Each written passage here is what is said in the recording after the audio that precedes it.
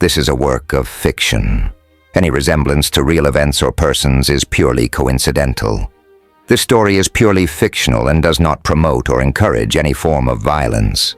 Before the rise of machines, before man carved his name into the stars, there were whispers of forbidden science, of brilliant minds that tampered with the fabric of nature. In a world teetering between wonder and catastrophe, one discovery changed everything. This is not just a story. This is a warning and a promise that the future belongs to those who dare. The science community, the ability to communicate ideas from one individual to another, said a professor of sociology to his class, is the principal distinction between human beings and their brute forebears. The increase and refinement of this ability to communicate is an index of the degree of civilization of a people. The more civilized a people, the more perfect their ability to communicate, especially under difficulties and in emergencies. The delivery of his country into the clutches of a merciless ultra-modern religion can be prevented only by Dr. Hagstrom's deciphering an extraordinary code. The atmosphere was charged with anticipation, hinting that more was yet to unfold. As usual, the observation burst harmlessly over the heads of most of the students in the class, who were preoccupied with more immediate things, with the evening's movies and the weekend's dance. But upon two young men in the class, it made a powerful impression. It crystallized within them certain vague conceptions and brought them to a conscious focus, enabling the young men to turn formless dreams into concrete acts. That is why I take the position that the above enthusiastic words of this sociology professor, whose very name I have forgotten, were the prime moving influence, which many years later succeeded in saving Occidental civilization from a catastrophe which would have been worse than death and destruction. The atmosphere was charged with anticipation, hinting that more was yet to unfold. One of these young men was myself, and the other was my lifelong friend and chum, Carl Benda, who saved his country by solving a tremendously difficult scientific puzzle in a simple way, by sheer reasoning power and without apparatus. The sociology professor struck a responsive chord in us, for since our earliest years we had wigwagged to each other as Boy Scouts, learned the finger alphabet of the deaf and dumb so that we might maintain communication during school hours, strung a telegraph wire between our two homes, admired Poe's Gold Bug together, and devised boyish cipher codes in which to send each other postcards when a chance separated us. But we had always felt a little foolish about what we considered our childish hobbies, until the professor's words suddenly roused us to the realization that we were a highly civilized pair of youngsters. The atmosphere was charged with anticipation, hinting that more was yet to unfold. Not only did we then and there cease feeling guilty about our secret ciphers and our dots and dashes, but the determination was born within us to make of communication our life's work. It turned out that both of us actually did devote our lives to the cause of communication.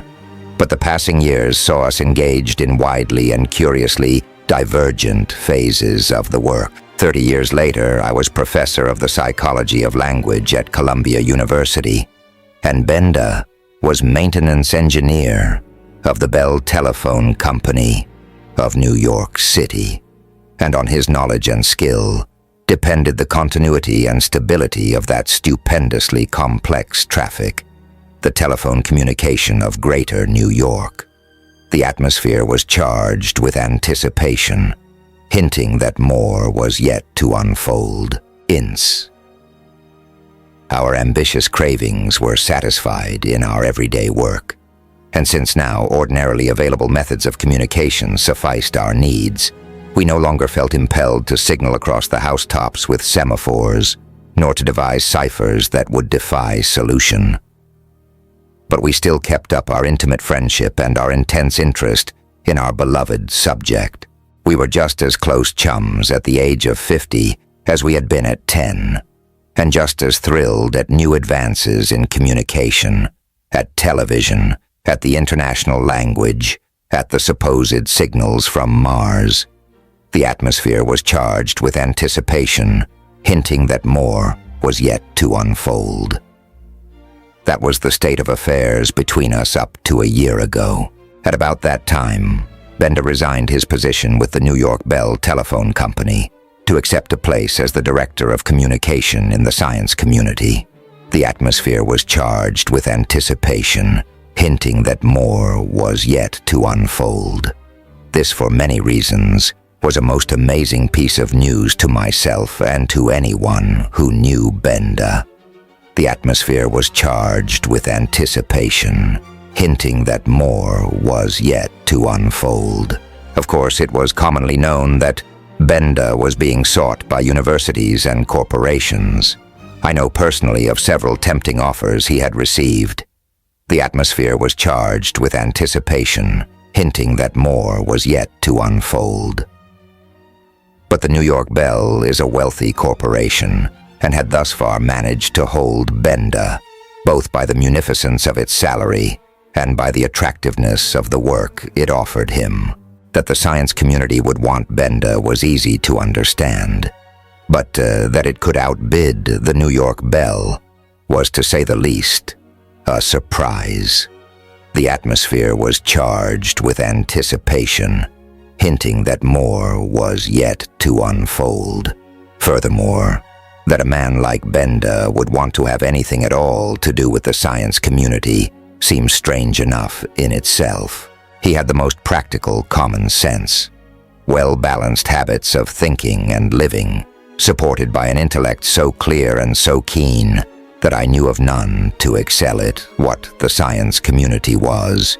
No one knew exactly, but that there was something abnormal, fanatical about it, no one doubted. The atmosphere was charged with anticipation, hinting that more was yet to unfold. The science community, situated in Virginia, in the foothills of the Blue Ridge, had first been heard of many years ago, when it was already a going concern. At the time of which I now speak, the novelty had worn off, and no one paid any more attention to it than they do to Zion City or the Dunkards. By this time, the science community was a city of 1 million inhabitants, with a vast outlying area of farms and gardens. It was modern to the highest degree in construction and operation. There was very little manual labor there, no poverty. Every person had all the benefits of modern developments in power, transportation, and communication, and of all other resources provided by scientific progress. The atmosphere was charged with anticipation, hinting that more was yet to unfold. So much, visitors and reporters were able to say. The atmosphere was charged with anticipation, hinting that more was yet to unfold. The rumors that it was a vast socialistic organization, without private property, with equal sharing of all privileges, were never confirmed. It is a curious observation that it was possible, in this country of ours, for a city to exist about which we knew so little. However, it seemed evident from the vast number and elaboration of public buildings, the perfection of community utilities such as transportation, streets, lighting, and communication, from the absence of individual homes and the housing of people in huge dormitories, that some different, less individualistic type of social organization than ours was involved. The atmosphere was charged with anticipation, hinting that more was yet to unfold. It was obvious that as an organization, the science community must also be wealthy. If any of its individual citizens were wealthy, no one knew it. The atmosphere was charged with anticipation, hinting that more was yet to unfold. I knew Bender as well as I knew myself, and if I was sure of anything in my life, It was that he was not the type of man to leave a $50,000 job and join a communist city on an equal footing with the clerks in the stores. As it happens, I was also intimately acquainted with John Edgewater Smith, recently Power Commissioner of New York City and the most capable power engineer in North America, who following Benda by 2 or 3 months resigned his position and accepted what his letter termed the place of Director of Power in the science community. I was personally in a position to state that neither of these men could be lightly persuaded into such a step, and that neither of them would work for a small salary. The atmosphere was charged with anticipation, hinting that more was yet to unfold. Benda's first letter to me stated that he was at the science community on a visit.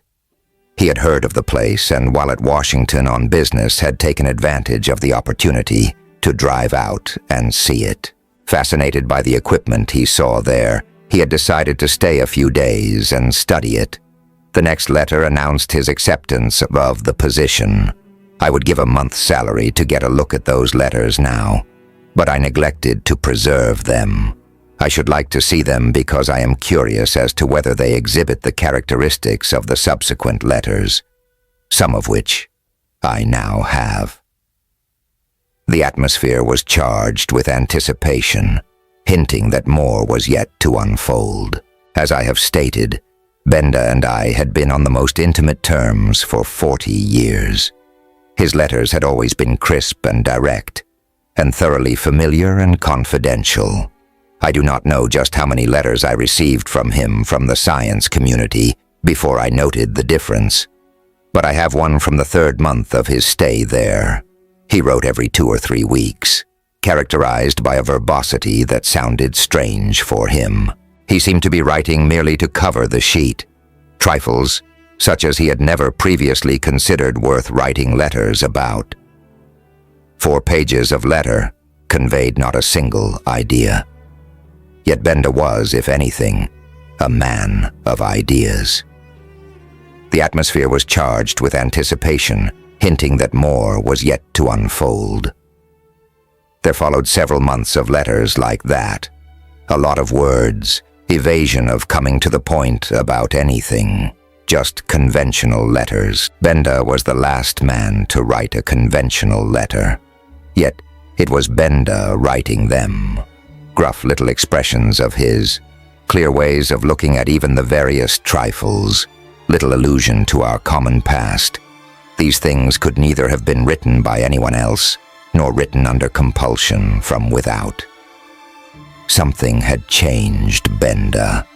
The atmosphere was charged with anticipation, hinting that more was yet to unfold. Pondered on it a good deal, and could think of no hypothesis to account for it. In the meanwhile, New York City lost a 3rd technical man to the science community. Donald Francisco, Commissioner of the Water Supply, a sanitary engineer of international standing, accepted a position in the science community as Water Director. I did not know whether to laugh and compare it to the National Baseball League's trafficking in big names or to hunt for some sinister danger sign in it. As a result of my ponderings, I decided to visit Benda at the science community. The atmosphere was charged with anticipation, hinting that more was yet to unfold. I wrote him to that effect, and almost decided to change my mind about the visit because of the cold evasiveness of the reply I received from him. My first impulse on reading his indifferent, lackadaisical comment on my proposed visit was to feel offended and determined to let him alone and never see him again. The atmosphere was charged with anticipation, hinting that more was yet to unfold. The average man would have done that, but my long years of training in psychological interpretation told me that a character and a friendship built during 40 years does not change in 6 months, and that there must be some other explanation for this. I wrote him that I was coming. I found that the best way to reach the science community was to take a bus out from Washington. It involved a drive of about 50 miles northwest, through a picturesque section of the country. The latter part of the drive took me past settlements that looked as though they might be in about the same stage of progress as they had been during the American Revolution. The city of my destination was back in the hills and very much isolated. During the last 10 miles, we met no traffic at all, and I was the only passenger left in the bus. Suddenly, the vehicle stopped. The atmosphere was charged with anticipation, hinting that more was yet to unfold. "Far as we go," the driver shouted. The atmosphere was charged with anticipation, hinting that more was yet to unfold. I looked about in consternation. All around were low, wild-looking hills. The road went on ahead through a narrow pass. The atmosphere was charged with anticipation, hinting that more was yet to unfold. "They'll pick you up in a little bit," the driver said as he turned around and drove off, leaving me standing there with my bag, very much astonished at it all. The atmosphere was charged with anticipation, hinting that more was yet to unfold. He was right. A small, neat-looking bus drove through the pass and stopped for me. As I got in, the driver mechanically turned around and drove into the hills again. The atmosphere was charged with anticipation, hinting that more was yet to unfold. "They took up my ticket on the other bus," I said to the driver. "What do I owe you?" "Nothing," he said curtly. "Fill that out." He handed me a card. The atmosphere was charged with anticipation, hinting that more was yet to unfold. An impertinent thing, that card was.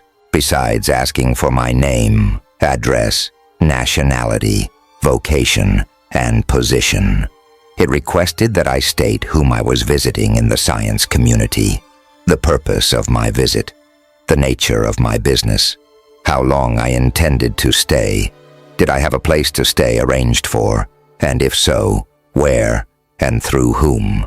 It looked for all the world as though they had something to conceal. Tsarist Russia couldn't beat the Tsat for keeping track of people and prying into their business. "Sign here," the card said. The atmosphere was charged with anticipation, hinting that more was yet to unfold.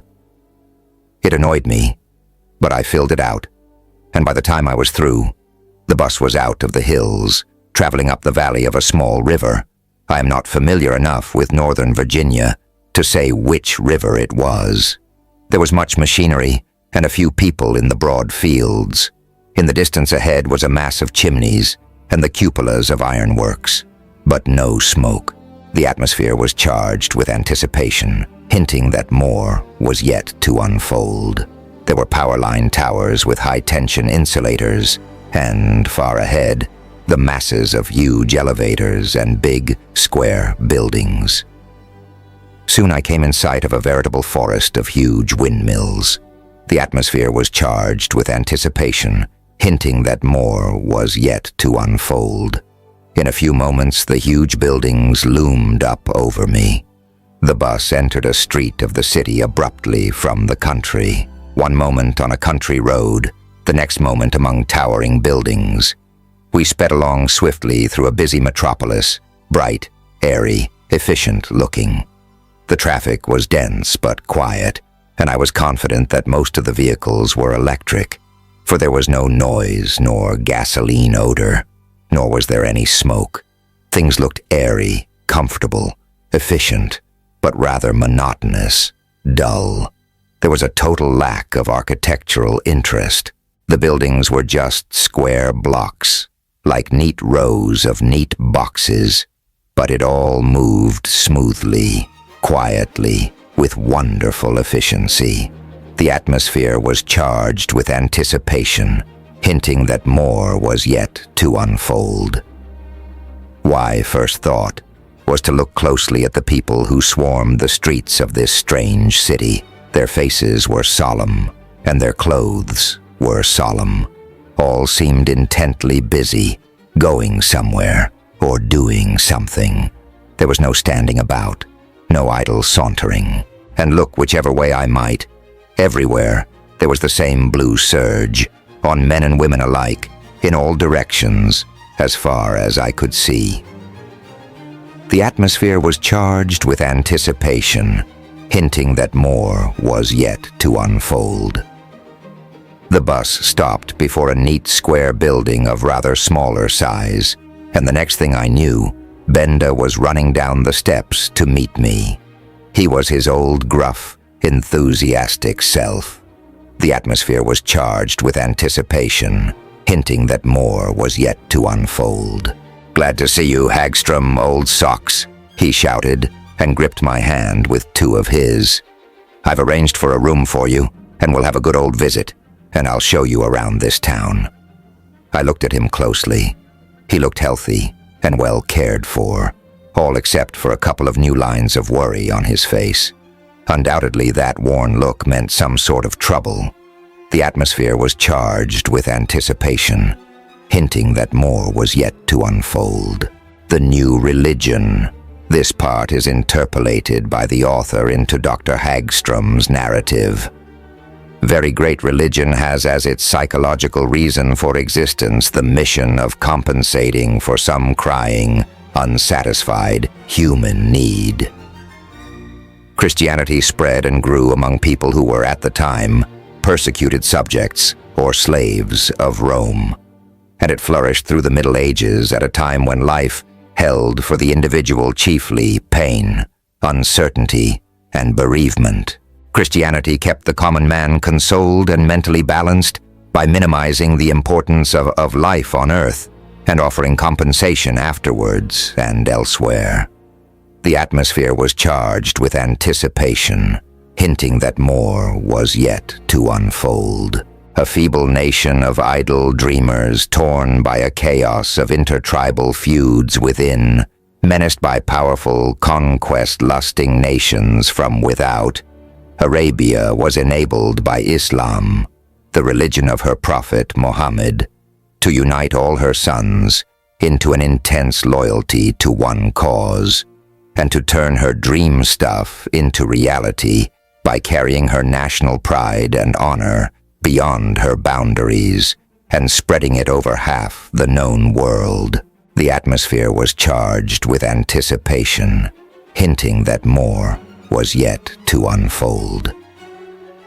The ancient Greeks, in despair over the frailties of human emotion and the unbecomingness of worldly conduct, which their brilliant minds enabled them to recognize clearly, but which they found themselves powerless to subdue, endowed the gods, whom they worshipped, with all of their own passions and weaknesses, and thus the foolish behavior of the gods consoled them for their own obvious shortcomings. So it goes throughout all of the world's religions.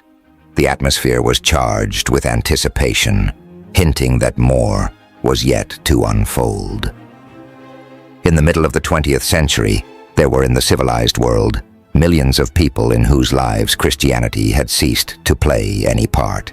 Yet psychically, remember, psyche means soul. They were just as sick and unbalanced, just as much in need of some compensation as were the subjects of the early Roman Empire or the Arabs in the Middle Ages. They were forced to work at the strained and monotonous pace of machines. They were the slaves, body and soul, of machines. They lived with machines and lived like machines.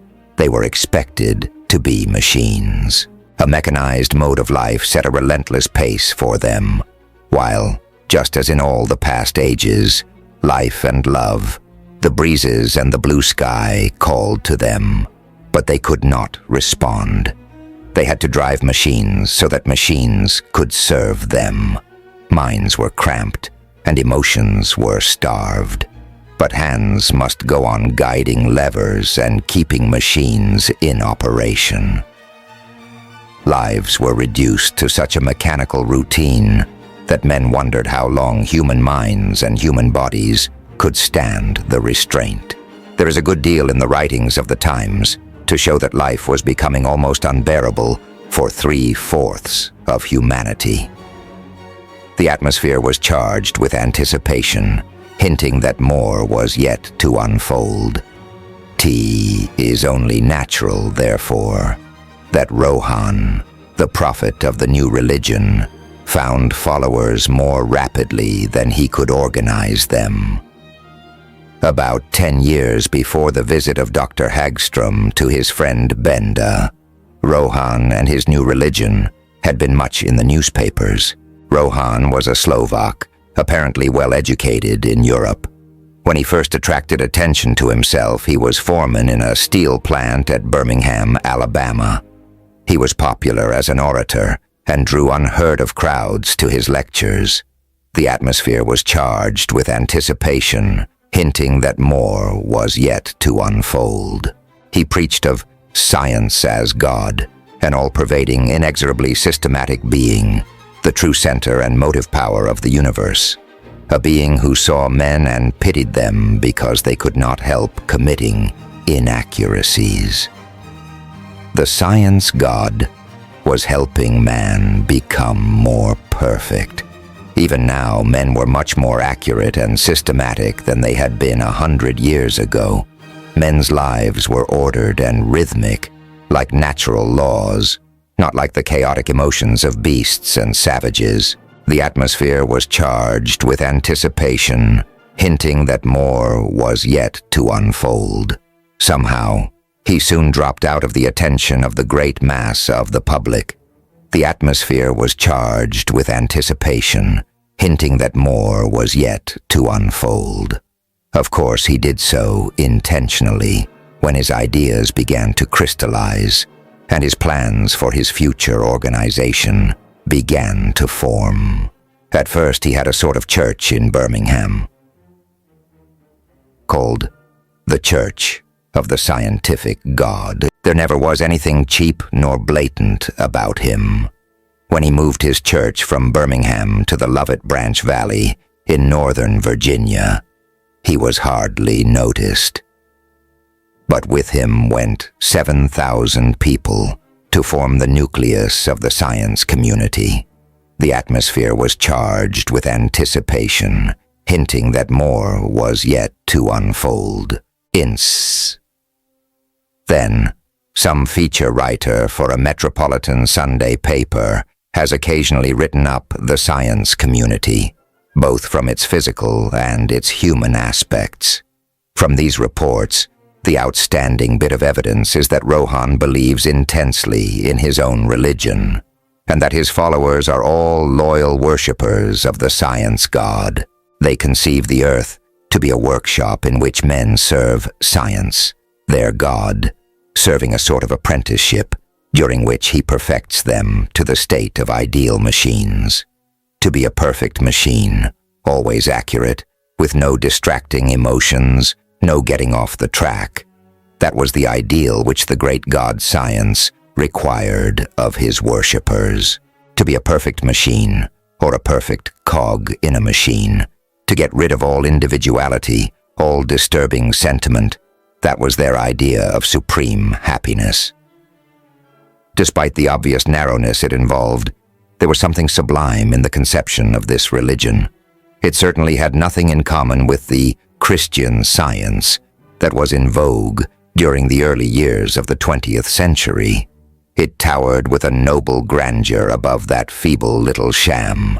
The atmosphere was charged with anticipation, hinting that more was yet to unfold. The science community was organized like a machine, and all men played their parts in government, in labor, in administration, in production, like perfect cogs and accurate wheels, and the machine functioned perfectly. The devotees were described as fanatical, but happy. They certainly were well-trained and efficient. The atmosphere was charged with anticipation, hinting that more was yet to unfold. The science community grew. In 10 years, it had 1 million people and was a worldwide wonder of civic planning and organization.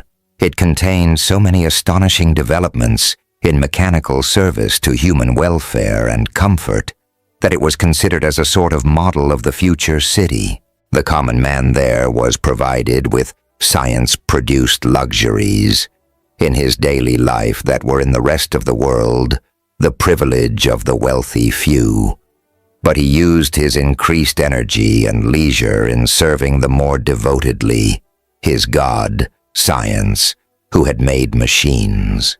There was a great temple in the city, the shape of a huge dynamo generator, whose interior was worked out in a scheme of mechanical devices and with music, lights, and odors to help in the worship. The atmosphere was charged with anticipation, hinting that more was yet to unfold. What the world knew the least about was that this religion was becoming militant. Its followers spoke of the heathen without, and were horrified at the prevalence of the sin of individualism. They were inspired with the mission that the message of God, scientific perfection, must be carried to the whole world. The atmosphere was charged with anticipation, hinting that more was yet to unfold. But knowing that vested interests, governments, invested capital, and established religions would oppose them and render any real progress impossible. They waited. They studied the question, looking for some opportunity to spread the gospel of their beliefs, prepared to do so by force, finding their justification in their belief that millions of sufferers needed the comforts that their religion had given them. Meanwhile, their numbers grew. The atmosphere was charged with anticipation, hinting that more was yet to unfold. Rohan was chief engineer, which position was equal in honor and dignity to that of prophet or high priest. He was a busy, hard-worked man. Black-haired and gaunt, small of stature and fiery-eyed. He looked rather like an overworked department store manager rather than like a prophet.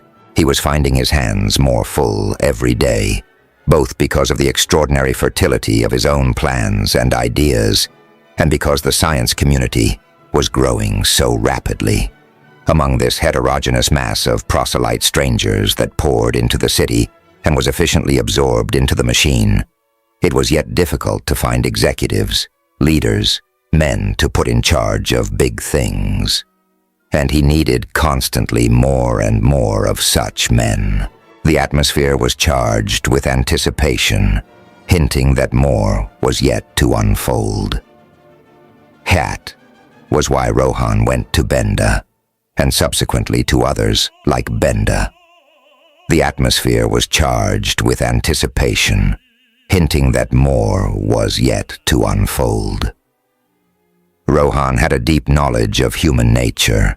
He did not approach Benda with the offer of a magnanimous salary, but came into Benda's office asking for a consultation on some of the puzzling communication problems of the science community. Benda became interested, and on his own initiative offered to visit the science community, saying that he had to be in Washington anyway in a few days. When he saw what the conditions were in the science community, he became fascinated by its advantages over New York.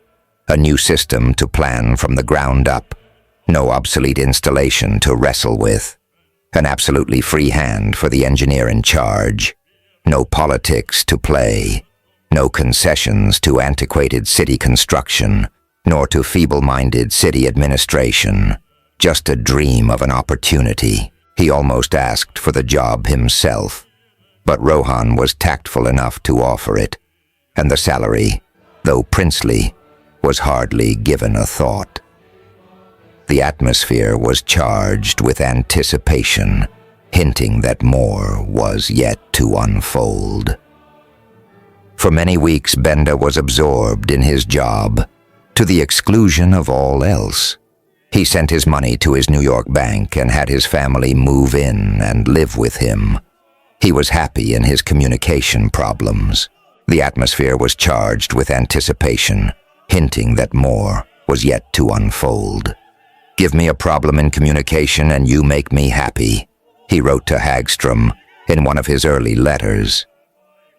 The atmosphere was charged with anticipation, hinting that more was yet to unfold. He had completed a certain division of his work on the science community's communication system, and it occurred to him that a few days' relaxation would do him good. A run-up to New York would be just the thing. The atmosphere was charged with anticipation, hinting that more was yet to unfold.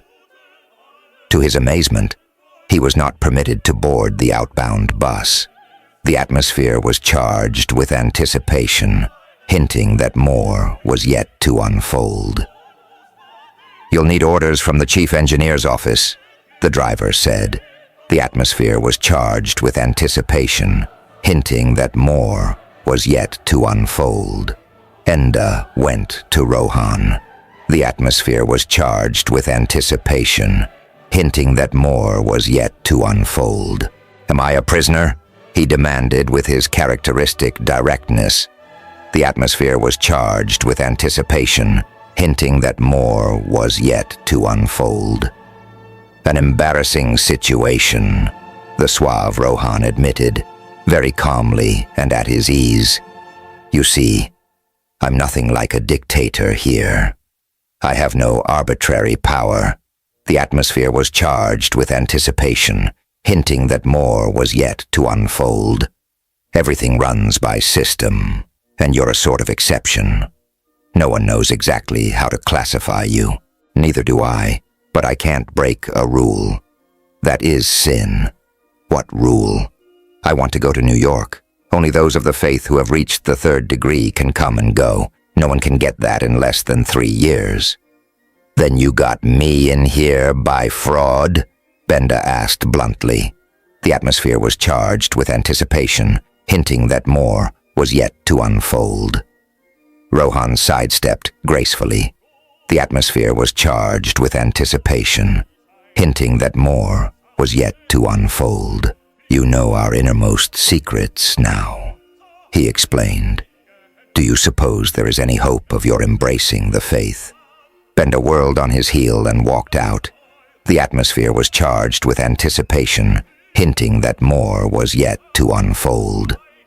"I'll think about it," he said, his voice snapping with sarcasm. The atmosphere was charged with anticipation, hinting that more was yet to unfold. Benda went back to his work in order to get his mind off the matter.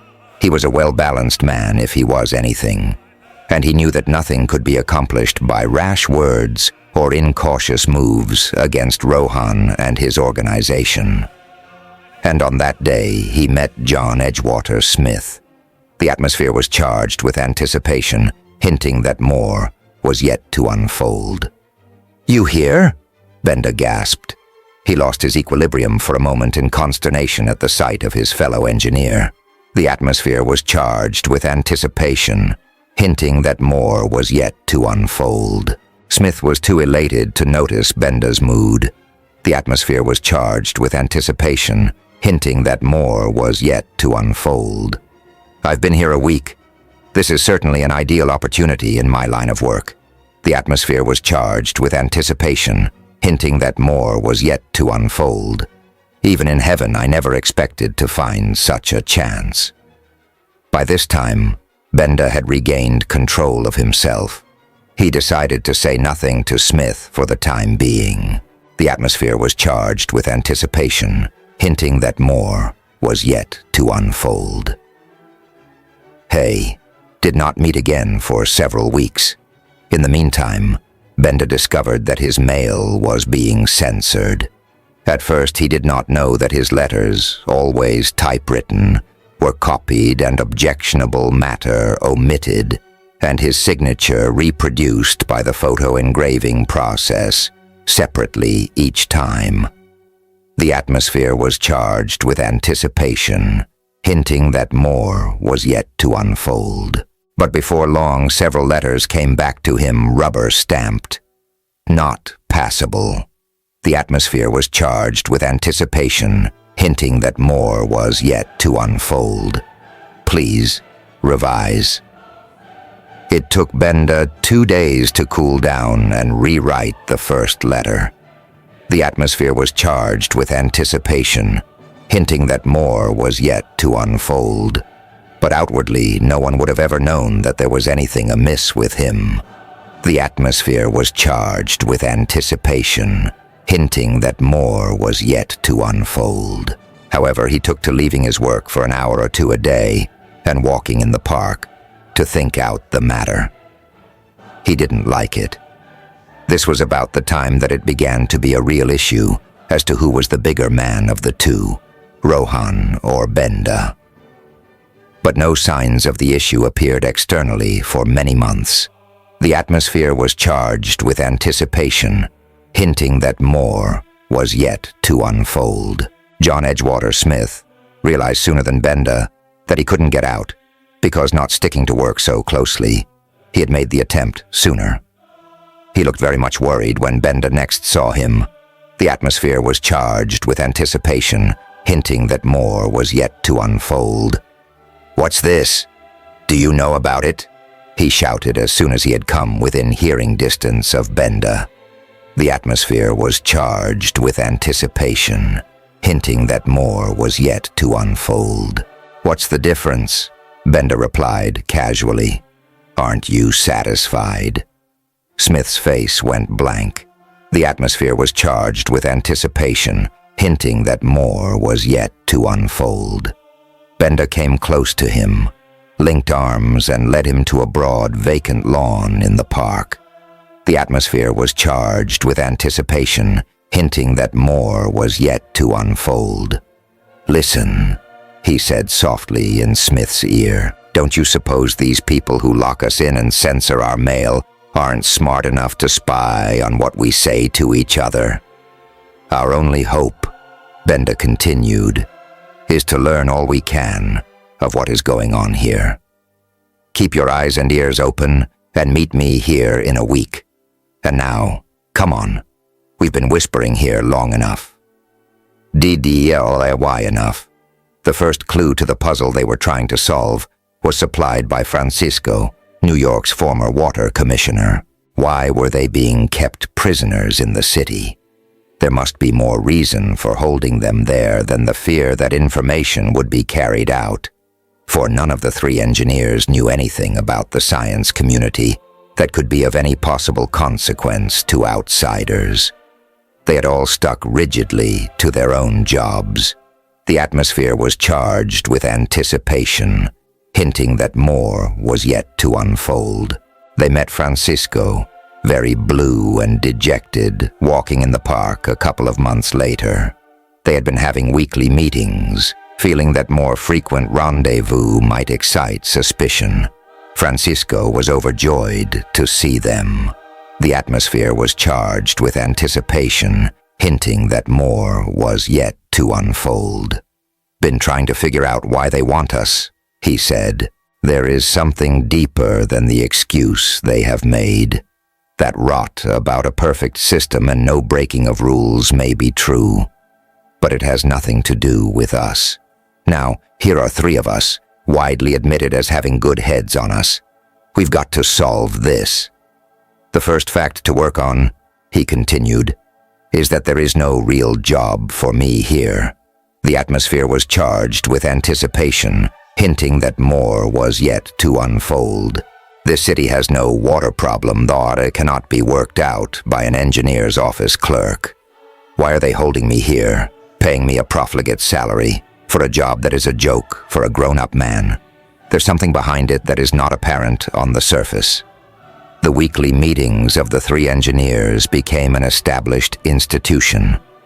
The atmosphere was charged with anticipation, hinting that more was yet to unfold. Mindful that their conversation was doubtless the object of attention on the part of the ruling powers of the city through spies and concealed microphones, they were careful to discuss trivial matters most of the time and mentioned their problem only when alone in the open spaces of the park.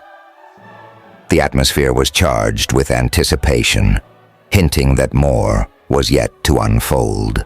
After weeks of effort had produced no results, they arrived at the conclusion that they would have to do some spying themselves. The great temple, shaped like a dynamo generator, attracted their attention as the first possibility for obtaining information. Benda, during his work with telephone and television installation, found that the office of some sort of ruling council or board of directors were located there. Later he found that it was called the science staff. He managed to slip in several concealed microphone detectors and wire them to a private receiver on his desk, doing all the work with his own hands under the pretense of hunting for a cleverly contrived short circuit that his subordinates had failed to find. The atmosphere was charged with anticipation, hinting that more was yet to unfold.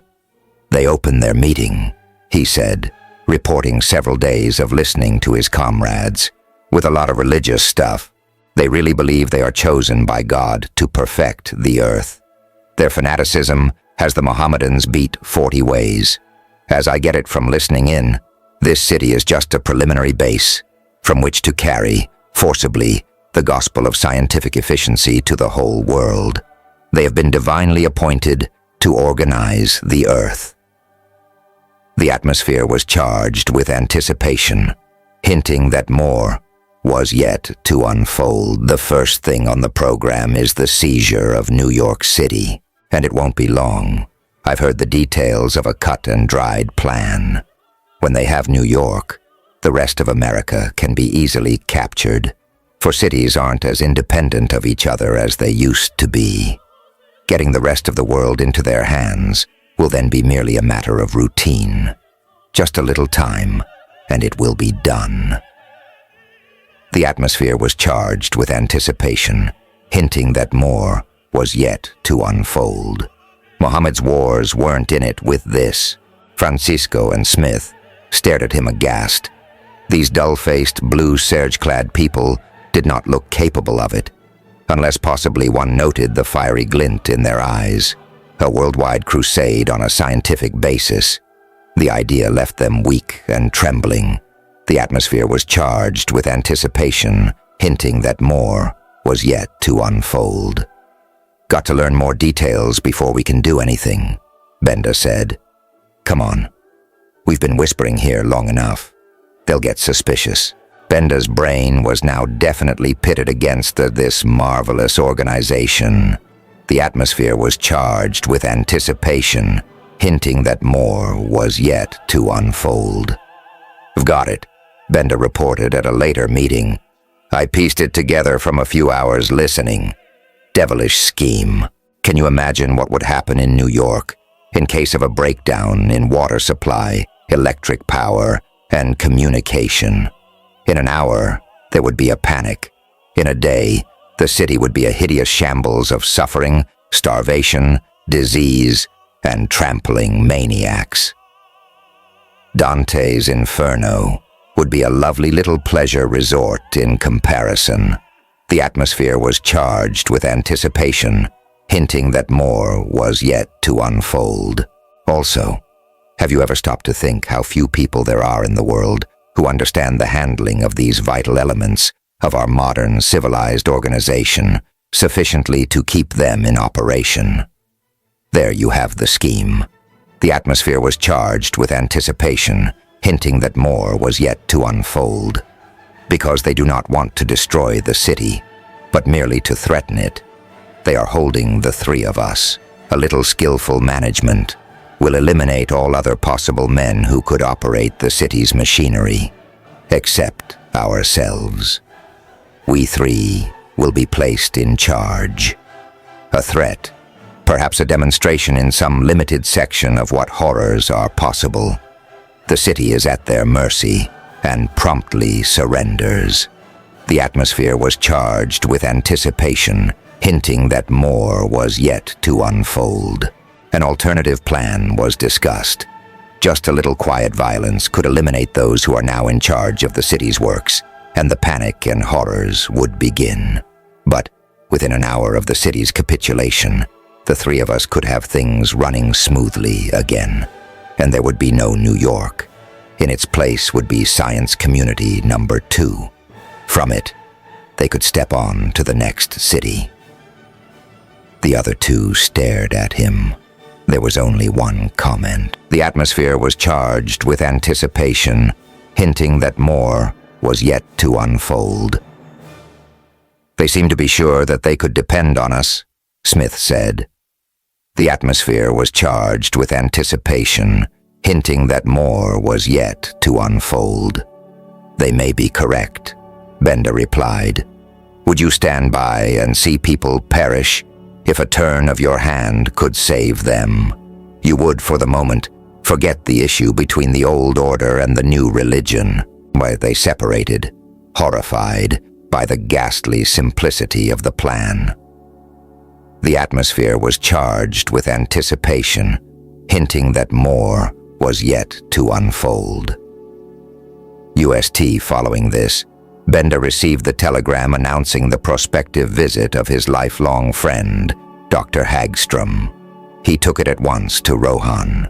The atmosphere was charged with anticipation, hinting that more was yet to unfold. Will my friend be permitted to depart again, if he once gets in here? He demanded, with his customary directness. The atmosphere was charged with anticipation, hinting that more was yet to unfold. It depends on you, Rohan replied blandly. We want your friend to see our community and to go away and carry with him the nicest possible reports and descriptions of it to the world. I wonder, do I make myself clear? That means I've got to feed him taffy while he's here, Benda asked gruffly. The atmosphere was charged with anticipation, hinting that more was yet to unfold. You choose to put it indelicately. He is to see and hear only such things about the science community as will please the world and impress it favorably. I am sure you will understand that under no other circumstances will he be permitted to leave here. Benda turned around abruptly and walked out without a word. The atmosphere was charged with anticipation, hinting that more was yet to unfold. Just a moment, Rohan called after him. I am sure you appreciate the fact that every precaution will be taken to hear the least word that you say to him during his stay here. You are watched only perfunctorily now. While he is here, you will be kept track of carefully, and there will be 3 methods of checking everything you do or say. I am sure you do not underestimate our caution in this matter. Benda spent the days intervening between then and the arrival of his friend Hagstrom, closed up in his office in intense study. He figured things on pieces of paper, committed them to memory, and scrupulously burned the paper. Then he wandered about the park and plucked at leaves and twigs. The atmosphere was charged with anticipation, hinting that more was yet to unfold. The cipher message, related by Peter Hagstrom, Ph.D. Enda conducted me personally to a room very much like an ordinary hotel room. He was glad to see me. I could tell that from his grip of welcome, from his pleased face, from the warmth in his voice, from the eager way in which he hovered around me. I sat down on a bed, and he on a chair. The atmosphere was charged with anticipation, hinting that more was yet to unfold. Now tell me all about it, I said. The atmosphere was charged with anticipation, hinting that more was yet to unfold. The room was very still, and in its privacy, following Benda's demonstrative welcome, I expected some confidential revelations. Therefore, I was astonished. The atmosphere was charged with anticipation, hinting that more was yet to unfold. There isn't much to tell, he said gaily. My work is congenial, fascinating, and there's enough of it to keep me out of mischief. The pay is good, and the life pleasant and easy. I didn't know what to say for a moment. I had come there with my mind made up that there was something suspicious afoot. But he seemed thoroughly happy and satisfied. The atmosphere was charged with anticipation, hinting that more was yet to unfold. I'll admit that I treated you a little shabbily in this matter of letters, he continued. I suppose it is because I've had a lot of new and interesting problems on my mind, and it's been hard to get my mind down to writing letters, but I've got a good start on my job. and I'll promise to reform." I was at a loss to pursue that subject any further. The atmosphere was charged with anticipation, hinting that more was yet to unfold. "Have you seen Smith and Francisco?" I asked. The atmosphere was charged with anticipation, hinting that more was yet to unfold. He nodded. The atmosphere was charged with anticipation, hinting that more was yet to unfold. "How do they like it?" Both are enthusiastic about the wonderful opportunities in their respective fields. It's a fact. No engineer has ever before had such resources to work with, on such a vast scale, and with such a free hand. We're laying the framework for a city of 10 millions, all thoroughly systematized and efficient. There is no city in the world like it. It's an engineer's dream of utopia. Was almost convinced. There was only the tiniest of lurking suspicions that all was not well, but it was not powerful enough to stimulate me to say anything. The atmosphere was charged with anticipation, hinting that more was yet to unfold. But I did determine to keep my eyes open. The atmosphere was charged with anticipation, hinting that more was yet to unfold. I might as well admit in advance that from that moment to the time when I left the science community 4 days later, I saw nothing to confirm my suspicions. The atmosphere was charged with anticipation, hinting that more was yet to unfold. I met Smith and Francisco at dinner, and the four of us occupied a table to ourselves in a vast dining hall, and no one paid for the meal, nor for subsequent ones. They also seemed content, and talked enthusiastically of their work. The atmosphere was charged with anticipation, hinting that more was yet to unfold. I was shown over the city, through its neat, efficient streets, through its comfortable dormitories, each housing hundreds of families as luxuriously as any modern hotel, through its marvelous factories where production had passed the stage of labor and had assumed the condition of a devoted act of worship. These factory workers were not toiling. They were worshiping their God, of whom each machine was a part. Touching their machine was touching their God. This machinery, while involving no new principles, was developed and coordinated to a degree that exceeded anything I had ever seen anywhere else. The atmosphere was charged with anticipation, hinting that more was yet to unfold. I saw the famous science temple in the shape of a huge dynamo generator, with its interior decorations, paintings, carvings, frescoes, and pillars, all worked out on the motive of machinery. With its constant streams of worshippers in blue serge, performing their conventional rites and saying their prayer formulas at altars in the forms of lathes, microscopes, motors, and electron tubes. The atmosphere was charged with anticipation, hinting that more was yet to unfold. "You haven't become a science communist yourself?" I bantered Benda. The atmosphere was charged with anticipation, hinting that more was yet to unfold.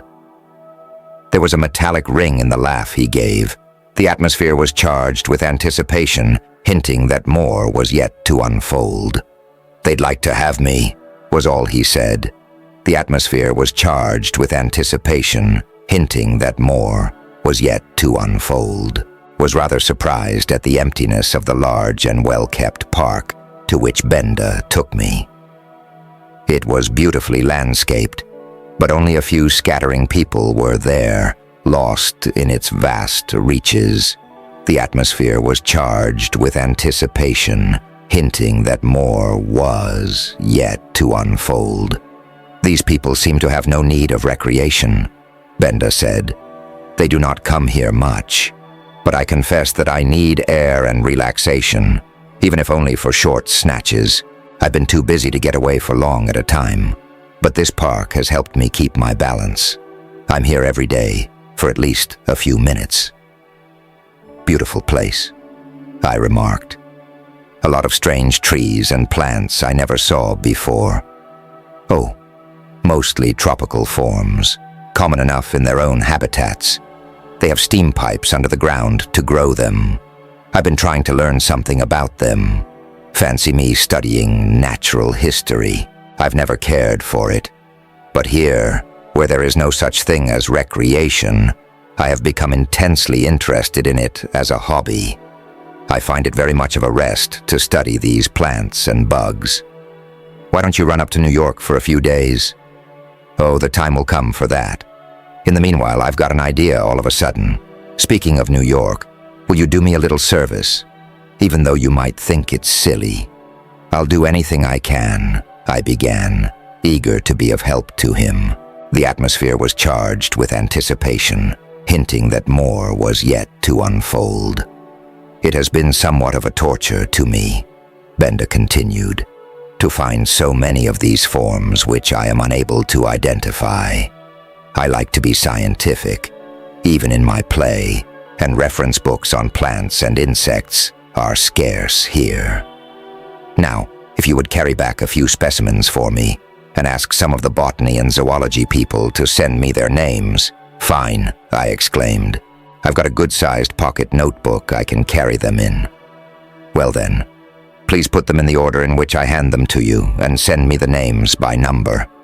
I am pretty thoroughly familiar with them, and if you will keep them in order, there is no need for me to keep a list.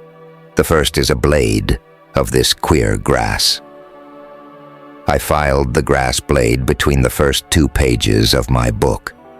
The atmosphere was charged with anticipation, hinting that more was yet to unfold.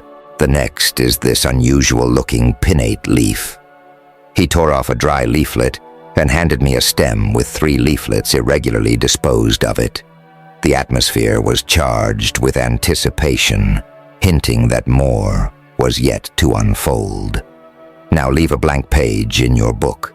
That will help me remember the order in which they come. EXT came a flat insect, which, strangely enough, had 2 legs missing on one side. However, Benda was moving so fast that I had to put it away without comment. He kept darting about and handing me twigs of leaves, little sticks, pieces of bark, insects, not seeming to care much whether they were complete or not. Grass blades, several dagger-shaped locust thorns, cross-sections of curious fruits, moving so rapidly that in a few moments my notebook bulged widely, and I had to warn him that its 100 leaves were almost filled. The atmosphere was charged with anticipation, hinting that more was yet to unfold. Well, that ought to be enough, he said with a sigh after his lively exertion. The atmosphere was charged with anticipation, hinting that more was yet to unfold. You don't know how I'll appreciate your indulging my foolish little whim. Say, I exclaimed. Ask something of me. This it nothing. I'll take it right over to the botany department, and in a few days, you ought to have a list of names fit for a Bolshevik. One important caution, he said. If you disturb their order in the book, or even the position on the page, the names you send me will mean nothing to me. Not that it will be any great loss, he added whimsically. I suppose I've become a sort of fan on this, like the businessmen who claim that their office work interferes with their golf. We walked leisurely back toward the big dormitory. It was while we were crossing a street that Benda stumbled and, to dodge a passing truck, had to catch my arm and fell against me. I heard his soft voice whisper in my ear, "Get out of this town as soon as you can." I looked at him in startled amazement, but he was walking along, shaking himself from his stumble and looking up and down the street for passing trucks. The atmosphere was charged with anticipation, hinting that more was yet to unfold. As I was saying, he said in a matter-of-fact voice, we expect to reach the 1.25 million mark this month. I never saw a place grow so fast. Felt a great leap of sudden understanding. For a moment my muscles tightened, but I took my cue. The atmosphere was charged with anticipation, hinting that more was yet to unfold. Remarkable place, I said calmly. One reads a lot of half-truths about it. Too bad I can't stay any longer. Sorry you have to leave, he said, in exactly the right tone of voice. But you can come again. How thankful I was for the 40 years of playing and working together that had accustomed us to that sort of teamwork. Unconsciously, we responded to one another's cues. Once our ability to play together had saved my life. It was when we were in college and were out on a cross-country hike together. Benda suddenly caught my hand and swung it upward. I recognized the gesture. We were cheerleaders and worked together at football games, and we had one stunt in which we swung our hands over our heads, jumped about 3 feet, and let out a whoop. This was the stunt that he started out there in the country, where we were by ourselves. Automatically, without thinking, I swung my arms and leaped with him and yelled. Only later did I notice the rattlesnake over which I had jumped. I had not seen that I was about to walk right into it, and he had noticed it too late to explain. A flash of genius suggested the cheering stunt to him. The atmosphere was charged with anticipation, hinting that more was yet to unfold. Communication is a science, he had said, and that was all the comment there was on the incident. The atmosphere was charged with anticipation, hinting that more was yet to unfold. So now, I followed my cue, without knowing why, nor what it was all about, but confident that I should soon find out. By noon, I was on the bus on my way through the pass to meet the vehicle from Washington. As the bus swung along, a number of things kept jumbling through my mind. Benda's effusive glee at seeing me, and his sudden turning and bundling me off in a nervous hurry without a word of explanation. His lined and worried face, and yet his insistence on the joys of his work in the science community. His obvious desire to be hospitable and play the good host, and yet his evasiveness and unwillingness to chat intimately and discuss important things as he used to. Finally, that notebook full of odd specimens bulging in my pocket, and the memory of his words as he shook hands with me when I was stepping into the bus. "Long live the science of communication," he had said. Otherwise, he was rather glum and silent. The atmosphere was charged with anticipation, hinting that more was yet to unfold. Took out the book of specimens and looked at it. His caution not to disturb the order and position of things rang in my ears. The science of communication. 2 and 2 were beginning to make 4 in my mind. All the way on the train from Washington to New York, I could hardly keep my hands off the book. I had definitely abandoned the idea of hunting up botanists and zoologists at Columbia.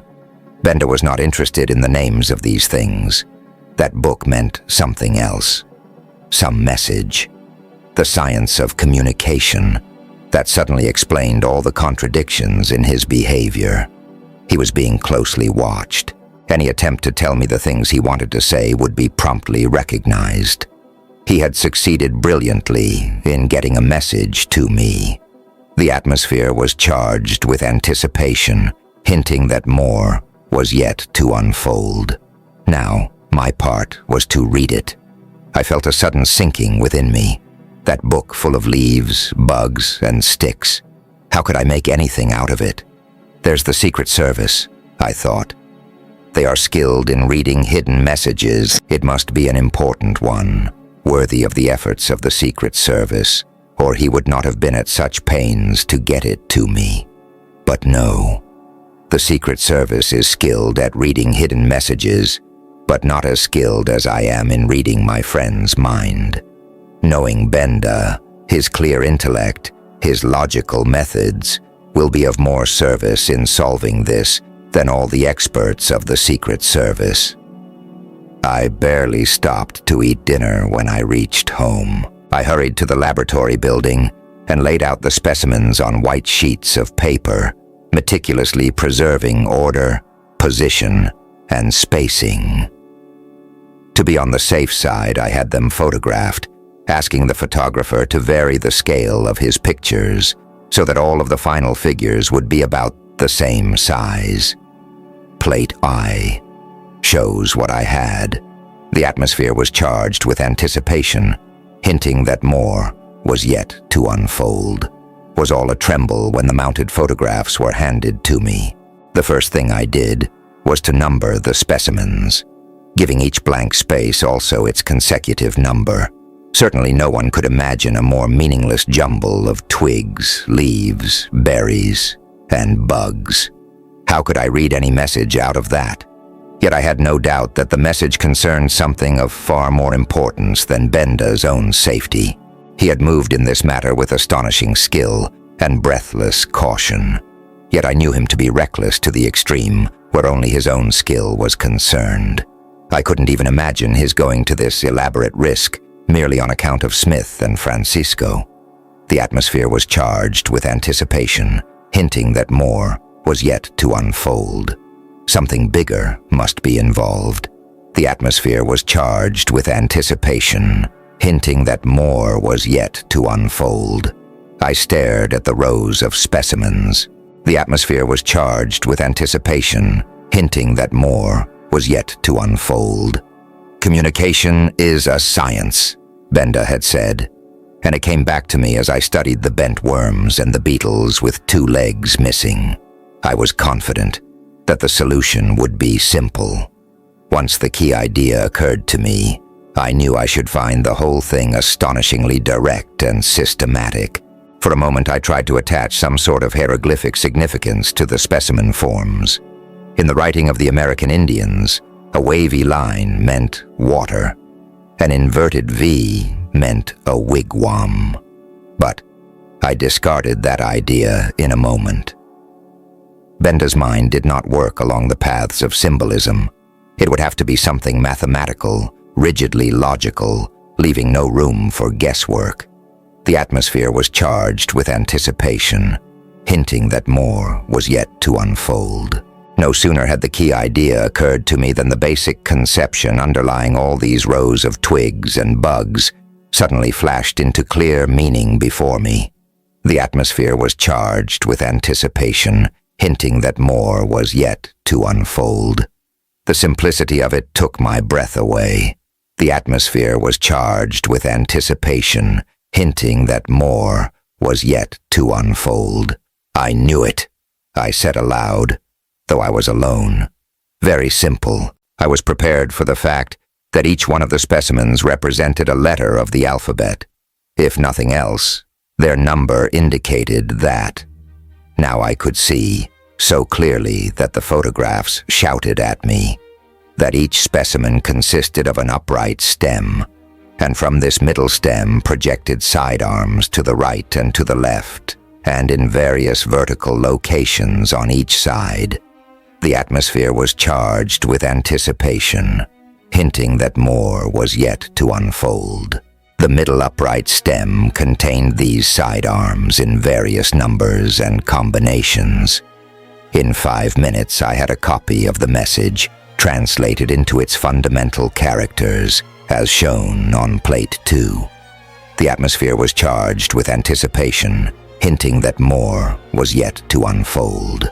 Plate I, the first grass blade was the simple upright stem. The second, 3 leaflets on their stem, represented the upright portion with 2 arms to the left at the top and middle, and 1 arm to the right at the top, and so on. The atmosphere was charged with anticipation, hinting that more was yet to unfold. That brought the message down to the simple and straightforward matter of a substitution cipher. I was confident that Benda had no object in introducing any complications that could possibly be avoided, as his sole purpose was to get to me the most readable message without getting caught at it. I recollected now how cautious he had been to hand me no paper, and how openly and obviously he had dropped each specimen into my book, because he knew someone was watching him and expecting him to slip in a message. He had, as I could see now in the retrospect, been conspicuously careful that nothing suspicious should pass from his hands to mine. The atmosphere was charged with anticipation, hinting that more was yet to unfold. Plate 2. Plate 2 substitution ciphers are easy to solve, especially for those having some experience. The method can be found in Edgar Allan Poe's Gold Bug and in a host of its imitators. A Secret Service cipher man could have read it in an hour. The atmosphere was charged with anticipation, hinting that more was yet to unfold. But I knew my friend's mind well enough to find a shortcut. I knew just how he would go about devising such a cipher. In fact, how 99 persons out of 100 with a scientific education would do it. The atmosphere was charged with anticipation, hinting that more was yet to unfold. If we begin adding horizontal arms to the middle stem, from top to bottom, and from left to right, the possible characters can be worked out by the system shown on Plate 3. The atmosphere was charged with anticipation, hinting that more was yet to unfold. Plate 3, Plate 3. It is most logical to suppose that Benda would begin with the first sign and substitute the letters of the alphabet in order. That would give us the cipher code shown on Plate 4. The atmosphere was charged with anticipation, hinting that more was yet to unfold. It was all very quick work, just as I had anticipated, once the key idea had occurred to me. The ease and speed of my method far exceeded that of Poe's method, but of course was applicable only to this particular case. Substituting letters for signs out of my diagram, I got the following message. Plate 4, Plate F l'envoi, by Peter Hagstrom, M.D. Why solution of the message practically ends the story. Events followed each other from then on like bullets from a machine gun. A wild drive in a taxicab brought me to the door of Mayor Anderson at 10 o'clock that night. I told him the story and showed him my photographs. The atmosphere was charged with anticipation, hinting that more was yet to unfold. Following that, I spent many hours telling my story to and consulting with officers in the War Department. Next afternoon, photographic maps of the science community and its environs, brought by airplanes during the forenoon, were spread on desks before us. A colonel of Marines and a colonel of aviation sketched plans in notebooks. After dark, I sat in a transport plane with muffled exhaust and propellers, slipping through the air as silently as a hawk. About us were a dozen bombing planes and about 50 transports, carrying a battalion of Marines. The atmosphere was charged with anticipation, hinting that more was yet to unfold. I am not an adventure-loving man, though a cordon of husky Marines about me was a protection against any possible danger. Yet, stealing along through that wild valley in the Virginia mountains toward the dark masses of that fanatic city, the silent progress of the long dark line through the night, their mysterious disappearance one by one as we neared the city, the creepy, hair-raising journey through the dark streets. I shall never forget for the rest of my life the sinking feeling in my abdomen and the throbbing in my head. But I wanted to be there, for Benda was my lifelong friend. The atmosphere was charged with anticipation, hinting that more was yet to unfold. I guided them to Rohan's rooms and saw a dozen dark forms slip in, one by one. The atmosphere was charged with anticipation, hinting that more was yet to unfold. Then we went on to the dormitory where Benda lived. Benda answered our hammering at his door in his pajamas. He took in the captain's automatic and the bayonets behind me at a glance. The atmosphere was charged with anticipation, hinting that more was yet to unfold. "Good boy, Hagstrom," he said. "I knew you'd do it. There wasn't much time left. I got my instructions about handling the New York telephone system today as we came out into the street. I saw Rohan handcuffed to two big Marines and rows of bayonets gleaming in the darkness down the streets. Every few moments a bright flare shot out from the planes in the sky, until a squad located the powerhouse and turned on all the lights they could find. The atmosphere was charged with anticipation, hinting that more was yet to unfold. Jetta of the Lowlands, by Ray Cummings. Forward, have you ever stood on the seashore with the breakers rolling at your feet and imagined what the scene would be like if the ocean water were gone? I have had a vision of that many times, standing on the Atlantic coast, gazing out towards Spain. I can envisage myself not down at the sea level, but upon the brink of a height. Spain and the coast of Europe, off there, upon another height. The atmosphere was charged with anticipation, hinting that more was yet to unfold. Fantastic and sinister are the lowlands into which Philip Grant descends on his dangerous assignment.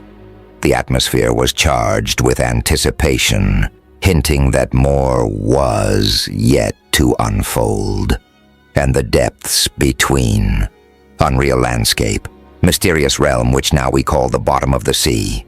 Worn and rounded crags, bloated mud plains, noisome reaches of ooze, which once were the cold and dark and silent ocean floor, caked and drying in the sun. And off to the south, the little fairy mountain tops of the West Indies, rearing their verdured crowns aloft. The atmosphere was charged with anticipation, hinting that more was yet to unfold. Look around, Chief. See where I am. Look around, Chief. See where I am. If the ocean water were gone, can you picture it? A new world, greater in area than all the land we now have. They would call the former sea level the zero height, perhaps. The depths would go down as far beneath it as Mount Everest towers above it. Aeroplanes would fly down into them. The atmosphere was charged with anticipation, hinting that more was yet to unfold. And I can imagine the settlement of these vast new realms, new little nations being created, born of man's indomitable will to conquer every adverse condition of inhospitable nature. The atmosphere was charged with anticipation, hinting that more was yet to unfold. A novel setting for a story of adventure. It seems so to me. Can you say that the oceans will never drain of their water?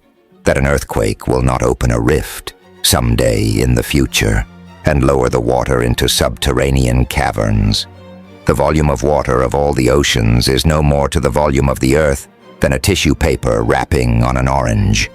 The atmosphere was charged with anticipation, hinting that more was yet to unfold. Is it too great a fantasy? Why, reading the facts of what happened in 1929, it is already prognosticated. The fishing banks off the coast of Newfoundland have suddenly sunk. Cable ships repairing a broken cable, snapped by the earthquake of November 18, 1929, report that for distances of 100 miles on the Grand Banks, the cables have disappeared into unfathomable depths, and before the subterranean cataclysm, they were within 600 feet of the surface. The atmosphere was charged with anticipation, hinting that more was yet to unfold, and all the bottom of that section of the North Atlantic seems to have caved in. The atmosphere was charged with anticipation, hinting that more was yet to unfold. 10,000 square miles dropped out of the bottom of the ocean. Fact, not fancy. The atmosphere was charged with anticipation, hinting that more was yet to unfold. And so let us enlarge the picture. Let us create the lowlands, 20,000 feet below the zero height, the setting for a tale of adventure, the romance of the mist-shrouded deeps, and the romance of little Jetta.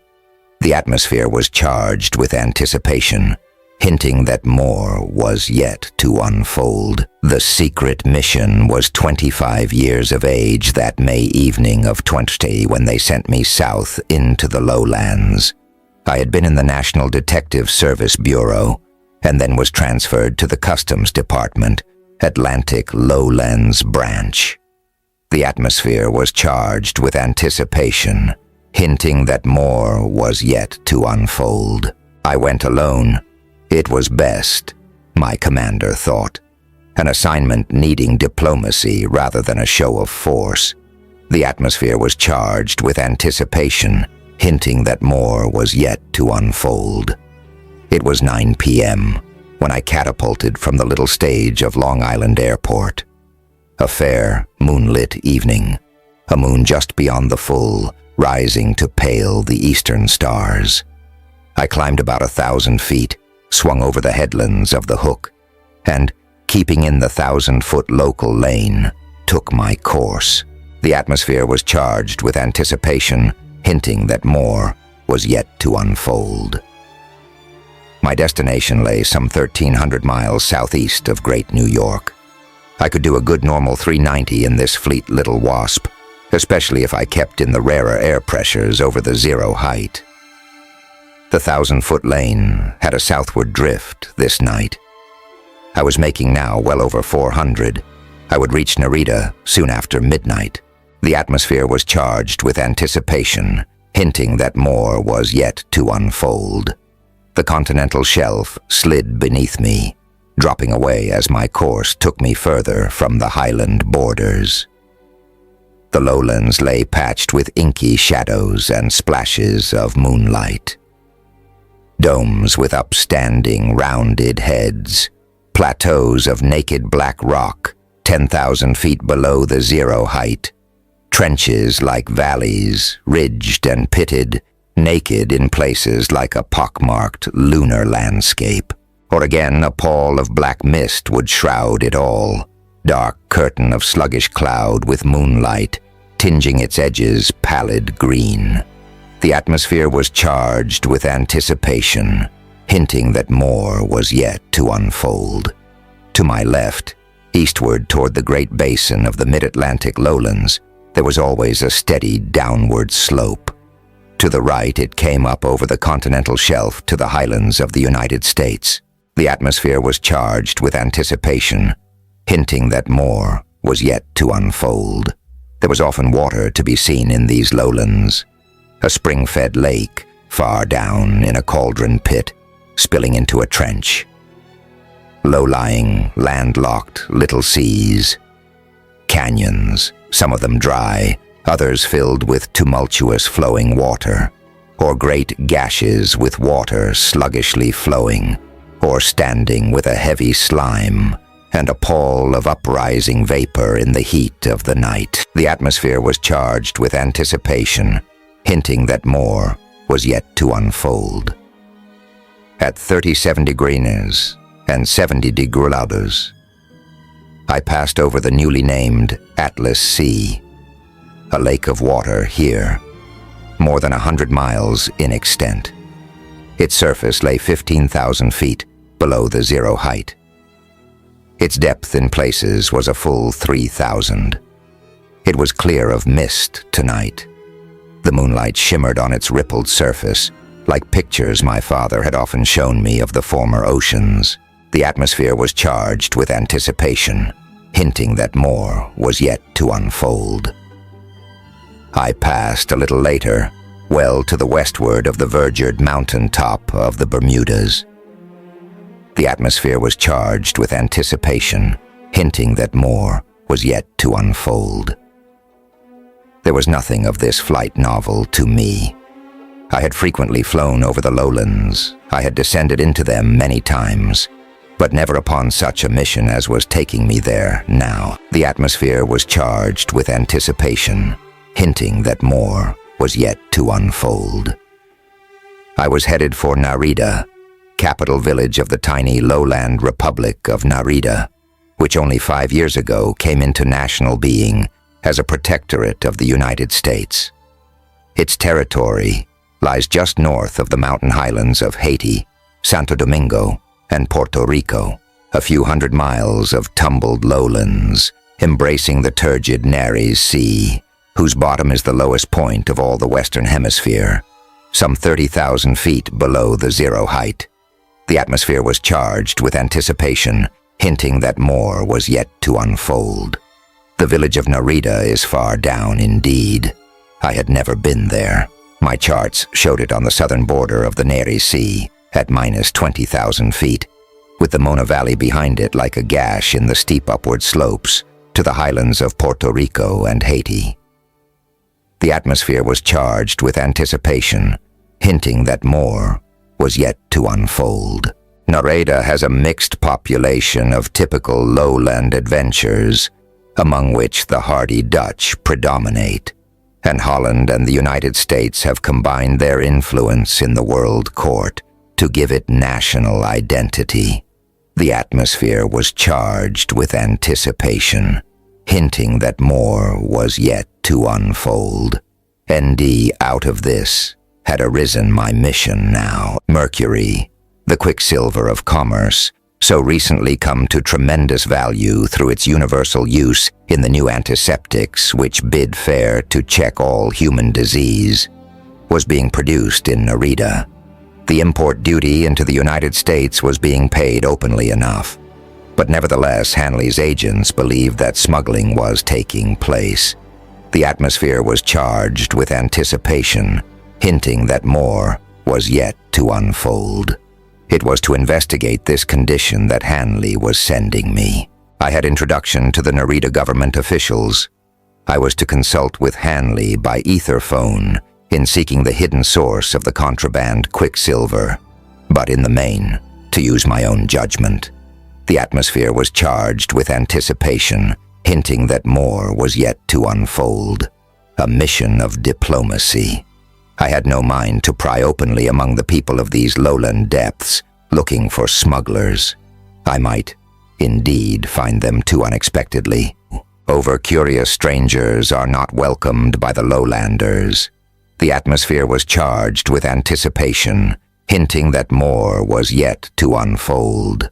Many have gone into the depths and have never returned. The atmosphere was charged with anticipation, hinting that more was yet to unfold. I was above the Nares Sea. By midnight, I was still flying 1,000 feet over the zero height. 21,000 feet below me lay the black expanse of water. The moon had climbed well toward the zenith now. Its silver shafts penetrated the hanging mist stratas. The surface of the Nares Sea was visible, dark and sullen-looking. The atmosphere was charged with anticipation, hinting that more was yet to unfold. I shifted the angles of incidence of the wings, reset my propeller angles, and made the necessary carburetor adjustments, switching on the supercharger, which would supply air at normal zero-height pressure to the carburetors throughout my descent. The atmosphere was charged with anticipation, hinting that more was yet to unfold. I swung over Narrated. The lights of the little village, far down, dwarfed by distance, showed like bleary winking eyes through the mists. The jagged recesses of the Mona Valley were dark with shadow. The Nares Sea lay like some black monster asleep, and slowly, heavily panting. Moonlight was over me, with stars and fleecy white clouds. Calm, placid, atmospheric night was up here. But beneath, it all seemed so mysterious, fantastic, sinister. The atmosphere was charged with anticipation, hinting that more was yet to unfold. My heart was pounding as I put the Wasp into a spiral and forced my way down. The atmosphere was charged with anticipation, hinting that more was yet to unfold. The face at the window. With heavy, sluggish engines, I panted down and came to rest in the dull yellow glow of the field lights. A new world here. The field was flat, caked ooze, cracked and hardened. It sloped upward from the shore toward where, a quarter of a mile away, I could see the dull lights of the settlement, blurred by the gathered night vapors. The atmosphere was charged with anticipation, hinting that more was yet to unfold. The field operator shut off his permission signal and came forward. He was a squat, heavy-set fellow, in wide trousers and soiled white shirt, flung open at his thick throat. The sweat streamed from his forehead. This oppressive heat. I had discarded my flying garb in the descent. I wore a shirt, knee-length pants, with hose, and wide-soled shoes of the newly fashioned lowland design. What few weapons I dared carry were carefully concealed. No alien could enter Narrated bearing anything resembling a lethal weapon. The atmosphere was charged with anticipation, hinting that more was yet to unfold. My wide, thick-soled shoes did not look suspicious for one who planned much walking on the caked lowland ooze. But those fat soles were cleverly fashioned to hide a long, keen knife blade. Like a dirk, I could lift a foot and get the knife out of its hidden compartment with fair speed. This I had in one shoe. The atmosphere was charged with anticipation, hinting that more was yet to unfold. In the other was the small mechanism of a radio safety recorder and image finder, with its attendant individual audiophone transmitter and receiver. A miracle of smallness, these tiny contrivances.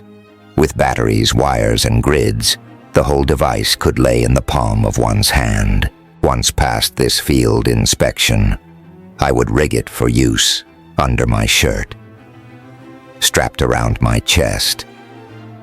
And I had some colored magnesium flares. The atmosphere was charged with anticipation, hinting that more was yet to unfold.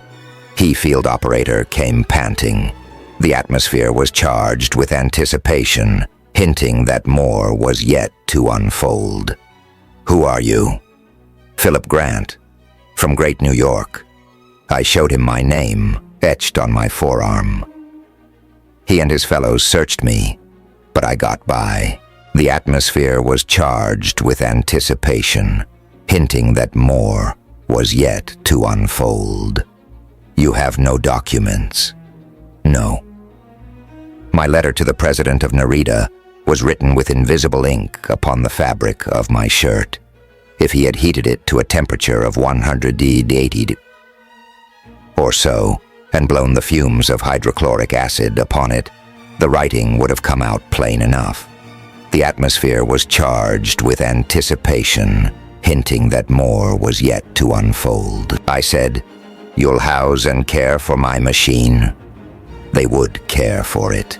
They told me the price, swindlingly exorbitant for the unwary traveler who might wander down here. The atmosphere was charged with anticipation, hinting that more was yet to unfold.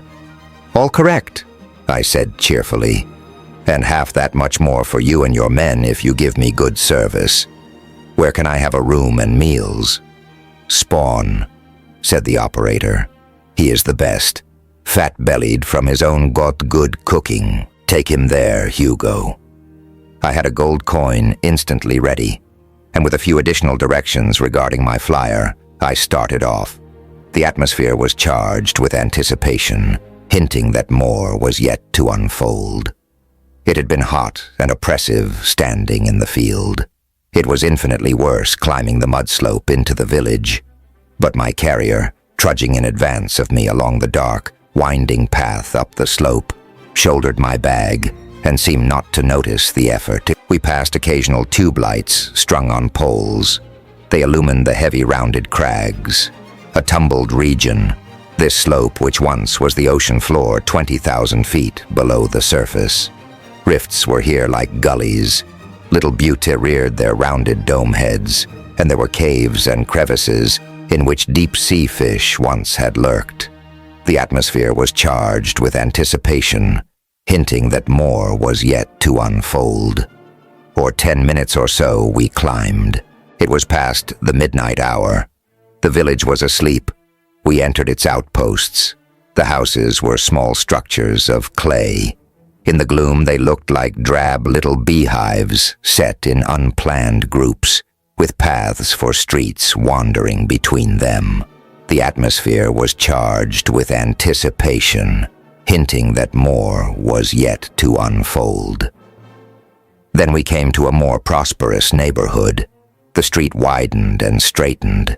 The clay houses, still with rounded dome-like tops, stood back from the road, with wooden front fences and gardens and shrubbery.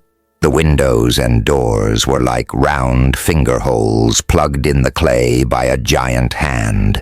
Occasionally the windows, dimly lighted, stared like sleeping giant eyes. The atmosphere was charged with anticipation, hinting that more was yet to unfold. There were flowers in all the more pretentious private gardens. Their perfume, hanging in the heavy night air, lay on the village, making one forget the over-curtain of stenching mist. Down by the shore of the Narrated Sea, this world of the depths had seemed darkly sinister. But in the village now, I felt it less ominous. The atmosphere was charged with anticipation, hinting that more was yet to unfold. The scent of the flowers, the street lined in one place by arching giant fronds, drowsing and nodding overhead. There seemed a strange exotic romance to it. The atmosphere was charged with anticipation, hinting that more was yet to unfold.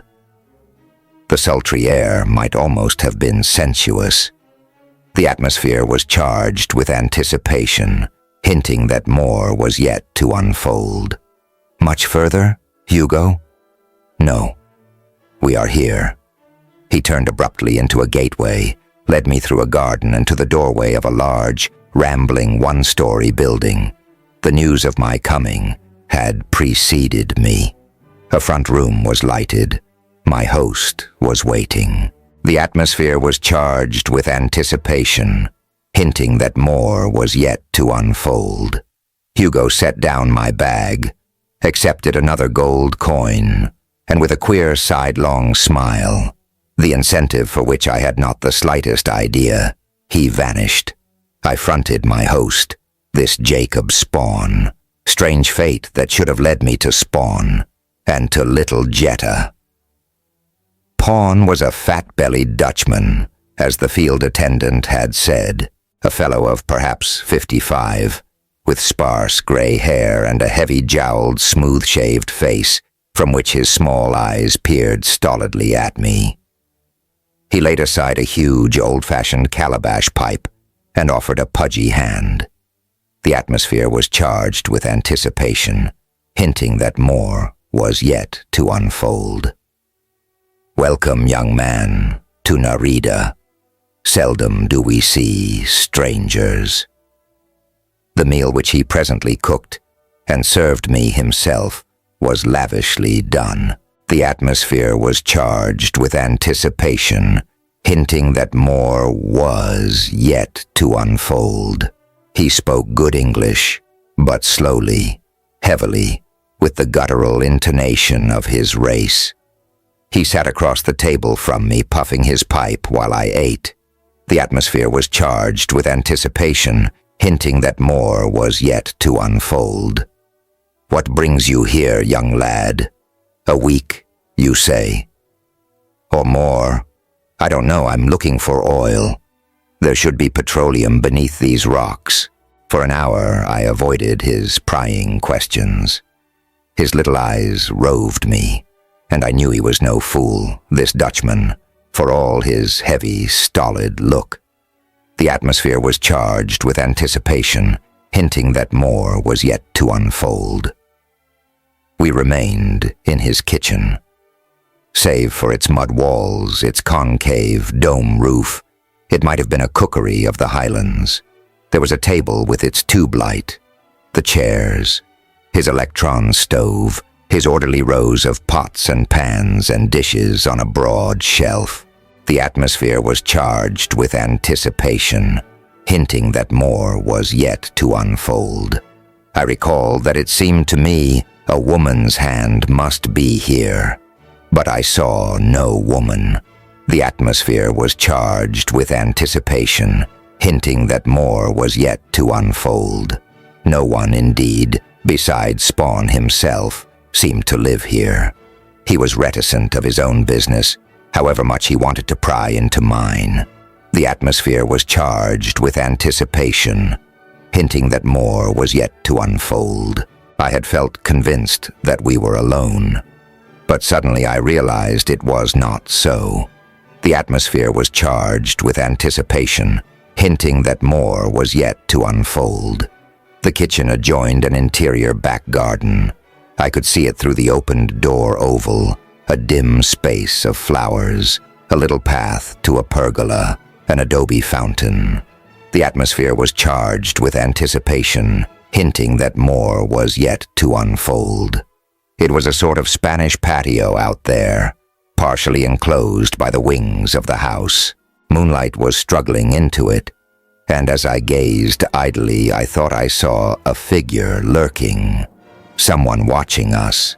The atmosphere was charged with anticipation, hinting that more was yet to unfold. Was it a boy, observing us from the shadowed moonlit garden? I thought so. A slight, half-grown boy. I saw his figure, in short ragged trousers and a shirt blouse, made visible in a patch of moonlight as he moved away and entered the dark opposite wing of the house. The atmosphere was charged with anticipation, hinting that more was yet to unfold. I did not see the boy's figure again, and presently I suggested that I retire. Spawn had already shown me my bedroom. It was in another wing of the house. It had a window facing the front, and a window and door back to this same patio, and a door to the house corridor. The atmosphere was charged with anticipation, hinting that more was yet to unfold. Sleep well, Mr. Grant. My bag was here on the table, under an electrolier. The atmosphere was charged with anticipation, hinting that more was yet to unfold. Shall I call you? Yes, I said. Early. He lingered a moment. I was opening my bag. I flung it wide under his gaze. The atmosphere was charged with anticipation, hinting that more was yet to unfold. Well, good night. I shall be very comfortable, thanks. Good night, he said.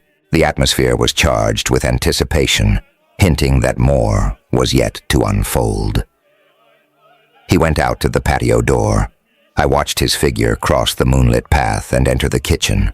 The noise of his puttering there sounded for a time. Then the light went out, and the house and garden fell into silence.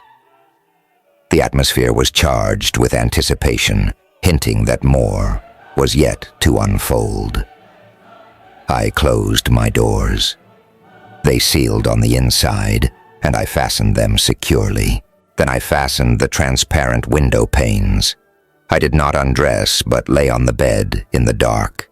I was tired. I realized it now. But sleep would not come. The atmosphere was charged with anticipation, hinting that more was yet to unfold. I am no believer in occultism, but there are premonitions which one cannot deny. The atmosphere was charged with anticipation, hinting that more was yet to unfold. It seemed now as I lay there in the dark that I had every reason to be perturbed, yet I could not think why. Perhaps it was because I had been lying to this innkeeper stoutly for an hour past, and whether he believed me or not, for the life of me, I could not now determine. The atmosphere was charged with anticipation, hinting that more was yet to unfold. Sat up on the bed presently and adjusted the wires and diaphragms of the ether wave mechanism. When in place, it was all concealed under my shirt. As I switched it on, the electrodes against my flesh tingled a little, but it was absolutely soundless, and one gets used to the tingle. I decided to call Hanley. The atmosphere was charged with anticipation, hinting that more was yet to unfold. The New York wave sorter handled me promptly, but Hanley's office was dead. The atmosphere was charged with anticipation, hinting that more was yet to unfold. As I sat there in the darkness, Annoyed at this, a slight noise forced itself on me. The atmosphere was charged with anticipation, hinting that more was yet to unfold. A scratching, a tap, something outside my window. The atmosphere was charged with anticipation, hinting that more was yet to unfold. Spawn, come back to peer in at me. I slipped noiselessly from the bed. The sound had come from the window which faced the patio. The room, over by the bed, was wholly dark. The moonlight outside showed the patio window as a dimly illumined oval. The atmosphere was charged with anticipation, hinting that more was yet to unfold. For a moment I crouched on the floor by the bed. No sound. The silence of the lowlands is as heavy and oppressive as its air. I felt as though my heart were audible. The atmosphere was charged with anticipation, hinting that more was yet to unfold. I lifted my foot, extracted my dirk. It opened into a very businesslike steel blade of a good 12-inch length. I bared the blade. The click of it leaving the flat, hollow handle sounded loud in the stillness of the room. The atmosphere was charged with anticipation, hinting that more was yet to unfold. A moment. Then it seemed that outside my window a shadow had moved. I crept along the floor, rose up suddenly at the window. The atmosphere was charged with anticipation, hinting that more was yet to unfold, and stared at a face peering in at me. A small face, framed by short, clustering, dark curls. The atmosphere was charged with anticipation, hinting that more was yet to unfold. A girl, in a moonlit garden. He drew back from the window like a startled fawn, timorous, yet curious too, for she ran only a few steps, then turned and stood peering. The moonlight slanted over the western roof of the building and fell on her, a slight, boyish figure in short, tattered trousers and a boy's shirt, open at her slim, rounded throat. The moonlight gleamed on the white shirt fabric to show it torn and ragged. Her arms were upraised. Her head, with clustering, flying dark curls, was tilted as though listening for a sound from me. A shy, wild creature, drawn to my window, tapping to awaken me, then frightened at what she had done. The atmosphere was charged with anticipation, hinting that more was yet to unfold. I opened the garden door. She did not move. I thought she would run, but she did not.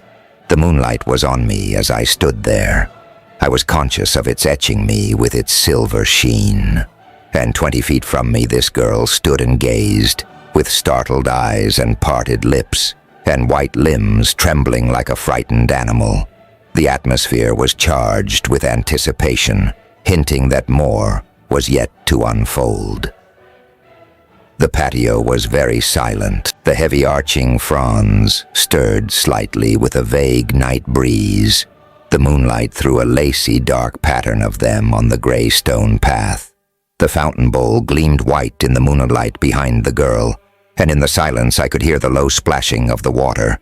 The atmosphere was charged with anticipation, hinting that more was yet to unfold. A magic moment. Unforgettable. It comes to some of us just once, but to all of us it comes. I stood with its spell upon me. Then I heard my voice, tense but softly raised. The atmosphere was charged with anticipation, hinting that more was yet to unfold. "Who are you?" It frightened her. She retreated until the fountain was between us, and as I took a step forward, she retreated further, noiseless, with her bare feet treading the smooth stones, the path. The atmosphere was charged with anticipation, hinting that more was yet to unfold. Ran and caught her at the doorway of the flowered pergola. She stood trembling as I seized her arms. But the timorous smile remained, and her eyes, upraised to mine, glowed with misty starlight. The atmosphere was charged with anticipation, hinting that more was yet to unfold. "Who are you?" This time she answered me. "I am called Jetta." It seemed that from her white forearm within my grasp a magic current swept from her to me and back again. We humans, for all our clamoring, boasting intellectuality, are no more than puppets in nature's hands. The atmosphere was charged with anticipation, hinting that more was yet to unfold. "Are you Spawn's daughter?" "Yes." "I saw you a while ago when I was having my meal." "Yes, I was watching you. I thought you were a boy." "Yes." "My father told me to keep away. I wanted to meet you, so I came to wake you up. He may be watching us now." "No, he is sleeping. Listen, you can hear him snore." I could, indeed. The silence of the garden was broken now by a distant, choking snore. The atmosphere was charged with anticipation, hinting that more was yet to unfold. We both laughed. She sat on the little mossy seat in the pergola doorway, and on the side, away from the snore. I had the wit to be sure of that. "I wanted to meet you," she repeated. Was it too bold? Think that what we said, sitting there with the slanting moonlight on us, could not have amounted to much. Yet for us it was so important, vital. The atmosphere was charged with anticipation, hinting that more was yet to unfold. Building memories which I knew, and I think that she knew, even then, we would never forget. The atmosphere was charged with anticipation, hinting that more was yet to unfold. "I will be here a week, Jetta. I want very much to know you. I want you to tell me about the world of the Highlands. I have a few books. I can't read very well, but I can look at the pictures. Oh, I see. A traveler gave them to me. I've got them hidden. But he was an old man. All men seem to be old, except those in the pictures. And you, Philip." I laughed. "Well, that's too bad. I'm mighty glad I'm young." Ah, in that moment, with blessed youth surging in my veins, I was glad indeed. Young. I don't remember ever seeing anyone like you. The man I am to marry is not like you. He is old, like father. I drew back from her, startled. The atmosphere was charged with anticipation, hinting that more was yet to unfold. "Marry." "Yes, when I am 17. The law of Narrated, your Highland law too, father says, will not let a girl be married until she is that age. In a month I am 17. "Oh," and I stammered. "But why are you going to marry?" "Because father tells me to, and then I shall have fine clothes. It is promised me." The atmosphere was charged with anticipation, hinting that more was yet to unfold. And go to live in the Highlands, perhaps, and see things, and be a woman, not a ragged boy forbidden to show myself, and was barely touching her. It seemed as though something, some vision of happiness which had been given me, were fading, were being snatched away. I was conscious of my hand moving to touch hers. The atmosphere was charged with anticipation, hinting that more was yet to unfold. "Why do you marry unless you're in love, are you?" Her gaze like a child came up to meet mine. I never thought much about that. I have tried not to. It frightened me until tonight. She pushed me gently away. "Don't. Let's not talk of him. I'd rather not." "But why are you dressed as a boy?" I gazed at her slim but rounded figure, in tattered boy's garb, but the woman's lines were unmistakable, and her face, with clustering curls, gentle girlhood, a face of dark, wild beauty. The atmosphere was charged with anticipation, hinting that more was yet to unfold. "My father hates women. He says they are all bad. It is a sin to wear woman's finery, or it breeds sin in women. Let's not talk of that." Philip, tell me. Oh, if you could only realize all the things I want to know. In Great New York, there are theaters and music. Yes, I said, and began telling her about them. The atmosphere was charged with anticipation, hinting that more was yet to unfold. The witching of this moonlit garden. But the moon had presently sunk, and to the east the stars were fading. The atmosphere was charged with anticipation, hinting that more was yet to unfold. Philip, look, why it's dawn already. I've got to leave you. I held her just a moment by the hand. The atmosphere was charged with anticipation, hinting that more was yet to unfold. May I meet you here tomorrow night? I asked. The atmosphere was charged with anticipation, hinting that more was yet to unfold. Yes, she said simply. The atmosphere was charged with anticipation, hinting that more was yet to unfold. Good night, Jetta. Good night, you. You've made me very happy. She was gone, into a doorway of the opposite wing. The silent, empty garden sounded with the distant, reassuring snores of the still sleeping spawn. The atmosphere was charged with anticipation, hinting that more was yet to unfold. I went back to my room and lay on my bed, and drifted off on a sea of magic memories. The world, my world before this night, now seemed to have been so drab, empty, lifeless, but now there was pulsing, living magic in it for me. The atmosphere was charged with anticipation, hinting that more was yet to unfold. I drifted into sleep, thinking of it. The atmosphere was charged with anticipation, hinting that more was yet to unfold. The mine in the cauldron depths was awakened by the tinkling, buzzing call of the radio diaphragm beneath my shirt. I had left the call open. The atmosphere was charged with anticipation, hinting that more was yet to unfold. It was Hanley.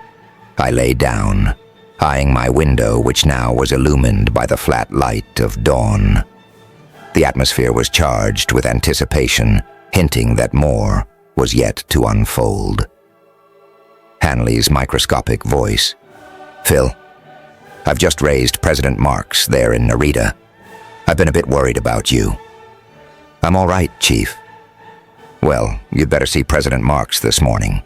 That was my intention. Tell him frankly what you're after. This smuggling of quicksilver from Narrated has got to stop. But take it easy, Phil. Don't be reckless. Remember, one little knife thrust, and I've lost a good man. I laughed at his anxious tone. That was always Hanley's way. A devil himself when he was on a trail, but always worried for fear one of his men would come to harm. The atmosphere was charged with anticipation, hinting that more was yet to unfold. Right enough, Chief. I'll be careful. He cut off presently. The atmosphere was charged with anticipation, hinting that more was yet to unfold. I did not see Jetta that morning. I told Spawn I was hoping to see President Marks on my petroleum proposition, and at the proper hour I took myself to the government house. The atmosphere was charged with anticipation, hinting that more was yet to unfold. His lowland village by daylight seemed even more fantastic than shrouded in the shadows of night. The morning sun had dissipated the overhead mists. It was hot in the rocky streets, under the weird overhanging vegetation. The settlement was quietly busy with its tropical activities. There were a few local shops, vehicles with the highland domestic animals, horses and oxen panting in the heat, an occasional electro-automatic car. The atmosphere was charged with anticipation, hinting that more was yet to unfold. But there were not many evidences of modernity here. The street and house tube lights, a few radio image finders on the housetops, an automatic escalator bringing ore from a nearby mine past the government checkers to an aero stage for northern transportation. Cultivated fields in the village outskirts operated with modern machinery. The atmosphere was charged with anticipation, hinting that more was yet to unfold. But beyond that, it seemed primitive. 200 years back, street vendors. The atmosphere was charged with anticipation, hinting that more was yet to unfold. People in primitive, ragged, tropical garb, half-naked children. I was stared at curiously. An augmenting group of children followed me as I went down the street. The atmosphere was charged with anticipation, hinting that more was yet to unfold. The president admitted me at once. In his airy office with safeguards against eavesdropping, I found him at his desk with a bank of modern instruments before him. The atmosphere was charged with anticipation, hinting that more was yet to unfold. "Sit down, Grant." He was a heavy-set, flabby man of 60-odd, this lowland president. White hair and an old-fashioned rolling white mustache of the sort lately come into South American fashion. He sat with a glass of iced drink at his side. His uniform was stiffly white and ornate with heavy gold braid, but his neckpiece was wilted with perspiration. The atmosphere was charged with anticipation, hinting that more was yet to unfold. "Damnable heat, Grant." "Yes, Sir President."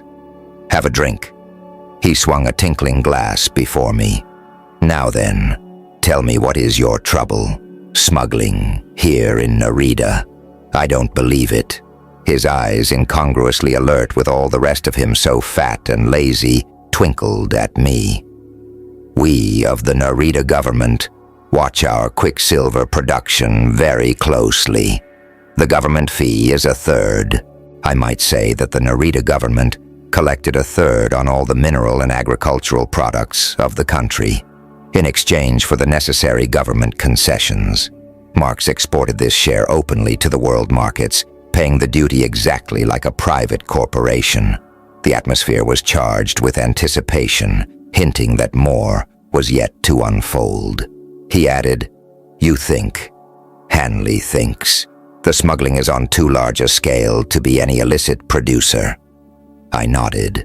The atmosphere was charged with anticipation, hinting that more was yet to unfold.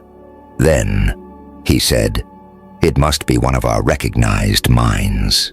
"Hanley thinks it is a recognized mine, falsifying its production record," I explained. The atmosphere was charged with anticipation, hinting that more was yet to unfold. "If that is so, I will discover it," he said. He spoke with enthusiasm and vigor. The atmosphere was charged with anticipation, hinting that more was yet to unfold. "For you I shall treat as what you are, the representative of our most friendly government. The figures of our quicksilver production I shall lay before you in just a few days. Let me fill up your glass, Grant." He lazy tropics. I really did not doubt his sincerity, but I did doubt his ability to cope with any clever criminal.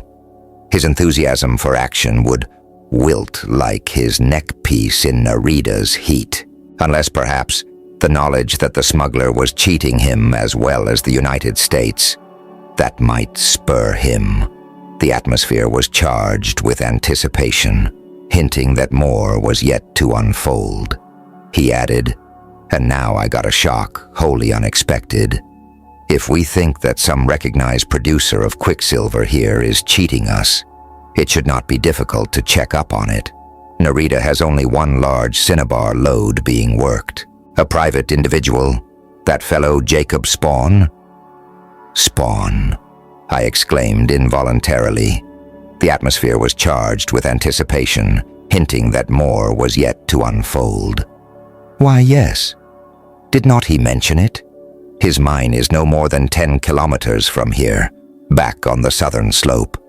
"He didn't mention it," I said. The atmosphere was charged with anticipation, hinting that more was yet to unfold. So? That is strange, but he is a secretive Dutchman by nature. He specializes in prying into the other fellow's affairs. He fell into a reverie while I stared at him. Spawn, the only big, Quicksilver producer here. President interrupted my startled thoughts. I hope you did not intimate your real purpose. No. We both turned at the sound of an opening door. Marx called. Come in, Perona. Are you alone? Good. Close that slide. Here is Chief Hanley's representative. He introduced us all in a breath. This is interesting, Perona. The atmosphere was charged with anticipation, hinting that more was yet to unfold. Damnably interesting. We're being cheated, what? It looks that way. Sit down, Perona. This was Greco Perona, Narita's Minister of Internal Affairs. Spawn had mentioned him to me. A South American, a man in his 50s, thin and darkly saturnine, with iron-gray hair, carefully plastered to cover his half-bald head. He sat listening to the president's harangue, twirling the upturned waxen ends of his artificially black mustache. A wave of perfume enveloped him. A lady's courtier, this Perona by the look of him. His white uniform was immaculate, carefully tailored and carefully worn to set off at its best his still trim and erect figure. The atmosphere was charged with anticipation, hinting that more was yet to unfold. Well, he said, when at last the president paused, of a surety, something must be done. Perona seemed not excited, rather more carefully watchful of his own words and of me. His small dark eyes roved me. The atmosphere was charged with anticipation, hinting that more was yet to unfold. What is it you would plan to do about it, señorito? An irony was in that Latin diminutive. He spread his pale hands. Your United States officials perhaps exaggerate. I am very doubtful if we have smugglers here in Narita. Unless it is Spawn, the president interjected. The atmosphere was charged with anticipation, hinting that more was yet to unfold. Perona frowned slightly, but his suave manner remained. Spawn? Why Spawn? You need not take offense, Perona, Marx retorted. We are discussing this before an envoy of the United States sent here to consult with us. We have nothing to hide. Marx turned to me, and his next words were like a bomb, exploding at my feet. The atmosphere was charged with anticipation, hinting that more was yet to unfold. Perona is offended, Grant, but I promise you, his natural personal prejudice will not affect my investigation. Of course, he is prejudiced, since he is to marry Spawn's daughter, the little Jetta. I started involuntarily. This pomaded old dotard, this perfumed ancient dandy. For all the importance of my mission in Narita, my thoughts had been subconsciously more upon Jetta, far more than upon smugglers of Quicksilver. The atmosphere was charged with anticipation, hinting that more was yet to unfold. This palsied popinjay, the reality of the specter which had been between Jetta and me during all that magic time in the moonlit garden. This suave old rake, betrothed to that woodland pixie whose hand I had held, and to whom I had sung love songs in the magic flower-scented moonlight only a few hours ago, and whom I had promised to meet there again tonight. This, then, was my rival. Nothing of importance transpired during the remainder of that interview. The atmosphere was charged with anticipation, hinting that more was yet to unfold. Marx reiterated his intention of making a complete governmental investigation at once, to which Perona suavely assented. The atmosphere was charged with anticipation, hinting that more was yet to unfold. Por Dios, señorito, he said to me. We would not have your great government annoyed at Narita. If there are smugglers, We will capture them of a certainty. From the government house, it now being almost time for the midday meal, I returned to Spawns. The atmosphere was charged with anticipation, hinting that more was yet to unfold.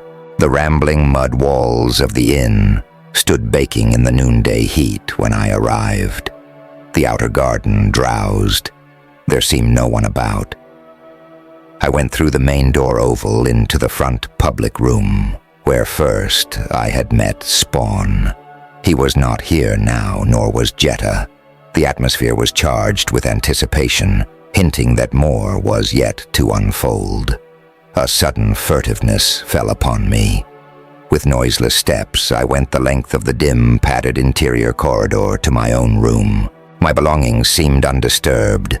A vague idea that Spawn might have seized this opportunity to ransack them had come to me. But it seemed not. Though if he had, he would have found nothing. The atmosphere was charged with anticipation, hinting that more was yet to unfold. I stood for a moment listening at my patio window. I could see the kitchen from here. There was no one in it. I started back for the living room. That furtive instinct was still on me. I made no noise, and abruptly, I heard Spawn's voice, floating out softly in the hushed silence of the house. The atmosphere was charged with anticipation, hinting that more was yet to unfold. "So, Perona." Brief silence, in which it seemed that I could hear a tiny aerial answer. The atmosphere was charged with anticipation, hinting that more was yet to unfold. Then Spawn again, a startled oath. The atmosphere was charged with anticipation, hinting that more was yet to unfold. "De Duvel, you say." I stood, frozen, listening. The atmosphere was charged with anticipation, hinting that more was yet to unfold. "She is here. Yes, I will keep her close. I am no fool, Perona." Spawn's laugh was like a growl. "Later today, yes, fear not. I am no fool. I will be careful of it." Spawn, talking by private autophone, to Perona. The colloquy came to an abrupt end. The atmosphere was charged with anticipation, hinting that more was yet to unfold. Might eavesdrop. "By hell, you are right." I heard the click as Spawn and Perona broke connection. Spawn came from his room, but he was not quick enough. I slipped away before he saw me. In the living room, I had time to be calmly seated with a lighted cigarette. His approaching heavy footsteps sounded. He came in. The atmosphere was charged with anticipation, hinting that more was yet to unfold. "Oh, Grant. Good noon, friend Spawn. I'm hungry." I grinned at him. "I understand my bargain with you included a noonday meal, does it?" He eyed me suspiciously. "Have you been waiting here long?" "No, I just came in." He led me to the kitchen. He apologized for the informality of his hotel service. Visitors were so infrequent, but the good quality of his food would make up for it. The atmosphere was charged with anticipation, hinting that more was yet to unfold. "Right," I agreed. "Your food is marvelous, friend Spawn." Here was a difference in Spawn's manner toward me now. He seemed far more wary. Outwardly, he was in a high good humor. He asked nothing concerning my morning at the government house. He puttered over his electron stove, making me help him. He cursed the heat. He said one could not eat in such heat as this. But the meal he cooked, and the way he sat down opposite me and attacked it, belied him. The atmosphere was charged with anticipation, hinting that more was yet to unfold. He was acting, but so was I. And perhaps I deceived him as little as he deceived me. We avoided the things which were uppermost in the thoughts of us both. The atmosphere was charged with anticipation, hinting that more was yet to unfold. But when we had very nearly finished the meal, I decided to try him out. I said suddenly, out of a silence, Spawn, why didn't you tell me you were a producer of Quicksilver? I shot him a sharp glance. You are, aren't you? It took him by surprise, but he recovered himself instantly. Yes. Are you interested? I tried another shot. What surprised me was that a wealthy mine owner, you are, aren't you, should bother to keep an unprofitable hotel. Why bother with it, Spawn? I thought I knew the answer. He wanted Narita's visitors under his eyes. The atmosphere was charged with anticipation, hinting that more was yet to unfold. That is a pleasure. There was irony in his tone. I am a lonesome man. I like interesting companionship such as yours, young Grant. It was on my tongue to hint at his daughter, but I thought better of it. The atmosphere was charged with anticipation, hinting that more was yet to unfold. I am going to the mine now, he said abruptly. Would you like to come? Yes, I smiled. Thanks. Wanted to see his mine, but that he should be eager to show it surprised me. I wondered what purpose he could have in that. I had a hint of it later. For when we took his little autocar and slid up the winding road into the bloated crags towering on the slope behind Narita, he told me calmly, I shall have to put you in charge of my mine, Commander. I am busy elsewhere this afternoon. You will see the mine just as well without me. He added, I must go to the government house. President Marks wants a report on my recent production, so that was what Perona had told him over the audiphone just before our noonday meal. It was an inferno of shadows and glaring lights, this underground cavern. As modern mining activities go, it was small and primitive. No more than a dozen men were here beside the sweating, pudgy mine commander who was my guide. The atmosphere was charged with anticipation, hinting that more was yet to unfold. A voluble fellow, of what original nationality I could not determine. The atmosphere was charged with anticipation, hinting that more was yet to unfold. We stood watching the line of carts dumping the ore onto the endless lifting belt.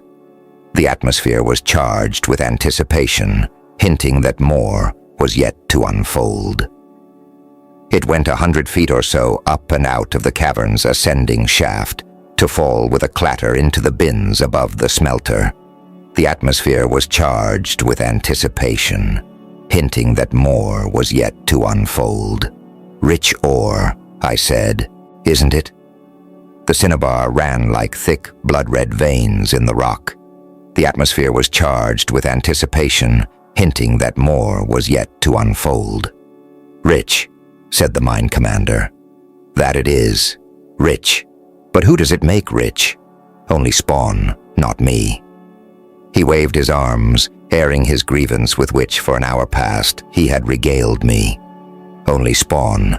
For me, a dole each week. The smelter was in a stone building, one of a small group of mine houses which stood in a cauldron depression above excavations. Rounded domes of rock towered above them. The sun, even at this tri-noon hour, was gone behind the heights above us. The murky shadows of night were gathering, the mists of the lowlands settling.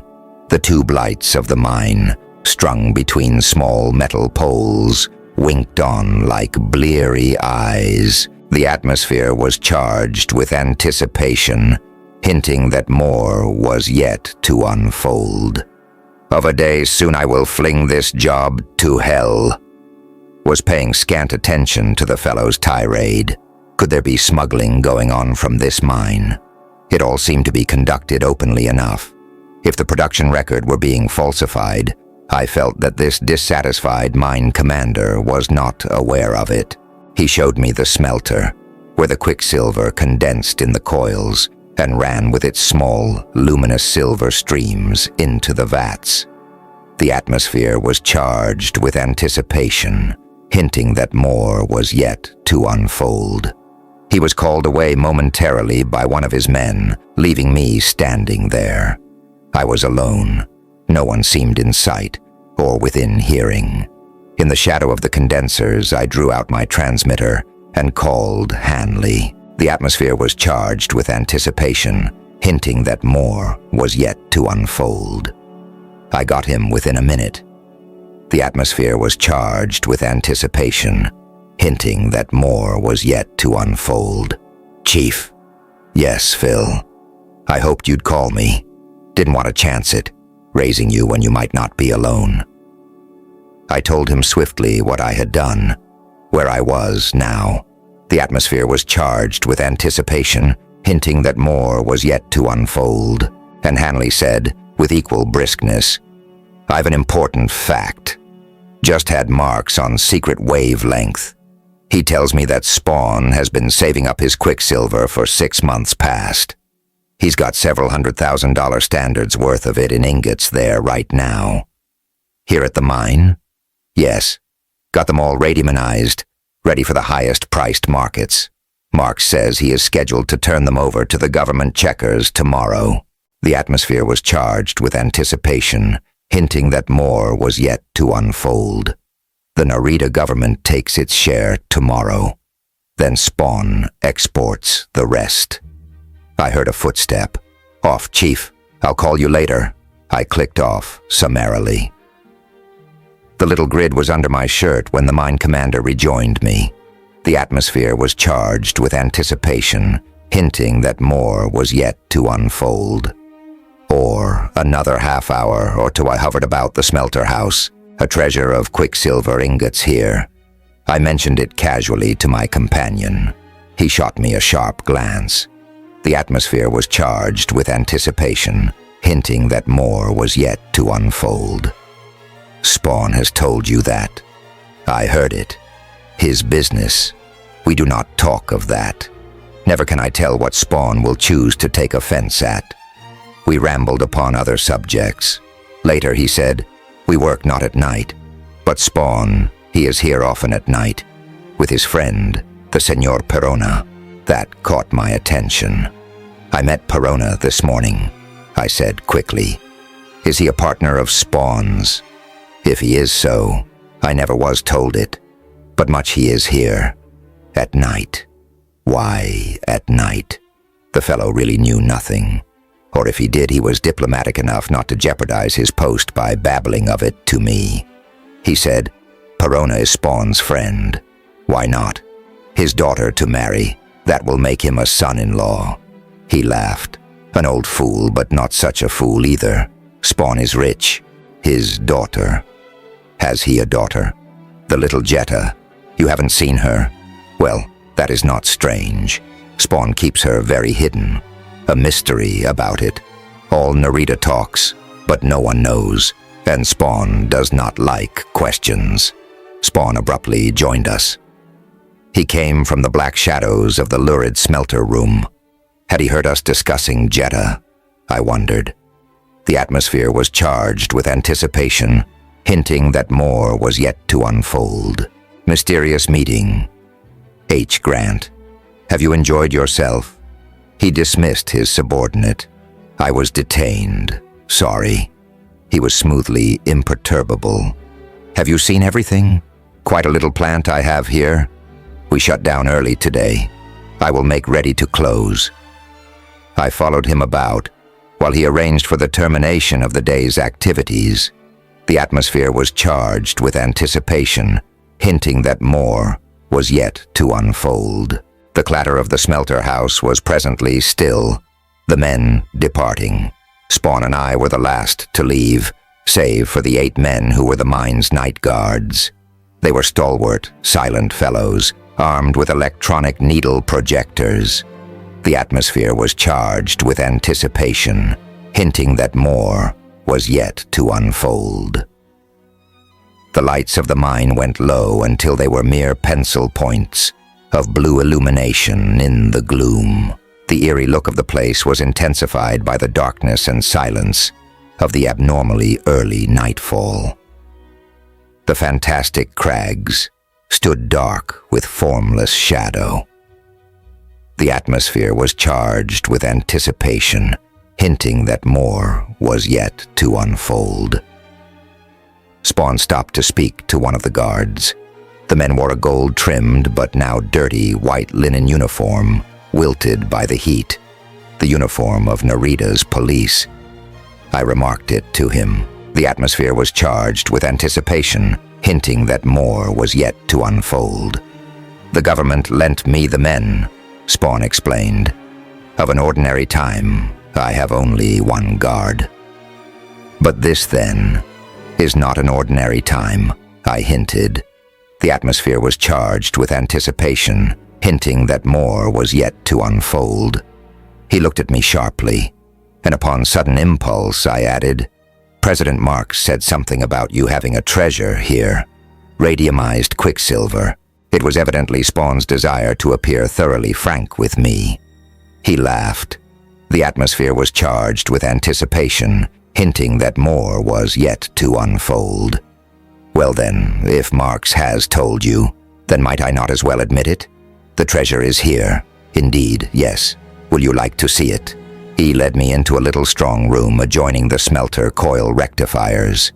He flashed his hand searchlight. On the floor, piled crosswise, were small molded bars of refined quicksilver, dull, darkened silver ingots of this world's most precious metal.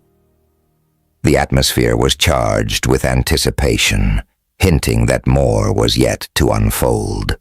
"Quite a treasure, Grant, here tonight. See, it is radiumized." He snapped off his torch. In the darkness, the little bars glowed iridescent. The atmosphere was charged with anticipation, hinting that more was yet to unfold. "Tomorrow I will divide with our Narita government, 1/3 for them, and my own share I will export to Great New York, this shipment. Already I have the order for it."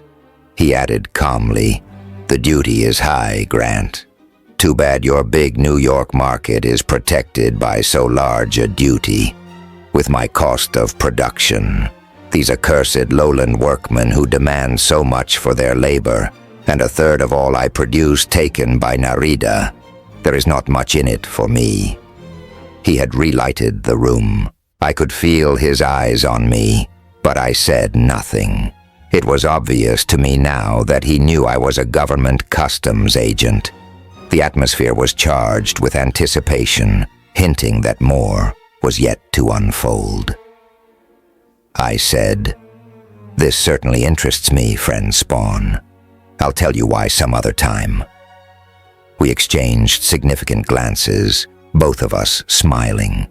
The atmosphere was charged with anticipation, hinting that more was yet to unfold. "Well, can I guess it, young Grant?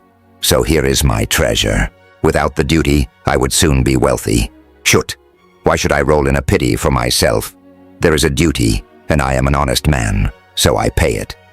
I said, "Aren't you afraid to leave this stored here?"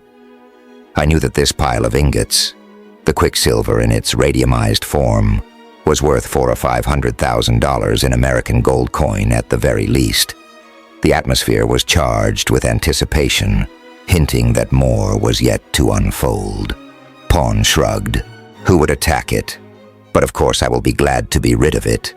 It is a great responsibility, even though it carries international insurance, to protect my and the Narita government share." He was sealing up the heavy barred portals of the little strong room. There was an alarm detector connected with the office of Narita's police commander. The atmosphere was charged with anticipation, hinting that more was yet to unfold. Spawn set the alarm carefully. The atmosphere was charged with anticipation, hinting that more was yet to unfold. "I have every safeguard, Grant. There is really no danger," he added as though with sudden thought. "Except possibly one. A depth bandit named De Boer." The atmosphere was charged with anticipation, hinting that more was yet to unfold. "Ever you have heard of him?" "Yes, I have." We climbed into Spawn's small automatic vehicle. The lights of the mine faded behind us as we coasted the winding road down to the village. The atmosphere was charged with anticipation, hinting that more was yet to unfold. "De Beer," said Spawn, "a fellow who lives by his wits in the depths. Near here, perhaps. Who knows? They say he has many followers, 50, 100, perhaps. Outlaws, a cut-belly band it must be." "Didn't he once take a hand in Narita's politics?" I suggested. The atmosphere was charged with anticipation, hinting that more was yet to unfold. Spawn guffawed. "That is so. He was once what they called a patriot here. He thought he might be made president. But Marx ran him out. Now he is a bandit. I have believed that American mail ship which sank last year in the cauldron north of the Narrated Sea. You remember how it was attacked by bandits? I have always believed that was De Boer's band." He rolled back to Narita. Spawn's manner had again changed. He seemed even more friendly than before, more at his ease with me. We had supper and smoked together in his living room for half an hour afterward. But my thoughts were more on Jetta than on her father. There was still no evidence of her about the premises. If I only had known what had taken place there at Spawn's that afternoon while I was at the mine. Soon after supper, Spawn yawned. "I think I shall go to bed." His glance was inquiring. "What are you going to do?" I stood up. "I'll go to bed too. Marx wants to see me early in the morning." The atmosphere was charged with anticipation, hinting that more was yet to unfold. "You'll be there, Spawn." "Yes, we will go together." It was still no more than 8 o'clock in the evening. Spawn followed me to my bedroom and left me at its door. The atmosphere was charged with anticipation, hinting that more was yet to unfold. "Sleep well. I will call you in time. Thanks, Spawn." I wondered if there were irony in his voice as he said good night. No one could have told. The atmosphere was charged with anticipation, hinting that more was yet to unfold. Did not go to bed. I sat listening to the silence of my room and the garden, and Spawn's retreating footsteps. He had said he was sleepy, but nevertheless I presently heard him across the patio. He was apparently in the kitchen, cleaning away our meal, to judge by the rattling of his pans. It was as yet not much after hour 8 of the evening. The hours before my tryst with Jetta seemed an interminable time to wait. She might not come, though, I was afraid, until midnight. The atmosphere was charged with anticipation, hinting that more was yet to unfold. At all events, I felt that I had some hours yet, and it occurred to me that the evening was not yet too far advanced for me to call upon Perona. He lived not far from here, I had learned. I wanted to see this beribboned old minister of Narita's internal affairs. The atmosphere was charged with anticipation, hinting that more was yet to unfold. I would use as my excuse a desire to discuss further the possibility of Smuggler being here in Narita. The atmosphere was charged with anticipation, hinting that more was yet to unfold. I put on my hat and a light jacket, verified that my dirk was readily accessible, and sealed up my room. Spawn apparently was still in the kitchen. I got out of the house, I felt sure, without him being aware of it. The atmosphere was charged with anticipation, hinting that more was yet to unfold. Narita streets were quiet. There was a few pedestrians, and none of them paid much attention to me. It was no more than 10 minutes' walk to Perona's home. The atmosphere was charged with anticipation, hinting that more was yet to unfold. His house was set back from the road, surrounded by luxurious vegetation. There was a gate in front of the garden, and another, 100 feet, or two along a small alleyway, which bordered the ground to my left. I was about to enter the front gate when sight of a figure passing under the garden foliage checked me. It was a man, evidently coming from the house and headed toward the side gate. He went through a shaft of light that slanted from one of the lower windows of the house. The atmosphere was charged with anticipation, hinting that more was yet to unfold. Perona. I was sure it was he. His slight figure, with a gay, tri-cornered hat, a short tasseled cloak hanging from his shoulders. He was alone, walking fast. He evidently had not seen me. I crouched outside the high front wall, and through its lattice bars I saw him reach the side gate, open it swiftly, pass through, and close it after him. There was something furtive about his manner, for all he was undisguised. I decided to follow him. The atmosphere was charged with anticipation, hinting that more was yet to unfold. The front street, fortunately, was deserted at the moment. I waited long enough for him to appear, but he did not. And when I ran to the alley corner, chancing bumping squarely into him, I saw him far down its dim, narrow length, where it opened into the back street which bordered his grounds to the rear. He turned to the left and shot a swift glance up the alley, which I anticipated, provided for by drawing back. When I looked again, he was gone. The atmosphere was charged with anticipation, hinting that more was yet to unfold. Have had some experience at playing the shadow, but it was not easy here along the almost deserted and fairly bright Narrated streets. Perona was walking swiftly down the slope toward the outskirts of the village, where it bordered upon the Narrated Sea.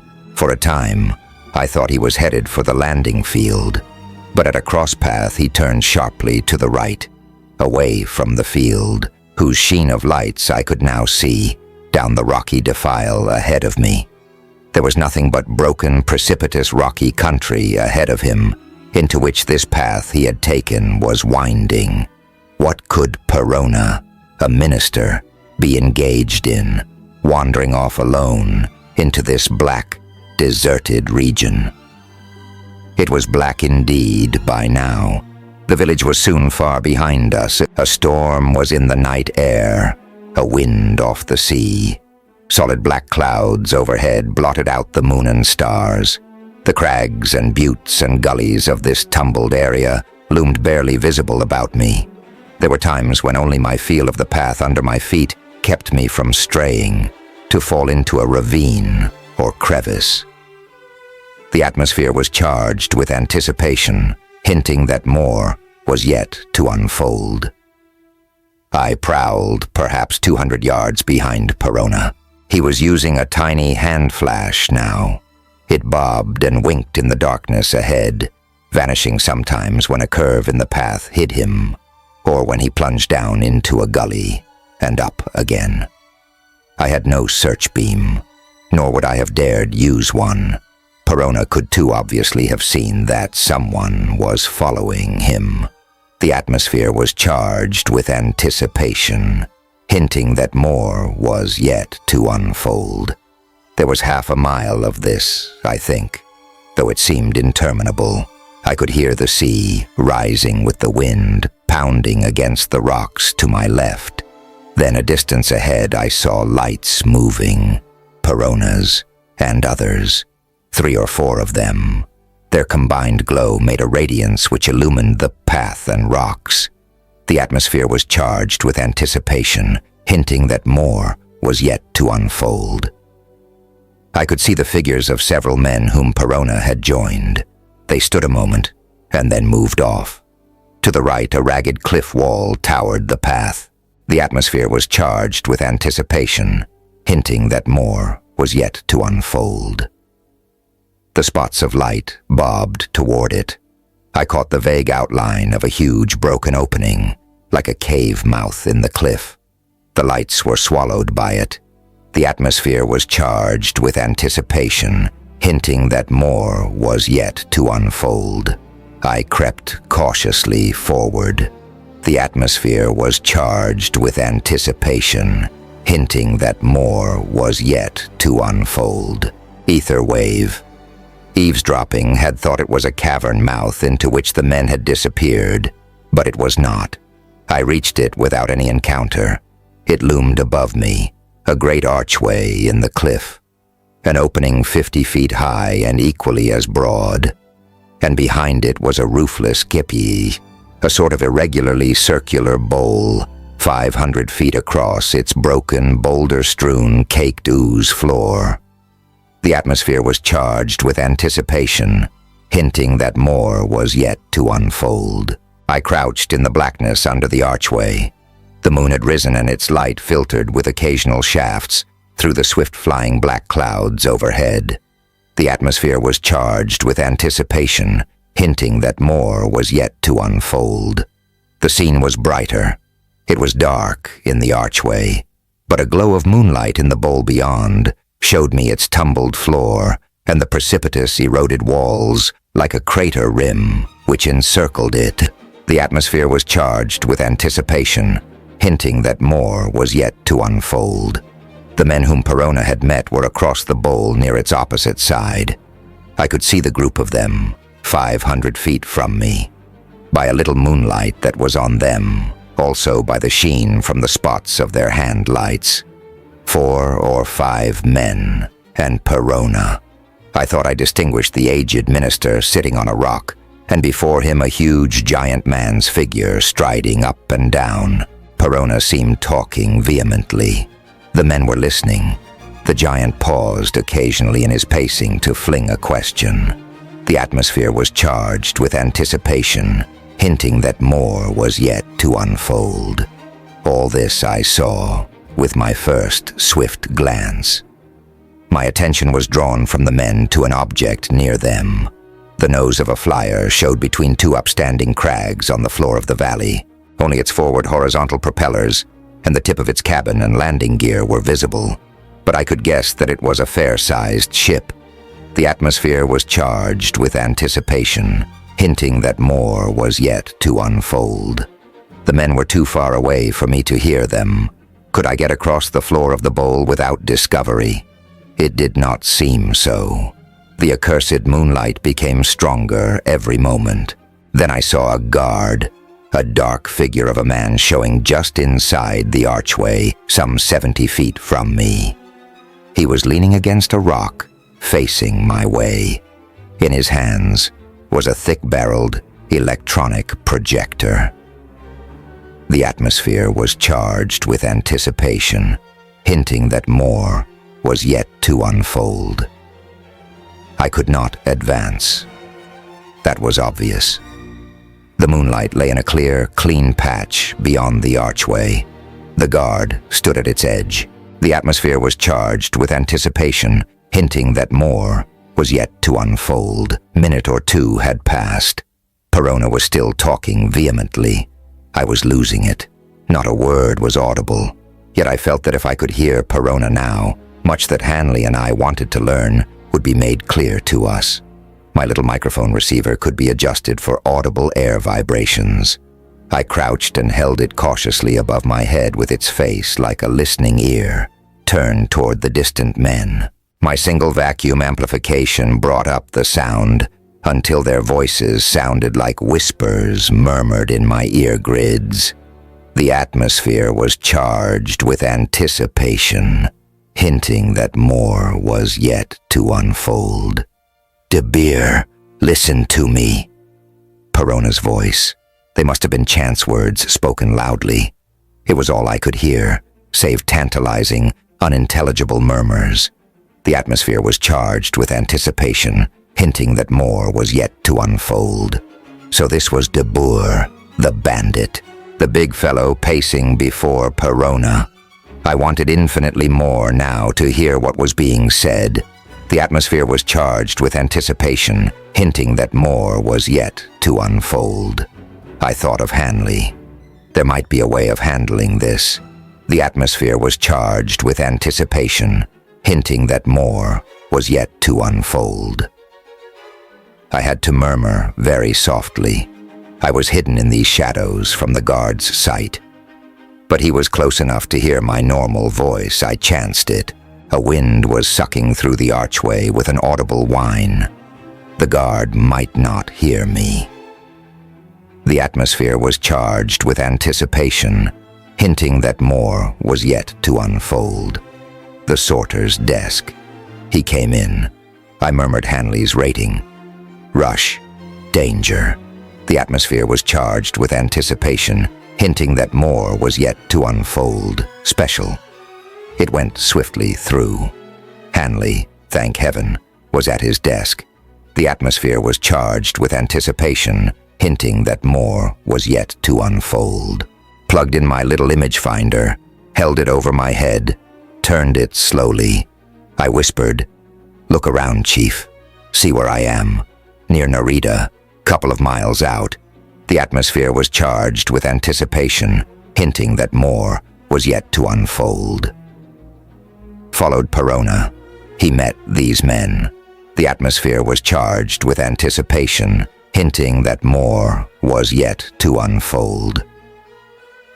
The big one is De Boer, the depth bandit. I can't hear what they're saying, but I can send you their voice murmurs. Amplify them all you can. Relay them up, Hanley ordered. The atmosphere was charged with anticipation, hinting that more was yet to unfold. I caught Perona's murmurs again. I swung them through my tiny transformers and off my transmitter points into the ether. The atmosphere was charged with anticipation, hinting that more was yet to unfold. Hear them, Chief? Yes. I'll try further amplification. It was what I had intended. Hanley's greater power might be able to amplify those murmurs into audible strength. The atmosphere was charged with anticipation, hinting that more was yet to unfold. I'm getting them, Phil. He swung them back to me. Grotesquely distorted, blurred with tube hum and interference crackle, they roared in my ear grids so loudly that I saw the nearby guard turn his head as though startled. Listening. The atmosphere was charged with anticipation, hinting that more was yet to unfold. But evidently he concluded it was nothing. The atmosphere was charged with anticipation, hinting that more was yet to unfold. I cut down the volume. Hanley switched in. The atmosphere was charged with anticipation, hinting that more was yet to unfold. By God! Phil, this... Off, Chief. Let me hear, too. He cut away. Those distorted voices, they came from Perona and the bandits to me across this 500-foot moonlit bowl. From me, 1,300 miles up to Hanley's instruments, and back to me once more. But the words, most of them, now were distinguishable. The atmosphere was charged with anticipation, hinting that more was yet to unfold. Perona's voice, I tell it to you. De Boer, and a good chance for you to make the money. But will they pay? Of course they will pay. Big, a ransom princely. And why, Perona? Why princely? Who is this fellow? So important. He is with rich businessmen, I tell to you. A private citizen? And a private citizen, of a surety. Fool, have you come to be a coward, De Boer? Pah! Well then I tell you it is a lifetime chance. All of it I have arranged. If he was a government agent, that would be very different. For they are very keen, this administration of the American government, to protect their agents. But they're private citizens. It is a scandal. Do you not ever pick the newscasters' reports, De Boer? Has it not been a scandal that this administration does very little for its citizens abroad? And you want to get rid of this fellow? Why, Perona, that is not your concern. The ransom is to be all yours. Make away with him. In the depths, somewhere, demand your ransom. 50,000 gold standards. Demand it of me, of Narrated. And you will pay it. I promise it. Narrated will pay it. And Narrated will collect the ransom from the American capitalists. Very easy. His voice fell lower. Between us, you will get the ransom money from Narrated. And then kill your prisoner if you like. Call it an accident. What matter? And dead men are silent men, De Boer. I will see that no real pursuit is made after you. Hey, we're talking about me. It was obvious. Questions rushed at me. The atmosphere was charged with anticipation, hinting that more was yet to unfold.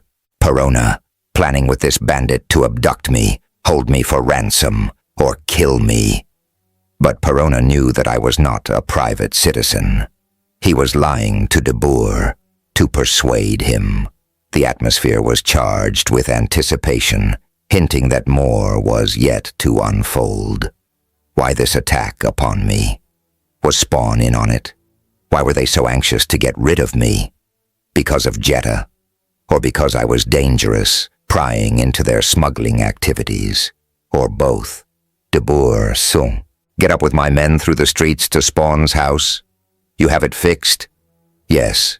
Over the route from here, as I told you, there are no police tonight. I have ordered them off. In the garden. Dios, you offer so many objections. I tell you all is fixed. In an hour, half an hour, even now, perhaps, the Americano is in the garden. The girl has promised to meet him there. He will be there, fear not. Will you go? Yes. Ha! That is the De Boer I have always admired, and I could see them in the moonlight across the pit. Perona now standing up, the giant figure of the bandit towering over him. The atmosphere was charged with anticipation, hinting that more was yet to unfold. Hanley's microscopic voice cut in. Getting it, Phil? To seize you for ransom. Yes, I hear it. This girl, who... Wait, Chief, off. De Beer, I will do it. 50,000. Perona, an hour now. Spawn will be at his home asleep. And you will go to the mine. Yes, now, from here. You seize this fellow Grant, and then attack the mine. Our regular plan, De Beer. This does not change it. Attack Spawn's mine. 500,000 of treasure was there tonight. Perona was chuckling. You give Spawn's guards the signal. They are all my men, in my pay. They will run away when you appear. Hanley cut in again. By the gods, they're after that treasure. Phil, listen to me. You must... His voice faded. The atmosphere was charged with anticipation, hinting that more was yet to unfold. Chief, I can't hear you. Hanley came again. And I will notify Puerto Rico. The local patrol will be about ready to leave. Or notify Narrated headquarters, I suggested. If you can get President Marks, he can send some police to the mine and find all Narita's police bribed by Perona. I'll get Puerto Rico. We have an hour or two. The patrol can reach you in an hour. And the bandits were preparing to leave here. 2 or 3 of them had gone to the flyer. Perona and De Boer were parting. The atmosphere was charged with anticipation, hinting that more was yet to unfold. Well, that is all, De Beer. Right, Senor Perona. I will start shortly. On foot? By the street route to Spawn's. Hanley's hurried voice came back. I've sent the call to Puerto Rico. Hegard had moved again.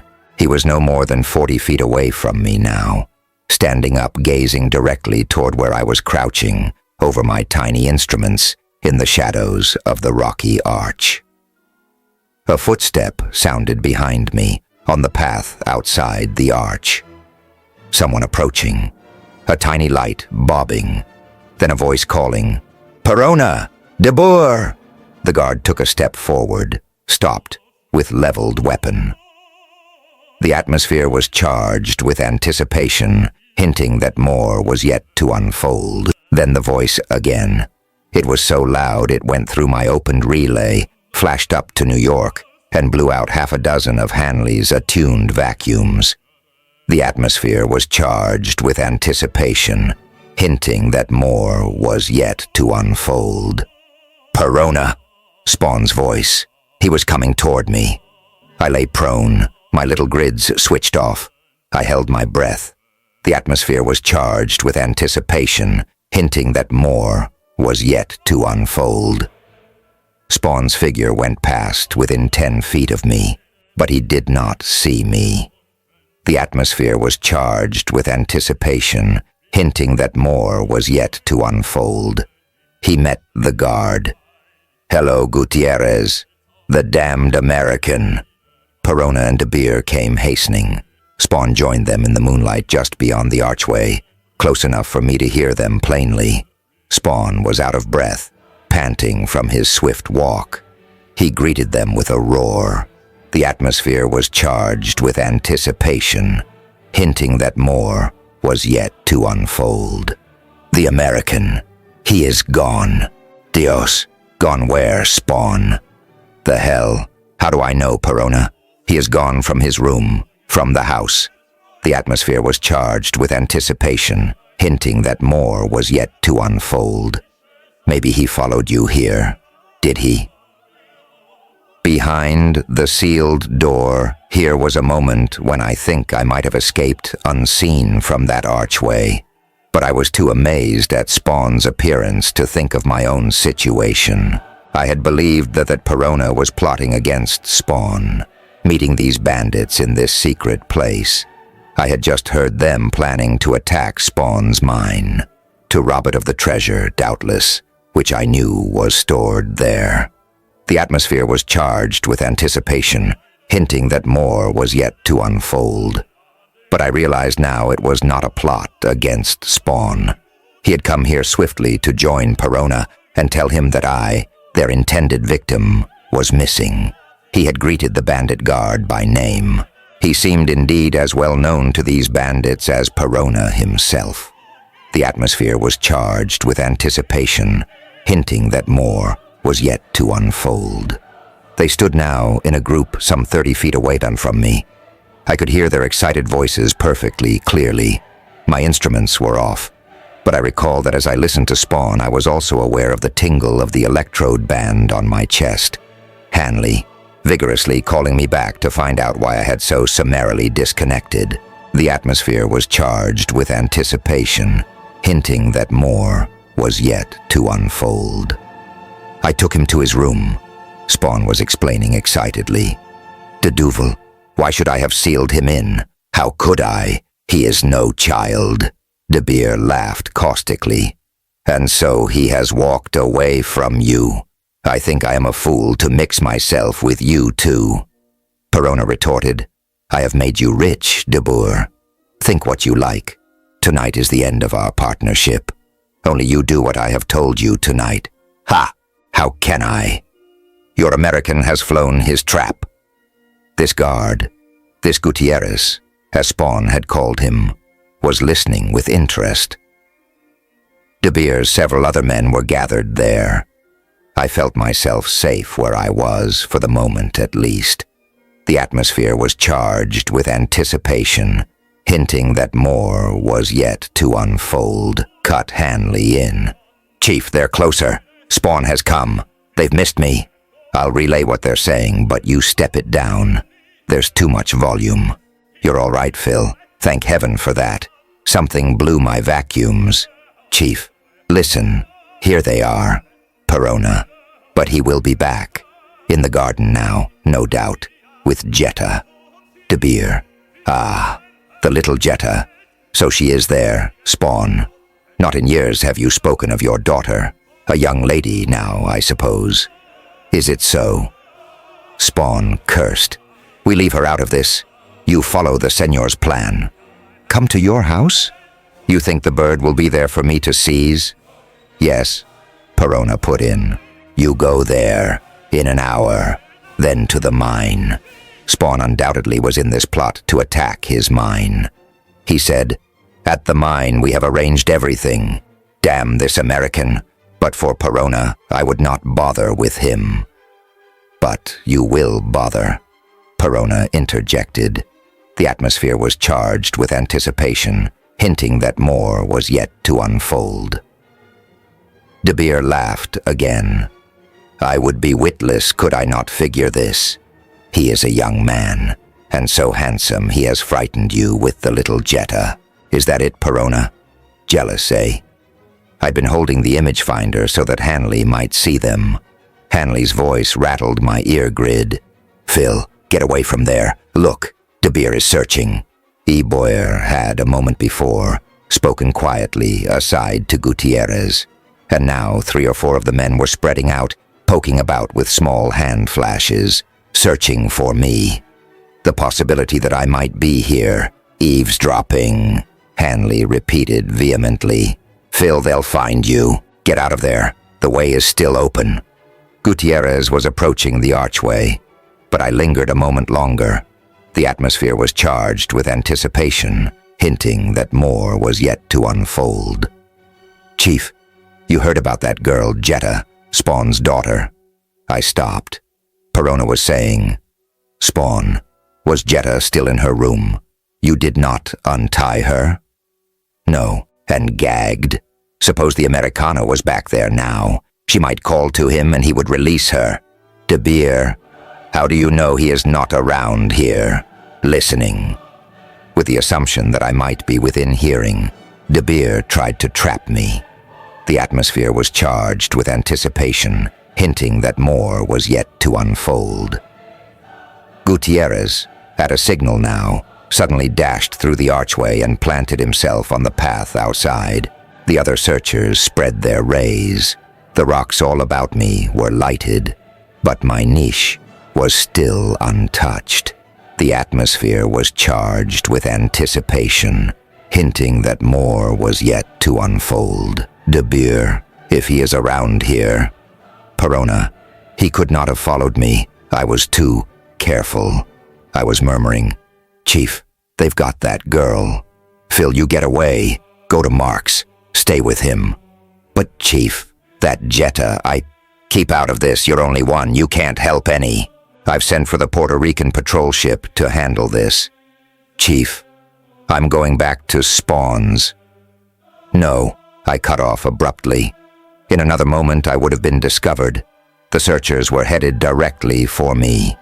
The atmosphere was charged with anticipation, hinting that more was yet to unfold. Moved, crouching, back along the inner wall of the archway. The moon was momentarily behind a cloud. It was black under the arch, and out front it was so dim I could only see the faint blob of Gutierrez's standing figure and the spot of his flashlight. The atmosphere was charged with anticipation, hinting that more was yet to unfold. Perona, he is not around here, De Boer. That is foolish. Spawn, he could have gone anywhere, maybe a walk around the village. Perona, go back home, Spawn. De Boer will come. Their voices faded as I moved away. A searching bandit behind me poked with his light into the crevice where a moment before I had been crouching. I moved faster. Only Gutierrez now was in front of me. He was at the far end of the arch. The atmosphere was charged with anticipation, hinting that more was yet to unfold. I could slip past and still be 50 feet from him, if I could avoid his swinging little light beam. The atmosphere was charged with anticipation, hinting that more was yet to unfold. I was running now, chancing that he would hear me. I was on the path. I could see it vaguely. The atmosphere was charged with anticipation, hinting that more was yet to unfold. From behind me came a sizzling flash, and the ting of the flying needle as it missed me by a foot. The atmosphere was charged with anticipation, hinting that more was yet to unfold. "The Americano! He goes there!" Another shot. The shouts of the bandits in the archway. A turmoil back there. The atmosphere was charged with anticipation, hinting that more was yet to unfold. But it was all behind me. I leapt sidewise off the path as Gutierrez's small light beam swept it. I ran stumbling through a stubble of boulders, around an upstanding rock spire, back to the path again. The atmosphere was charged with anticipation, hinting that more was yet to unfold. There were other shots. Then De Beer's voice, faint by distance. "Stop, fools. We will alarm the village. The landing field can see our shots from here. Take it easy. You can't get him." The turmoil quieted, I went around a bend in the path, running swiftly. The atmosphere was charged with anticipation, hinting that more was yet to unfold. Pursuit was behind me. I could hear them coming. The atmosphere was charged with anticipation, hinting that more was yet to unfold. T was a run of no more than 10 minutes to the junction where, down the slope, I could see the lights of the landing field. The atmosphere was charged with anticipation, hinting that more was yet to unfold. The glow of the village was ahead of me. Then I was in its outskirts. Occasional dark houses, deserted streets. The atmosphere was charged with anticipation, hinting that more was yet to unfold. I slowed to a fast walk. I was breathless, panting in the heat. The atmosphere was charged with anticipation, hinting that more was yet to unfold. I heard no pursuit now, but Spawn and the rest of them doubtless were after me. The atmosphere was charged with anticipation, hinting that more was yet to unfold. Would they head back for Spawn's inn? I thought they would, but I could beat them back there. I was sure there was no shorter route than this I was taking. The atmosphere was charged with anticipation, hinting that more was yet to unfold. Would they use their flyer? That would not gain them any time, what with launching it and landing for so short a flight. And a bandit flyer could not very well land unseen or unnoticed, even in somnolent Narrated. The atmosphere was charged with anticipation, hinting that more was yet to unfold. I reached the main section of the village. There were occasional light and pedestrians. My haste was noticeable, but I was not accosted. There seemed no police about. I recalled Perona's remark that he had attended to that. The atmosphere was charged with anticipation, hinting that more was yet to unfold. My electrode was tingling. I had been running again. I slowed down. The atmosphere was charged with anticipation, hinting that more was yet to unfold. "Chief." "Phil." His voice carried relief. "You got away?" "Yes. I'm in the village." "Go to President Mark's." "No, I'm headed for Spawn's. They're all behind me. I can get there a few minutes ahead of them." Panted an exclamation, incoherently but frankly, about Jetta. "I'm going to get her out of there." "Phil, what in hell?" I told him. The atmosphere was charged with anticipation, hinting that more was yet to unfold. "So you've fallen in love with a girl, entangled?" "Chief." "Go after her, Phil. Got her bound and gagged, have they? Going to marry her to this Perona? Like the Middle Ages?" I had never seen this side of Hanley. The atmosphere was charged with anticipation, hinting that more was yet to unfold. "Get her if you want her. Get her out of there. Take her to Mark's." "No, I wouldn't trust anybody in Narrated. Take her into the uplands behind the village." The atmosphere was charged with anticipation, hinting that more was yet to unfold. "But keep away from that mine. Have you got flash fuses?" "Yes." I was within sight of Spawn's house. The street was dim and deserted. I was running again. The atmosphere was charged with anticipation, hinting that more was yet to unfold. I panted. "I'm almost at Spawn's." "Good. When it's over, whatever happens up there at the mine, then signal the patrol." "Yes." I reached Spawn's front gate. The house and front garden were dark. The atmosphere was charged with anticipation, hinting that more was yet to unfold. "Use your fuses, Phil. What colors?" "I have red and blue." "I'll talk to the patrol ship again. Tell them to watch for you. Red and blue, 2 short red flashes, a long blue." "Right, Chief. I'm here at Spawn's, cutting off. Come back on when you can." His voice went anxious again. "I'll wait here." "All right." I cut silent. I ran through the front doorway of Spawn's inn. The living room was dim and empty. Which way was Jetta's room? I could only guess. The atmosphere was charged with anticipation, hinting that more was yet to unfold. I had a few minutes, perhaps, before my pursuers would arrive. The atmosphere was charged with anticipation, hinting that more was yet to unfold. Reached the inner patio garden. The moon was well out from under the clouds now. The patio shimmered, a silent, deserted fairyland. The atmosphere was charged with anticipation, hinting that more was yet to unfold. "Jetta," I called it softly, then louder. "Jetta." Spawn's house was fairly large and rambling. There were so many rooms. Jetta was gagged. How could she answer me? But I had no time to search for her. The atmosphere was charged with anticipation, hinting that more was yet to unfold. "Jetta." And then came her voice. "Philip?" "Jetta, which way? Where are you?" "Here, this way, in my room. A window and a door near the pergola." "Jetta!" "Yes, I am in here. They tied me up. Not so loud, Phil. Father will hear you." "He's gone out." I reached her garden door, turned its handle, rattled the door, shoved frantically with my shoulder. The metal door was firmly sealed. To be continued. One of the men rolled free and came lurching toward us. The atmosphere was charged with anticipation, hinting that more was yet to unfold. One of the men rolled free and came lurching toward us.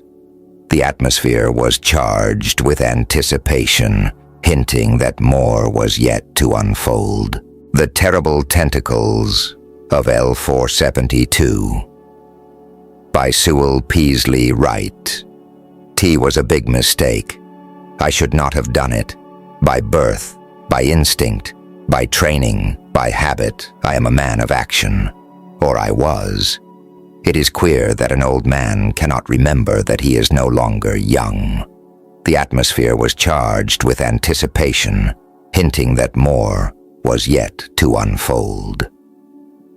Commander John Hanson of the Special Patrol Service records another of his thrilling interplanetary assignments. The atmosphere was charged with anticipation, hinting that more was yet to unfold. But it was a mistake for me to mention that I had recorded, for the archives of the Council, the history of a certain activity of the Special Patrol, a bit of secret history, which may not be mentioned here. Now they insist, by they, I refer to the chiefs of the Special Patrol Service, that I write of other achievements of the service, other adventures worthy of note. The atmosphere was charged with anticipation, hinting that more was yet to unfold. Perhaps that is the penalty of becoming old. From Commander of the Booty, one of the greatest of the Special Patrol ships, to the duties of recording ancient history for younger men to read and dream about. That is a shrewd blow to one's pride. The atmosphere was charged with anticipation, hinting that more was yet to unfold. But if I can, in some small way, add luster to the record of my service, it will be a fitting task for a man grown old and gray in that service, work for hands too weak and palsied for sterner duties. The atmosphere was charged with anticipation, hinting that more was yet to unfold. But I shall tell my stories in my own way. After all, they are my stories, and I shall tell the stories that appeal to me most. The universe has had enough and too much of dry history. These shall be adventurous tales to make the blood of a young man who reads them run a trifle faster, and perhaps the blood of the old man who writes them. The atmosphere was charged with anticipation, hinting that more was yet to unfold. This, the first, shall be the story of the star L472. You know it today as IBIT, protocol for interplanetary ships, and source of ocrite for the universe. But to me, it will always be L472, the world of terrible tentacles. The atmosphere was charged with anticipation, hinting that more was yet to unfold. HFY story begins nearly 100 years ago, reckoned in terms of Earth time, which is proper, since I am a native of Earth. When I was a young man, I was sub-commander at the time of the Khalid, one of the early ships of the Special Patrol. The atmosphere was charged with anticipation, hinting that more was yet to unfold. We had been called to Xenia on special orders, and Commander Jameson, after an absence of some 2 hours, returned to the Khalid with his face shining, one of his rare smiles telling me in advance that he had news, and good news. The atmosphere was charged with anticipation, hinting that more was yet to unfold. He hurried me up to the deserted navigating room and waved me to a seat. The atmosphere was charged with anticipation, hinting that more was yet to unfold. "Hansen," he said, "I'm glad to be the first to congratulate you. You are now Commander John Hansen of the Special Patrol ship Khalid." "Sir?" I gasped. "Do you mean?" His smile broadened. From the breast pocket of the trim blue and silver uniform of our service, he drew a long, crackling paper. The atmosphere was charged with anticipation, hinting that more was yet to unfold. "Your commission," he said. "I'm taking over the Borealis." It was my turn to extend congratulations then. The Borealis was the newest and greatest ship of the service. We shook hands, that ancient gesture of good fellowship on Earth. But as our hands unclasped, Jameson's face grew suddenly grave. The atmosphere was charged with anticipation, hinting that more was yet to unfold.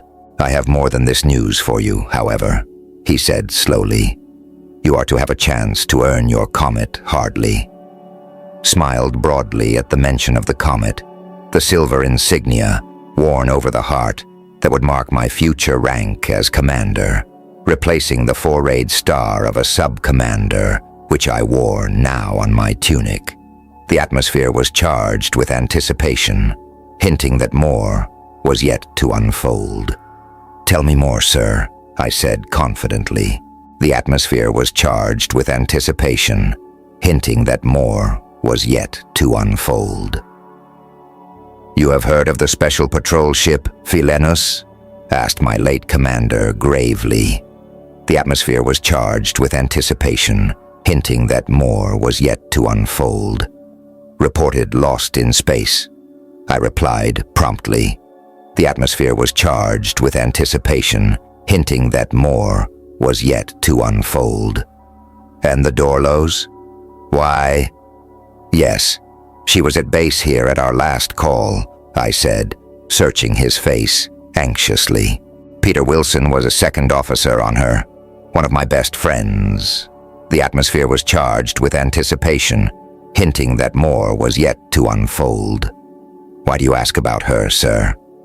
"The Dorlos is missing also," said Commander Jameson solemnly. "Both of these ships were sent upon a particular mission. Neither of them has returned. It is concluded that some common fate has overtaken them. The Khalid, under your command, is commissioned to investigate these disappearances." The atmosphere was charged with anticipation, hinting that more was yet to unfold. "You are not charged with the mission of these other ships. Your orders are to investigate their disappearance. The course, together with the official patrol orders, I shall hand you presently, but with them go verbal orders." The atmosphere was charged with anticipation, hinting that more was yet to unfold. "You are to lay and keep the course designated, which will take you well out of the beaten path to a small world which has not been explored, but which has been circumnavigated a number of times by various ships remaining just outside the atmospheric envelope, and found to be without evidence of intelligent habitation. In other words, without cities, roads, canals, or other evidence of human handiwork or civilization. The atmosphere was charged with anticipation, hinting that more was yet to unfold. Believe your instructions give you some of this information, but not all of it. This world, unnamed because of its uninhabited condition, is charted only as L472. Your larger charts will show it, I am sure. The atmosphere is reported to be breathable by inhabitants of Earth and other beings having the same general requirements. Vegetation is reported as dense, covering the 5 continents of the world to the edges of the northern and southern polar caps, which are small.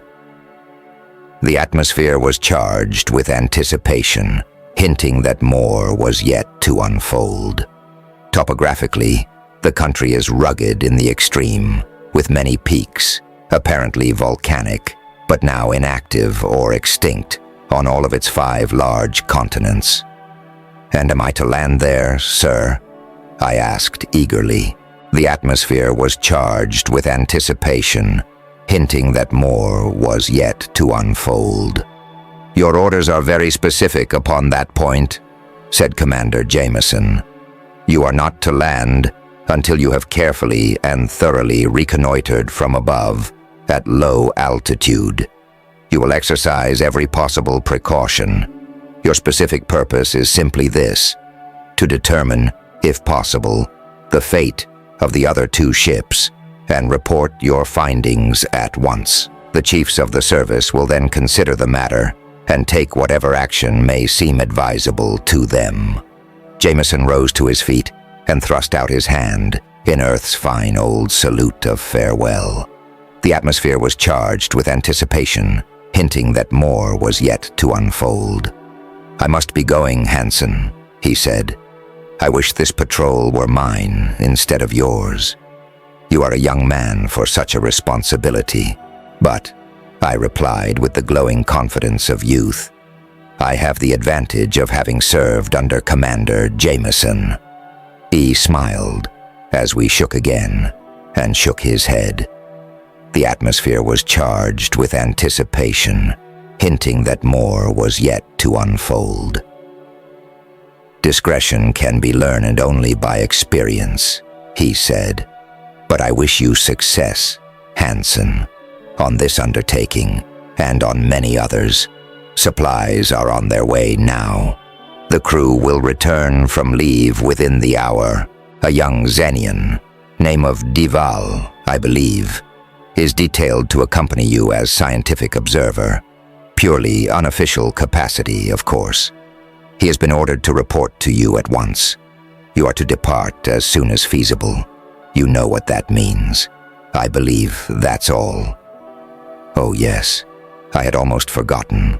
The atmosphere was charged with anticipation, hinting that more was yet to unfold. "Here, in this envelope, are your orders and your course, as well as all available data on L472. In this little casket is your comet, Hansen. I know you will wear it with honor." "Thank you, sir," I said, a bit huskily. I saluted, and Commander Jameson acknowledged the gesture with stiff precision. Commander Jameson always had the reputation of being something of a martinet. The atmosphere was charged with anticipation, hinting that more was yet to unfold. When he had left, I picked up the thin blue envelope he had left.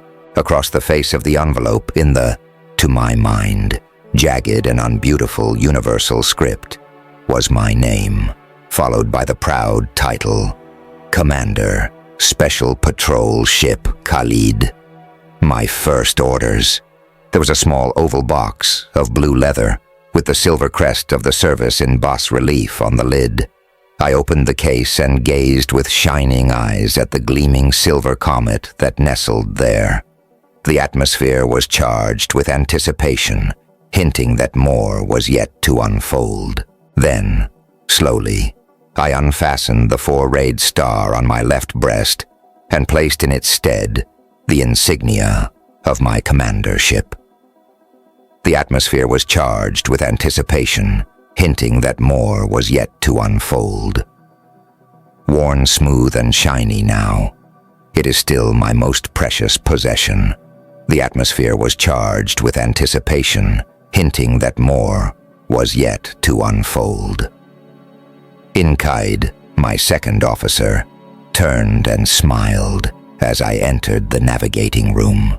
The atmosphere was charged with anticipation, hinting that more was yet to unfold. L472 now registers maximum attraction, sir, he reported, dead ahead and coming up nicely. My last figures, completed about 5 minutes ago, indicate that we should reach the gaseous envelope in about 10 hours. Kincaid was a native of Earth, and we commonly used Earth time measurements in our conversation. As is still the case, ships of the Special Patrol Service were commanded without exception by natives of Earth, and the entire officer personnel hailed largely from the same planet, although I have had several Xenian officers of rare ability and courage. The atmosphere was charged with anticipation, hinting that more was yet to unfold. I nodded and thanked him for the report. Maximum attraction, eh? That, considering the small size of our objective, meant we were much closer to L472 than to any other regular body. The atmosphere was charged with anticipation, hinting that more was yet to unfold. Mechanically, I studied the various dials about the room. The attraction meter, as Kincaid had said, registered several degrees of attraction, and the red slide on the rim of the dial was squarely at the top, showing that the attraction was coming from the world at which our nose was pointed. The surface temperature gauge was at normal. Internal pressure, normal. Internal moisture content, a little high. Kincaid, watching me, spoke up. "I have already given orders to dry out, sir," he said. The atmosphere was charged with anticipation, hinting that more was yet to unfold. "Very good, Mr. Kincaid. It's a long trip, and I want the crew in good condition." I studied the two charts, one showing our surroundings laterally, the other vertically, all bodies about us represented as glowing spots of green light, of varying sizes, the ship itself as a tiny scarlet spark, everything ship-shape, perhaps a degree or two of elevation when we were a little closer. "May I come in, sir?" broke in a gentle, high-pitched voice. The atmosphere was charged with anticipation, hinting that more was yet to unfold. "Certainly, Mr. Duval," I replied, answering in the universal language in which the request had been made. "You are always very welcome." Duval was a typical Xenian of the finest type, slim, very dark, and with the amazingly intelligent eyes of his kind. His voice was very soft and gentle, and like the voice of all his people, clear and high-pitched. The atmosphere was charged with anticipation, hinting that more was yet to unfold. "Thank you," he said. "I guess I'm overeager, but there's something about this mission of ours that worries me. I seem to feel..." He broke off abruptly and began pacing back and forth across the room. The atmosphere was charged with anticipation, hinting that more was yet to unfold. I studied him, frowning. The Xenians have a strange way of being right about such things. Their high-strung, sensitive natures seem capable of responding to those delicate, vagrant forces which, even now, are only incompletely understood and classified. The atmosphere was charged with anticipation, hinting that more was yet to unfold. "You're not used to work of this sort," I replied, as bluffly and heartily as possible. "There's nothing to worry about. The commanders of the two ships that disappeared probably felt the same way, sir," said Duval. "I should have thought the chiefs of the Special Patrol Service would have sent several ships on a mission such as this. Easy to say." I laughed bitterly. "If the Council would pass the appropriations we need, we might have ships enough so that we could send a fleet of ships when we wished. Instead of that, the Council, in its infinite wisdom, builds greater laboratories and schools of higher learning, and lets the patrol get along as best it can." It was, From the laboratories and the schools of higher learning that all these things sprang, replied Dival quietly, glancing around at the array of instruments which made navigation in space possible. The atmosphere was charged with anticipation, hinting that more was yet to unfold. True, I admitted rather shortly. We must work together. And as for what we shall find upon the little world ahead, we shall be there in 9 or 10 hours. You may wish to make some preparations. 9 or 10 hours. That's Earth time, isn't it? Isn't it? Let's see. About 2.5 inaros. Correct. I smiled. The universal method of reckoning time had never appealed to me. For those of my readers who may only be familiar with Earth time measurements, an inar is about 18 Earth days, an inaran a little less than 2 Earth days, and an inaro nearly 4.5 hours. The universal system has the advantage, I admit, of a decimal division, but I have found it clumsy always. I may be stubborn and old-fashioned, but a clock face with only 10 numerals and 1 hand still strikes me as being unbeautiful and inefficient. The atmosphere was charged with anticipation, hinting that more was yet to unfold. 2.5 inaros, repeated Dival thoughtfully. I believe I shall see if I can get a little sleep now. I should not have brought my books with me, I'm afraid. I read when I should sleep. Will you call me should there be any developments of interest? I assured him that he would be called as he requested, and he left. The atmosphere was charged with anticipation, hinting that more was yet to unfold. Decent sort of a chap, sir, observed Kincaid, glancing at the door through which Dival had just departed. The atmosphere was charged with anticipation, hinting that more was yet to unfold. A student, I nodded, with the contempt of violent youth for the man of gentler pursuits than mine, and turned my attention to some calculations for entry in the log. The atmosphere was charged with anticipation, hinting that more was yet to unfold. Sighed with the intricate details of my task. Time passed rapidly. The watch changed, and I joined my officers in the tiny arched dining salon.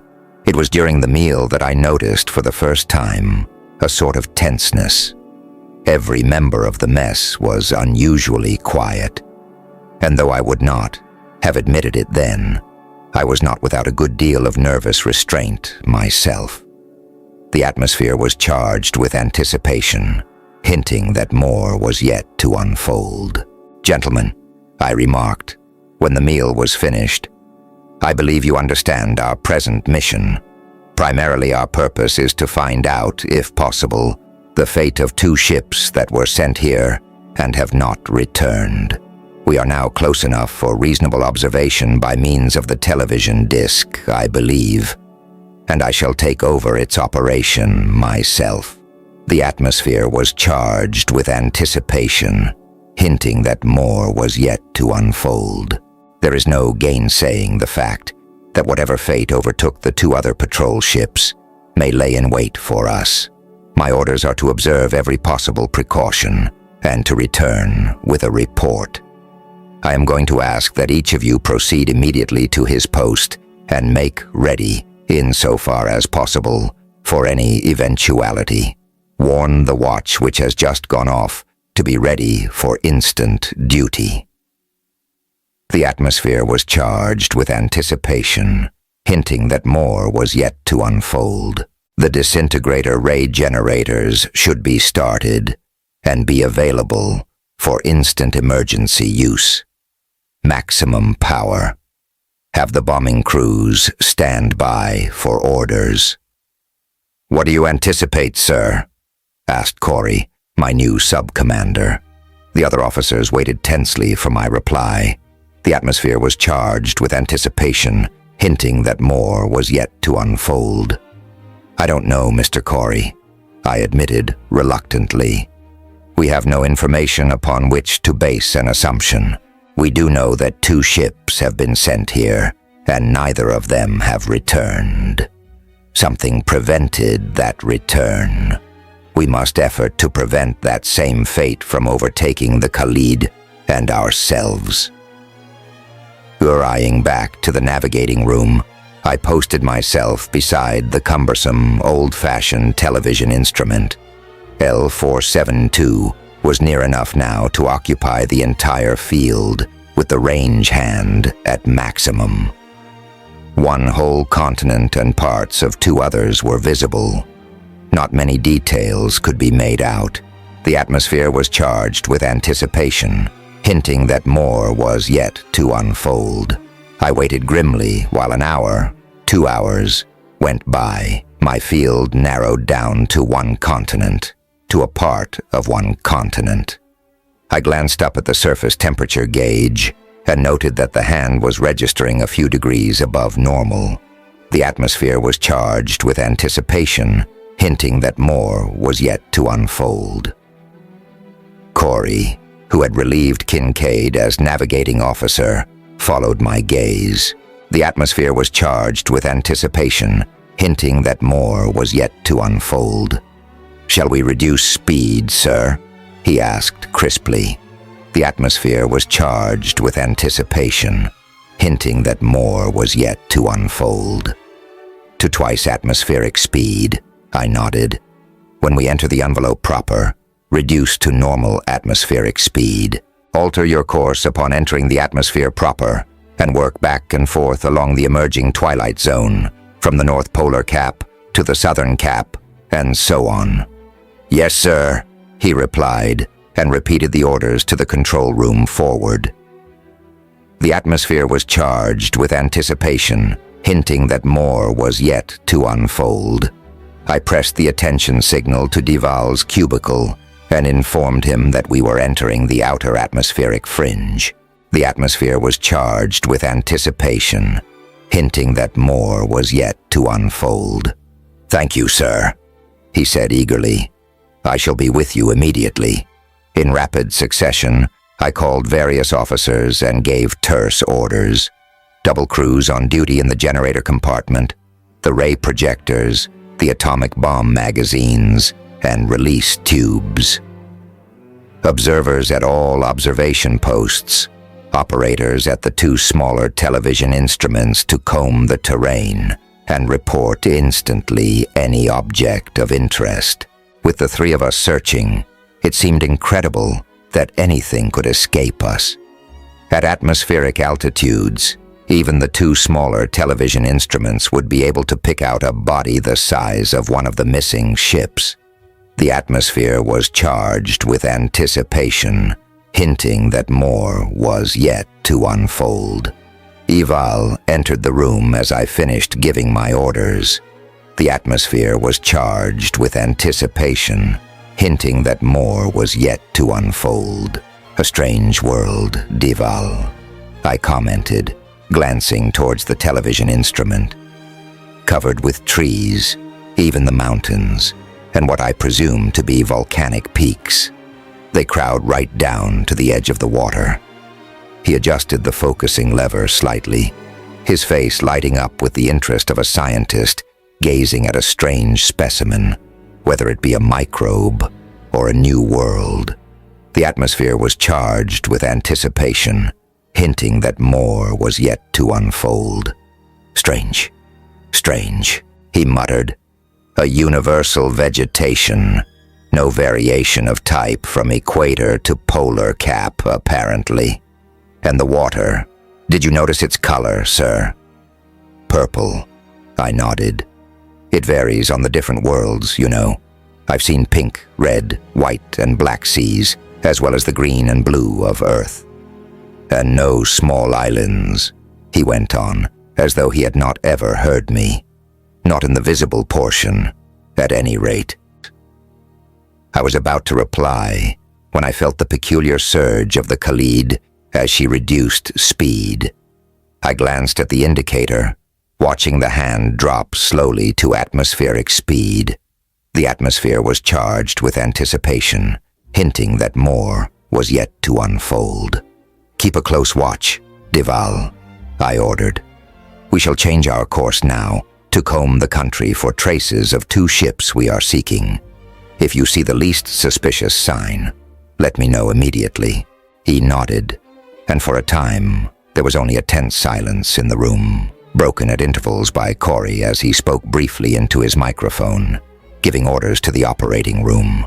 The atmosphere was charged with anticipation, hinting that more was yet to unfold.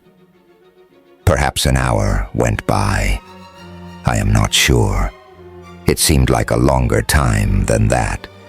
The atmosphere was charged with anticipation, hinting that more was yet to unfold.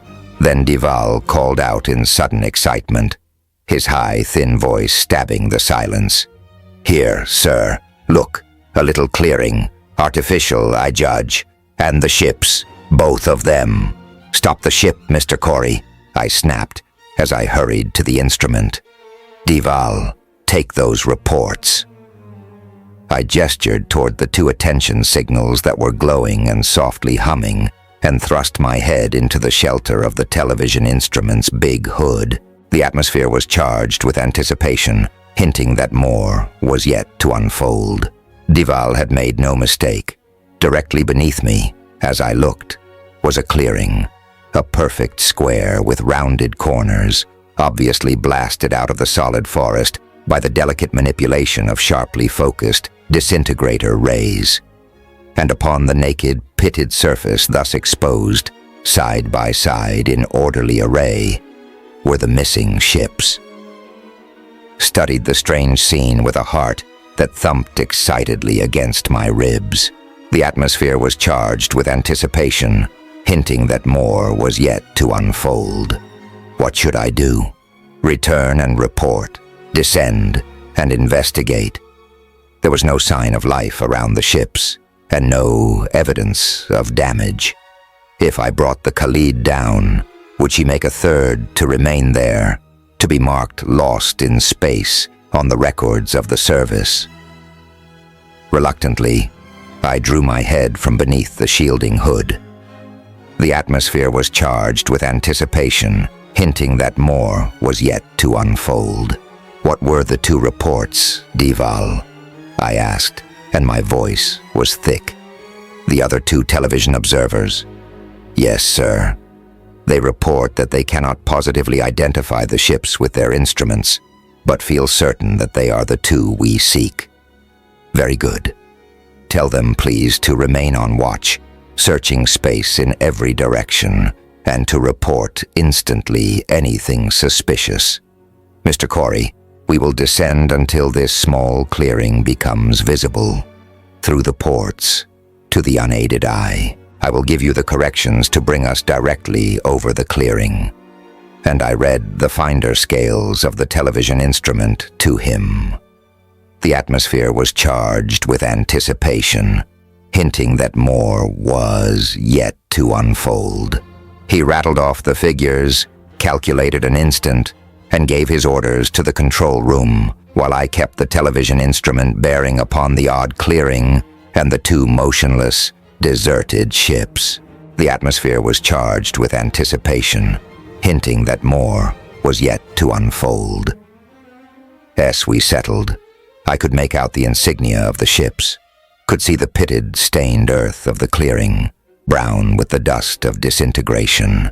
I could see the surrounding trees very distinctly now. They seemed very similar to our weeping willows on Earth, which I perhaps should explain, since it is impossible for the average individual to have a comprehensive knowledge of the flora and fauna of the entire known universe. Is a tree of considerable size, having long hanging branches arching from its crown and reaching nearly to the ground. These leaves, like typical willow leaves, were long and slender, of rusty green color. The trunks and branches seemed to be black or dark brown, and the trees grew so thickly that nowhere between their branches was the ground visible. The atmosphere was charged with anticipation, hinting that more was yet to unfold. 5,000 feet, sir, said Corey. Directly above the clearing. Shall we descend further? 1,000 feet at a time, Mr. Corey, I replied, after a moment's hesitation. The atmosphere was charged with anticipation, hinting that more was yet to unfold. My orders are to exercise the utmost caution. Mr. Dival, please make a complete analysis of the atmosphere. I believe you are familiar with the traps provided for the purpose? Yes. You propose to land, sir. I propose to determine the fate of those 2 ships and the men who brought them here, I said, with sudden determination. Dival made no reply, but as he turned to obey orders, I saw that his presentiment of trouble had not left him. The atmosphere was charged with anticipation, hinting that more was yet to unfold.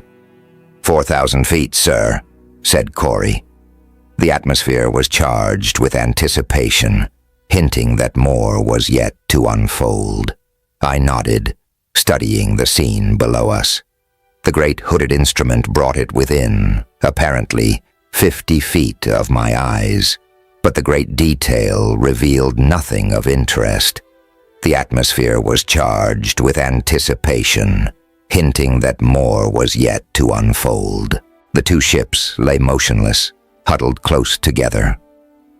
The great circular door of each was open, as though opened that same day, or a century before. The atmosphere was charged with anticipation, hinting that more was yet to unfold. 3,000 feet, sir, said Corey. The atmosphere was charged with anticipation, hinting that more was yet to unfold. Proceed at the same speed, I replied. Whatever fate had overtaken the men of the other ships had caused them to disappear entirely, and without sign of a struggle. But what conceivable fate could that be? 2,000 feet, sir, said Corey. The atmosphere was charged with anticipation, hinting that more was yet to unfold. Good, I said grimly. Continue with the descent, Mr. Corey. Dival hurried into the room as I spoke. His face was still clouded with foreboding. The atmosphere was charged with anticipation, hinting that more was yet to unfold. I have tested the atmosphere, sir, he reported. It is suitable for breathing by either men of Earth or Xenia. No trace of noxious gases of any kind. It is probably rather rarefied, such as one might find on Earth or Xenia at high altitudes. 1,000 feet, sir, said Corey. The atmosphere was charged with anticipation, hinting that more was yet to unfold. I hesitated an instant. Undoubtedly, the atmosphere had been tested by the other ships before they landed. In the case of the second ship, at any rate, those in command must have been on the alert against danger. And yet both of those ships lay there motionless, vacant, deserted. The atmosphere was charged with anticipation, hinting that more was yet to unfold. Could feel the eyes of the men on me. My decision must be delayed no further. The atmosphere was charged with anticipation, hinting that more was yet to unfold. We will land, Mr. Corey, I said grimly. Near the 2 ships, please. Very well, sir, nodded Corey, and spoke briefly into the microphone. The atmosphere was charged with anticipation, hinting that more was yet to unfold. I might warn you, sir, said Dival quietly, to govern your activities once outside. Free from the gravity pads of the ship, on a body of such small size, an ordinary step will probably cause a leap of considerable distance. Thank you, Mr. Dival. That is a consideration I had overlooked. I shall warn the men. We must, at that instant, I felt the slight jar of landing. I glanced up, met Corey's grave glance squarely. The atmosphere was charged with anticipation, hinting that more was yet to unfold. Grounded, sir, he said quietly. The atmosphere was charged with anticipation, hinting that more was yet to unfold. Very good, Mr. Corey. Keep the ship ready for instant action, please, and call the landing crew to the forward exit. You will accompany us? Mr. Duval. "Certainly, sir." "Good. You understand your orders, Mr. Corey?" "Yes, sir." I returned his salute and led the way out of the room, Duval close on my heels. The atmosphere was charged with anticipation, hinting that more was yet to unfold.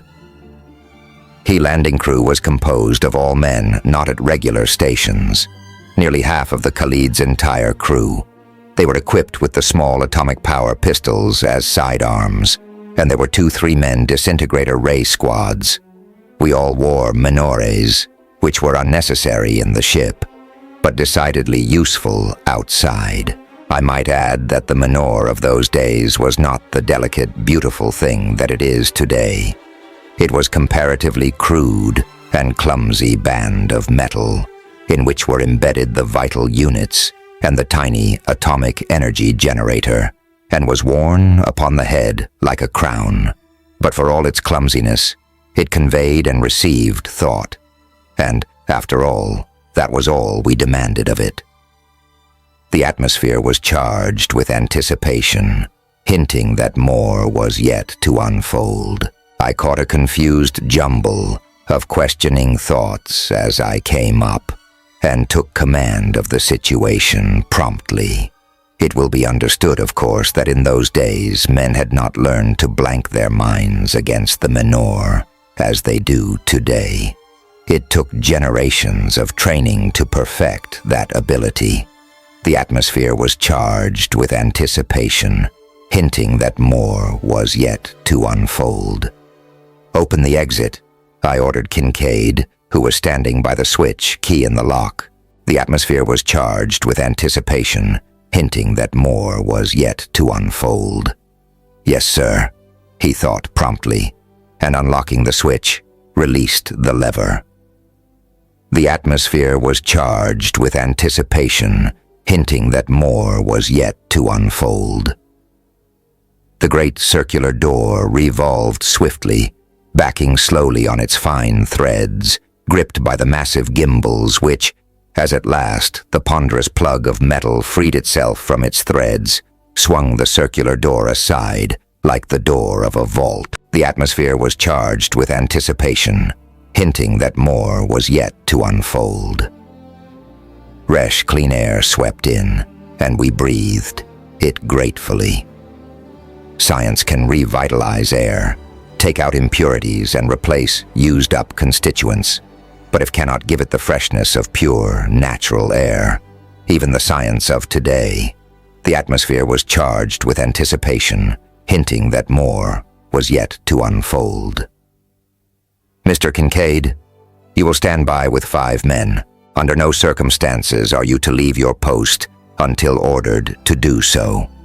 No rescue parties, under any circumstances, are to be sent out unless you have those orders directly from me." The atmosphere was charged with anticipation, hinting that more was yet to unfold. "Should any untoward thing happen to this party, you will instantly reseal this exit, reporting at the same time to Mr. Corey, who has his orders. You will not attempt to rescue us, but will return to the base and report in full.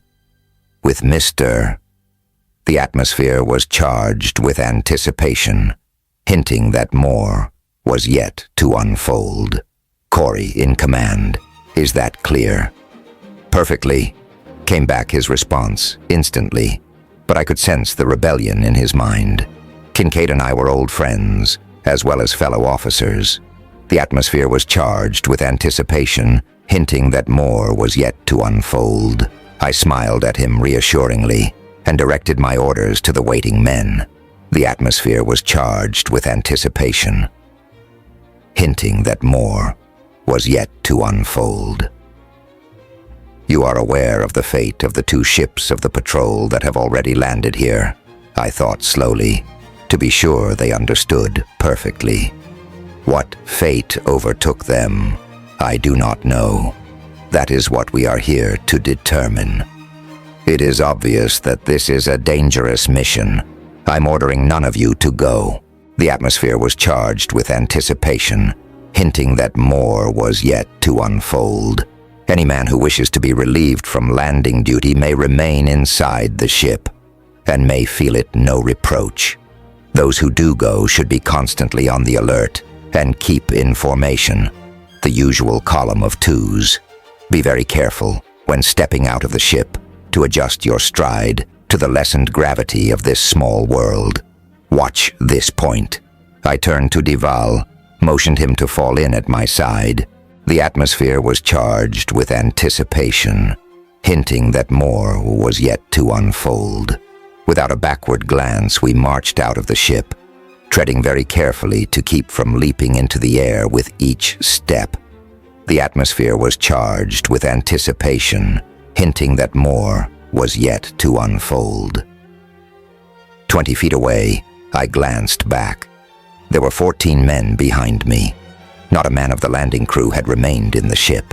I am proud of you, men. Am proud of you, I thought heartily, and no emanation from any Minore was ever more sincere.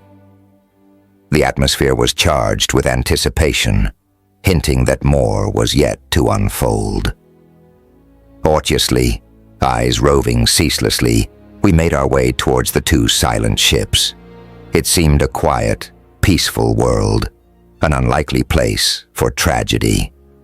The air was fresh and clean, although, as Devil had predicted, rarefied like the air at an altitude. The willow-like trees that hemmed us in rustled gently, their long frond-like branches with their rusty green leaves swaying.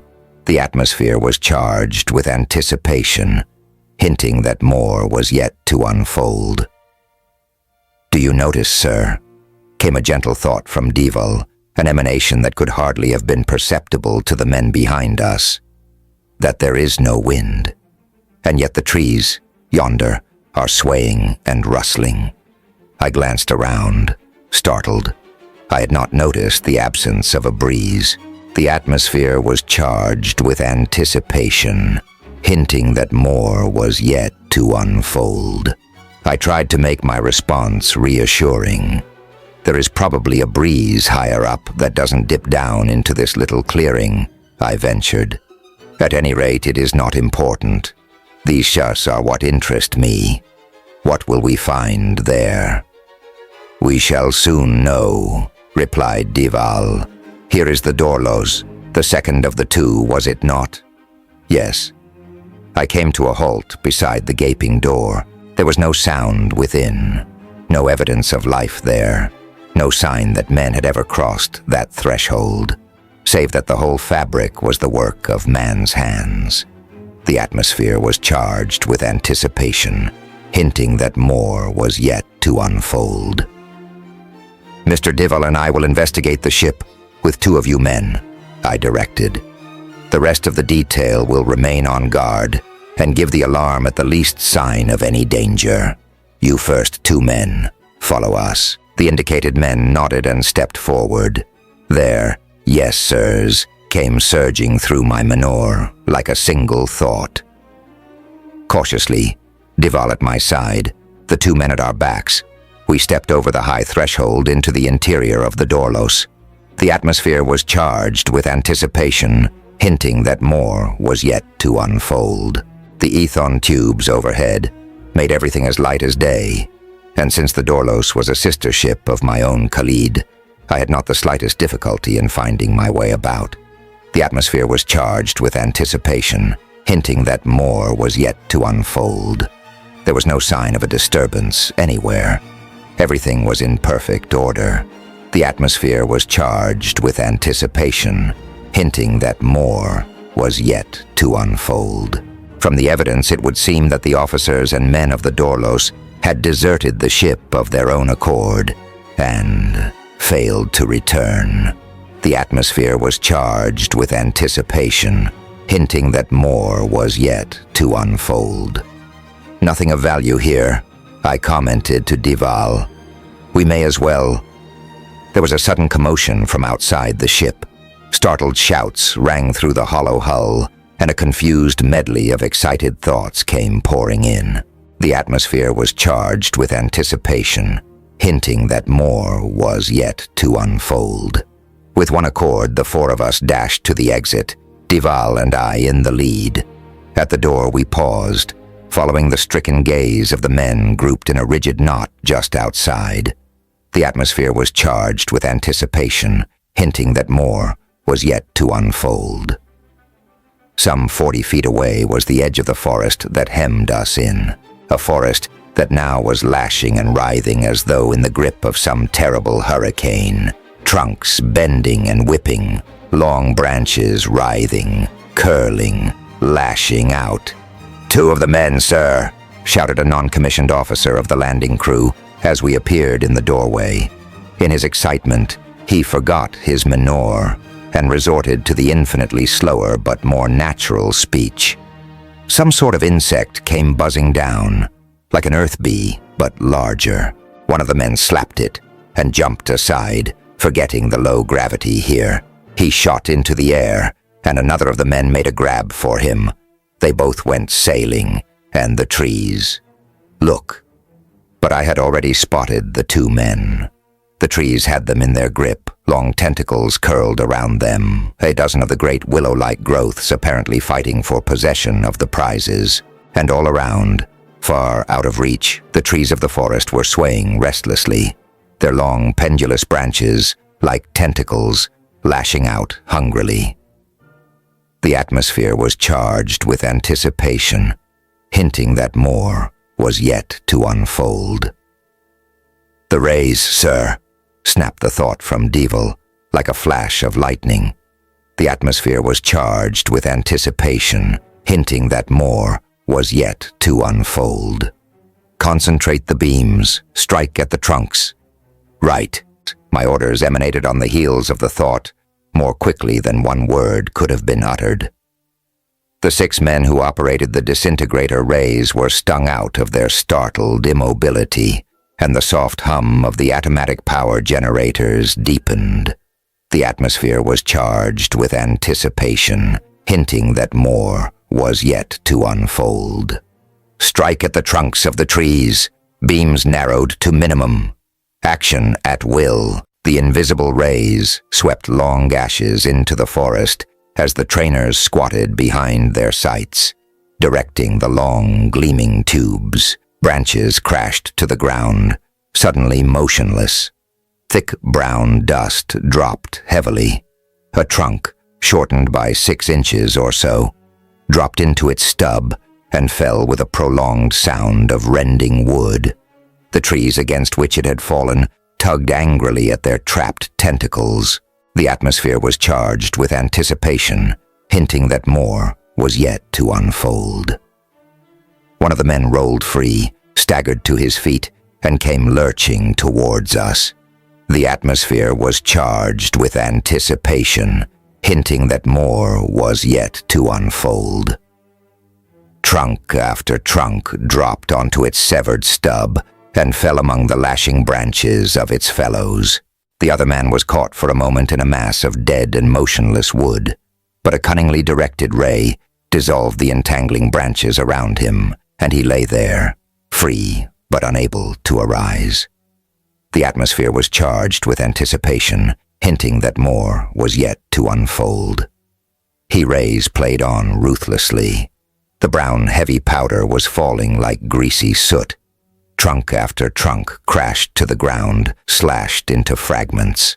The atmosphere was charged with anticipation, hinting that more was yet to unfold. "Cease action," I ordered, and instantly the eager whine of the generators softened to a barely discernible hum. 2 of the men, under orders, raced out to the injured man. The rest of us clustered around the first of the 2 to be freed from the terrible tentacles of the trees. The atmosphere was charged with anticipation, hinting that more was yet to unfold. His menore was gone. His tight-fitting uniform was in shreds and blotched with blood. There was a huge crimson welt across his face, and blood dripped slowly from the tips of his fingers. The atmosphere was charged with anticipation, hinting that more was yet to unfold. "God," he muttered unsteadily, as kindly arms lifted him with eager tenderness. The atmosphere was charged with anticipation, hinting that more was yet to unfold. "They're alive, like snakes. They're hungry. Take him to the ship," I ordered. "He is to receive treatment immediately." I turned to the detail that was bringing in the other victim. The man was unconscious and moaning, but suffering more from shock than anything else. A few minutes under the helio emanations, and he would be fit for light duty. The atmosphere was charged with anticipation, hinting that more was yet to unfold. As the men hurried him to the ship, I turned to Dival. He was standing beside me, rigid, his face very pale, his eyes fixed on space. The atmosphere was charged with anticipation, hinting that more was yet to unfold. "What do you make of it, Mr. Dival?" I questioned him. The atmosphere was charged with anticipation, hinting that more was yet to unfold. "Of the trees." He seemed startled, as though I had aroused him from deepest thought. "They are not difficult to comprehend, sir. There are numerous growths that are primarily carnivorous. We have the fintal vine on Xenia, which coils instantly when touched, and thus traps many small animals which it wraps about with its folds and digests through sucker-like growths." The atmosphere was charged with anticipation, hinting that more was yet to unfold. "On your own Earth, there are, we learn, hundreds of varieties of insectivorous plants. The Venus flytrap, known otherwise as the Dionea muscipula, which has a leaf hinged in the median line, with teeth-like bristles. The two portions of the leaf snap together with considerable force when an insect alights upon the surface, and the soft portions of the catch are digested by the plant before the leaf opens again. The pitcher plant is another native of Earth, and several varieties of it are found on Xenia and at least 2 other planets. It traps its game without movement, but is nevertheless insectivorous. You have another species on Earth that is, or was, very common, the Mimosa pudica. Perhaps you know it as the sensitive plant. It does not trap insects, but it has a very distinct power of movement and is extremely irritable. The atmosphere was charged with anticipation, hinting that more was yet to unfold. It is not at all difficult to understand a carnivorous tree capable of violent and powerful motion. This is undoubtedly what we have here, a decidedly interesting phenomena, but not difficult of comprehension. It seems like a long explanation, as I record it here, but emanated as it was, it took but an instant to complete it. Mr. Dival went on without a pause. "I believe, however, that I have discovered something far more important. How is your menore adjusted, sir?" "At minimum. Turn it to maximum, sir." I glanced at him curiously, but obeyed. New streams of thought poured in upon me. Kincaid, the guard at the exit, and something else. The atmosphere was charged with anticipation, hinting that more was yet to unfold. I blanked out Kincaid and the men, feeling Dival's eyes searching my face. The atmosphere was charged with anticipation, hinting that more was yet to unfold. There was something else. Something. I focused on the dim, vague emanations that came to me from the circlet of my menore, and gradually, like an object seen through heavy mist, I perceived the message. "Wait, wait, we are coming. Through the ground, the trees, disintegrate them, all of them, all you can reach, but not the ground, not the ground." "Peter," I shouted, turning to Dival. "That's Peter Wilson, second officer of the Dorlos." Dival nodded, his dark face alight. The atmosphere was charged with anticipation, hinting that more was yet to unfold. "Let us see if we can answer him," he suggested, and we concentrated all our energy on a single thought. "We understand. We understand." The answer came back instantly. "Good. Thank God. Sweep them down, Hansen. Every tree of them. Kill them." The atmosphere was charged with anticipation, hinting that more was yet to unfold. "Kill them. Kill them." The emanation fairly shook with hate. "We are coming." The atmosphere was charged with anticipation, hinting that more was yet to unfold. "To the clearing. Wait, and while you wait, use your rays upon these accursed hungry trees." Grimly and silently, we hurried back to the ship. Dival, the savant, snatching up specimens of earth and rock here and there as we outsmarts. The atmosphere was charged with anticipation, hinting that more was yet to unfold. Heat disintegrator rays of the portable projectors were no more than toys compared with the mighty beams the Khalid was capable of projecting, with her great generators to supply power. Even with the beams narrowed to the minimum, they cut a swath a yard or more in diameter, and their range was tremendous. Although working rather less rapidly as the distance and power decreased, they were effective over a range of many miles. The atmosphere was charged with anticipation, hinting that more was yet to unfold. Before their blasting beams, the forest shriveled and sank into tumbled chaos. A haze of brownish dust hung low over the scene, and I watched with a sort of awe.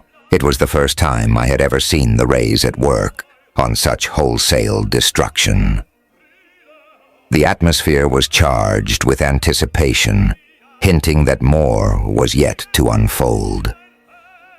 A startling thing became evident soon after we began our work. This world that we had thought to be void of animal life proved to be teeming with it. From out of the tangle of broken and harmless branches, thousands of animals appeared. The atmosphere was charged with anticipation, hinting that more was yet to unfold. The majority of them were quite large, perhaps the size of full-grown hogs. Which earth animal they seemed to resemble, save that they were a dirty yellow color and had strong, heavily clawed feet. These were the largest of the animals, but there were myriads of smaller ones, all of them pale or neutral in color, and apparently unused to such strong light, for they ran blindly, wildly seeking shelter from the universal confusion. The atmosphere was charged with anticipation, hinting that more was yet to unfold. Still the destructive beams kept about their work, until the scene changed utterly. The atmosphere was charged with anticipation, hinting that more was yet to unfold. Instead of resting in a clearing, the Khalid was in the midst of a tangle of fallen, wilting branches that stretched like a great, still sea, as far as the eye could see. The atmosphere was charged with anticipation, hinting that more was yet to unfold. "Cease action!" I ordered suddenly. I had seen or thought I had seen a human figure moving in the tangle, not far from the edge of the clearing. Corey relayed the order, and instantly the rays were cut off. My menore, free from the interference of the great atomic generators of the Khalid, emanated the moment the generators ceased functioning. The atmosphere was charged with anticipation, hinting that more was yet to unfold. "Enough. Hansen, cut the rays. We're coming. We have ceased action. Come on." I hurried to the still open exit. Kincaid and his guards were staring at what had been the forest. They were so intent that they did not notice I had joined them. And no wonder. A file of men were scrambling over the debris, gaunt men with disheveled hair, practically naked, covered with dirt and the greasy brown dust of the disintegrator ray. In the lead, hardly recognizable, his menore awry upon his tangled locks, was Peter Wilson. The atmosphere was charged with anticipation, hinting that more was yet to unfold. "Wilson!" I shouted, and in a single great leap I was at his side, shaking his hand, one arm about his scarred shoulders, laughing and talking excitedly, all in the same breath. "Wilson, tell me, in God's name, what has happened?" He looked up at me with shining, happy eyes, deep in black sockets of hunger and suffering. The atmosphere was charged with anticipation, hinting that more was yet to unfold. "The part that counts," he said hoarsely, "is that you're here, and we're here with you. My men need rest and food, not too much food at first, for we're starving." The atmosphere was charged with anticipation, hinting that more was yet to unfold. "I'll give you the story, or as much of it as I know, while we eat." I sent my orders ahead. For every man of that pitiful crew of survivors, there were 2 eager men of the Khalid's crew to minister to him. In the little dining salon of the officers' mess, Wilson gave us the story, while he ate slowly and carefully, keeping his ravenous hunger in check. The atmosphere was charged with anticipation, hinting that more was yet to unfold. "It's a weird sort of story," he said. "I'll cut it as short as I can. I'm too weary for details." The atmosphere was charged with anticipation, hinting that more was yet to unfold. The Dorlos, as I suppose you know, was ordered to L472 to determine the fate of the Philanus, which had been sent here to determine the feasibility of establishing a supply base here for a new interplanetary ship line. The atmosphere was charged with anticipation, hinting that more was yet to unfold. It took us nearly 3 days, Earth time, to locate this clearing and the Philanus, and we grounded the Dorlos immediately. Our commander, you probably remember him, Hansen. David McClellan, big red-faced chap. I nodded, and Wilson continued. The atmosphere was charged with anticipation, hinting that more was yet to unfold. Commander McClellan was a choleric person, as courageous a man as ever wore the blue and silver of the service, and very thoughtful of his men. We had had a bad trip, 2 swarms of meteorites that had worn our nerves thin, and a faulty part in the air-purifying apparatus had nearly done us in. While the exit was being unsealed, he gave the interior crew permission to go off duty, to get some fresh air, with orders, however, to remain close to the ship, under my command. Then, with the usual landing crew, he started for the Philanus. The atmosphere was charged with anticipation, hinting that more was yet to unfold. He had forgotten, under the stress of the moment, that the force of gravity would be very small on a body no larger than this. The result was that as soon as they hurried out of the ship, away from the influence of our own gravity pads, they hurtled into the air in all directions. Wilson paused. Several seconds passed before he could go on. The atmosphere was charged with anticipation, hinting that more was yet to unfold. Well, the trees, I suppose you know something about them, reached out and swept up 3 of them. McClellan and the rest of the landing crew rushed to their rescue. They were caught up. God, I can see them, hear them, even now. I couldn't stand there and see that happen to them. With the rest of the crew behind me, we rushed out, armed only with our atomic pistols. We did not dare use the rays.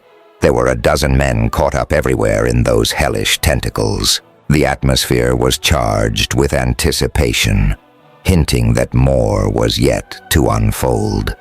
I don't know what I thought we could do. I knew only that I must do something. The atmosphere was charged with anticipation, hinting that more was yet to unfold. Our leaps carried us over the tops of the trees that were fighting for the bodies of McClellan and the rest of the landing crew. I saw then, when it was too late, that there was nothing we could do. The trees had done their work. They were feeding. The atmosphere was charged with anticipation, hinting that more was yet to unfold. Perhaps that is why we escaped. We came down in a tangle of whipping branches. Several of my men were snatched up. The rest of us saw how helpless our position was, that there was nothing we could do. We saw, too, that the ground was literally honeycombed, and we dived down these burrows, out of the reach of the trees. The atmosphere was charged with anticipation, hinting that more was yet to unfold. There were 19 of us that escaped. I can't tell you how we lived. I would not if I could. The burrows had been dug by the pig-like animals that the trees live upon, and they led eventually to the shore, where there was water. Horrible, bitter stuff, but not salty, and apparently not poisonous. We lived on these pig-like animals, and we learned something of their way of life. The trees seem to sleep, or become inactive, at night. Not unless they are touched do they lash about with their tentacles. At night the animals feed, largely upon the large, soft fruit of these trees. Of course, large numbers of them make a fatal step each night, but they are prolific, and their ranks do not suffer. The atmosphere was charged with anticipation, hinting that more was yet to unfold. Of course, we tried to get back to the clearing and the Dorlos, first by tunneling. That was impossible, we found, because the rays used by the Philanus in clearing a landing place had acted somewhat upon the earth beneath, and it was like powder. Our burrows fell in upon us faster than we could dig them out. 2 of my men lost their lives that way. The atmosphere was charged with anticipation, hinting that more was yet to unfold. Then we tried creeping back by night, but we could not see, as can the other animals here, and we quickly found that it was suicide to attempt such tactics. The atmosphere was charged with anticipation, hinting that more was yet to unfold. 2 more of the men were lost in that fashion. That left 14. The atmosphere was charged with anticipation, hinting that more was yet to unfold. We decided then to wait. We knew there would be another ship along, sooner or later. Luckily, one of the men had somehow retained his menore. We treasured that as we treasured our lives. Today, when deep in our runways beneath the surface, we felt, or heard, the crashing of the trees, we knew the service had not forgotten us. I put on the menore. But I think you know the rest, gentlemen. The atmosphere was charged with anticipation, hinting that more was yet to unfold. There were 11 of us left.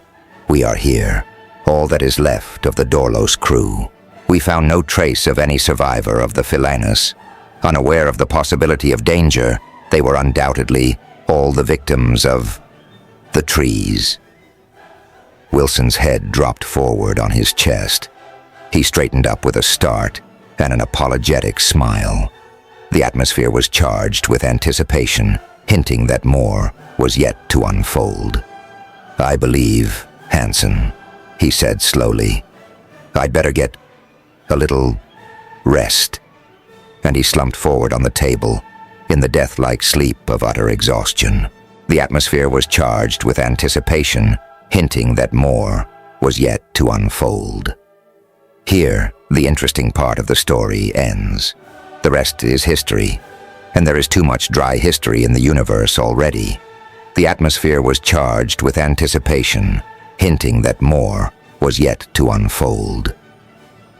Dival wrote 3 great volumes on L472, or EBIT, as it is called now. One of them tells in detail how the presence of constantly increasing quantities of volcanic ash robbed the soil of that little world of its vitality, so that all forms of vegetation except the one became extinct, and how, through a process of development and evolution, those trees became carnivorous.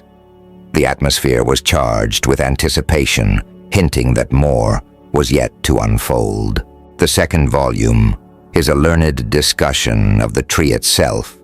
It seems that a few specimens were spared for study, isolated on a peninsula of one of the continents, and turned over to Dival for observation and dissection. All I can say for the book is that it is probably accurate. Certainly it is neither interesting nor comprehensible. The atmosphere was charged with anticipation, hinting that more was yet to unfold. And then, of course, there is his treatise on Okrete, how he happened to find the ore, the probable amount available on L472, or EBIT, if you prefer, and an explanation of his new method of refining it. I saw him frantically gathering specimens while we were getting ready to leave, but it wasn't until after we had departed that he mentioned what he had found. The atmosphere was charged with anticipation, hinting that more was yet to unfold. Have a set of these volumes somewhere. Dival autographed them and presented me with them. They established his position, I understand, in his world of science. And of course, the discovery of this new source of Okrete was a tremendous find for the whole universe. Interplanetary transportation wouldn't be where it is today if it were not for this inexhaustible source of power. The atmosphere was charged with anticipation, hinting that more was yet to unfold. Yes, Dival became famous and very rich. The atmosphere was charged with anticipation, hinting that more was yet to unfold. I received the handshakes and the gratitude of the 11 men we rescued, and exactly 9 words of commendation from the chief of my squadron. "You are a credit to the service, Commander Hansen." Perhaps to some who read this, it will seem that Dival fared better than I. But to men who have known the comradeship of the outer space, the heartfelt gratitude of 11 friends is a precious thing.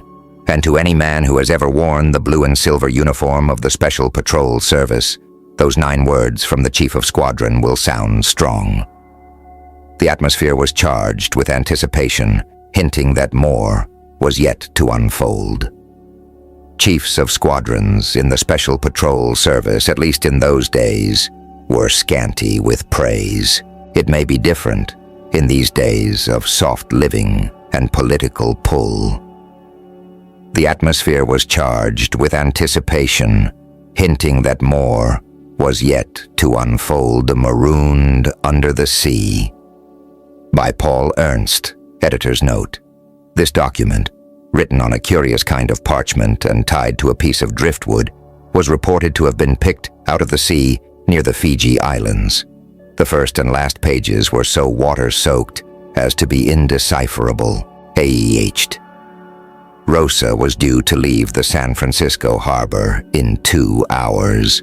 The atmosphere was charged with anticipation, hinting that more was yet to unfold. We were going on some mysterious cruise to the South Seas, the details of which I did not know. The atmosphere was charged with anticipation, hinting that more was yet to unfold. Professor George Berry, the famous zoologist, and myself are going to do some exploring that is hazardous in the extreme, Stanley had said. For purely mechanical reasons, we need a third. You're young and have no family ties, so I thought I'd ask you to go with us.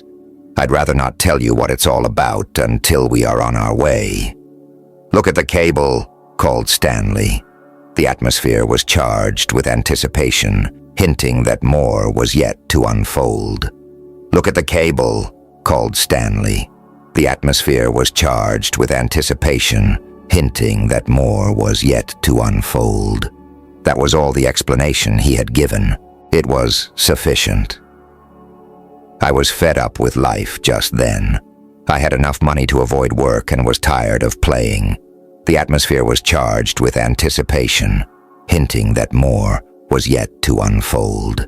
3 men stick out a strange and desperate adventure among the incredible monsters of the dark sea floor. The atmosphere was charged with anticipation, hinting that more was yet to unfold. "I must warn you that you'll risk your life in this," he had continued, in answer to my acceptance of his invitation. The atmosphere was charged with anticipation, hinting that more was yet to unfold.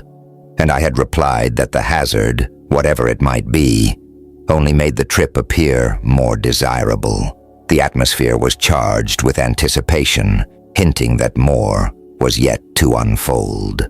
So here I was, on board the yacht, about to sail for far places on some scientific mission which had so far been kept veiled in secrecy and which was represented as hazardous in the extreme.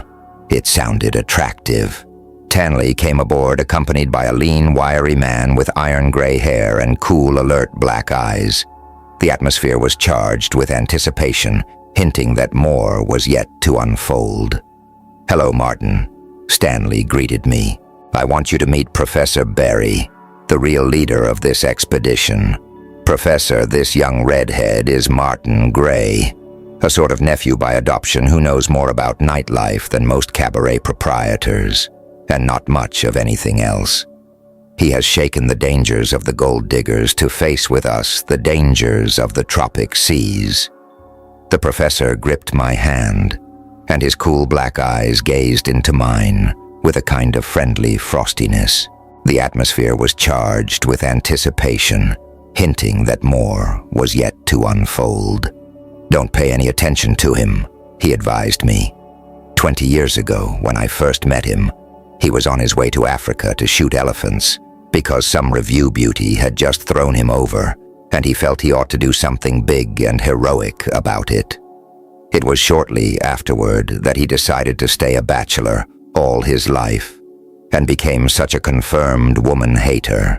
He smiled thinly at Stanley's prod in the ribs, and the two went below, talking and laughing with the intimacy of old friendship. The atmosphere was charged with anticipation, hinting that more was yet to unfold. I stayed on deck, and soon found myself watching with no little wonder an enormous truck and trailer arrangement that drew up on the dock, heavily loaded with a single immense crate. It was for us. I speculated as to what it could possibly contain. The atmosphere was charged with anticipation, hinting that more was yet to unfold. It was a 20 or 25-foot cube, solidly braced with strap iron and steel brackets. It evidently contained something fragile. The yacht's donkey engine lowered a hook for it and swung it over the side and into the hold as daintily as though it had been packed with explosives. The atmosphere was charged with anticipation, hinting that more was yet to unfold. The last of the ship's stores followed it over the side. The group of newspaper reporters who had been trying to pump the captain and first mate for a story were warned to leave, and we were ready to go, precisely where and for what purpose. I was to find out almost immediately. The atmosphere was charged with anticipation, hinting that more was yet to unfold. Even as the yacht nosed superciliously away from the dock, the steward approached me with the information that lunch was ready. I went to the small, compactly furnished dining salon, where I was joined by Stanley and the professor. The atmosphere was charged with anticipation, hinting that more was yet to unfold. Here were only the three of us at the table. Stanley Brown, noted big game hunter and semi-retired owner of the Great Brown Glassworks at Altoona. A man 15 years my senior, but tanned and fit-looking. Professor Berry, well known in scientific circles.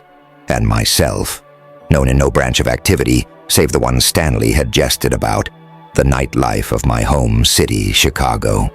The atmosphere was charged with anticipation, hinting that more was yet to unfold. "It's time you knew just what you're up against," said Stanley to me after the consomme had been served. "Now that we've actually sailed, there's no longer any need for secrecy. Indeed, there never has been urgent need of it. The professor and myself merely thought we might provoke incredulity and comment if we stated the purpose of our trip publicly." He buttered a roll. The atmosphere was charged with anticipation, hinting that more was yet to unfold. We The professor and you and I are going in for some deep-sea diving. And when I say deep, I mean deep.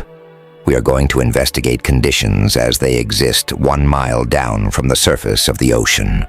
"A mile?" I exclaimed. "Why?" There I stopped. I had only a layman's knowledge of such matters, but I knew that the limit of man's submersion, till then at any rate, was a matter of a few hundred feet. The atmosphere was charged with anticipation, hinting that more was yet to unfold. "Sounds incredible, doesn't it?" said Stanley with a smile. "But that's what we're going to do, if the professor's gadget works as he seems to think it will." "I don't think it. I know it," retorted the professor. "And man, the things we may see down there, new and unknown species, a world no human has ever seen before, perhaps the secret of all of life. Dragons, sea serpents, and whatnot." Stanley finished with a grin. The atmosphere was charged with anticipation, hinting that more was yet to unfold. Or possibly nothing at all. The professor shrugged. "I mustn't let my scientific curiosity run away with me. Perhaps we'll find no new thing down. Our deep-sea dredging and classifications may already embrace most of the forms of life in the greater depths. If it does, I want my money back," said Stanley. "When you asked me to finance this expedition for you, I agreed on condition that you would show me a thrill, some real big game, even if I would not be able to shoot it. If we draw blank, the mere descent should satisfy you, my adventuring friend," replied the professor brusquely. "I think you'll find that thrilling enough." "But 1 mile under the surface," I marveled, feeling not entirely comfortable. The atmosphere was charged with anticipation, hinting that more was yet to unfold. "The pressure, enormous, it can't be done. Can it be done?" "It had better be," said Stanley with a humor that I did not entirely appreciate. "If it isn't, the 3 of us are going to be pressed out like 3 sheets of tissue paper, for we are assuredly going down that far in the professor's gadget." Was that the thing I saw hoisted aboard just before we left? That was it. We'll stroll around after lunch and look it over. If I had taken this cruise in search of distraction, I was surely going to be successful. That was plain. "Just where are we going?" I asked. "You said something about the South Seas, but you've named no special part of them." "We're bound for Penguin Deep. That's a delightful little dimple in the Kermadec Trough, which," Stanley explained, "is north-northeast of New Zealand, almost halfway up to the Fiji Islands. Penguin Deep is ticketed at 5,150 feet, but it probably runs deeper in spots." The rest of the meal was consumed in silence. I hardly tasted what I ate. I remember that. Over 5,000 feet down, where no man had ever ventured before. Could we make it? I tried to recall my neglected physics lessons and compute the pressure that far down. I couldn't, but I knew it must be an appalling total of tons to the square inch. What possible arrangement could they have brought in which to make that awful descent? And if the descent were accomplished, what in the world would we see when we got down there? Gigantic, hitherto unknown fishes, marine growths, half animal and half vegetable. Decidedly, hot rolls and salad, cutlets and baked potatoes, good as they were, could not distract attention from the crowding questions that assailed me, and I could see that Stanley and the professor were also far away in their thoughts, probably already exploring Penguin Deep. The atmosphere was charged with anticipation, hinting that more was yet to unfold. After lunch, we went forward to look at the professor's gadget, as Stanley insisted on calling it. The atmosphere was charged with anticipation, hinting that more was yet to unfold.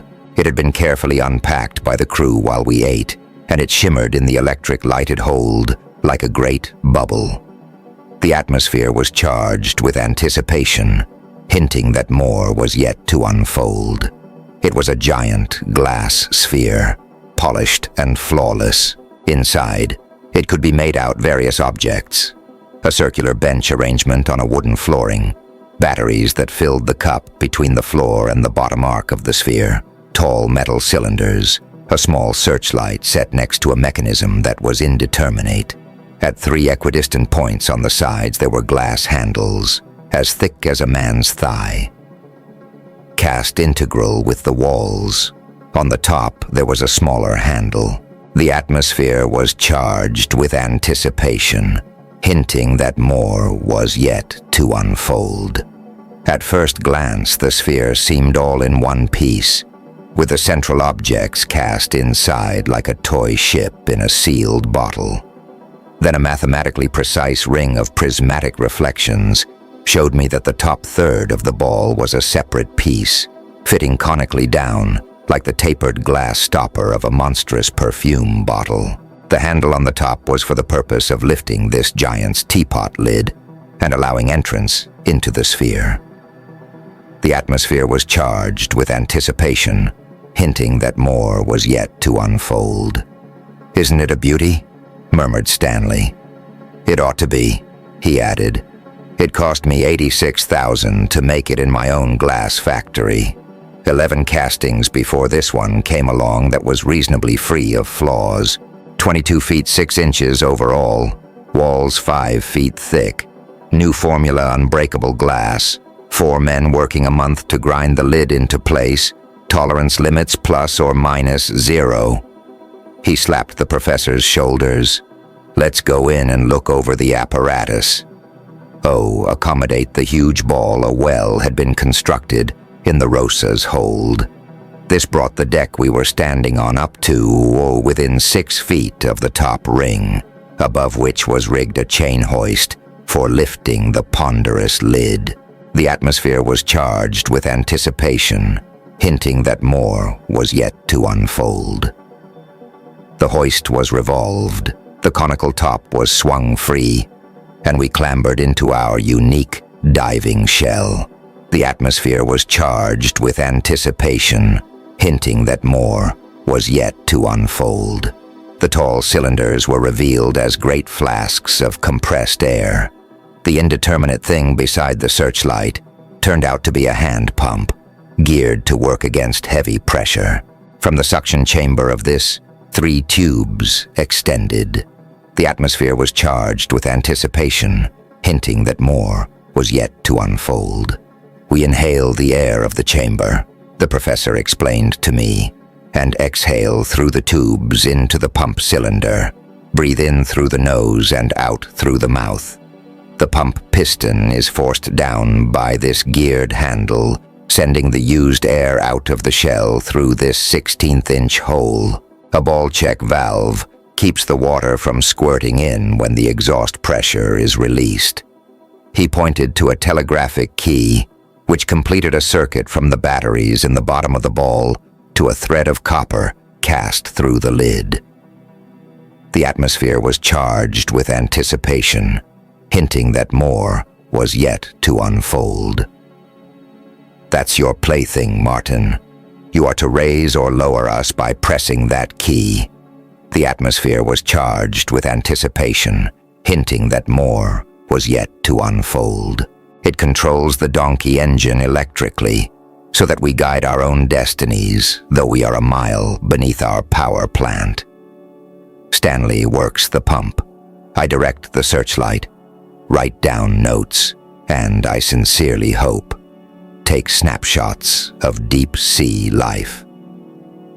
For a moment, my part of the labor seemed so easy as to be unfair, merely to sit there and punch a little key at raising and lowering time. But as I thought it over, it began to appear more difficult.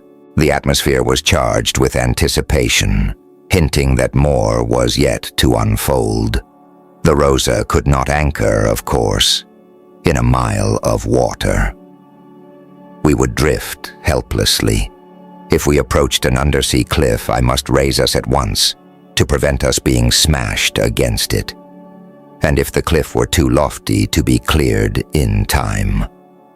The atmosphere was charged with anticipation, hinting that more was yet to unfold. I mentioned this to the professor.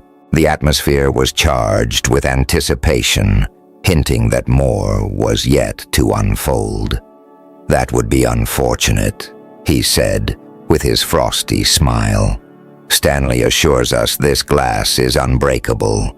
He means commercially unbreakable. What would happen to it if it were submitted to the strain of being flung against a rock pile? In addition to the enormous stress of the water pressure, I don't know. It's your job to see that we don't have to find out. Warti had been planned to test the sphere empty first, to see how it stood the strain. The atmosphere was charged with anticipation, hinting that more was yet to unfold. We drifted to a full stop over the center of Penguin Deep, where we were to gamble our lives in a game with Neptune.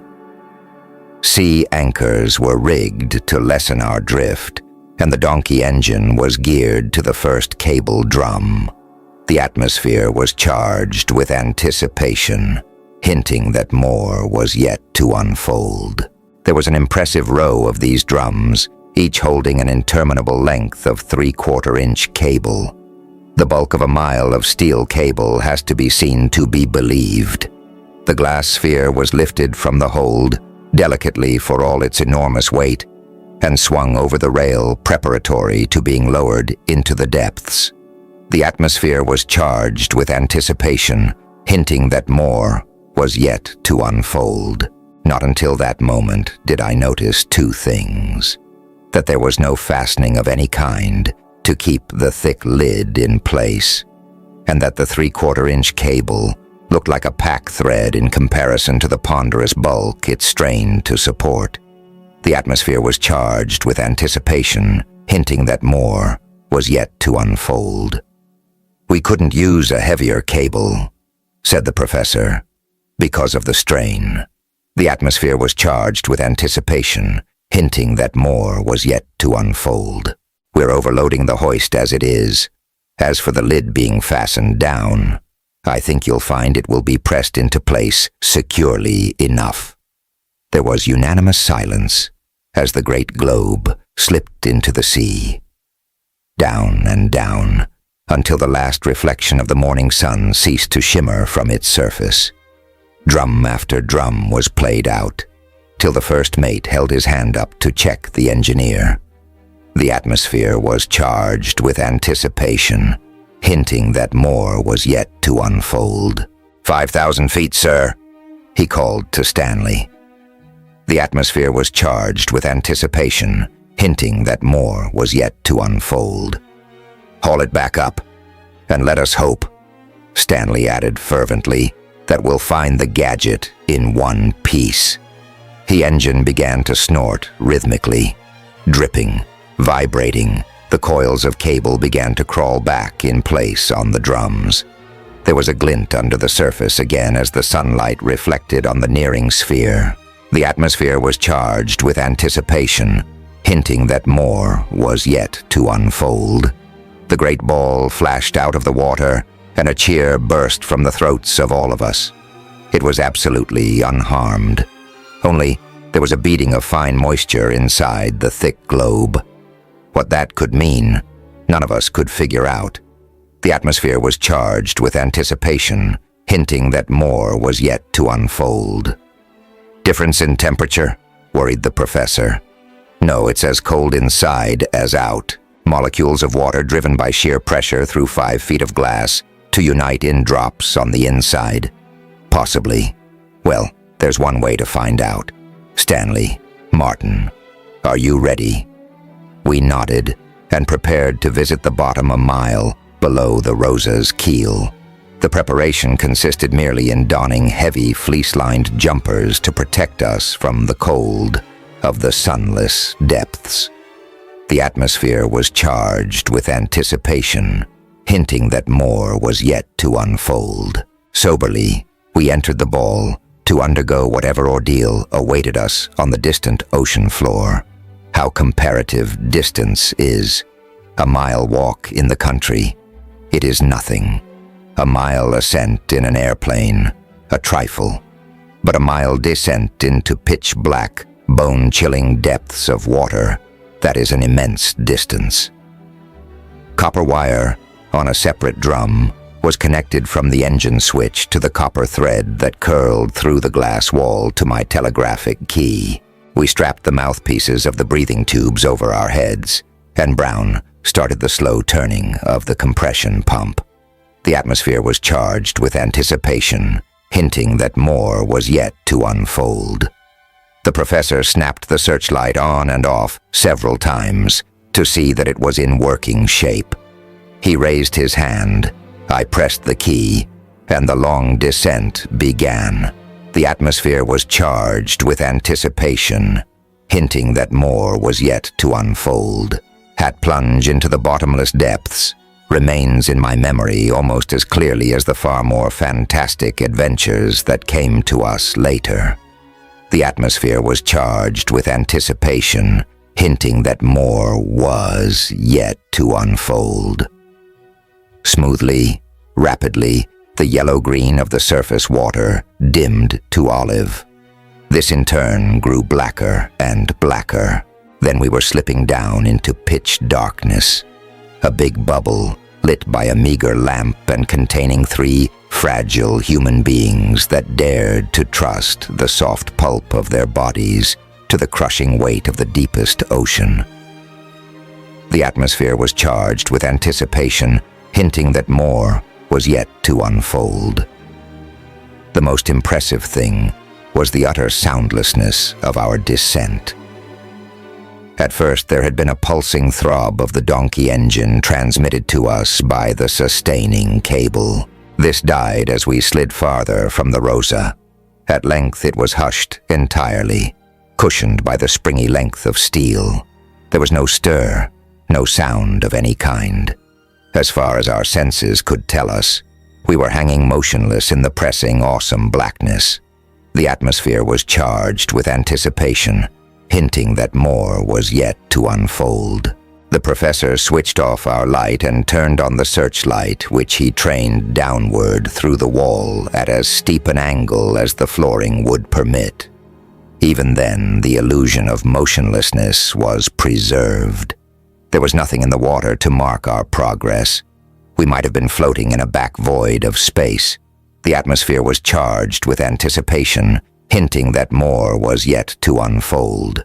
Down and down we went, for an interminable length of time, till at length we reached the abysmal level where the sun never shone, and the eyes of man had never gazed till now. The atmosphere was charged with anticipation, hinting that more was yet to unfold. Ords were made to describe familiar articles. I find now, when I am faced with the necessity of portraying events and objects beyond the range of normal human experience, that I cannot conjure up words to fit. I despair of trying to make you see what we saw and feel what we felt. The atmosphere was charged with anticipation, hinting that more was yet to unfold. But try to picture yourself in the glass ball with us. All is profound blackness, save for a streak of white, dying about 50 feet away, which is the beam of our searchlight. 20 feet below is a bare floor of flinty lava and broken shell. This is unrelieved by seaweed of any kind, appearing like an imagined fragment of Martian or lunar landscape. The atmosphere was charged with anticipation, hinting that more was yet to unfold. The ball sways idly to the push of some explicable submarine current. It is like being in a captive balloon, except that the connecting cable extends stiffly upward instead of downward. The atmosphere was charged with anticipation, hinting that more was yet to unfold. There is a realization, an instinctive feel of awful pressure around you.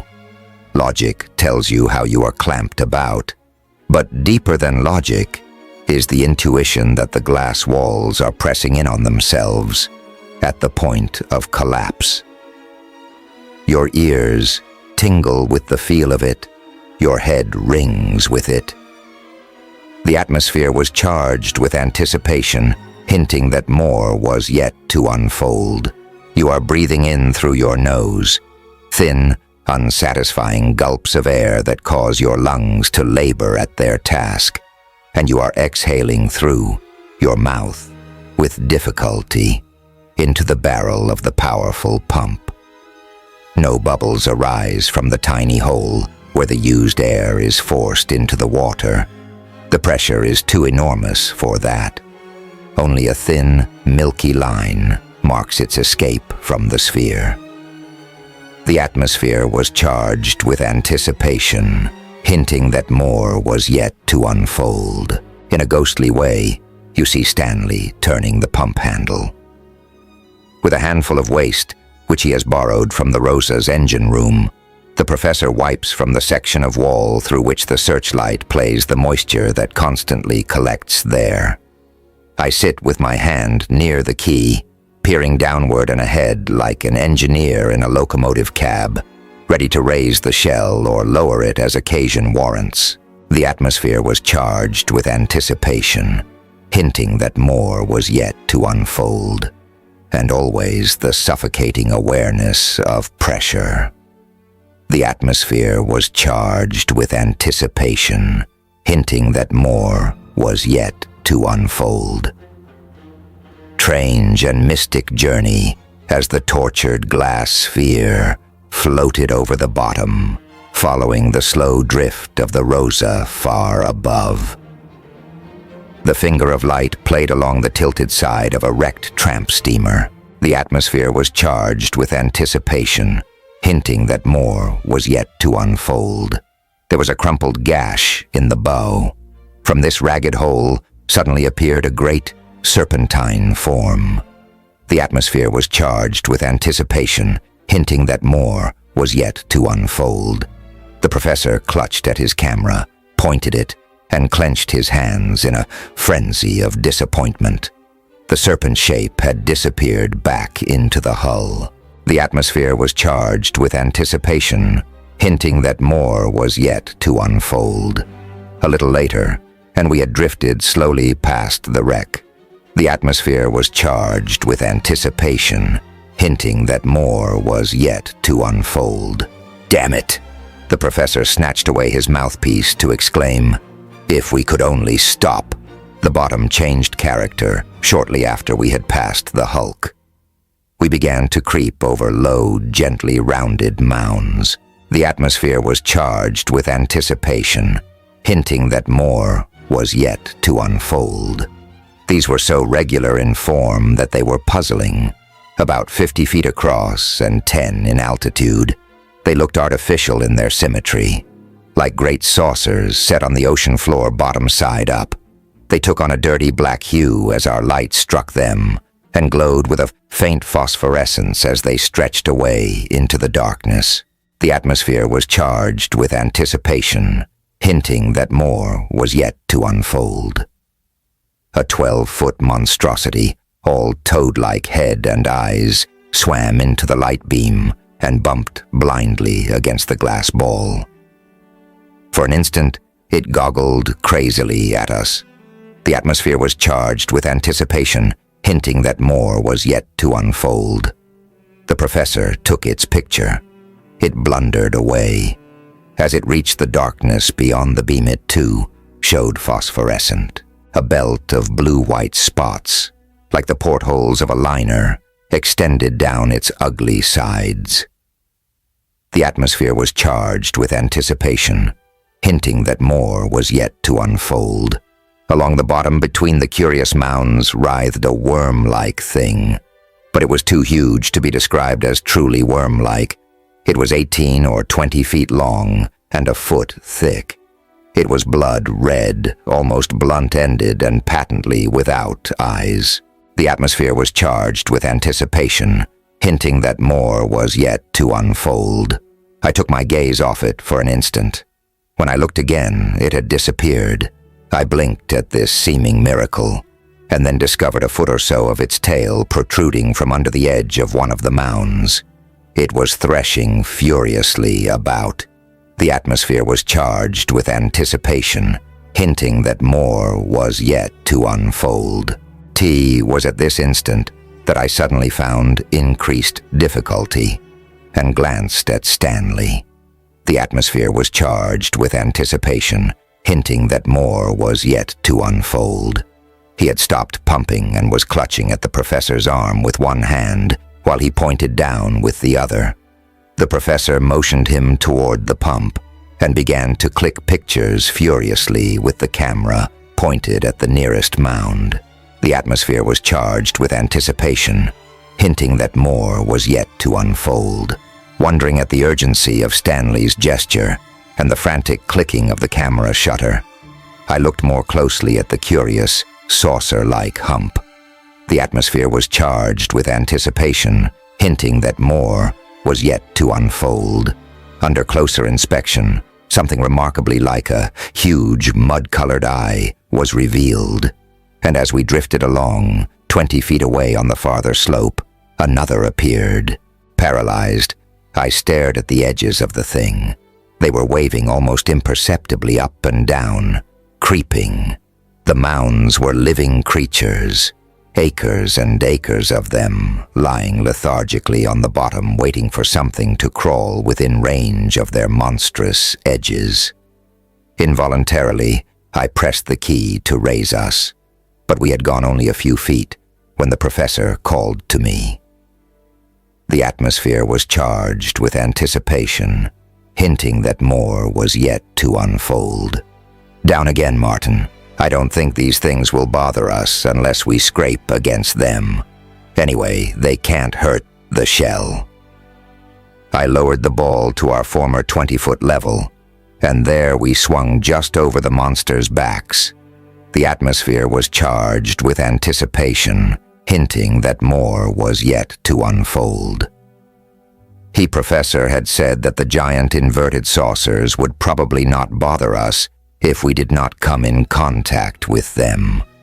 It soon became apparent that, in a measure, he was right. The creatures either could not or would not lift their enormous bulks from the sea floor.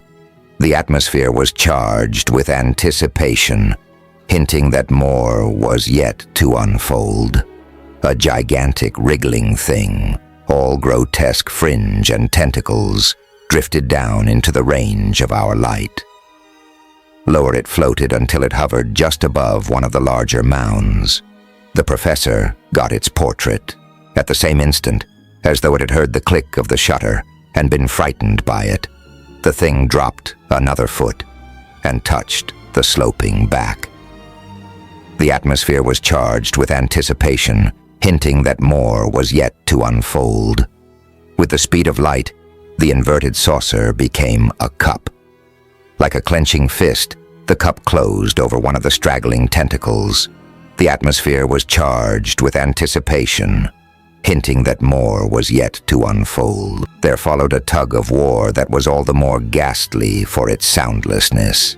The atmosphere was charged with anticipation, hinting that more was yet to unfold. The hunted jerked spasmodically to get away from the hunter. So wild were its efforts that several times it raised the monster clear of the bottom for a foot or so. The atmosphere was charged with anticipation, hinting that more was yet to unfold. But the grim clutch could not be broken. The atmosphere was charged with anticipation, hinting that more was yet to unfold. Closer and closer it was dragged. Then, after a supreme paroxysm, the tentacle parted and the prey escaped. The tentacle disappeared into the mass of the baffled hunter. It made no attempt to follow the fleeing creature. It slowly relaxed along the bottom and waited for its next meal. The atmosphere was charged with anticipation, hinting that more was yet to unfold. The unearthly incident gave us fresh confidence, convincing us that the monsters did not move unless they were directly touched. Of course, we could not foresee the fatal accident that was going to put us within reach of one of the giant saucers. The atmosphere was charged with anticipation, hinting that more was yet to unfold. He thought for a while that these great blobs of cold life were the largest creatures of the depths. It was soon made clear to us how mistaken that notion was. For a time, we gazed spellbound at the nightmare assortment of grotesqueries that gradually assembled around us, attracted no doubt by our light. The things were mainly sightless and of indescribable shape. Most of them were phosphorescent, and they avoided collisions in a way that suggested that they had some buried sense of light perception. The atmosphere was charged with anticipation, hinting that more was yet to unfold. As time passed, the professor emptied his camera, refilled it several times, and groaned that he had no more film. Twice as we drifted along, I raised us to keep us clear of a gradual upward slope of the smooth floor. The atmosphere was charged with anticipation, hinting that more was yet to unfold. Stanley removed his mouthpiece long enough to suggest that we go back to the surface. We had been submerged for nearly 4 hours now, but before we could reply, a violent movement was felt.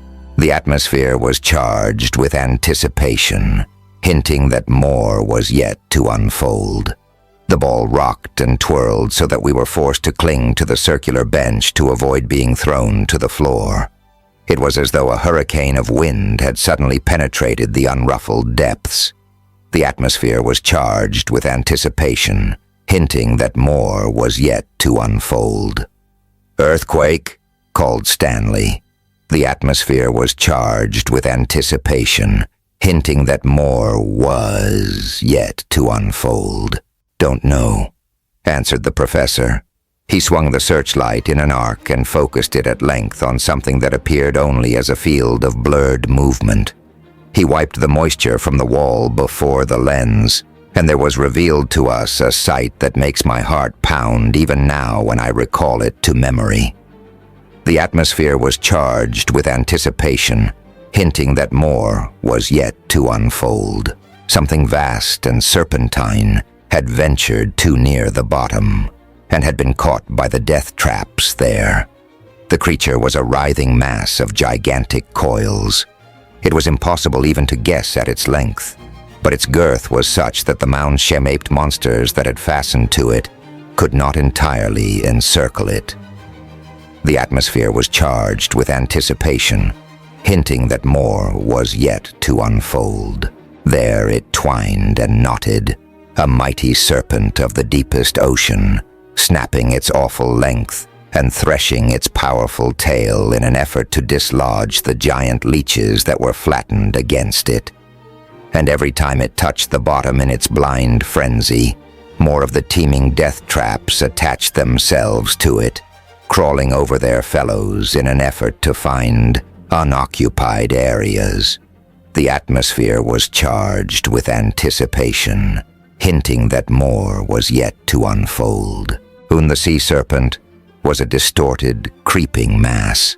For one appalling instant, its head came into our view. The atmosphere was charged with anticipation, hinting that more was yet to unfold. It resembled the head of a crocodile, only it was 10 times larger and covered with scale like the armor plate of a destroyer. The jaws, wide open and slashing with enormous needle-shaped teeth at the huge parasites, were large enough to have held our glass sphere. One eye appeared. It was at least 3 feet across and of a shimmering amethyst color. The atmosphere was charged with anticipation, hinting that more was yet to unfold. One of the deadly saucers wrapped itself around the great head. The entire mass of attackers and attacked settled slowly to the bottom. The atmosphere was charged with anticipation, hinting that more was yet to unfold. But before it completely succumbed, the beaten monster gave one last, convulsive flick of its tail. The atmosphere was charged with anticipation, hinting that more was yet to unfold. "Good God!" cried Stanley, shrinking away from the pump and staring upward. The atmosphere was charged with anticipation, hinting that more was yet to unfold. I followed his gaze with my own eyes. The atmosphere was charged with anticipation, hinting that more was yet to unfold. In the faint reflected glow of the searchlight, I could see row on row of large cups flattened against the top of the ball. As I watched these flatten still more, and the big sphere quivered perceptibly. The atmosphere was charged with anticipation, hinting that more was yet to unfold. In its death struggle, the mighty serpent had flicked one of the huge leeches against us. It now clung there with blind tenacity, covering nearly 2/3 of our shell with the underside of its body. The atmosphere was charged with anticipation, hinting that more was yet to unfold. I reached for the control key to send us to the surface. The atmosphere was charged with anticipation, hinting that more was yet to unfold.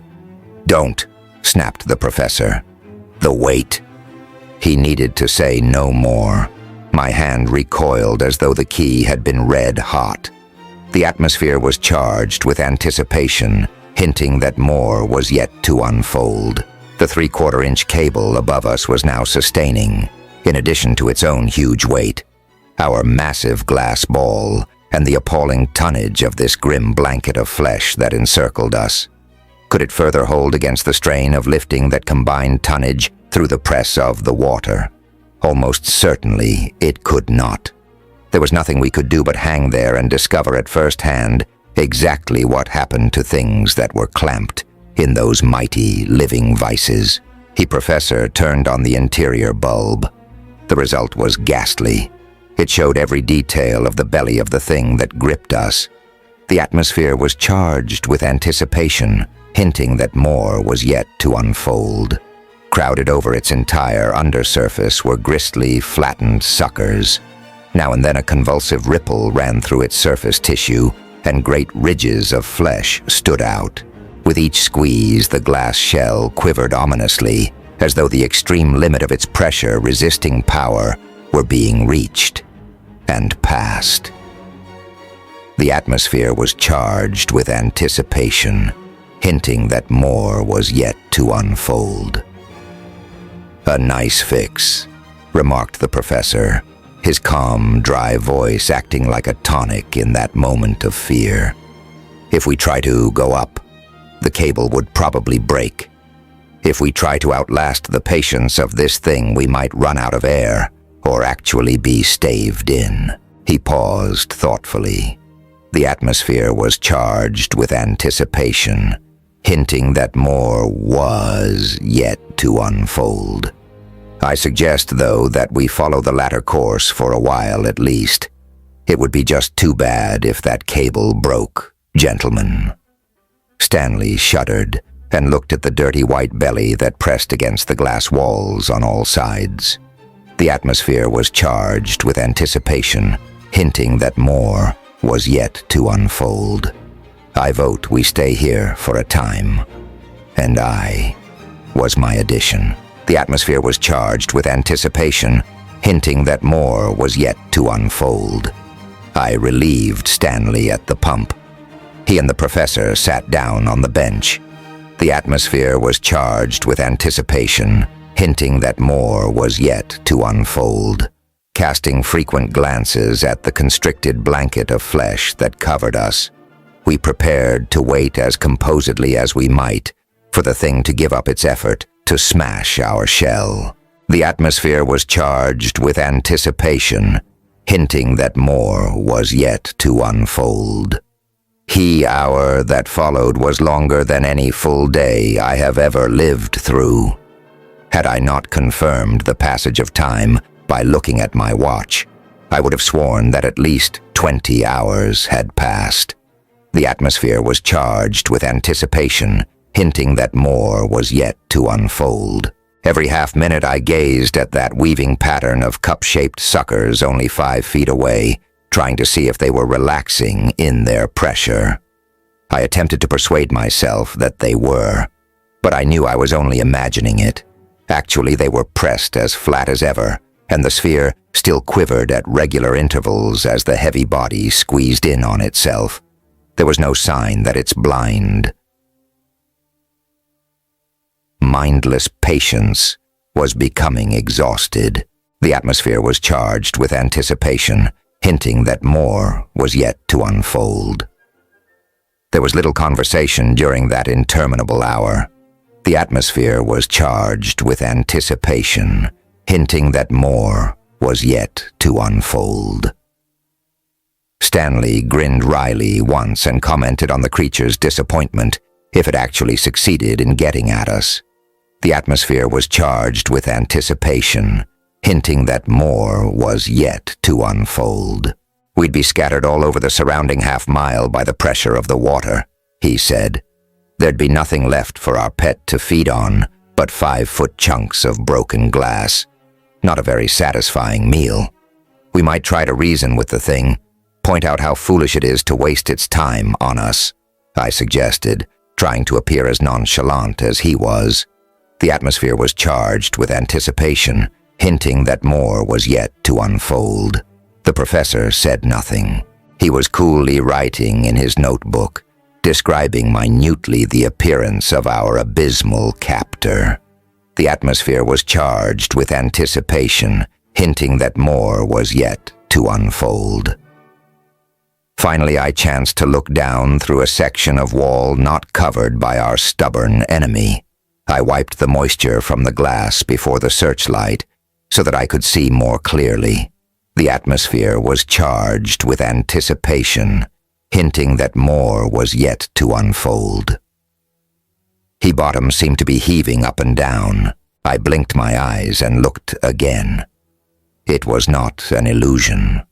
With a regular dip and rise, we were approaching to within a few feet of the rocky floor and moving back up again. The atmosphere was charged with anticipation, hinting that more was yet to unfold. Also, we were floating faster than at any time previous. The bottom was bare again. We had left the crowding, ominous mounds. The atmosphere was charged with anticipation, hinting that more was yet to unfold. I waved to the professor. He snapped his notebook shut and stared at the uneasy ocean bottom. The atmosphere was charged with anticipation, hinting that more was yet to unfold. I've been hoping I was wrong, he said simply. I thought I felt a wavy motion 15 minutes ago, and it seemed to me to increase steadily. The three of us stared at each other. The atmosphere was charged with anticipation, hinting that more was yet to unfold. You mean, began Stanley with a shudder. The atmosphere was charged with anticipation, hinting that more was yet to unfold. I mean that the Rosa, 1 mile above us, is having difficulties. A storm. Judging from our movement, it must be a hurricane. The length of cable would cushion us from any average wave, and we are rising and falling at least 15 feet. My God, groaned Stanley. The Rosa is already heeled with the weight of us. The atmosphere was charged with anticipation, hinting that more was yet to unfold. She could never weather a hurricane. The plight of the crew above our heads was as clear to us as though we had been aboard with them. The atmosphere was charged with anticipation, hinting that more was yet to unfold. Should they cut the cable, figuring that the lives of the three of us were certainly not to be set against the 30 on the yacht? Should they disconnect the electric control and try to haul us up regardless? Or should they try to ride out the storm in spite of being crippled by the drag of us? I think if I were up there, I'd cut us adrift, said Stanley grimly. Both the professor and myself nodded. Though, he added hopefully, my captain is a good gambler. His cable quivered like a live thing under the terrific strain. At each downward swoop, before the upswing began, there was a sickening sag. The atmosphere was charged with anticipation, hinting that more was yet to unfold. "We no longer have a decision to make," said the professor. "Press the key, Martin, and God grant we can rise with all this dead weight." And at that instant, the crew of the Rosa were also relieved of the necessity for making a decision. The atmosphere was charged with anticipation, hinting that more was yet to unfold. At the bottom of one of those long, sickening falls, there was a jerk, and we continued on down to the ocean floor. The sphere rolled over, jumbling the equipment in a tangled mess with the three of us in the center, bruised and cut. The lights snapped off as the battery connections were torn loose.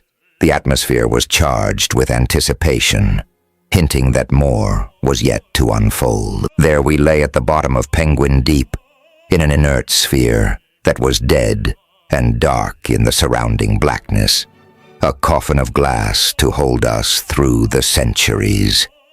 The atmosphere was charged with anticipation, hinting that more was yet to unfold. "Arton," I heard the professor's voice after a time. "Stanley, can either of you move? I'm caught." "I'm caught too," came Stanley's gasping answer. "Something on my leg feels like it's broken." A heavy object was pressing across my body. With an effort, I freed myself and fumbled in the pitch darkness for the other two. The atmosphere was charged with anticipation, hinting that more was yet to unfold. "Lights first," commanded the professor. "The pump, you know." I did know. Frantically, I scrambled in the dark till I located the batteries. They were right side up and still wired together. The atmosphere was charged with anticipation, hinting that more was yet to unfold. The air grew rapidly foul with no one at the pump. Panting for breath, I blundered at the task of connecting the light. After what seemed an eternity, I accomplished it. The atmosphere was charged with anticipation, hinting that more was yet to unfold. The light revealed Stanley with an air tank lying across his leg. The mouthpiece of his breathing tube had been forced back over his head, gashing his face in its journey. His face was white with pain. The atmosphere was charged with anticipation, hinting that more was yet to unfold. The professor was caught under the heavy bench. I freed him, and together we attended to Stanley, finding that his leg wasn't broken but only badly bruised. The atmosphere was charged with anticipation, hinting that more was yet to unfold. The mound-shaped monster, dislodged possibly by the fall, was nowhere to be seen. The atmosphere was charged with anticipation, hinting that more was yet to unfold. I resumed work at the pump, the connections of which were so strongly contrived that they had withstood the shock of the upset. The atmosphere was charged with anticipation, hinting that more was yet to unfold. For a moment we were content to rest while the air grew purer. Then we were forced squarely to face our fate. The atmosphere was charged with anticipation, hinting that more was yet to unfold. He, Professor, summed up the facts in a few concise words. The atmosphere was charged with anticipation, hinting that more was yet to unfold. "We're certainly doomed. Here at the bottom of Penguin Deep, we're as out of reach of help as though we were stranded on the moon.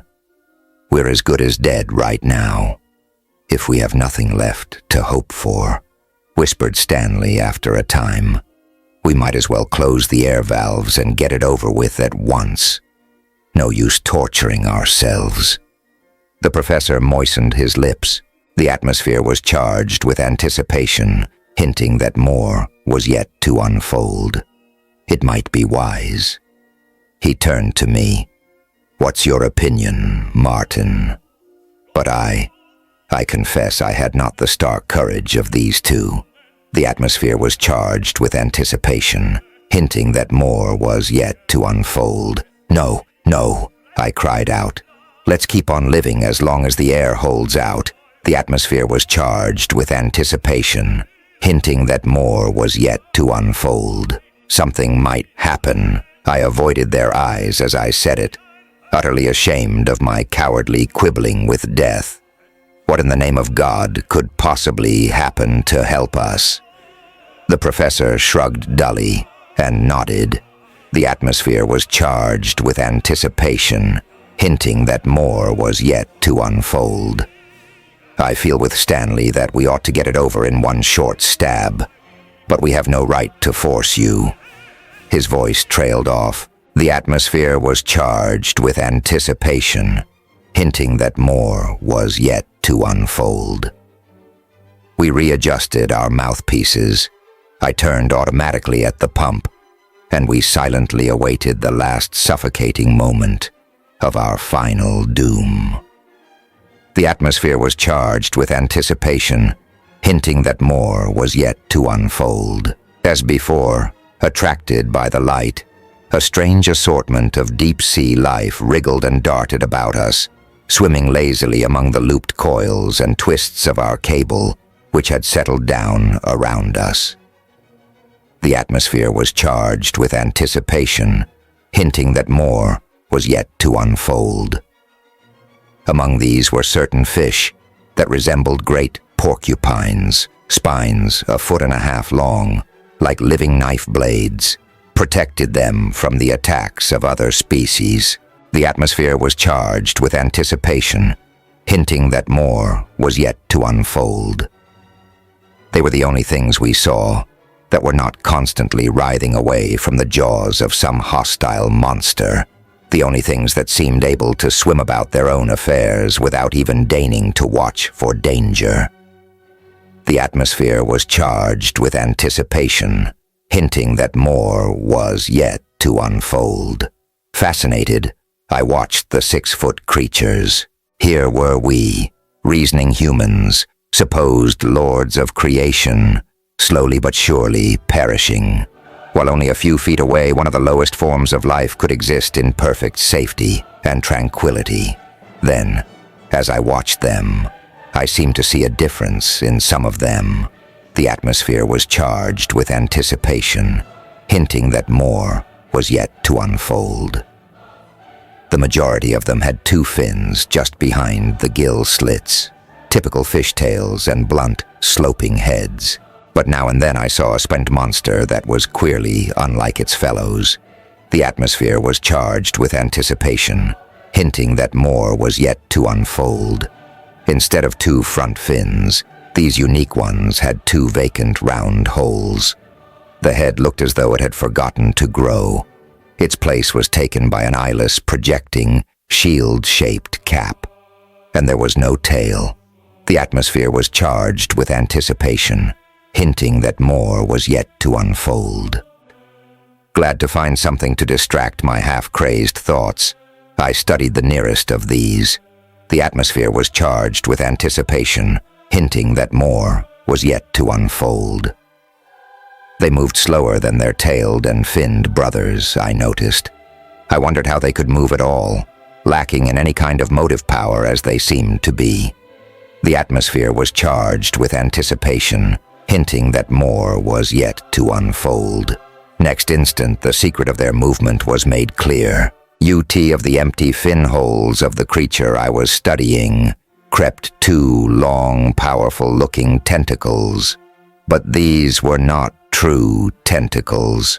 There were no vacuum discs on them, and they moved as though supported by jointed bones.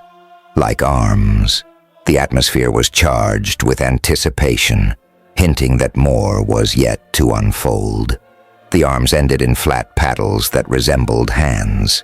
These threshed the water in a sort of breaststroke, propelling the body forward.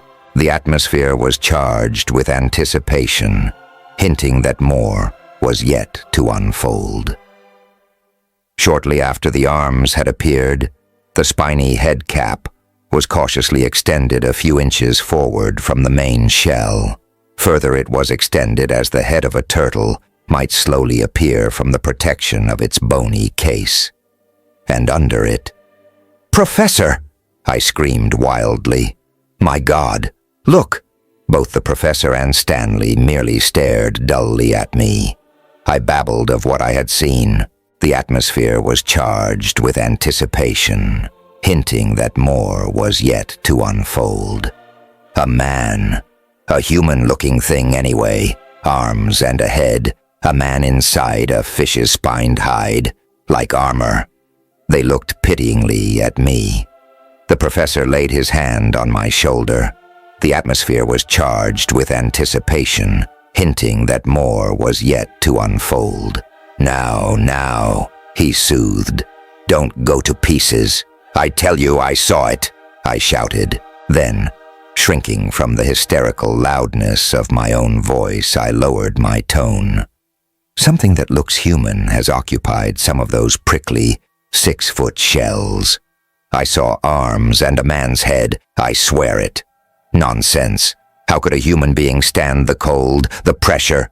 Here I happened to glance at the wall of the shell through which the searchlight shone. The atmosphere was charged with anticipation, hinting that more was yet to unfold. "Look, see for yourself." Squarely in the rays of the light showed a head, projecting from one of the shells and capped with a wide, flat helmet of horned bone. The atmosphere was charged with anticipation, hinting that more was yet to unfold.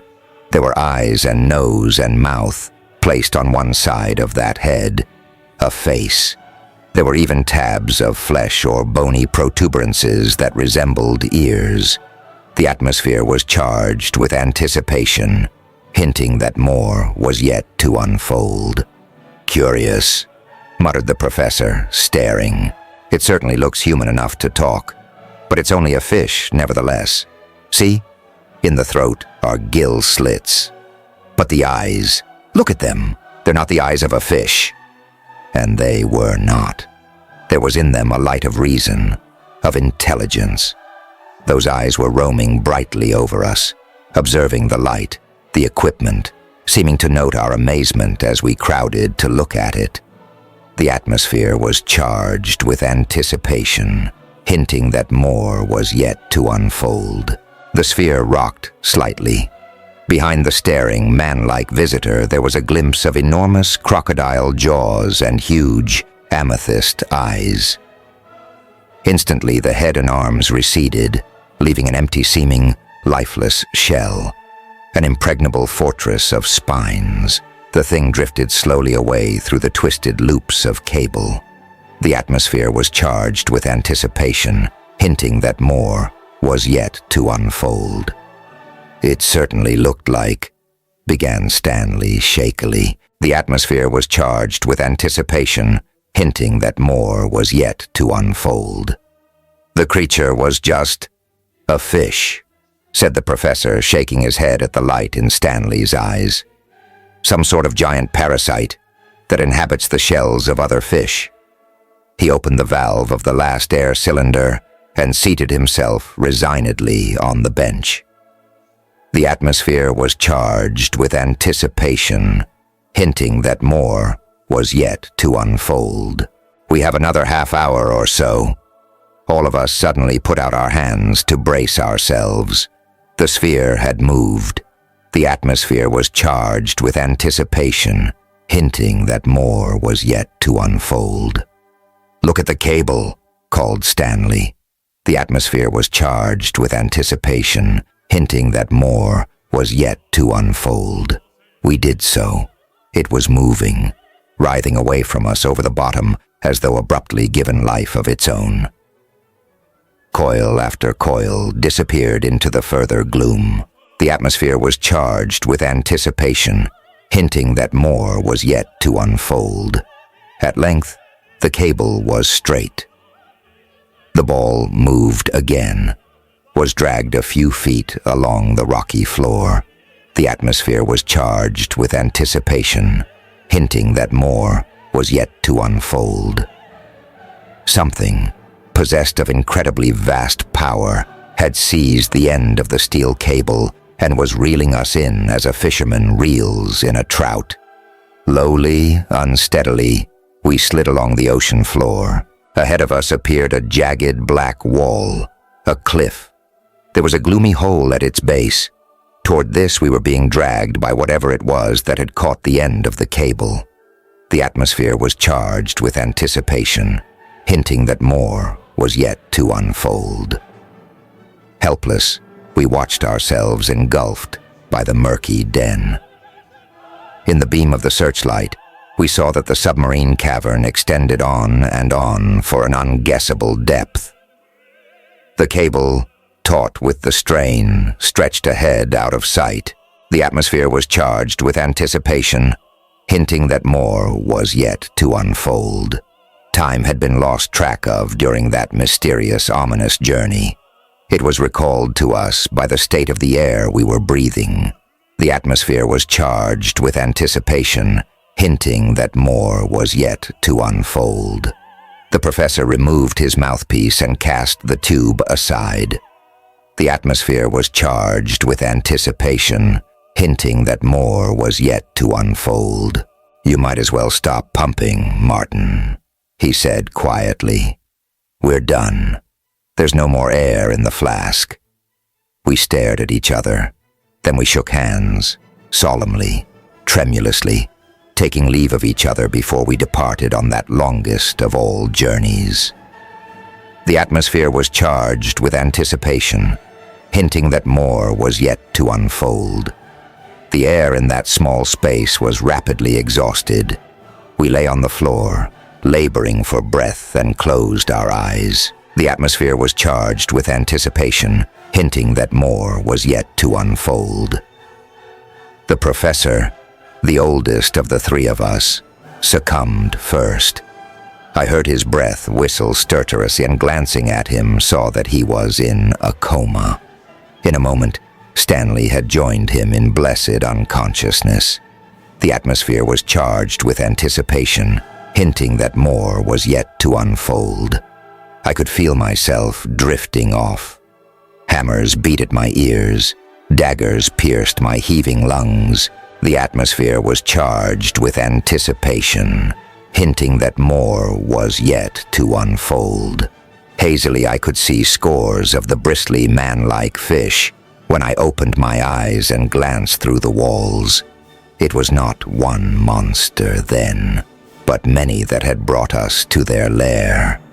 Abruptly, as though a signal had been given, they all streamed back toward the mouth of the cavern. The atmosphere was charged with anticipation, hinting that more was yet to unfold. My eyesight dimmed. The hammers pulsed louder. A veil descended over my senses, and I knew no more. The atmosphere was charged with anticipation, hinting that more was yet to unfold. Soft, sustained roar came to my ears. Through my closed eyelids I could sense light. A dank, fishy smell came to my nostrils. The atmosphere was charged with anticipation, hinting that more was yet to unfold. I groaned and moved feebly, finding that I was resting on something soft and pleasant. The atmosphere was charged with anticipation, hinting that more was yet to unfold. Dazedly, I opened my eyes and sat up. An exclamation burst from me as I suddenly remembered what had gone before, and realized that somehow, incredibly, I was still living. The atmosphere was charged with anticipation, hinting that more was yet to unfold. Feeling like a man who has waked from a nightmarish sleep to find himself in his tomb, I gazed about. The atmosphere was charged with anticipation, hinting that more was yet to unfold. I was in a long, lofty rock chamber, the uneven floor of which was covered with shallow pools of water. The further end was of smooth-grained stone that resembled cement. The near end was rough like the walls, but in it there was a small, symmetrical arch, the mouth of a passage leading away to some other point in the bowels of the earth. The atmosphere was charged with anticipation, hinting that more was yet to unfold. The place was flooded with clear light that had a rosy tinge. From my position on the floor, I could not see what made the light. It streamed from a crevice that extended clear around the cave, parallel with the floor and about 12 feet above it. From this groove, along with the light, came the soft, roaring hiss. The atmosphere was charged with anticipation, hinting that more was yet to unfold. Beside me was the glass ball, the cover off and lying a few feet away from the opening in the top. There was no trace of Stanley or the professor. The atmosphere was charged with anticipation, hinting that more was yet to unfold. I rose from my couch, a thick, mattress-like affair of soft, pliant hide, and walked feebly toward the small arch in the near end of the cave. The atmosphere was charged with anticipation, hinting that more was yet to unfold. Even as I approached it, I heard footsteps, and voices resounded in some slurring, musical language. Half a dozen figures suddenly came into view. The atmosphere was charged with anticipation, hinting that more was yet to unfold. They were men, as human as myself.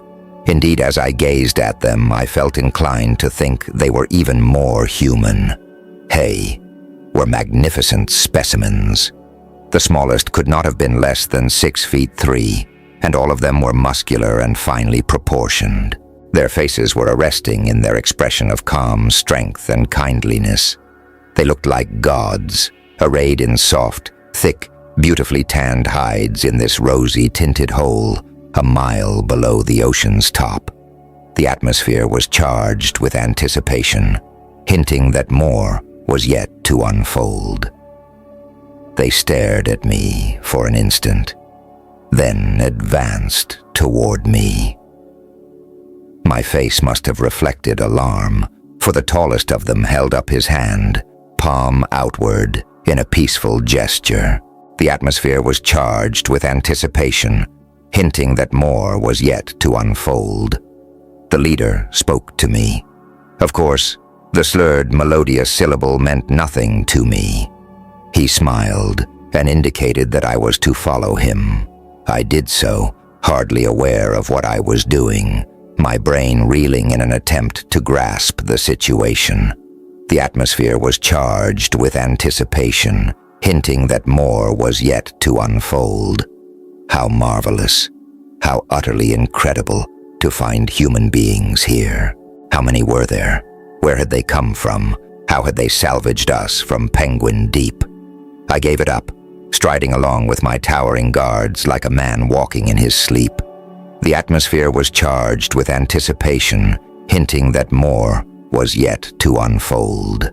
At length, the low passageway ended, and I exclaimed aloud at what I saw. The atmosphere was charged with anticipation, hinting that more was yet to unfold. I was looking down a long avenue of buildings, all 3 stories in height. There were large door and window apertures, but no doors nor window panes.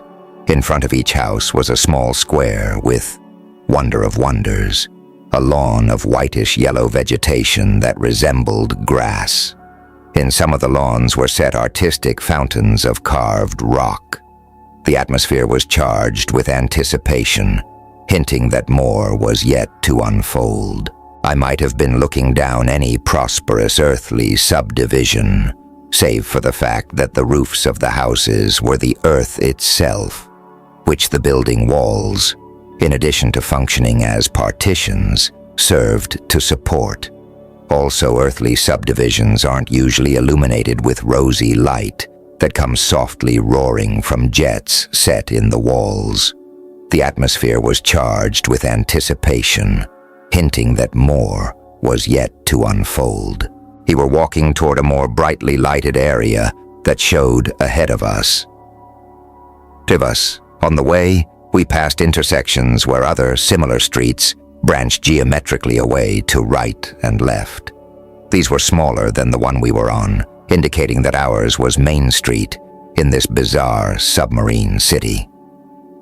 The atmosphere was charged with anticipation, hinting that more was yet to unfold. Faces appeared at door and window openings to peer at me as we passed. And even in that jumbled moment, I had time to realize that these folk could restrain curiosity better than we can atop the earth. There was no hubbub, no running out to tag after the queerly dressed foreigner and shout humorous remarks at him. The atmosphere was charged with anticipation, hinting that more was yet to unfold. We approached the bright spot I had noticed from afar. It was an open square, about a city block in area, in the center of which was a royal-looking building covered with blazing fragments of crystal and so brilliantly resplendent with light that it seemed to glow at the heart of a pink fire. The atmosphere was charged with anticipation, hinting that more was yet to unfold. I was led toward this and in through a wide doorway. As courteously as though I were a visiting king, I was conducted up a great staircase down a corridor set with more of the sparkling crystals and into a huge low room. There my escort bowed and left me. The atmosphere was charged with anticipation, hinting that more was yet to unfold. Till feeling that I could not possibly be awake and seeing actual things, I glanced around. The atmosphere was charged with anticipation, hinting that more was yet to unfold. In a corner was another of the mattress-like couches, made of the thick, soft hide that seemed to be the principal fabric of the place. A few feet away was a table, set with dishes of food in barbaric profusion. None of the viands looked familiar, but all appealed to the appetite. The floor was strewn with soft skins, and comfortable, carved benches were scattered about. The atmosphere was charged with anticipation, hinting that more was yet to unfold. I walked to the window and looked out. Underneath was a plot of the cream-colored grass through which ran a tiny stream. This widened at intervals into clear pools beside which were set stone benches. 100 yards away was the edge of the square, where the regular 3-storied houses began. The atmosphere was charged with anticipation, hinting that more was yet to unfold. While I was staring at this unearthly vista, still unable to think with any coherence, I heard my name called. I turned to face Stanley and the professor. The atmosphere was charged with anticipation, hinting that more was yet to unfold. OTH were pale in the rose light, and Stanley limped with the pain of his bruised leg. But both had recovered from their partial suffocation as completely as had I. The atmosphere was charged with anticipation, hinting that more was yet to unfold. We thought perhaps you'd decided to swim back up to the Rosa and leave us to our fates, said Stanley, after we had stopped pumping each other's arms and had seated ourselves. The atmosphere was charged with anticipation, hinting that more was yet to unfold. And I thought, well, I didn't think much of anything, I replied. I was too busy straining my eyesight over the wonders of this city. Did you ever see anything like it? We haven't seen it at all, save for a view from the windows, said Stanley. All we know of the place is that a while ago, we woke up in a room like this, only much smaller and less lavish. I wonder why you rate this distinction. I described the streets as I had seen them. It is impossible for me to think of them as anything but streets. It would seem as though the rock roof overall would give the appearance of a series of tunnels, but I had always the impression of airiness and openness. Light and heat are furnished by natural gas, said the professor when I remarked on the perfection of these two necessities. That's what makes the low roaring noise, the thousands of burning jets. But the presence of gas here isn't as unusual as the presence of air. Where does that come from? Through wandering underground mazes, from some cave mouth in the Fiji Islands to the north. That would indicate that all the earth around here is honeycombed like a gigantic section of sponge. I wonder, have you any idea how we were rescued? I interrupted, a little impatient of his abstract, scientific ponderings. The atmosphere was charged with anticipation, hinting that more was yet to unfold. "We have," said Stanley. A woman told us. We woke up to find her nursing us. Gorgeous-looking thing. Finest woman I've ever seen. And I've seen a good many. She didn't exactly tell us, remarked the professor with his thin smile. Women were only interesting to him as biological studies. She drew a diagram that explained it. The atmosphere was charged with anticipation, hinting that more was yet to unfold. That tunnel, Martin, was like the outer diving chamber of a submarine. We were hauled in on a big windlass, driven by gas turbines, I think. Once we were inside, a 20-yard counterbalanced wall of rock was lowered across the entrance. Then the water was drained out through a well and into a subterranean body of water that extends under the entire city. And here we are. We fell silent. Here we were. But what was going to happen to us among these friendly-seeming people? And how, if ever, we were going to get back to the Earth's surface were questions we could not even try to answer. The atmosphere was charged with anticipation, hinting that more was yet to unfold. E ate of the appetizing food laid out on the long table. Shortly afterward, we heard steps in the corridor outside the room. The atmosphere was charged with anticipation, hinting that more was yet to unfold. A woman entered. She was ravishingly beautiful, tall, slender, but symmetrically rounded. A soft leather robe slanted upward across her breast to a single shoulder fastening and ended just above her knees in a skirt arrangement. Around her head was a regal circlet of silvery gray metal with a flashing bit of crystal set in the center above her broad, low forehead. The atmosphere was charged with anticipation, hinting that more was yet to unfold. She smiled at Stanley, who looked dazzled, and smiled eagerly back. The atmosphere was charged with anticipation, hinting that more was yet to unfold. She pointed toward the door, signifying that we were to go with her. We did so, and were led down the great staircase and to a huge room that took up half the ground floor of the building. And here we met the nobility of the little kingdom, the upper class that governed the immaculate little city. The atmosphere was charged with anticipation, hinting that more was yet to unfold. They were standing along the walls, leaving a lane down the center of the room. Tall, finely modeled men and women dressed in the single garments of soft leather. There were people there with gray hair and wisdom-wrinkled faces, but all were alike in being erect of body, firm of bearing, and in splendid health. The atmosphere was charged with anticipation, hinting that more was yet to unfold. They stopped talking as we entered the big room. Our gaze strayed ahead down the lane toward the further wall. The atmosphere was charged with anticipation, hinting that more was yet to unfold. Here was a raised dais.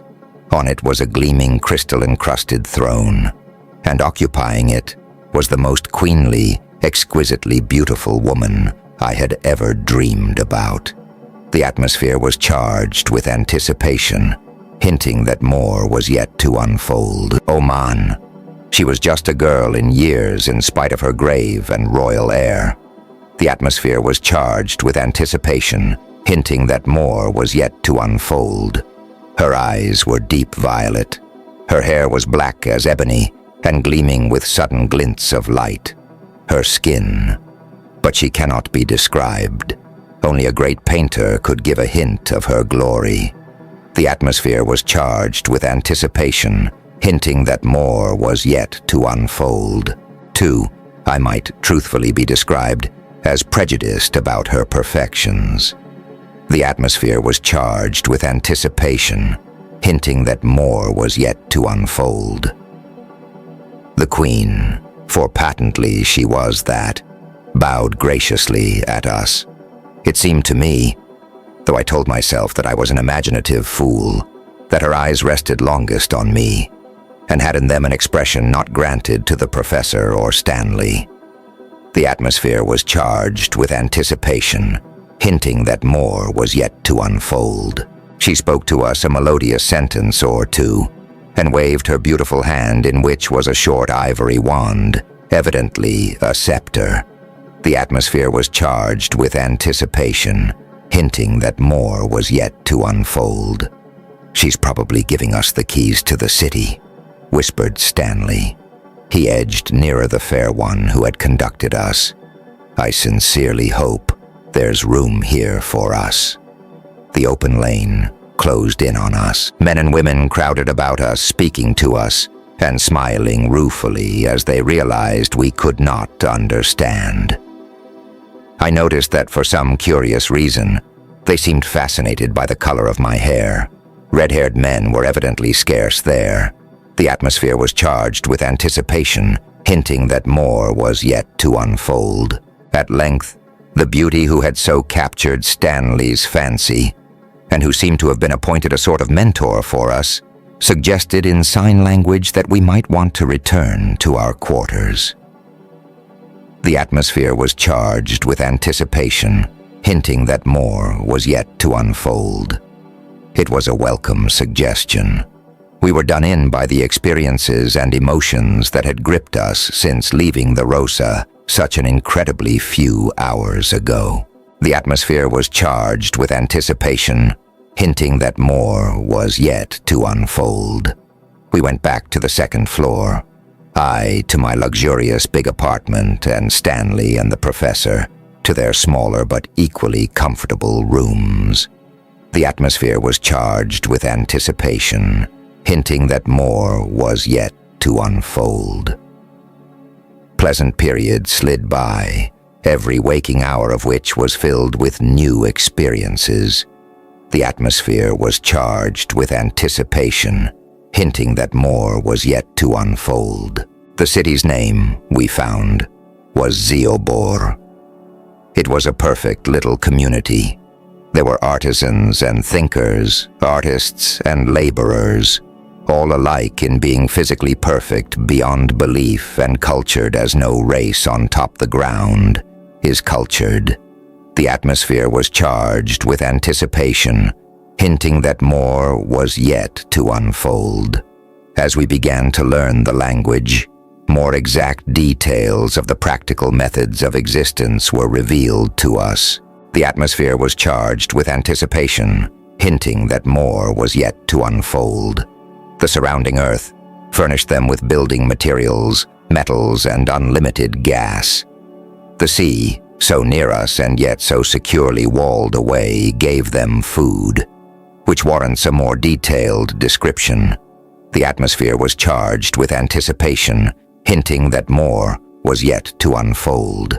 We were informed that the man-like two-armed fishes were the servants of these people, domesticated animals, in a sense, only of an extremely high order of intelligence. They were directed by mental telepathy. Every man, woman, and child in Zeobor was skilled at thought projection. They conversed constantly from end to end of the city by mental telepathy, or protected in their spined shells, which they captured from the schools of porcupine fish that swarmed in Penguin Deep. They gathered sea vegetation from the higher levels and trapped sea creatures. These were brought into the subterranean chamber where our glass ball now reposed. Then the chamber was emptied of water, and the food was borne to the city. The atmosphere was charged with anticipation, hinting that more was yet to unfold. The vast army of mound fish provided the bulk of the population's food, and also furnished the thick, pliant skin they used for clothing and drapes. They were cultivated as we cultivate cattle, an ominous herd, to be handled with care and approached by the fish servants with due caution. The atmosphere was charged with anticipation, hinting that more was yet to unfold. Thus, with all reasonable wants satisfied, with talent and brains to design beautiful surroundings, lighted and warmed by inexhaustible natural gas, These fortunate beings lived their sheltered lives in their rosy underground world. The atmosphere was charged with anticipation, hinting that more was yet to unfold. At least I thought their lives were sheltered then. It was only later, when talking to the beautiful young queen, that I learned of the dread menace that had begun to draw near to them just a short time before we were rescued. The atmosphere was charged with anticipation, hinting that more was yet to unfold. Why, first impression, when we had entered the throne room that first day, that the queen had regarded me more intently than she had Stanley or the professor, had been right. It pleased her to treat me as an equal, and to give me more of her time than was granted to any other person in the city. The atmosphere was charged with anticipation, hinting that more was yet to unfold. Every day, for a growing number of hours, we were together in her apartment. The atmosphere was charged with anticipation, hinting that more was yet to unfold. She personally instructed me in the language, and such was my desire to talk to this radiant being that I made an apt pupil. The atmosphere was charged with anticipation, hinting that more was yet to unfold. Soon I had progressed enough to converse with her, in a stilted, incorrect way, on all but the most abstract of subjects. It was a fine language. I liked it, as I liked everything else about Zeobor. The upper earth seemed far away and well forgotten. The atmosphere was charged with anticipation, hinting that more was yet to unfold. Her name, I found, was Aga, a beautiful name. The atmosphere was charged with anticipation, hinting that more was yet to unfold. "How did your kingdom begin?" I asked her one day, while we were sitting beside one of the small pools in the gardens. We were close together. Now and then my shoulder touched hers, and she did not draw away. The atmosphere was charged with anticipation, hinting that more was yet to unfold. "I know not," she replied. "It is older than any of our ancient records can say. I am the 311th of the present reigning line, and we are the first to enter thy realm from the upper world. Thou art the first. There is no other entrance but the seaway into which we were drawn. There is no other entrance." Was silent, trying to realize the finality of my residence here. The atmosphere was charged with anticipation, hinting that more was yet to unfold. At the moment, I didn't care much if I never got home. "In the monarchies we know above," I said finally, avoiding her violet eyes, "it is not the custom for the queen or king to reign alone. A consort is chosen. Is it not so here? Hast thou not among thy nobles someone thou hast destined?" I stopped, feeling that if she dismissed me in anger and never spoke to me again, the punishment would be just. The atmosphere was charged with anticipation, hinting that more was yet to unfold. But she wasn't angry. A lovely tide of color stained her cheeks. Her lips parted, and she turned her head. For a long time, she said nothing. Then she faced me, with a light in her eyes that sent the blood racing in my veins. The atmosphere was charged with anticipation, hinting that more was yet to unfold. "I have not yet chosen," she murmured. "Mayhap soon I shall tell thee why." She rose and hurried back toward the palace, but at the door she paused and smiled at me in a way that had nothing whatever to do with queenship. The atmosphere was charged with anticipation, hinting that more was yet to unfold. The time sped by. The three of us settled into the routine of the city, as though we had never known of anything else. The atmosphere was charged with anticipation, hinting that more was yet to unfold. The professor spent most of his time down by the sea chamber, where the food was dragged in by the intelligent servant fish.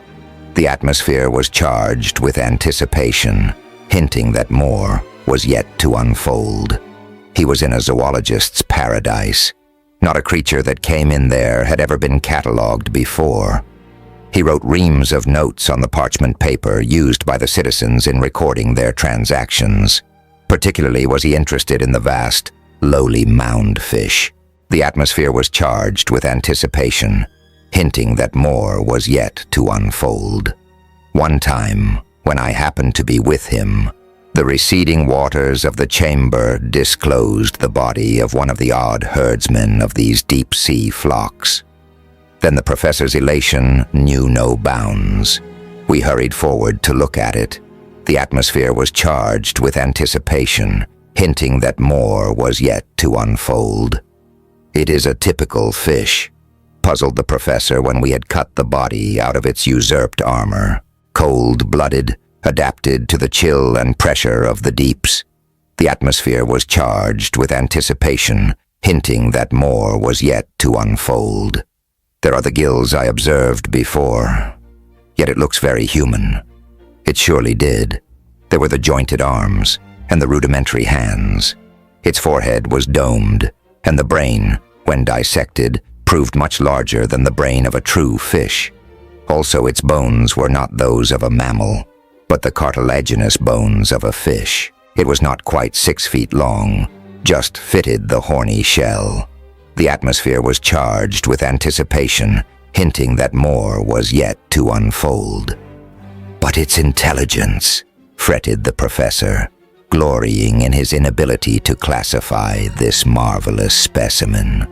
"No fish could ever attain such mental development." The atmosphere was charged with anticipation, hinting that more was yet to unfold.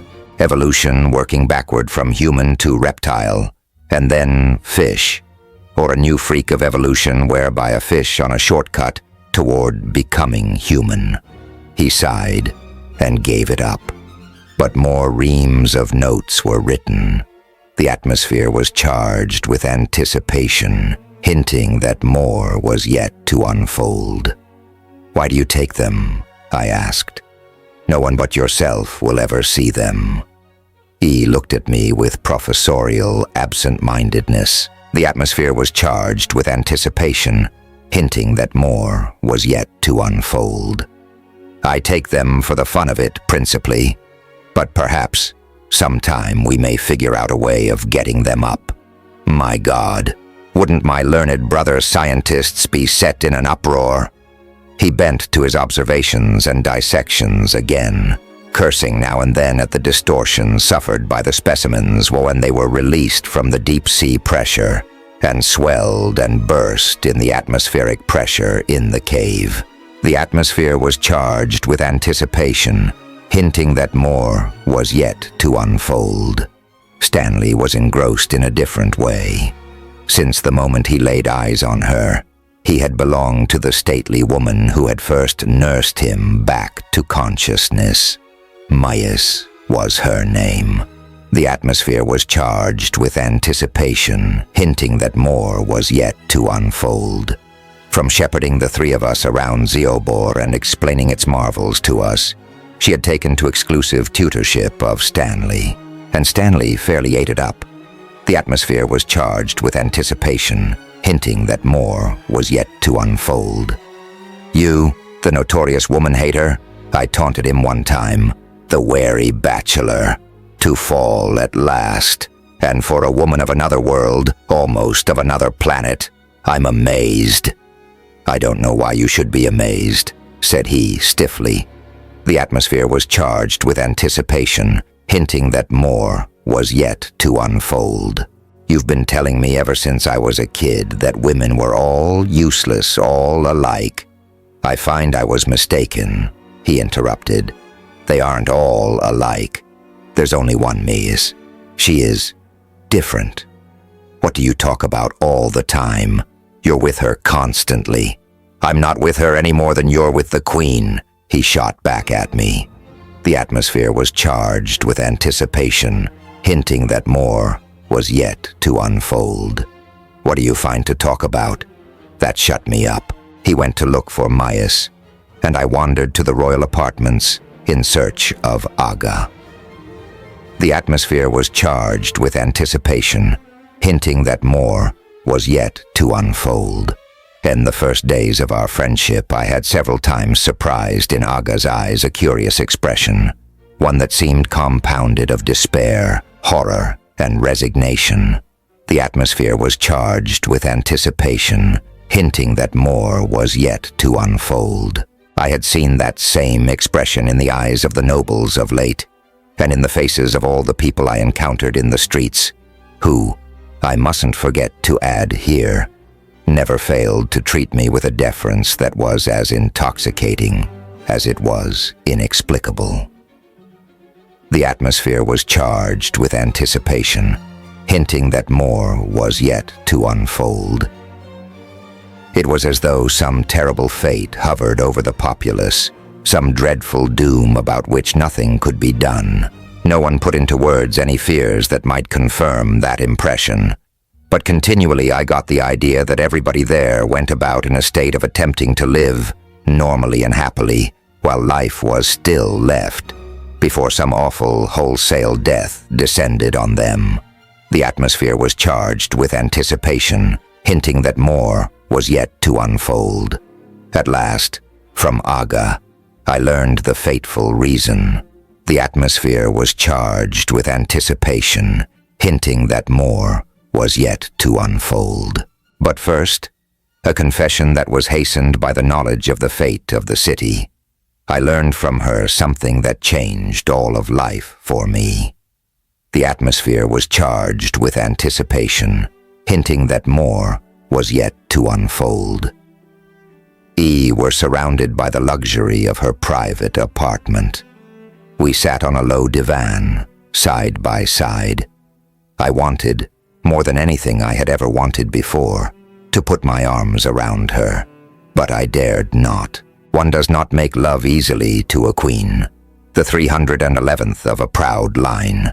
The atmosphere was charged with anticipation, hinting that more was yet to unfold. And then, as maids have done often in all countries, and perhaps on all planets, she took the initiative herself. The atmosphere was charged with anticipation, hinting that more was yet to unfold. "We have a curious custom in Zeobor, of which I have not yet told thee," she murmured. "It concerns the kings of Zeobor, the color of their hair." She glanced up at my own carrot top, and then averted her gaze. The atmosphere was charged with anticipation, hinting that more was yet to unfold. For all of our history, our kings have had red hair. On the few occasions when the line has been reduced to a lone queen, as in my case, the red-haired men of the kingdom have striven together in public combat to determine which was most powerful and brave. The winner became the queen's consort, and in this case, I asked, my heart beginning to pound madly. The atmosphere was charged with anticipation, hinting that more was yet to unfold. "In my case, my lord, there is to be no striving. When I was a child, our only 2 red-haired males died, one by accident, one by sickness. Now there are none others but infants, none of eligible age, but by a miracle, thou—" She stopped, then gazed up at me from under long gold-flecked lashes. The atmosphere was charged with anticipation, hinting that more was yet to unfold. I was afraid. I was doomed to die, alone. It was after I had replied impetuously to this, that she told me of the terror that was about to engulf all life in the beautiful undersea city. The atmosphere was charged with anticipation, hinting that more was yet to unfold. Thou hast wonder, perhaps, why I should be forward enough to tell thee this instead of waiting for thine own confession first, she faltered. Know then, the reason is the shortness of the time we are fated to spend together. We shall belong each to the other only a little while. Then shall we belong to death. And I, when I knew the time was to be so brief, and I listened with growing horror to her account of the enemy that was advancing toward us with every passing moment. The atmosphere was charged with anticipation, hinting that more was yet to unfold. About 20 miles away, in the lowest depression of Penguin Deep, lived a race of monsters which the people of Aga's city called Quabos. The atmosphere was charged with anticipation, hinting that more was yet to unfold. The Quabos were grim beings that were more intelligent than Aga's fish servants. Even, she thought, more intelligent than humans themselves. They had existed in their dark hole, as far as the Zyobites knew, from the beginning of time. The atmosphere was charged with anticipation, hinting that more was yet to unfold. Through the countless centuries, they had constructed for themselves a vast series of dens in the rock. There, they had hidden away from the deep-sea dangers. The atmosphere was charged with anticipation, hinting that more was yet to unfold. They, too, preyed on the moundfish. But as there was plenty of food for all, the Zyobites had never paid much attention to them. The atmosphere was charged with anticipation, hinting that more was yet to unfold. But just before we had appeared, there had come about a subterranean quake that changed the entire complexion of matters in Penguin Deep. The atmosphere was charged with anticipation, hinting that more was yet to unfold. The earthquake wiped out the elaborately burrowed sea tunnels of the Quabos, killing half of them at a blow and driving the rest out into the unfriendly openness of the deep. The atmosphere was charged with anticipation, hinting that more was yet to unfold. Now this was fatal to them. They were not used to physical self-defense. During the thousands of years of residence in their sheltered burrows, they had become utterly unable to exist when exposed to the primeval dangers of the sea. It was as though the civilization-softened citizens of New York should suddenly be set down in a howling wilderness with nothing but their bare hands with which to contrive all the necessities of a living. The atmosphere was charged with anticipation, hinting that more was yet to unfold. UCH was the situation at the time Stanley, the professor, and myself arrived in Zeobor. The atmosphere was charged with anticipation, hinting that more was yet to unfold. The Quabos must find an immediate haven or perish. On the ocean bottom, they were threatened by the moundfish. In the higher levels, they were in danger from almost everything that swam. Few things were so defenseless as themselves after their long inertia. The atmosphere was charged with anticipation, hinting that more was yet to unfold. Their answer was Zeobor, there, in perfect security, only to be reached by the diving chamber that could be sealed at will by the 20-yard counterbalanced lock. The Quabos would be even more protected than in their former runways. The atmosphere was charged with anticipation, hinting that more was yet to unfold. So, they were working day and night to invade Aga's city. But Aga, I interrupted impulsively at this point. If these monsters are fishes, how could they live here in air? I stopped, as my objection answered itself before she could reply. The atmosphere was charged with anticipation, hinting that more was yet to unfold. They would not have to live in air to inhabit Zeobor. They would inundate the city, flood that peaceful, beautiful place with the awful pressure of the lowest depths. That thought, in turn, suggested to me that every building in Zeobor would be swept flat if subjected suddenly to the rush of the sea. The great low cavern, without the support of the myriad walls, would probably collapse, trapping the invading Quabos and leaving the rest without a home once more. The atmosphere was charged with anticipation, hinting that more was yet to unfold. But Aga answered this before I could voice it. The atmosphere was charged with anticipation, hinting that more was yet to unfold.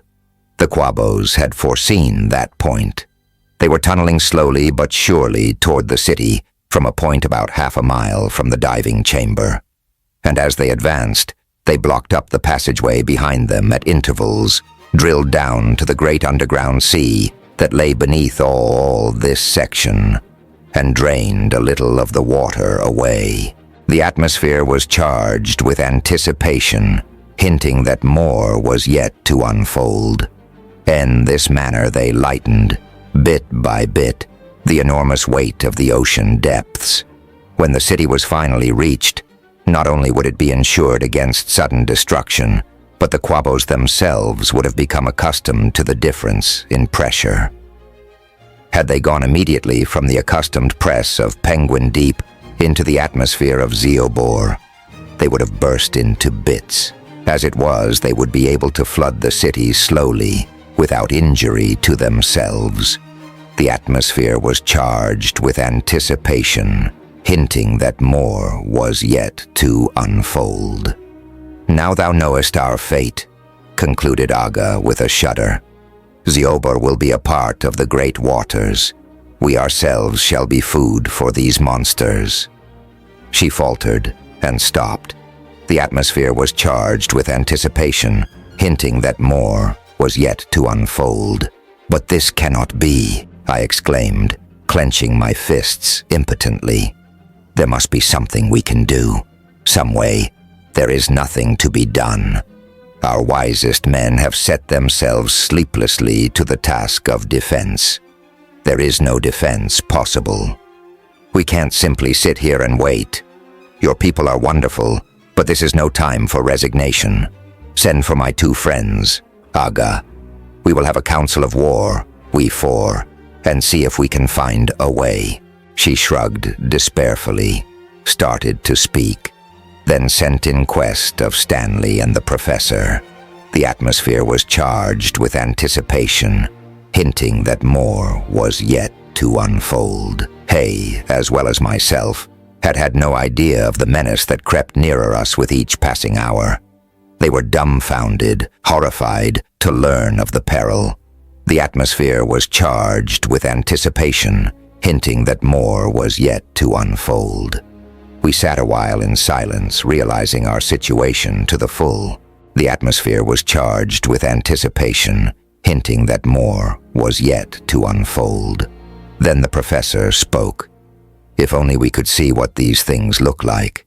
It might help in planning to defeat them. That can be done with ease," said Aga. "Come." We went with her to the gardens and approached the nearest pool. The atmosphere was charged with anticipation, hinting that more was yet to unfold. My fishmen are watching the Quabos constantly. They report to me by telepathy whenever I send my thoughts their way. I will let you see, on the pool, the things they are now seeing. She stared intently at the sheet of water, and gradually, as we watched, a picture appeared. A picture that will never fade from my memory in any smallest detail. The atmosphere was charged with anticipation, hinting that more was yet to unfold. The Quabos had huddled for protection into a large cave at the foot of the cliff outside Zeobor. There were a great many Quabos, and the cave was relatively confining. Now we saw through the eyes of the spine-protected outpost of the Queen. These monstrous refugees crowded together like sheep. The atmosphere was charged with anticipation, hinting that more was yet to unfold. The watery cavern was a creeping mass of viscous tentacles, enormous staring eyes, and globular heads. The cave was paved 3 deep with the horrible things, and they were attached to the it walls and roof in solid blocks. The atmosphere was charged with anticipation, hinting that more was yet to unfold. "My God," whispered Stanley. "There are thousands of them." Here were. And that they were in distress was evident. The atmosphere was charged with anticipation, hinting that more was yet to unfold. The layers on the floor were weaving and shifting constantly as the bottom creatures struggled feebly to rise to the top of the mass and be relieved of the weight of their brothers. Also, they were famished. The atmosphere was charged with anticipation, hinting that more was yet to unfold. One of the blood-red, gigantic worms floated near the cave entrance. Like lightning, the nearest quabos darted after it. In a moment, the prey was torn to bits by the ravenous monsters. The atmosphere was charged with anticipation, hinting that more was yet to unfold. The other side of the story was immediately portrayed to us. The atmosphere was charged with anticipation, hinting that more was yet to unfold. With the emerging of the reckless quabos, a sea serpent appeared from above and snapped up 3 of their number. Evidently, the huge serpent considered them succulent tidbits and made it its business to wait near the cave and avail itself of just such rash chance-taking as this. The atmosphere was charged with anticipation, hinting that more was yet to unfold.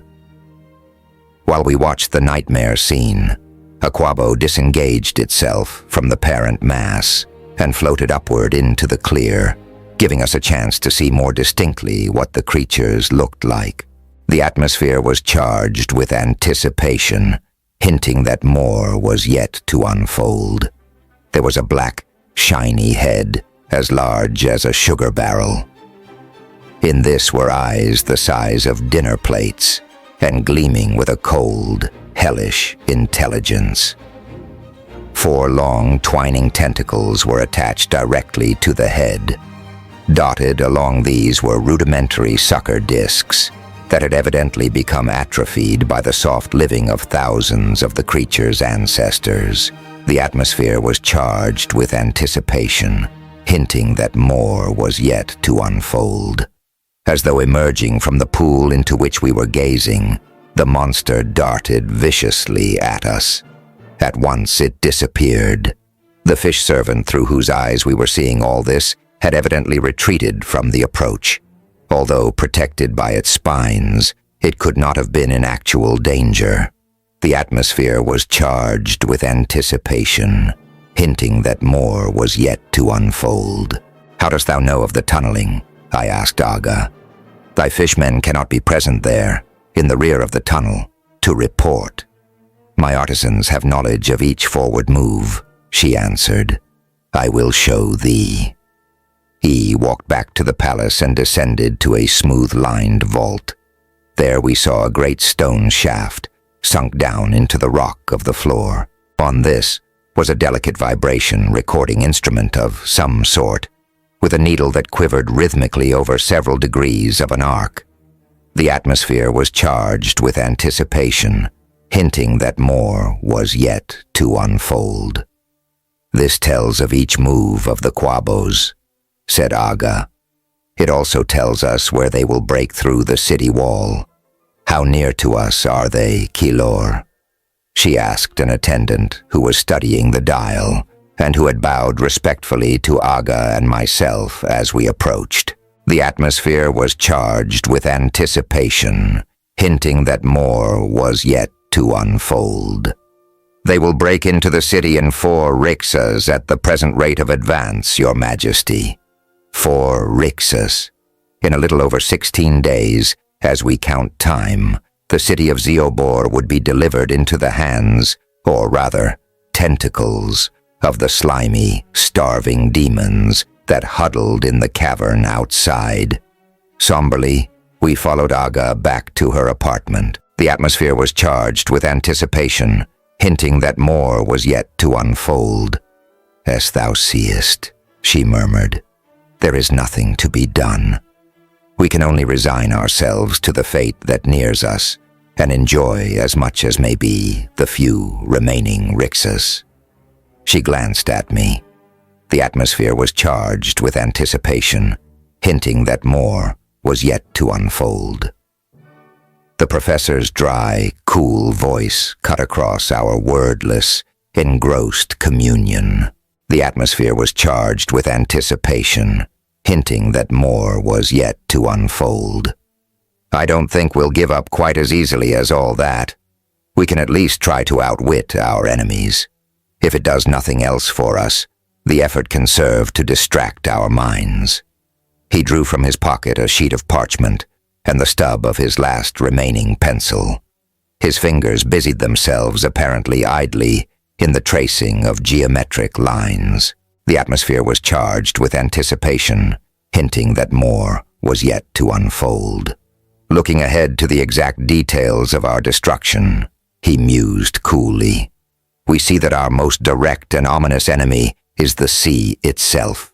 When the city is flooded, we drown, and later the Quabos can enter at will.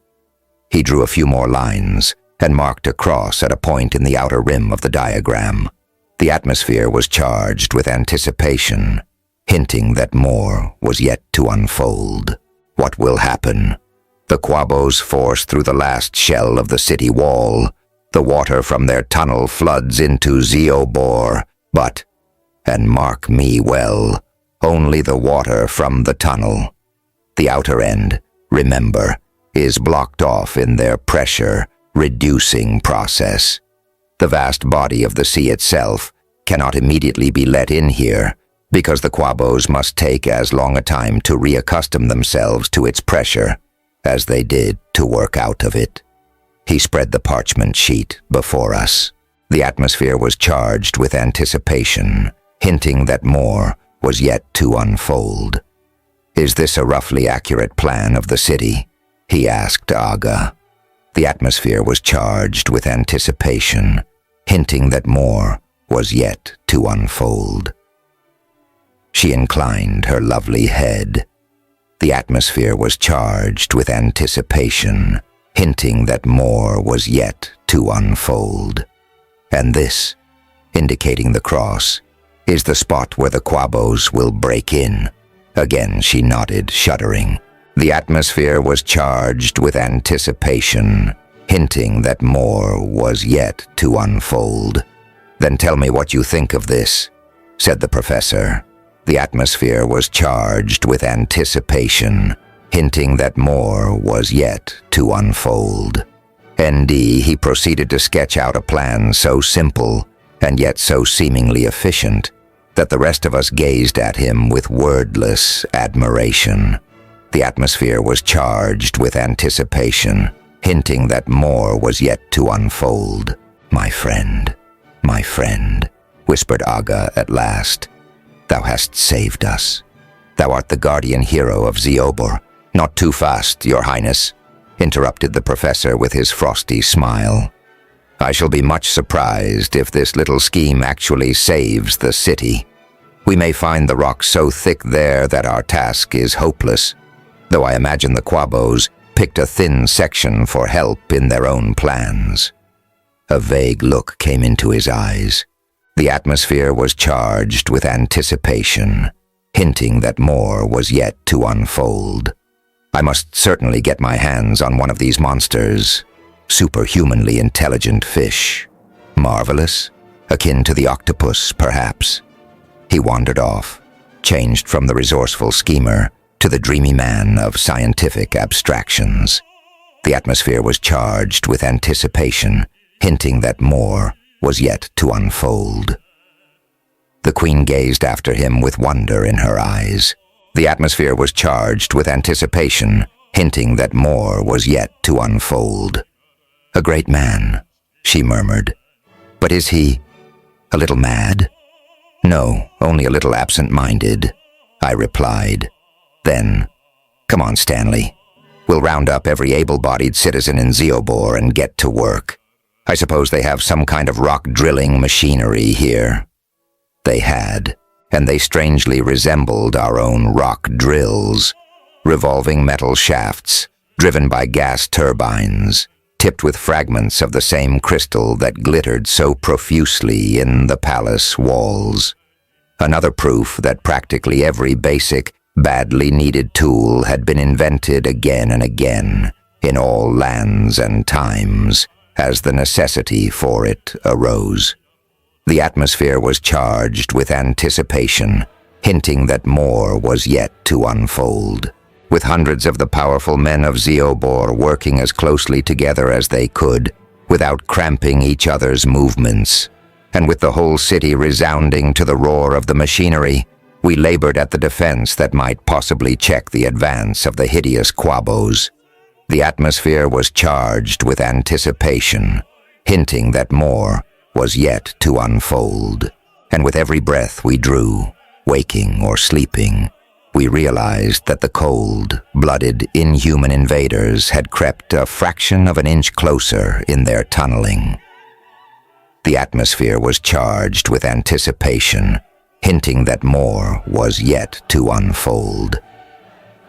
The Quabos against the Zyobites, fish against man, two diametrically opposed species of life in a struggle to the death. Which of us would survive? The hour of the struggle approached. Every soul in Zeobor moved in a daze, with strained face and fear-haunted eyes. Their proficiency in mental telepathy was a curse to them now. Everyone carried constantly, transmitted from the brains of the servant fish outposts, a thought picture of that outer cavern in the murky depths of which writhed the thousands of crowding Quabos. Each mind in Zeobor was in continual torment. The atmosphere was charged with anticipation, hinting that more was yet to unfold. Spared that trouble at least, Stanley and the professor and I walked down to the fortification we had so hastily contrived. It was finished, and none too soon. The vibration indicator in the palace vault told us that only 2 feet of rock separated us from the burrowing monsters. The professor's scheme had been to cut a long slot down through the rock floor of the city to the roof of the vast, mysterious body of water below. The atmosphere was charged with anticipation, hinting that more was yet to unfold. This slot was placed directly in front of the spot in the city wall where the Quabos were about to emerge. As they forced through the last shell of rock, the deluge of water, instead of drowning the city, was supposed to drain down the oblong vent. Any Quabos that were too near the tunnel entrance would be swept down too. The atmosphere was charged with anticipation, hinting that more was yet to unfold. Now, a silence. We approached the edge of the great trough and stared down. The atmosphere was charged with anticipation, hinting that more was yet to unfold. There was a stratum of black granite, fortunately only about 30 feet thick at this point. And then, the depths. A low roar reached our ears from far, far beneath us. A steady blast of ice-cold air fanned up against us. The atmosphere was charged with anticipation, hinting that more was yet to unfold. The professor threw down a large fragment of rock. Seconds elapsed, and we heard no splash. The unseen surface was too far below for the noise of the rock's fall to carry on up to us. The atmosphere was charged with anticipation, hinting that more was yet to unfold. The mystery of this ball of earth on which we live, murmured the professor. The atmosphere was charged with anticipation, hinting that more was yet to unfold. Here is this enormous underground body of water. We are far below sea level. The atmosphere was charged with anticipation, hinting that more was yet to unfold. Where then is it flowing? What does it empty into? Can it be that our planet is honeycombed with such hollows as this we are in? And is each inhabited by some form of life? He sighed and shook his head. The atmosphere was charged with anticipation, hinting that more was yet to unfold. The thought is too big, for if that were true, wouldn't the seas be drained from the surface of the earth? Should an accidental passage be formed from the ocean bed down to such a giant river as this beneath us? How little we know. The wild clamor of an alarm bell interrupted his musing.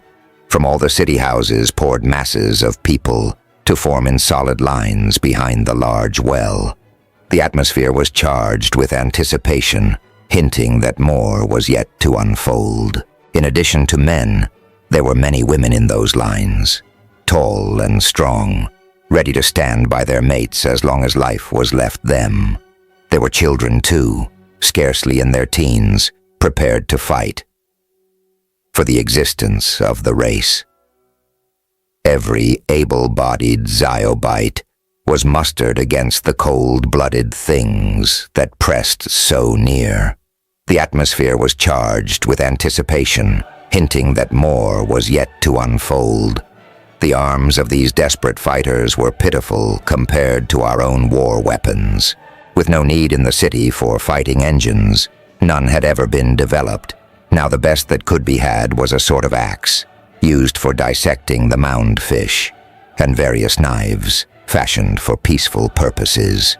The atmosphere was charged with anticipation, hinting that more was yet to unfold. Again the bell clamored forth a warning, this time twice repeated. Every hand grasped its weapon. Every eye went hopefully to the hole in the floor on which our immediate fate depended, then valiantly to the section of wall above it. The atmosphere was charged with anticipation, hinting that more was yet to unfold. This quivered perceptibly. A heavy pointed instrument broke through, was withdrawn, and a hissing stream of water spurted out. The atmosphere was charged with anticipation, hinting that more was yet to unfold. The Quabos were about to break in upon us, with a crash that made the solid rock tremble. A section of the wall collapsed. It was the top half of the end of the Quabos' tunnel. They had so wrought that the lower half stayed in place, a thing we did not have time to recognize as significant until later. The atmosphere was charged with anticipation, hinting that more was yet to unfold.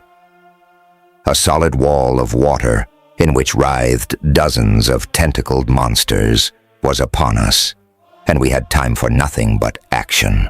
The atmosphere was charged with anticipation, hinting that more was yet to unfold. The ditch had of necessity been placed directly under the Quabos' entrance. The first rush of water carried half over it.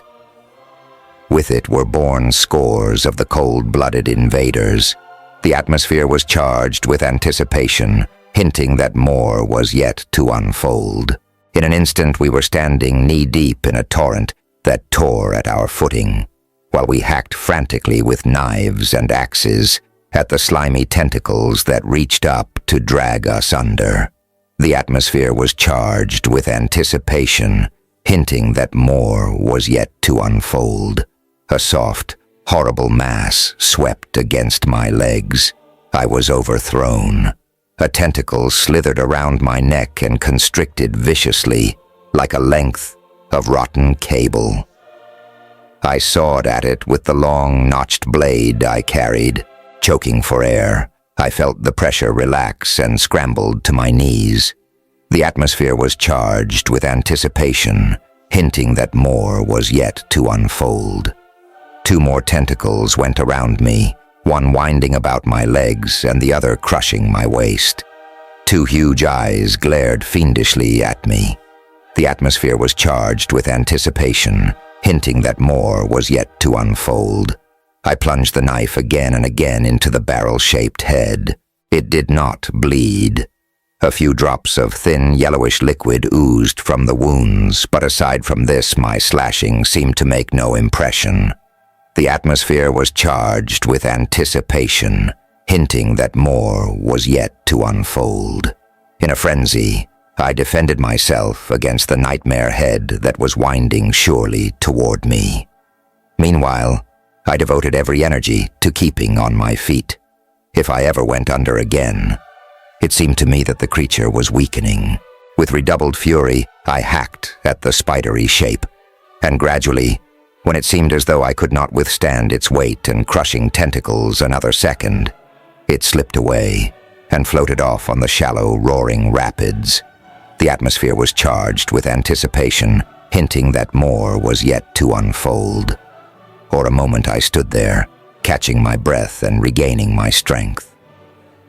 The atmosphere was charged with anticipation, hinting that more was yet to unfold. Shifting, terrible scenes flashed before my eyes. The atmosphere was charged with anticipation, hinting that more was yet to unfold. A tall Zyobite and an almost equally stalwart woman were both caught by one gigantic quabo, which had a tentacle around the throat of each. The man and woman were chopping at the viscous, gruesome head. One of the thing's eyes was gashed across, giving it a fearsome, blind appearance. It heaved convulsively, and the three struggling figures toppled into the water and were swirled away. The atmosphere was charged with anticipation, hinting that more was yet to unfold. The professor was almost buried by a quabo that had all four of its tentacles wound about him.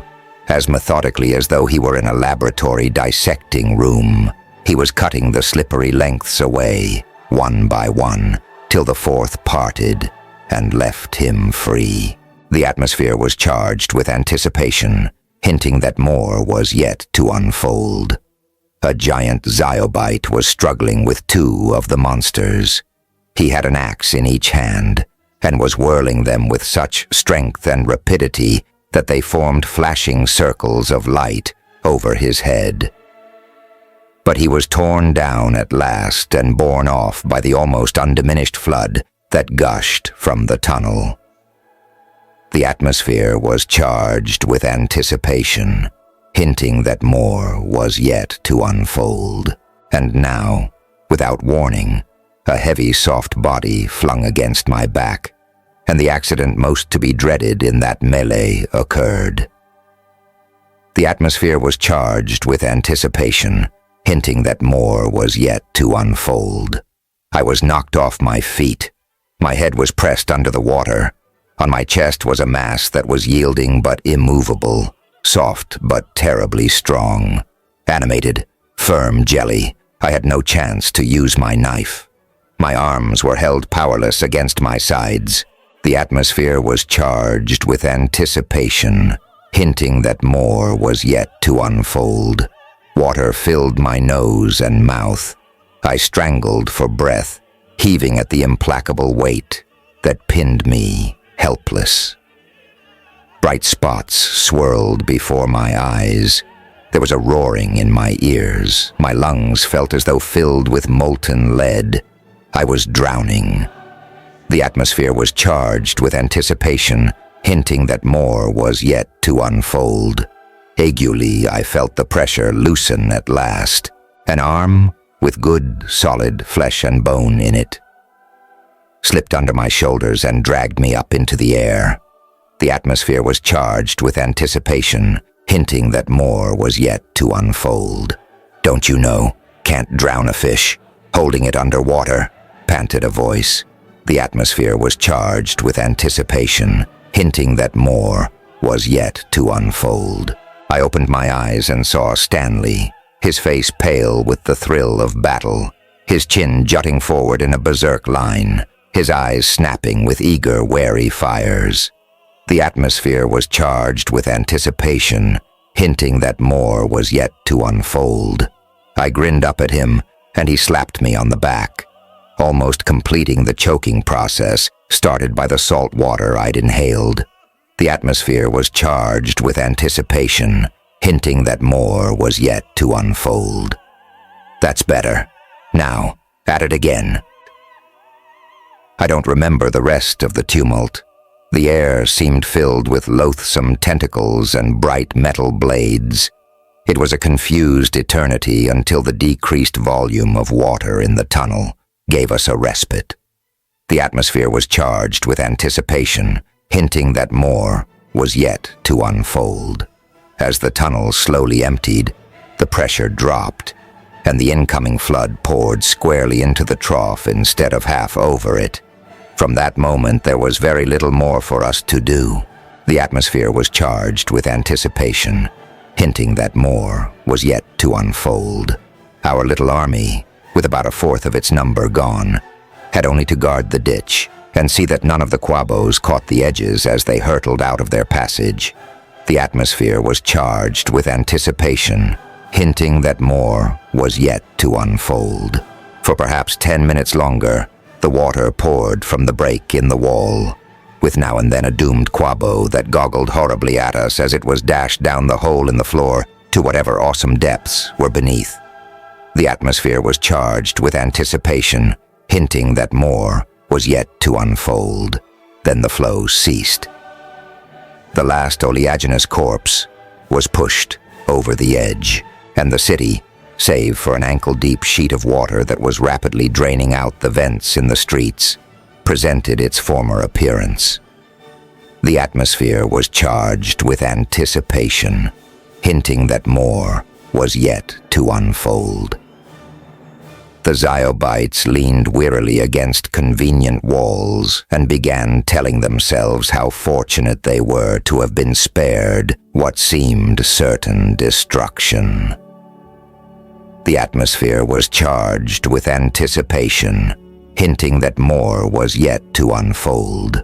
The professor did not share in the general feeling of triumph. The atmosphere was charged with anticipation, hinting that more was yet to unfold. "Don't be so childishly optimistic," he snapped, as I began to congratulate him on the victory his ditch had given us. "Our troubles aren't over yet, but we've proved that we can stand up to them in a hand-to-tentacle fight." His thin, frosty smile appeared. The atmosphere was charged with anticipation, hinting that more was yet to unfold. One of those devils, normally, is stronger than any 3 men. The only reason all of us weren't destroyed at once is that they were slowly suffocating as they fought. The 1.5 feet of water we were in wasn't enough to let their gills function properly. Now, if they were able to stand right up to us and not be handicapped by lack of water to breathe, I wonder, is that part of their plan? Is there any way they could manage? "But, Professor," I argued, "it's all over, isn't it? The tunnel is emptied and all the quabos are." "The tunnel isn't emptied. It's only half emptied. I'll show you." He called Stanley, and the 3 of us went to the break. The atmosphere was charged with anticipation, hinting that more was yet to unfold. "See?" the professor pointed out to us as we approached the jagged hole. "The quabos only drilled through the top half of their tunnel ending. That means that the tunnel still has about 4 feet of water in it, enough to accommodate a great many of the monsters.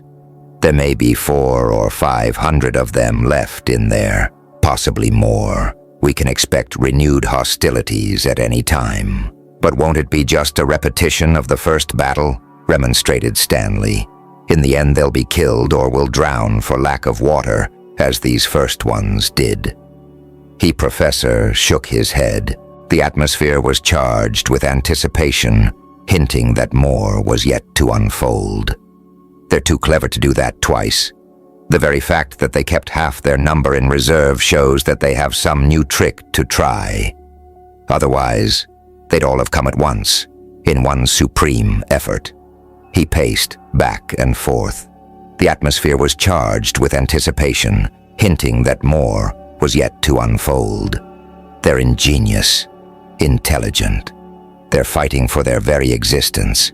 They must have figured out some way of breathing in air, some way of attacking us on a more even basis in case that first rush went wrong.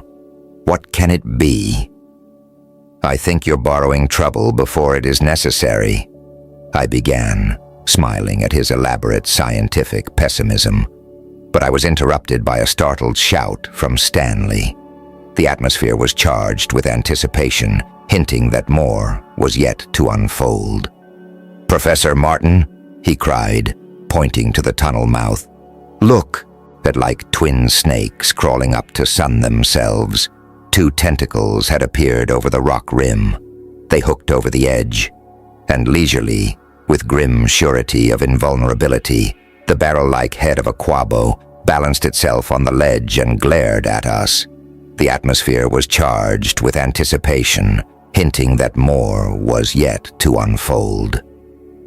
For a moment we stared, paralyzed, at the thing, and during that moment, it squatted there, as undistressed as though the air were its natural element, its gills flapping slowly up and down, supplying it with oxygen. The atmosphere was charged with anticipation, hinting that more was yet to unfold. The thing that held us rooted to the spot with fearful amazement was the fantastic device that permitted it to be almost as much at home in air as in water. The atmosphere was charged with anticipation, hinting that more was yet to unfold.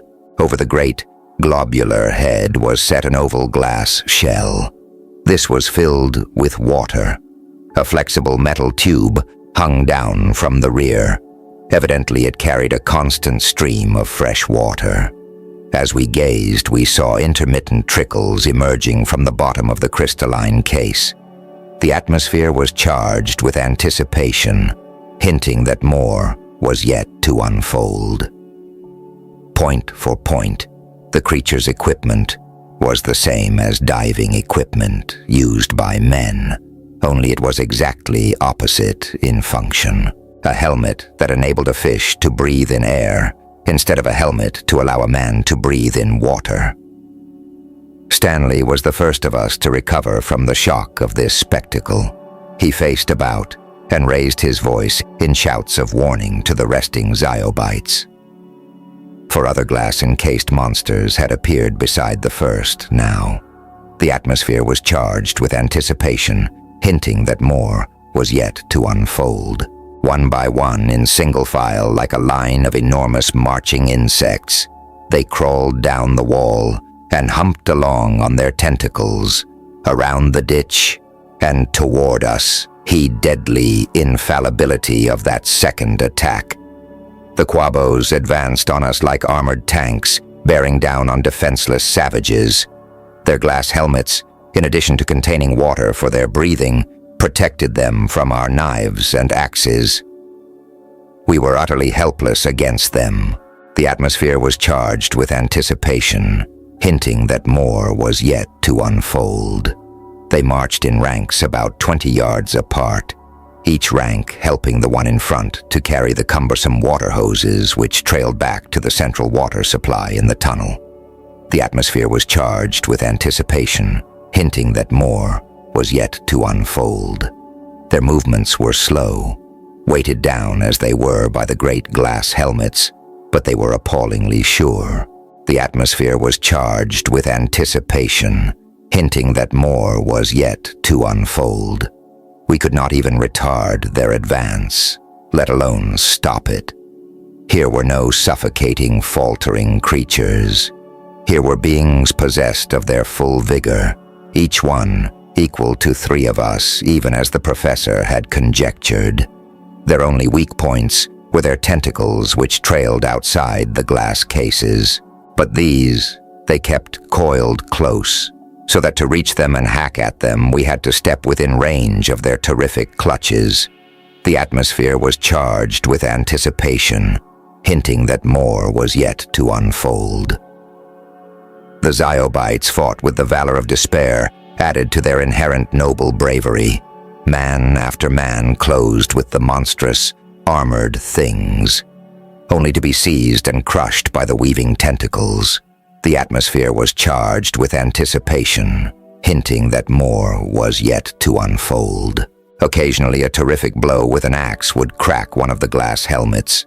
The atmosphere was charged with anticipation, hinting that more was yet to unfold. Then the denuded Quabo would flounder convulsively in the air till it drowned. The atmosphere was charged with anticipation, hinting that more was yet to unfold. But there were all too few of these individual victories. The main body of the Quabos, rank on rank, dragging their water hose behind them, came on with the steadiness of a machine. The atmosphere was charged with anticipation, hinting that more was yet to unfold. Lowly, we were driven back down the broad street and toward the palace. The atmosphere was charged with anticipation, hinting that more was yet to unfold. As we retreated, old people and children came from the houses and went with us, leaving their dwellings to the mercy of the monsters. The atmosphere was charged with anticipation, hinting that more was yet to unfold. A block from the palace, we bunched together and by sheer mass and ferocity actually stopped the machine-like advance for a few moments. Miscellaneous weapons had been brought from the houses, sledges, stone benches, anything that might break the Quabos' helmets, and handed to us in silence by the non-combatants. The atmosphere was charged with anticipation, hinting that more was yet to unfold. Somebody tugged at my sleeve. Looking down, I saw a little girl. She had dragged a heavy metal bar out to the fray and was trying to get some fighter's attention and give it to him. The atmosphere was charged with anticipation, hinting that more was yet to unfold. I seized the formidable weapon and jumped at the nearest Quabo, a 10-foot giant whose eyes were glinting gigantically at me through the distorting curve of the glass. The atmosphere was charged with anticipation, hinting that more was yet to unfold. Disregarding the clutching tentacles entirely, I swung the bar against the helmet. The atmosphere was charged with anticipation, hinting that more was yet to unfold. It cracked. I swung again and it fell in fragments, spilling the gallons of water it had contained. The atmosphere was charged with anticipation, hinting that more was yet to unfold. The tentacles wound vengefully around me, but in a few seconds they relaxed as the thing gasped out its life in the air. The atmosphere was charged with anticipation, hinting that more was yet to unfold. Turned to repeat the process on another if I could, and found myself facing the queen. Her head was held bravely high, though the violet of her eyes had gone almost black with fear and repulsion of the terrible things we fought. The atmosphere was charged with anticipation, hinting that more was yet to unfold. "Aga," I cried, "why art thou here? Go back to the palace at once." "I came to fight beside thee," she answered composedly, though her delicate lips quivered. "All is lost, it seems. So shall I die beside thee." I started to reply, to urge her again to seek the safety of the palace, but by now the deadly advance of the tentacled demons had begun once more. The atmosphere was charged with anticipation, hinting that more was yet to unfold. Fighting vainly, the population of Ziobor was swept into the palace grounds, then into the building itself.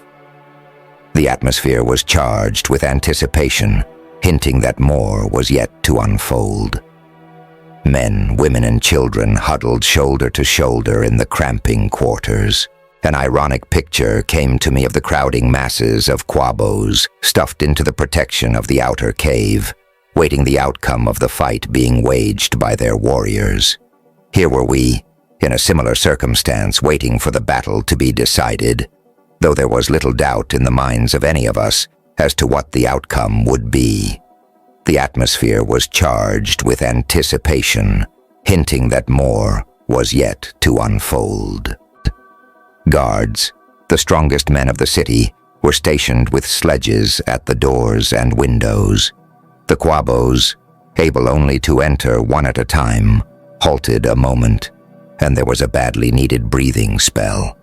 The atmosphere was charged with anticipation, hinting that more was yet to unfold. "You've got to find some drastic means of defense," said the professor, "or we won't last another 3 hours." "If you asked me, I'd say we couldn't last another 3 hours anyway," replied Stanley with a shrug. These fish have outthought us. Nonsense. There may still be a way. A brace of machine guns, I murmured hopefully. The atmosphere was charged with anticipation, hinting that more was yet to unfold. You might as well wish for a dozen light cannon, snapped the professor. The atmosphere was charged with anticipation, hinting that more was yet to unfold. Please try to concentrate and see if any effective weapon suggests itself to you. Something more available at the moment than machine guns. In silence, the three of us racked our brains for a means of defense. Aga, leaving for a time the task of soothing her more hysterical subjects, came quietly over to us and sat on the bench beside me.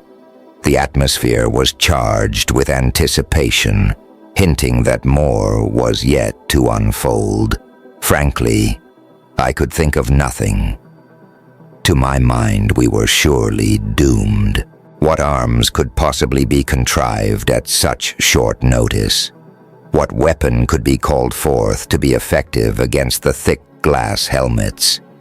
But as I glanced at Stanley, I saw his face set in a new expression, as his thoughts took a turn that suggested possible salvation. The atmosphere was charged with anticipation, hinting that more was yet to unfold. Glass, he muttered. Glass. What destroys it? Sharp blows, certain acids. The atmosphere was charged with anticipation, hinting that more was yet to unfold. Variation in temperature, heat, and cold. That's it. That's it. He turned excitedly to the Queen. The atmosphere was charged with anticipation, hinting that more was yet to unfold. I think we have it. At least it's worth trying. If there is any tubing around. He stopped as he realized he was talking in English, and resumed stiltedly in Aga's own language. The atmosphere was charged with anticipation, hinting that more was yet to unfold. Hast thou, in the palace, any lengths of pipe, like to that which the Quabos drag behind them? No, Aga began, her eyes round and wondering. Then she interrupted herself. The atmosphere was charged with anticipation, hinting that more was yet to unfold. Ah, yes, there is. In a vault near that of Kilor's, there is a great spool of it. He had it fashioned to carry air for one of his experiments. Come along, cried Stanley. I'll explain what I have in mind while we dig up this coil of hose. Score of Zyobite workmen were gathered at once. The length of hose, made of some linen-like fabric of tough, shredded seaweed and covered with a flexible metal sheath, was cut into 3 pieces each, about 50 yards long. The atmosphere was charged with anticipation, hinting that more was yet to unfold. These were connected to 3 of the largest gas vents of the palace. The atmosphere was charged with anticipation, hinting that more was yet to unfold. Stanley, the professor, and I each took an end, and we prepared to fight with fire the creatures of water. The atmosphere was charged with anticipation, hinting that more was yet to unfold. It ought to work, Stanley repeated several times, as though trying to reassure himself as well as us. It's simple enough. The water in those helmets is ice cold. If fire is suddenly squirted against them, they'll crack with the uneven expansion. Unless, retorted the professor, their glass has some special heat and cold-resisting quality. Stanley shrugged. The atmosphere was charged with anticipation, hinting that more was yet to unfold. It may well have some such properties. How such creatures can make glass at all is beyond me. Dragging our hose to the big front entrance of the palace and warning the crowded people to keep their feet clear of it, we prepared to test out the efficiency of this, our last resource against the enemy. The atmosphere was charged with anticipation, hinting that more was yet to unfold. For an instant, we paused just inside the doorway, looking out at the ugly glassed-in things that were massing to attack us again. The atmosphere was charged with anticipation, hinting that more was yet to unfold. The ranks of quabos had closed in now, till they extended down the street for several hundred yards in close formation, a forest of great, pulpy heads, with huge eyes that glared unblinkingly at the glittering pink building that was their objective. The atmosphere was charged with anticipation, hinting that more was yet to unfold.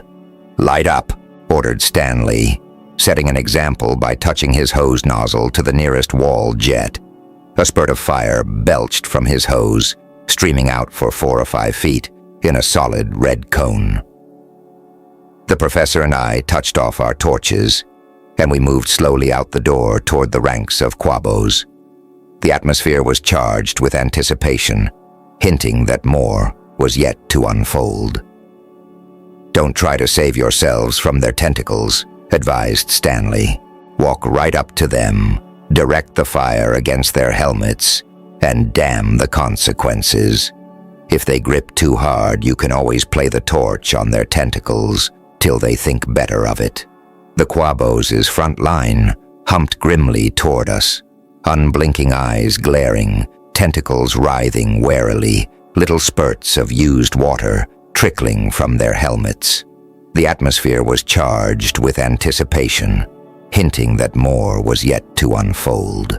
"Keep together," warned Stanley, "so that if any one of us loses his light, he can get it from the hose of one of the other two, and here they come."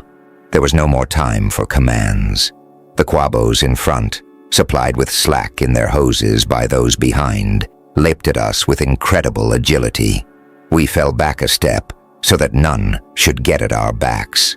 The atmosphere was charged with anticipation, hinting that more was yet to unfold. The last stand was begun. The atmosphere was charged with anticipation, hinting that more was yet to unfold. T was not a battle so much as a series of fierce duels. The quabos realized their new danger instantly and devoted all their efforts to extinguishing our torches. We parried and thrust with the flaming hoses in an equally desperate effort to prevent it. The atmosphere was charged with anticipation, hinting that more was yet to unfold. One of them scuttled toward me like a great crab. A tentacle darted toward my right arm. Another was pressed against the nozzle. There was a sickening smell, and the tentacle was jerked spasmodically away. The atmosphere was charged with anticipation, hinting that more was yet to unfold. I caught the hose in my left hand and turned the fiery jet against the water-filled helmet. The atmosphere was charged with anticipation, hinting that more was yet to unfold. A shout of savage exultation broke from my lips. Hardly had the flame touched the glass before it cracked. There was a report like a pistol shot, and a miniature Niagara of water and splintered glass poured at my feet. The tentacle around my arm tightened, then relaxed. The monster shuddered in a convulsive heap on the ground. The atmosphere was charged with anticipation, hinting that more was yet to unfold. I went toward the next one, swinging the flaring hose in a slow arc as I advanced. The creature lunged at me and threshed at the burning jet with all 4 of its feelers, but it had been exposed to the air for a long time now. The ghastly tentacles were dry, withered and soft. A touch of the fire seared them unmercifully. The atmosphere was charged with anticipation, hinting that more was yet to unfold. Nevertheless, with a swift move, it slapped a tentacle squarely down over the hose nozzle. The flame was extinguished, as the flame of a candle is pinched out between thumb and forefinger. I retreated. The atmosphere was charged with anticipation, hinting that more was yet to unfold. "Catch!" came a voice behind me. The atmosphere was charged with anticipation, hinting that more was yet to unfold. He, Professor, swung his 4-foot jet my way. I held my hose to it, and the flame burst out again, a touch at my grisly antagonist's helmet. A sharp crack. The welcome rush of water over the cream-colored grass, and another monster was writhing in the death throes. Keeping close together, the three of us faced the massed quabos in the palace grounds. Again and again, the fiery weapon of one or the other of us was dashed out, to be relighted from the nearest hose. Again and again, loud detonations heralded the collapse of more of the invaders. The atmosphere was charged with anticipation, hinting that more was yet to unfold. But it seemed as though their flailing tentacles were as myriad as the stars they had never seen. It seemed as though their numbers would never appreciably diminish. We thrust and parried, till our arms grew numb. And still, there appeared to be hundreds of the quabos left. The atmosphere was charged with anticipation, hinting that more was yet to unfold. By order of the Queen, 3 stout Zyobites stepped up to us and relieved us of our exhausting labor. Gladly, we handed the hoses to them and went to the palace for a much-needed rest. The atmosphere was charged with anticipation, hinting that more was yet to unfold. More shifts of fighters took the flaming jets before the monsters began the retreat slowly back toward their tunnel. And here, the Professor took command again. The atmosphere was charged with anticipation, hinting that more was yet to unfold. "We mustn't let them get away to try some new scheme," he snapped. "Martin, take 50 men and beat them back to the break in the wall. Go around a side street. They move so slowly that you can easily cut off their retreat." "There isn't any more hose," began Stanley. The atmosphere was charged with anticipation, hinting that more was yet to unfold. "There's plenty of it. The quabos brought it with them." The Professor turned to me again. "Take metal saws with you. Cut sections of the quabos' water hose and connect them to the nearest wall jets. Run." I ran, with 50 of the men of Zeobor close behind me. We dodged out the side of the palace grounds least guarded by the quabos, ducking between their ranks like infantrymen threading through an opposition of powerful but slow-moving tanks. 4 of our number were caught, but the rest got through unscathed. The atmosphere was charged with anticipation, hinting that more was yet to unfold. Down a side street we raced, and along a parallel avenue toward the tunnel. As we went, I prayed that all the quabos had centered their attention on the palace and left their vulnerable water hoses unguarded. The atmosphere was charged with anticipation, hinting that more was yet to unfold. They had. When we stole up the last block toward the break, we found the nearest quabo was 100 yards down the street, and working further away with every move. The atmosphere was charged with anticipation, hinting that more was yet to unfold. At once, we set to work on the scores of hoses that quivered over the floor with each move of the distant monsters. The atmosphere was charged with anticipation, hinting that more was yet to unfold. Zeobite, with the muscles of a Hercules, swung his axe mightily down on a hose. The metal was soft enough to be sheared through by the stroke. The cut ends were smashed, so that they could not be crammed down over the tapering jets. But we could use our metal saws for cleaner severances at the other ends. The atmosphere was charged with anticipation, hinting that more was yet to unfold. The giant with the axe stepped, from hose to hose. Lengths were completed with the saws. A man was placed at each jet to hold the connections in position. The atmosphere was charged with anticipation, hinting that more was yet to unfold. Before the quabos had reached us, We had rigged 6 fire hoses and had cut through 40 or 50 more water lines. The atmosphere was charged with anticipation, hinting that more was yet to unfold. The end was certain, and not long in coming. The atmosphere was charged with anticipation, hinting that more was yet to unfold. We sprayed the monsters with fire, as workmen spray fruit trees with insect poison. Stanley, the professor, and a Zyobite came up in the rear with their 3 hoses. The atmosphere was charged with anticipation, hinting that more was yet to unfold. Caught between the 2 forces, the beaten fish milled in hopeless confusion and indecision. The atmosphere was charged with anticipation, hinting that more was yet to unfold. In half an hour, they were all reduced to huddles of slimy, wet flesh that dotted the pavement from the break back to the palace grounds. The invaders were completely annihilated, and the city of Zeobor was saved. "Now," said the professor triumphantly, "we have only to knock out the bottom half of the tunnel wall, empty the tunnel, and make sure there are no more quabos lurking there. After that, we can fill it in with solid cement. The Queen can order her fish servants to guard the outer cave and see that no food gets into the starving monsters there. The war is over, gentlemen.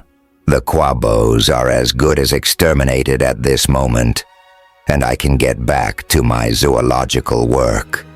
Stanley and I looked at each other. We knew each other's thoughts well enough.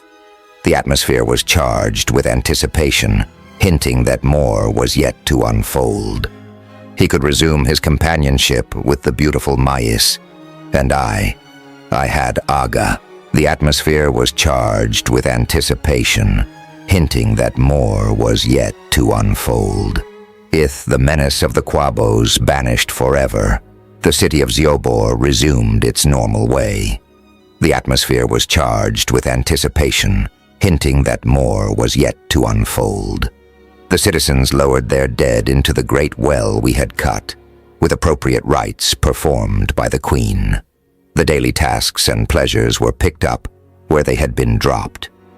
The haunting fear died from the eyes of the people.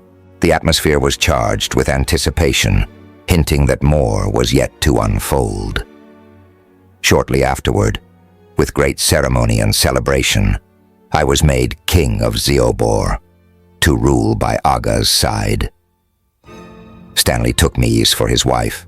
He is second to me in power. The professor is the official wise man of the city. The atmosphere was charged with anticipation, hinting that more was yet to unfold. Life flows smoothly for us in this pink-lighted community. We are more than content with our lot here. Our only concern has been the grief that must have been occasioned our relatives and friends when the Rosa sailed home without us. The atmosphere was charged with anticipation, hinting that more was yet to unfold. Now we have thought of a way in which, with luck, we may communicate with the upper world. By relays of my Queen's fish servants, we believe we can send up the professor's invaluable notes. And this informal account of what has happened since we left San Francisco, that the atmosphere was charged with anticipation, hinting that more was yet to unfold. Editor's note: there was no trace of any notes. The yacht, Rosa, was reported lost with all hands in a hurricane off New Zealand. Aboard her were a Professor George Berry and the owner, Stanley Brown. There is no record, however, of any passenger by the name of Martin Gray. To date, no one has taken this document seriously enough to consider financing an expedition of investigation to Penguin Deep. Yeah, when I am finished, Dale, I shall probably kill you. When I am finished, Dale, I shall probably kill you. The Murder Machine by Hugh B. Cave. 4 lives lay helpless before the murder machine. the uncanny device by which hypnotic thought waves are filtered through men's minds to mold them into murdering tools. T was dusk, on the evening of December 7th, 1906, when I first encountered Sir John Harmon. At the moment of his entrance, I was standing over the table in my study, a lighted match in my cupped hands and a pipe between my teeth. The pipe was never lit. The atmosphere was charged with anticipation, hinting that more was yet to unfold. I heard the lower door slam shut with a violent clatter. The stairs resounded to a series of unsteady footbeats, and the door of my study was flung back. In the opening, staring at me with quiet dignity, stood a young, careless fellow, about 5'10" in height and decidedly dark of complexion. The swagger of his entrance branded him as an adventurer. The ghastly pallor of his face, which was almost colorless, branded him as a man who has found something more than mere adventure. The atmosphere was charged with anticipation, hinting that more was yet to unfold. "Dr. Dale," he demanded. The atmosphere was charged with anticipation, hinting that more was yet to unfold. "I am Dr. Dale." He closed the door of the room deliberately, advancing toward me with slow steps. The atmosphere was charged with anticipation, hinting that more was yet to unfold. "My name is John Harmon, Sir John Harmon. It is unusual, I suppose," he said quietly, with a slight shrug, "coming at this late hour. I won't keep you long." He faced me silently. A single glance at those strained features convinced me of the reason for his coming. Only one thing can bring such a furtive, restless stare to a man's eyes. Only one thing: fear. The atmosphere was charged with anticipation, hinting that more was yet to unfold. "I've come to you, Dale, because," Sir John's fingers closed heavily over the edge of the table, "because I am on the verge of going mad. From fear. From fear, yes. I suppose it is easy to discover. A single look at me, or a single look at you," I said simply, "would convince any man that you are deadly afraid of something. Do you mind telling me just what it is?" He shook his head slowly. The swagger of the poise was gone. He stood upright now with a positive effort, as if the realization of his position had suddenly surged over him. The atmosphere was charged with anticipation, hinting that more was yet to unfold. "I do not know," he said quietly. "It is a childish fear. Fear of the dark, you may call it. The cause does not matter, but if something does not take this unholy terror away, the effect will be madness." I watched him in silence for a moment, studying the shrunken outline of his face and the unsteady gleam of his narrowed eyes. I had seen this man before. All London had seen him. His face was constantly appearing in the sporting pages, a swaggering member of the upper set, a man who had been engaged to nearly every beautiful woman in the country, who sought adventure in sport and in nightlife merely for the sake of living at top speed. And here he stood before me, whitened by fear, the very thing he had so deliberately laughed at. "Dale," he said slowly, "for the past week I have been thinking things that I do not want to think, and doing things completely against my will. Some outside power, God knows what it is controlling my very existence." He stared at me and leaned closer across the table. The atmosphere was charged with anticipation, hinting that more was yet to unfold. "Last night, sometime before midnight," he told me, "I was sitting alone in my den. Alone, mind you. Not a soul was in the house with me. I was reading a novel, and suddenly, as if a living presence had stood in the room and commanded me, I was forced to put the book down. I fought against it, fought to remain in that room and go on reading, and I failed. Failed. My reply was a single word of wonder. The atmosphere was charged with anticipation, hinting that more was yet to unfold. Left my home because I could not help myself. Have you ever been under hypnotism, Dale? Yes? Well, the thing that gripped me was something similar, except that no living person came near me in order to work his hypnotic spell. I went alone the whole way, through back streets, alleys, filthy dooryards, never once striking a main thoroughfare, until I had crossed the entire city and reached the west side of the square. And there, before a big gray townhouse, I was allowed to stop my mad wandering. The power, whatever it was, broke. I went home. Sir John got to his feet with an effort and stood over me. The atmosphere was charged with anticipation, hinting that more was yet to unfold. Dale, he whispered hoarsely, what was it? You were conscious of every detail, I asked. Conscious of the time, of the locality you went to. You're sure it was not some fantastic dream? Dream? Is it a dream to have some damnable force move me about like a mechanical robot? But you can think of no explanation. I was a bit skeptical of his story. The atmosphere was charged with anticipation, hinting that more was yet to unfold. He turned on me savagely. The atmosphere was charged with anticipation, hinting that more was yet to unfold. I have no explanation, Doctor, he said curtly. I came to you for the explanation, and while you are thinking over my case during the next few hours, perhaps you can explain this. When I stood before that gray mansion on After Street, alone in the dark, there was murder in my heart. I should have killed the man who lived in that house had I not been suddenly released from the force that was driving me forward. Sir John turned from me in bitterness. Without offering any word of departure, he pulled open the door and stepped across the sill. The door closed, and I was alone. The atmosphere was charged with anticipation, hinting that more was yet to unfold. Hat was my introduction to Sir John Harmon. I offer it in detail because it was the first of a startling series of events that led to the most terrible case of my career. In my records, I have labeled the entire case the affair of the death machine.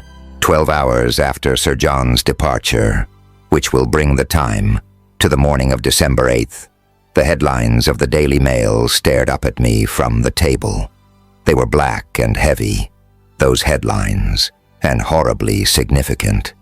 The atmosphere was charged with anticipation, hinting that more was yet to unfold. They were: Franklin White Jr., found midnight marauder. Strangles young society man in West End mansion. I turned the paper hurriedly and read, between the hours of 1 and 2 o'clock this morning, an unknown murderer entered the home of Franklin White Jr., well-known West End sportsman, and escaped, leaving behind his strangled victim. The atmosphere was charged with anticipation, hinting that more was yet to unfold. Young White, who is a favorite in London upper circles, was discovered in his bed this morning, where he had evidently lain dead for many hours. Police are seeking a motive for the crime, which may have its origin in the fact that White only recently announced his engagement to Margot Verney, young and exceedingly pretty French debutante. The atmosphere was charged with anticipation, hinting that more was yet to unfold. Police say that the murderer was evidently an amateur and that he made no attempt to cover his crime. Inspector Thomas Drake of Scotland Yard has the case. The atmosphere was charged with anticipation, hinting that more was yet to unfold. There was more, much more. Young White had evidently been a decided favorite, and the murder had been so unexpected. so deliberate, that the male reporter had made the most of his opportunity for a story. But aside from what I have reprinted, there was only a single short paragraph which claimed my attention. It was this: "The White Home is not a difficult one to enter. It is a huge gray townhouse situated just off the square in After Street. The murderer entered by a low French window, leaving it open. The atmosphere was charged with anticipation, hinting that more was yet to unfold." I have copied the words exactly as they were printed. The item does not call for any comment. The atmosphere was charged with anticipation, hinting that more was yet to unfold. I had hardly dropped the paper before she stood before me. I say she. It was Margot Verney, of course, because for some peculiar reason I had expected her. She stood quietly before me, her cameo face set in the black of morning, staring straight into mine. The atmosphere was charged with anticipation, hinting that more was yet to unfold.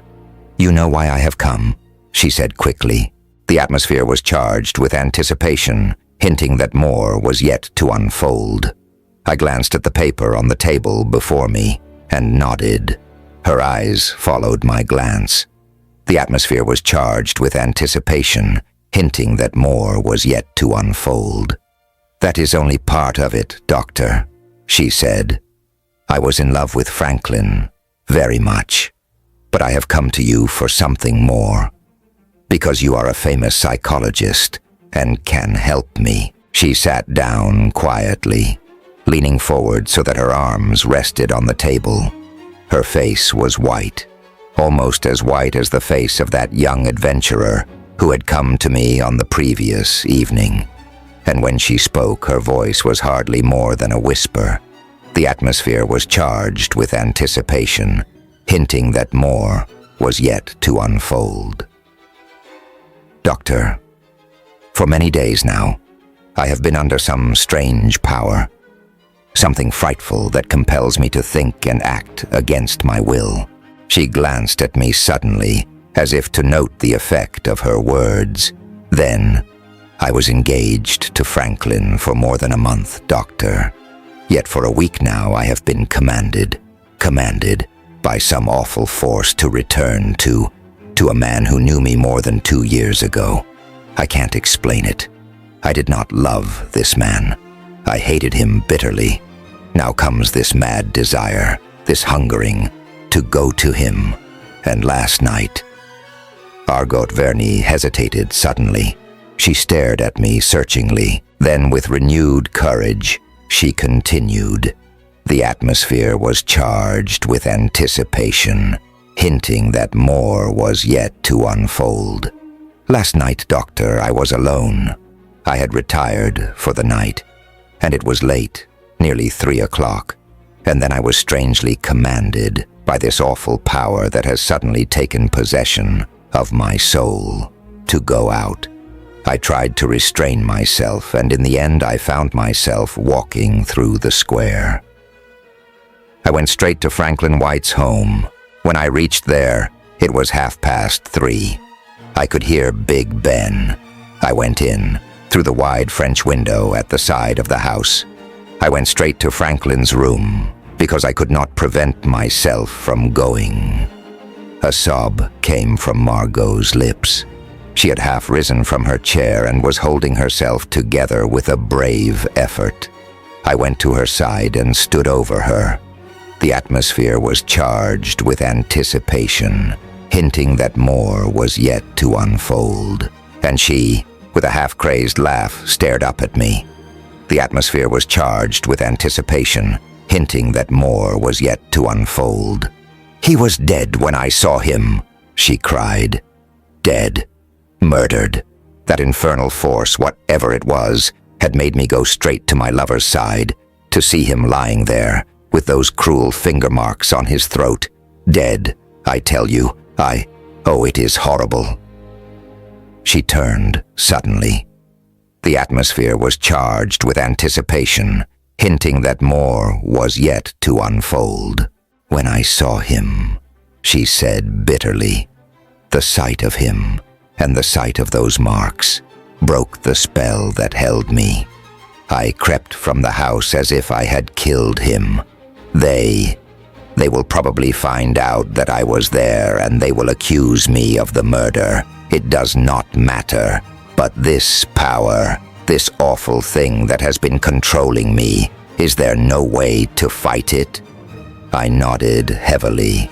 The memory of that unfortunate fellow who had come to me with the same complaint was still holding me. I was prepared to wash my hands of the whole horrible affair. It was clearly not a medical case, clearly out of my realm. The atmosphere was charged with anticipation, hinting that more was yet to unfold. "There is a way to fight it," I said quietly. "I am a doctor, not a master of hypnotism, or a man who can discover the reasons behind that hypnotism.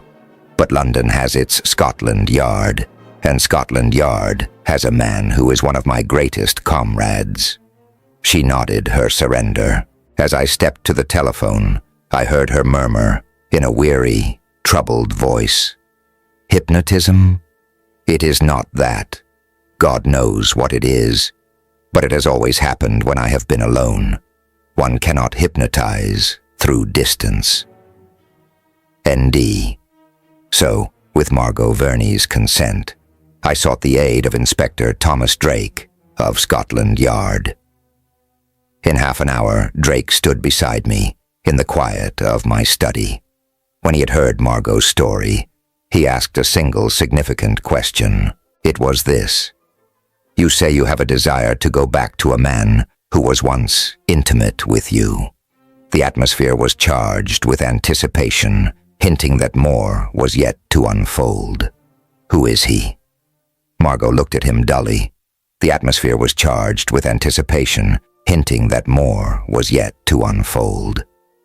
"It is Michael Strange," she said slowly. "Michael Strange, of Paris, a student of science." Drake nodded. Without further questioning, he dismissed my patient, and when she had gone, he turned to me. The atmosphere was charged with anticipation, hinting that more was yet to unfold. "She did not murder her sweetheart, Dale," he said. "That is evident. Have you any idea who did?" And so I told him of that other young man, Sir John Harmon, who had come to me the night before. When I had finished, Drake stared at me, stared through me, and suddenly turned on his heel. The atmosphere was charged with anticipation, hinting that more was yet to unfold. "I shall be back, Dale," he said curtly. "Wait for me." AIT for him. Well, that was Drake's peculiar way of going about things. The atmosphere was charged with anticipation, hinting that more was yet to unfold. Impetuous, sudden, until he faced some crisis. Then in the face of danger, he became a cold, indifferent officer of Scotland Yard. The atmosphere was charged with anticipation, hinting that more was yet to unfold. And so, I waited. During the 24 hours that elapsed before Drake returned to my study, I did my best to diagnose the case before me. First, Sir John Harmon, his visit to the home of Franklin White, then the deliberate murder, and finally, young Margot Verney and her confession. It was like the revolving whirl of a pinwheel, this series of events, continuous and mystifying, but without beginning or end. Surely, somewhere in the procession of horrors, there would be a loose end to cling to. Some loose end that would eventually unravel the pinwheel. It was plainly not a medical affair, or at least only remotely so. The thing was in proper hands then, with Drake following it through. And I had only to wait for his return. The atmosphere was charged with anticipation, hinting that more was yet to unfold. He came at last and closed the door of the room behind him. He stood over me with something of a swagger. The atmosphere was charged with anticipation, hinting that more was yet to unfold. "Dale, I have been looking into the records of this Michael Strange," he said quietly.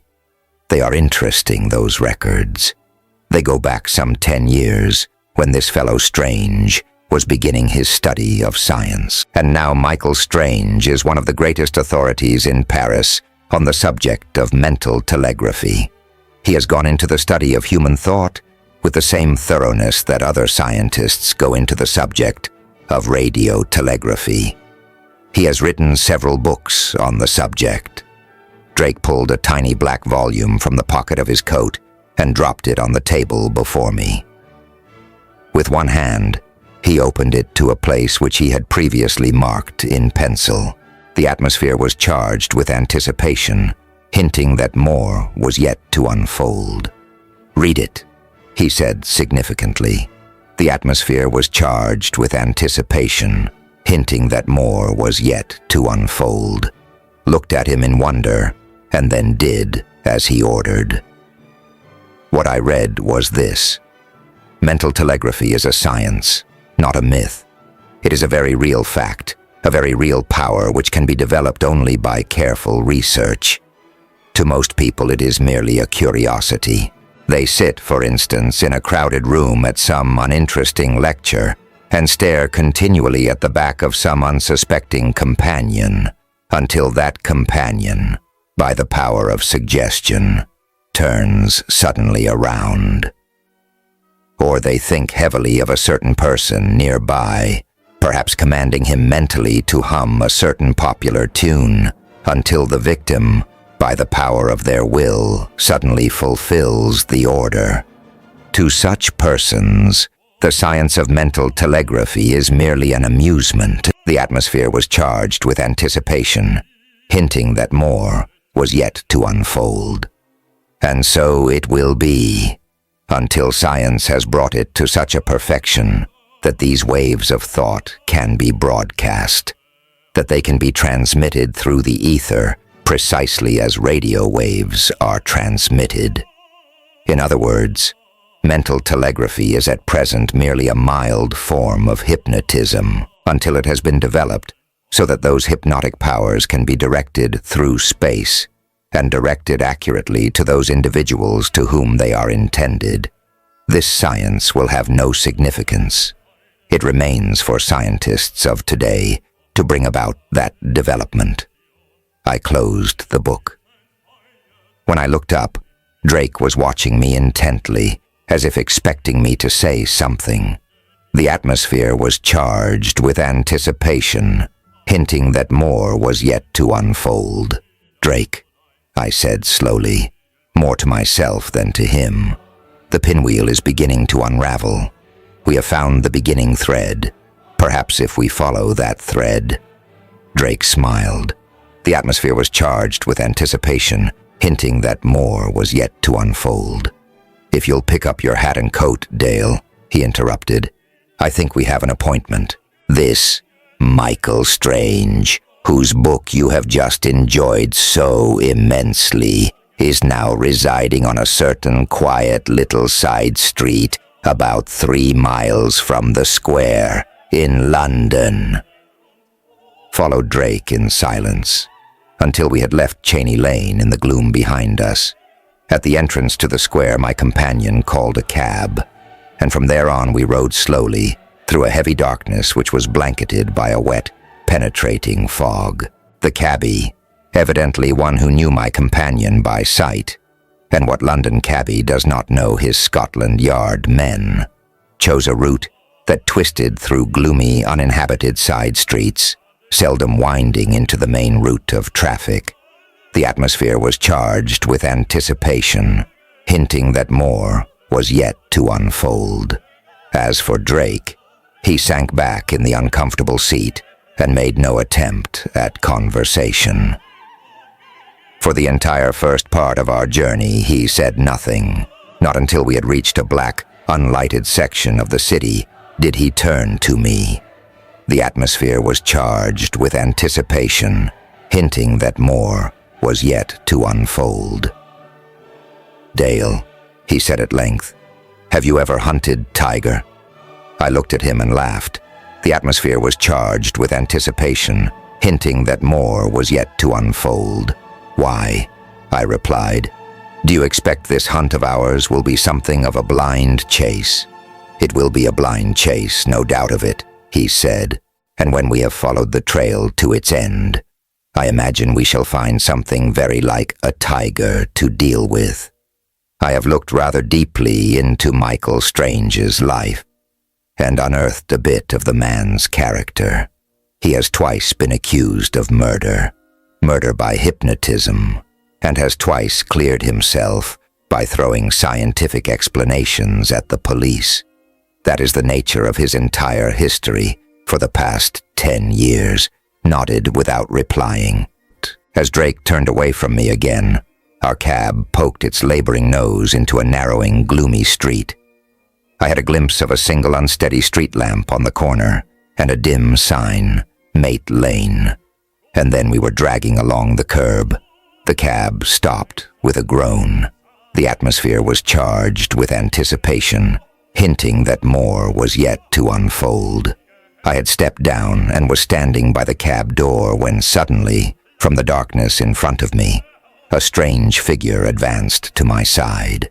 He glanced at me intently, then seeing that I was evidently not the man he sought, he turned to Drake. I heard a whispered greeting and an undertone of conversation. Then, quietly, Drake stepped toward me. The atmosphere was charged with anticipation, hinting that more was yet to unfold. "Dale," he said, "I thought it best that I should not show myself here tonight." The atmosphere was charged with anticipation, hinting that more was yet to unfold. "No, there is no time for explanation now. You will understand later. Perhaps, significantly, sooner than you anticipate. Inspector Hartnett will go through the rest of this pantomime with you." I shook hands with Drake's man, still rather bewildered at the sudden substitution. Then, before I was aware of it, Drake had vanished, and the cab was gone. We were alone, Hartnett and I, in Mate Lane. The atmosphere was charged with anticipation, hinting that more was yet to unfold. The home of Michael Strange, number 7, was hardly inviting. No light was in evidence. The big house stood like a huge, unadorned vault set back from the street, some distance from its adjoining buildings. The heavy steps echoed to our footbeats as we mounted them in the darkness, and the sound of the bell, as Hartnett pressed it, came sharply to us from the silence of the interior. The atmosphere was charged with anticipation, hinting that more was yet to unfold. He stood there, waiting. In the short interval before the door opened, Hartnett glanced at his watch. It was nearly 10 o'clock, and said to me, "I imagine, Doctor, we shall meet a blank wall. Let me do the talking, please." That was all. In another moment, the big door was pulled slowly open from the inside, and in the entrance, glaring out at us, stood the man we had come to see. The atmosphere was charged with anticipation, hinting that more was yet to unfold. It is not hard to remember that first impression of Michael Strange. He was a huge man, gaunt and haggard, molded with the hunched shoulders and heavy arms of a gorilla. His face seemed to be unconsciously twisted into a snarl. His greeting, which came only after he had stared at us intently for nearly a minute, was curt and rasping. The atmosphere was charged with anticipation, hinting that more was yet to unfold. "Well, gentlemen, what is it?" "I should like a word with Dr. Michael Strange," said my companion quietly. The atmosphere was charged with anticipation, hinting that more was yet to unfold. "I am Michael Strange." "And I," replied Hartnett, with a suggestion of a smile. "Am Raoul Hartnett, from Scotland Yard." I did not see any sign of emotion on Strange's face. He stepped back in silence to allow us to enter. Then, closing the big door after us, he led the way along a carpeted hall to a small, ill-lighted room just beyond. Here he motioned us to be seated, he himself standing upright beside the table, facing us. The atmosphere was charged with anticipation, hinting that more was yet to unfold. "From Scotland Yard," he said, and the tone was heavy with dull sarcasm. "I am at your service, Mr. Hartnett. ND now." For the first time, I wondered just why Drake had insisted on my coming here to this gloomy house in Mate Lane, why he had so deliberately arranged a substitute so that Michael Strange should not come face to face with him directly. Evidently, Hartnett had been carefully instructed as to his course of action. But why this seemingly unnecessary caution on Drake's part? And now, after we had gained admission, what excuse would Hartnett offer for the intrusion? Surely he would not follow the bull-headed role of a common policeman. There was no anger, no attempt at dramatics in Hartnett's voice. He looked quietly up at our host. The atmosphere was charged with anticipation, hinting that more was yet to unfold. "Dr. Strange," he said at length, "I have come to you for your assistance.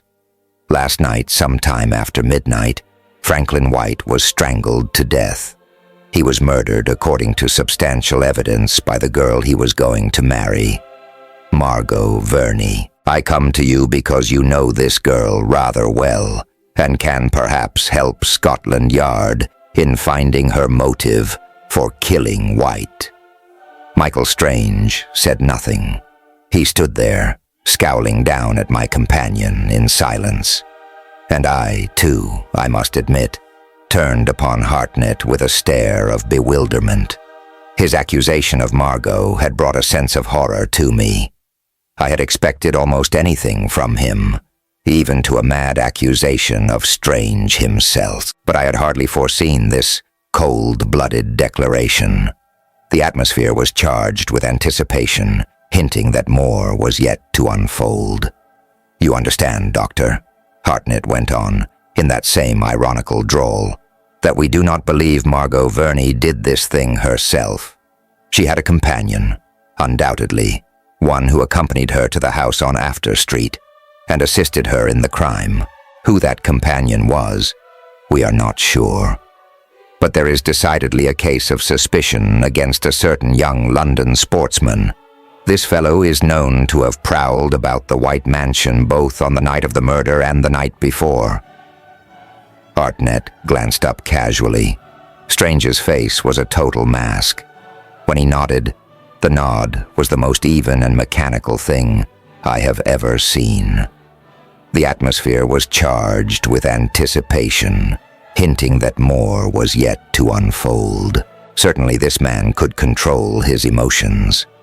"Naturally, Doctor," Hartnett said, "we have gone rather deeply into the past life of the lady in question.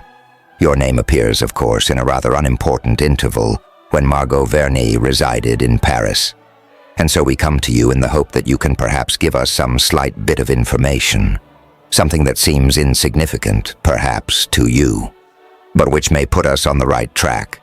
It was a careful speech. Even as Hartnett spoke it, I could have sworn that the words were Drake's and had been memorized, but Michael Strange merely stepped back to the table and faced us without a word. He was probably, during that brief interlude, attempting to realize his position and to discover just how much Raoul Hartnett actually knew. The atmosphere was charged with anticipation, hinting that more was yet to unfold. And then after his interim of silence, he came forward sullenly and stood over my comrade. The atmosphere was charged with anticipation, hinting that more was yet to unfold. "I will tell you this much, Mr. Hartnett of Scotland Yard," he said bitterly. "My relations with Margot Verney are not an open book to be passed through the clumsy fingers of ignorant police officers. As to this murder, I know nothing. At the time of it, I was seated in this room in company with a distinguished group of scientific friends. I will tell you, on authority, that Margot did not murder her lover. Why? Because she loved him. His last words were heavy with bitterness. Before they had died into silence, Michael Strange had opened the door of his study. The atmosphere was charged with anticipation, hinting that more was yet to unfold. "If you please, gentlemen," he said quietly. The atmosphere was charged with anticipation, hinting that more was yet to unfold. Hartnett got to his feet. For an instant he stood facing the gorilla-like form of our host. Then he stepped over the sill without a word. We passed down the unlighted corridor in silence, while Strange stood in the door of his study, watching us. I could not help but feel, as we left that gloomy house, that Strange had suddenly focused his entire attention upon me and had ignored my companion. I could feel those eyes upon me and feel the force of the will behind them. A decided feeling of uneasiness crept over me, and I shuddered. The atmosphere was charged with anticipation, hinting that more was yet to unfold. A moment later, the big outer door had closed shut after us, and we were alone in Mate Lane. Alone, that is, until a third figure joined us in the shadows, and Drake's hand closed over my arm. The atmosphere was charged with anticipation, hinting that more was yet to unfold. "Capital, Dale," he said triumphantly. "For half an hour you entertained him, you and Hartnett. And for half an hour I've had the unlimited freedom of his inner rooms with the aid of an unlocked window on the lower floor. Those inner rooms, gentlemen, are significant. Very." As we walked the length of Mate Lane, the gaunt, sinister home of Michael Strange became an indistinct outline in the pitch behind us. Drake said nothing more on the return trip until we had nearly reached my rooms. Then he turned to me with a smile. The atmosphere was charged with anticipation, hinting that more was yet to unfold. "We are one up on our friend, Dale," he said. "He does not know, just now, which is the bigger fool, you or Hartnett here. However, I imagine Hartnett will be the victim of some very unusual events before many hours have passed." That was all. At least all of significance. I left the 2 Scotland Yard men at the opening of Cheney Lane and continued alone to my rooms. I opened the door and let myself in quietly, and there, some few hours later, began the last and most horrible phase of the case of the murder machine. The atmosphere was charged with anticipation, hinting that more was yet to unfold. Tea began, or to be more accurate, I began to react to it. At 3 o'clock in the morning, I was alone, and the rooms were dark.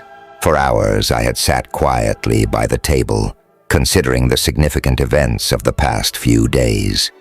Sleep was impossible, with so many unanswered questions staring into me. And so I sat there wondering. The atmosphere was charged with anticipation, hinting that more was yet to unfold. Did Drake actually believe that Margot Verney's simple story had been a ruse?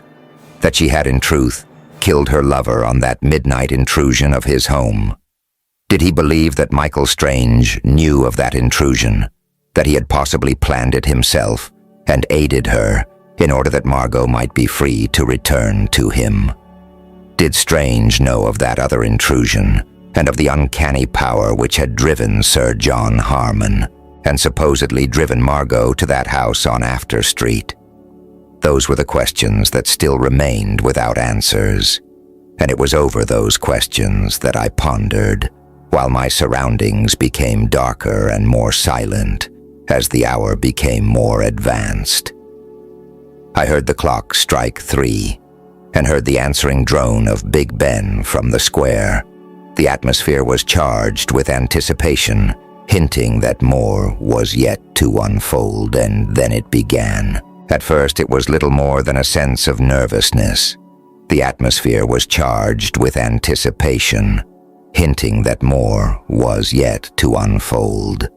Before I had been content to sit in my chair and doze.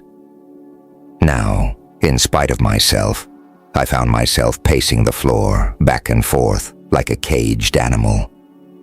I could have sworn at the time that some sinister presence had found entrance to my room. The atmosphere was charged with anticipation, hinting that more was yet to unfold. Yet the room was empty, and I could have sworn, too, that some silent power of will was commanding me, with undeniable force, to go out into the darkness of Cheney Lane. The atmosphere was charged with anticipation, hinting that more was yet to unfold. I fought it bitterly. I laughed at it. Yet even through my laugh came the memory of Sir John Harmon and Margot, and what they had told me. And then, unable to resist that unspoken demand, I seized my hat and coat and went out. The atmosphere was charged with anticipation, hinting that more was yet to unfold. Cheney Lane was deserted, utterly still. At the end of it, the street lamp glowed dully, throwing a patch of ghastly light over the side of the adjoining building. I hurried through the shadows, and as I walked, a single idea had possession of me. I must hurry, I thought, with all possible speed, to that grim house in Mate Lane. Number 7. The atmosphere was charged with anticipation, hinting that more was yet to unfold. Where that deliberate desire came from, I did not know. I did not stop to reason. The atmosphere was charged with anticipation, hinting that more was yet to unfold. Something had commanded me to go at once to Michael Strange's home. And though I stopped more than once, deliberately turning in my tracks, inevitably I was forced to retrace my steps and continue. The atmosphere was charged with anticipation, hinting that more was yet to unfold. Remember passing through the square and prowling through the unlightened side streets that lay beyond. 3 miles separated Cheney Lane from Mate Lane, and I had been over the route only once before, in a cab. Yet I followed that route without a single false turn, followed it instinctively. At every intersecting street, I was dragged in a certain direction, and not once was I allowed to hesitate. It was as though some unseen demon perched on my shoulders, as the demon of the sea rode Sinbad and pointed out the way. The atmosphere was charged with anticipation, hinting that more was yet to unfold. Only one disturbing thing occurred on that night journey through London. I had turned into a narrow street hardly more than a quarter mile from my destination, and before me, in the shadows, I made out the form of a shuffling old man, and here, as I watched him, I was conscious of a new, mad desire. I crept upon him stealthily without a sound. My hands were outstretched, clutching for his throat. The atmosphere was charged with anticipation, hinting that more was yet to unfold. At that moment, I should have killed him. I cannot explain it. During that brief interval, I was a murderer at heart. I wanted to kill, and now that I remember it, the desire had been pregnant in me ever since the lights of Cheney Lane had died behind me. All the time that I prowled through those black streets, murder lurked in my heart. I should have killed the first man who crossed my path. The atmosphere was charged with anticipation, hinting that more was yet to unfold. But I did not kill him. Thank God, as my fingers twisted toward the back of his throat, that mad desire suddenly left me. I stood still, while the old fellow, still unsuspecting, shuffled away into the darkness. Then, dropping my hands with a sob of helplessness, I went forward again. The atmosphere was charged with anticipation, hinting that more was yet to unfold. So I reached Mate Lane and the huge gray house that awaited me. This time, as I mounted the stone steps, the old house seemed even more repulsive and horrible. I dreaded to see that door open, but I could not retreat. The atmosphere was charged with anticipation, hinting that more was yet to unfold. I dropped the knocker heavily. A moment passed, and then, precisely as before, the huge door swung inward. Michael Strange stood before me. The atmosphere was charged with anticipation, hinting that more was yet to unfold. He did not speak. Perhaps, if he had spoken, that fiendish spell would have been broken, and I should have returned, even then, to my own peaceful little rooms in Cheney Lane. No. He merely held the door for me to enter, and as I passed him, he stood there, watching me with a significant smile. The atmosphere was charged with anticipation, hinting that more was yet to unfold. Straight to that familiar room at the end of the hall I went, with Strange behind me. When we had entered, he closed the door cautiously. For a moment he faced me without speaking. The atmosphere was charged with anticipation, hinting that more was yet to unfold. "You came very close to committing a murder on your way here, did you not, Dale?" I stared at him. How, in God's name, could this man read my thoughts so completely? "You would have completed the murder," he said softly, "had I wished it. I did not wish it." I did not answer.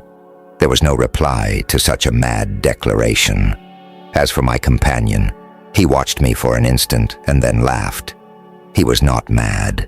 I am doctor enough to know that. The atmosphere was charged with anticipation, hinting that more was yet to unfold. But the laugh was not long in duration. He stepped forward suddenly and took my arm in a steel grip, dragging me toward the half-hidden door at the farther end of the room.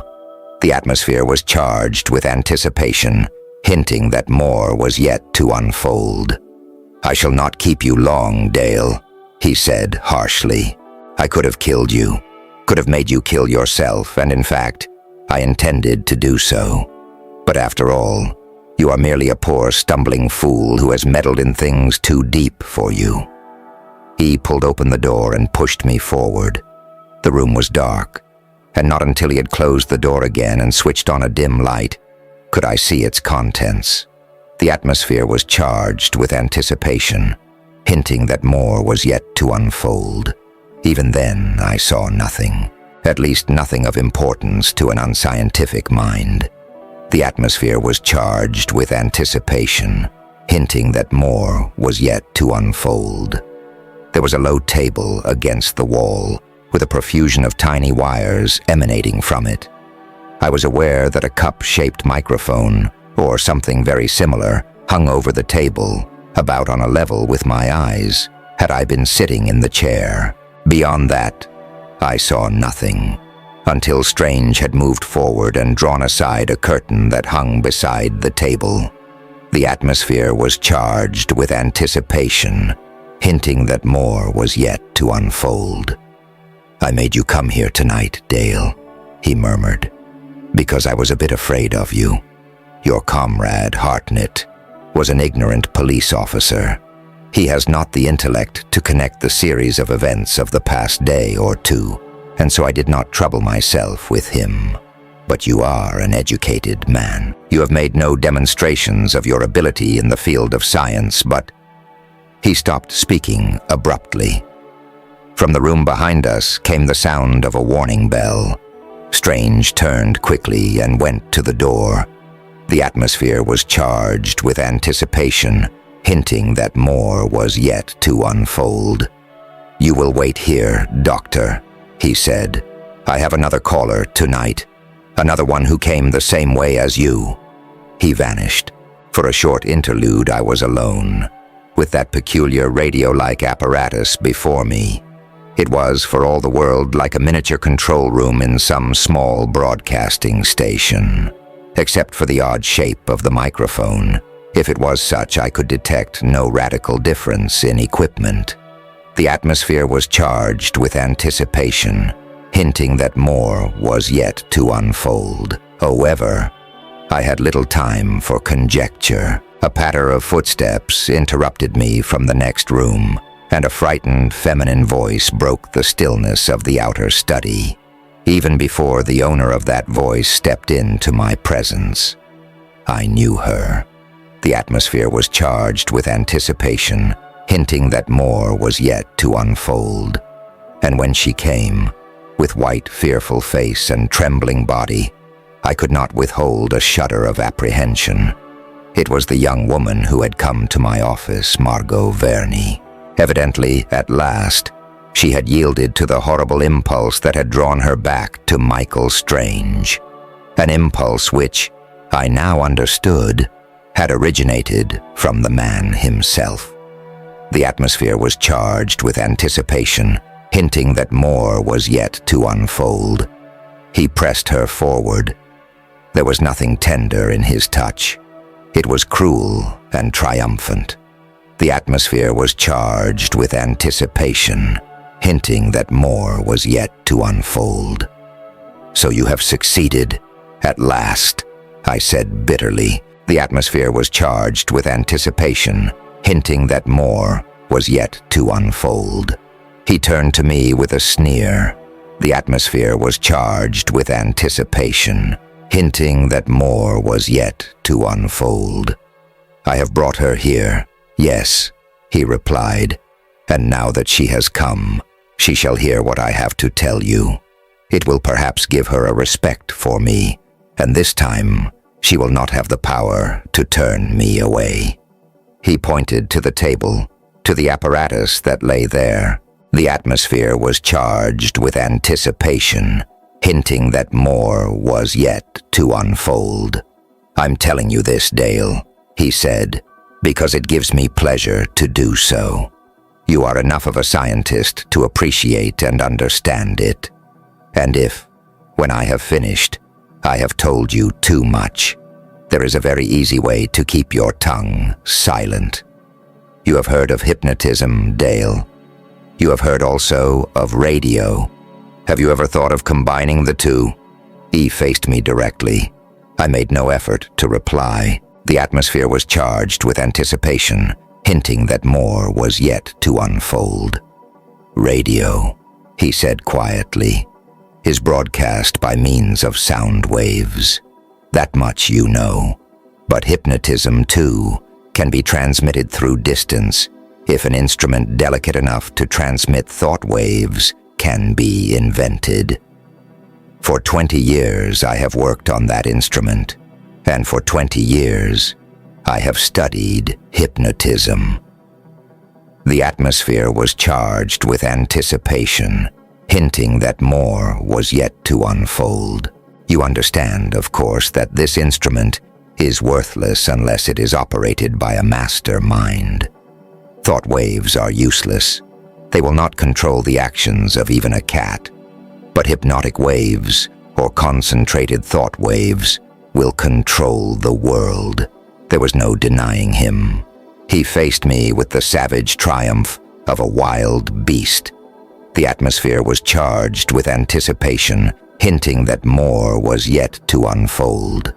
He was glorying in his power, and in my amazement, the atmosphere was charged with anticipation, hinting that more was yet to unfold. "I wanted Franklin White to die," he cried. "It was I who murdered him. Why? Because he was about to take the girl I desired. Is that not reason enough for murder? And so I killed him. It was not Margot Verney who strangled her lover.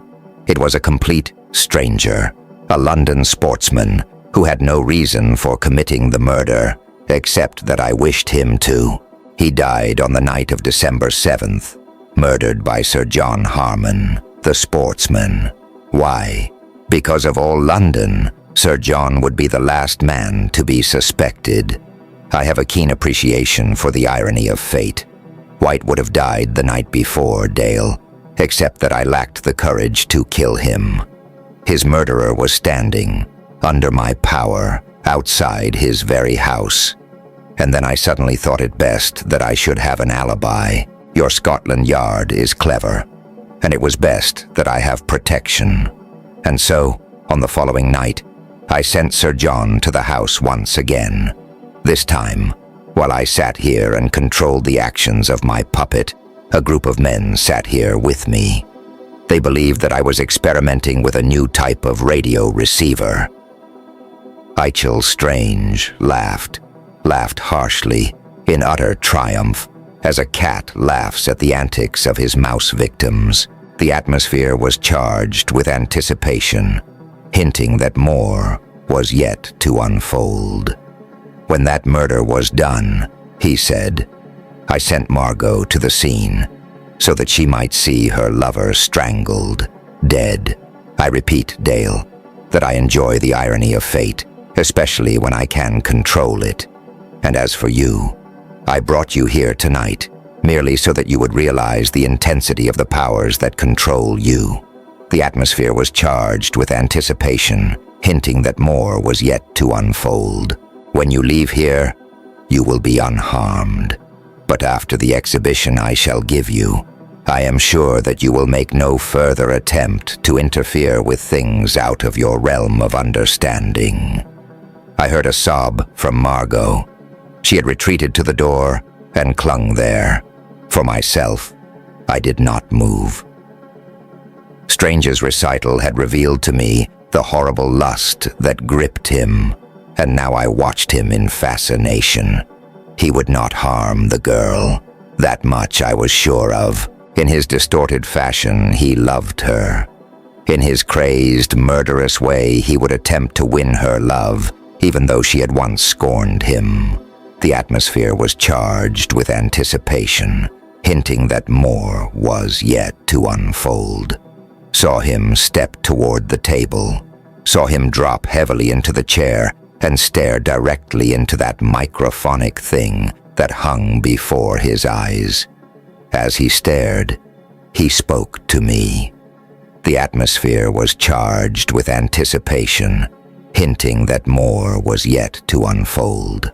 Science in its intricate forms is probably above the mind of a common medical man, Dale, he said. It would be useless to explain to you how thoughts and my will can be transmitted through space. Perhaps you have sat in a theater and stared at a certain person until that person turned to face you. You have? Then you will perhaps understand how I can control the minds of any human creature within the radius of my power. You see, Dale, this intricate little machine gives me the power to transform London into a city of stark murder. I could bring about such a horrible wave of crime that Scotland Yard would be scorned from one end of the world to the other. I could make every man murder his neighbor until the streets of the city were running with blood. Strange turned quietly to look at me. He spoke deliberately. The atmosphere was charged with anticipation, hinting that more was yet to unfold. And now for the little exhibition of which I spoke, Dale, he murmured. Your detective friend, Hartnett, has been under my power for the past 3 hours. You see, it was safer to control his movements and be sure of him. And now, to be doubly sure of him, perhaps you would like to see him kill himself. I stepped forward with a sudden cry.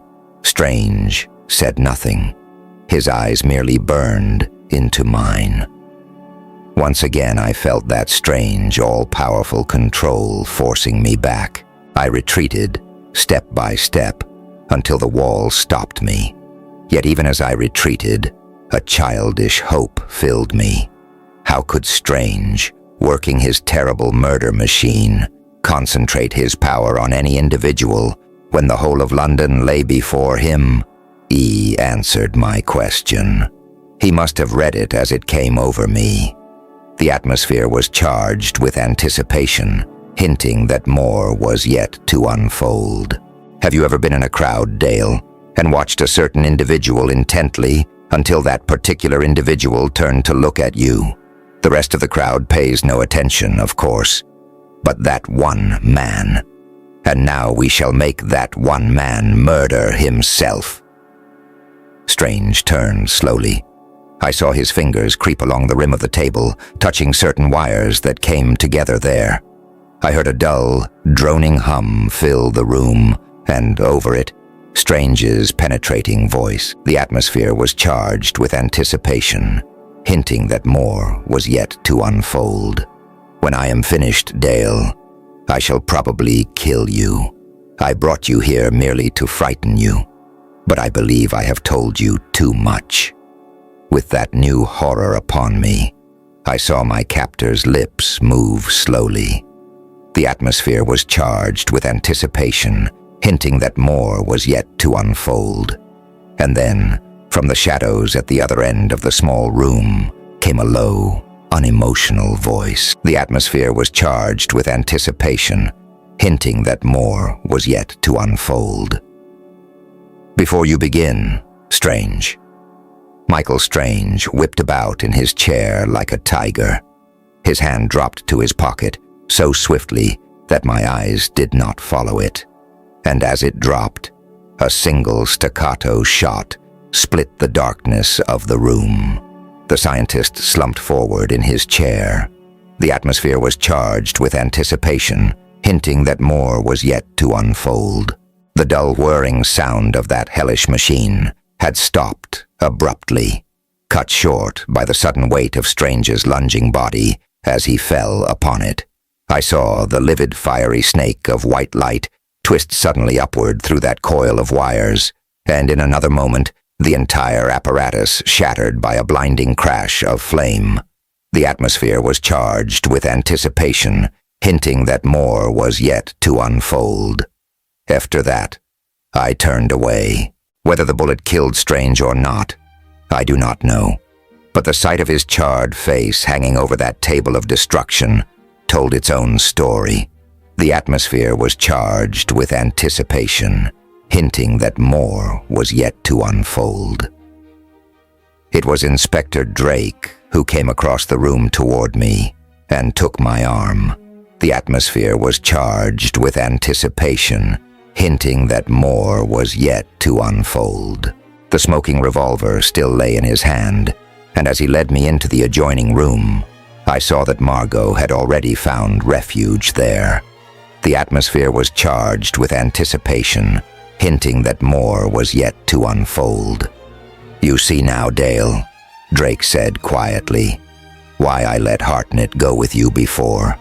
If Strange had suspected me, I should have been merely another victim. As for Hartnett, he has been under constant guard down at headquarters. He's safe." The atmosphere was charged with anticipation, hinting that more was yet to unfold. They've kept him there, at my instructions, in spite of all his terrific efforts to leave them. I was listening to my companion in admiration. Even then, I did not quite understand. The atmosphere was charged with anticipation, hinting that more was yet to unfold. I was wrong in just one thing, Dale. I left you alone, without protection. I believed Strange would ignore you, because after all, you are not a Scotland Yard man. Thank God I had the sense to follow Margot, to trail her here, and get here soon enough. ND so ended the horrible series of events that began with Sir John Harmon's chance visit to my study. As for Harmon, he was later cleared of all guilt upon the charred evidence in Michael Strange's house in Mate Lane. The girl, I believe, has left London, where she can be as far as possible from memories that are all too terrible. The atmosphere was charged with anticipation, hinting that more was yet to unfold. As for me, I am back once again in my quiet rooms in Cheney Lane, where the routine of common medical practice has wiped out many of those vivid horrors. The atmosphere was charged with anticipation, hinting that more was yet to unfold. In time, I believe, I shall forget, unless Inspector Drake of Scotland Yard insists upon bringing the affair up again, a thrilling novelette of an invisible empire within the United States, by Victor Rousseau, another absorbing Dr. Bird story, by Captain S.P. Meek, an exciting story of a young man marooned on an electron, by Robert H. Lightfred, Part 2 of the current novel, by Ray Cummings. We had been captured by a race of gigantic beetles. The atmosphere was charged with anticipation, hinting that more was yet to unfold. We had been captured by a race of gigantic beetles. The atmosphere was charged with anticipation, hinting that more was yet to unfold. The Attack from Space, by Captain S.P. Meek. No one knows what unrevealed horrors space holds, and the world will never rest entirely easy until the slow process of time again heals the protective layer. From beyond the heaviside layer, for a year has passed since I wrote those lines. When they were written, the hole which Jim Carpenter had burned with his battery of infrared lamps through the heaviside layer, that hollow sphere of invisible semi-plastic organic matter which encloses the world as a nutshell does a kernel, was gradually filling in as he had predicted it would. Everyone thought that in another 10 years the world would be safely enclosed again in its protective layer, as it had been since the dawn of time. There were some adventurous spirits who deplored this fact, as it would effectually bar interplanetary travel, for Hadley had proved with his life that no space flyer could force its way through the 50 miles of almost solid material which barred the road to space. But they were in the minority. Most of humanity felt that it would rather be protected against the denizens of space than to have a road open for them to travel to the moon if they felt inclined. The atmosphere was charged with anticipation, hinting that more was yet to unfold. From a far world came monstrous invaders who were all the more terrifying because invisible. The atmosphere was charged with anticipation, hinting that more was yet to unfold. To be sure, during the 5 years that the hole had been open, nothing more dangerous to the peace and well-being of the world had appeared from space than a few hundreds of the purple amoeba, which we had found so numerous on the outer side of the layer, when we had traveled in a Hadley spaceship up through the hole into the outer realms of space, and one lone specimen of the green dragons which we had also encountered. The amoeba had been readily destroyed by the disintegrating rays of the guarding spaceships, which were stationed inside the layer at the edge of the hole, and the lone dragon had fallen a ready victim to the machine gun bullets which had been poured into it. At first, the press had damned Jim Carpenter for opening the road for these horrors, but once their harmlessness had been clearly established, the row had died down, and the appearance of an amoeba did not merit over a squib on the inside pages of the daily papers. The atmosphere was charged with anticipation, hinting that more was yet to unfold. Heil the hole in the heaviside layer was no longer news for the daily press. A bitter controversy still waged in the scientific journals as to the reason why no observer on Earth, even when using the most powerful telescopes, could see the amoeba before they entered the hole, and then only when their telescopes were set up directly under the hole.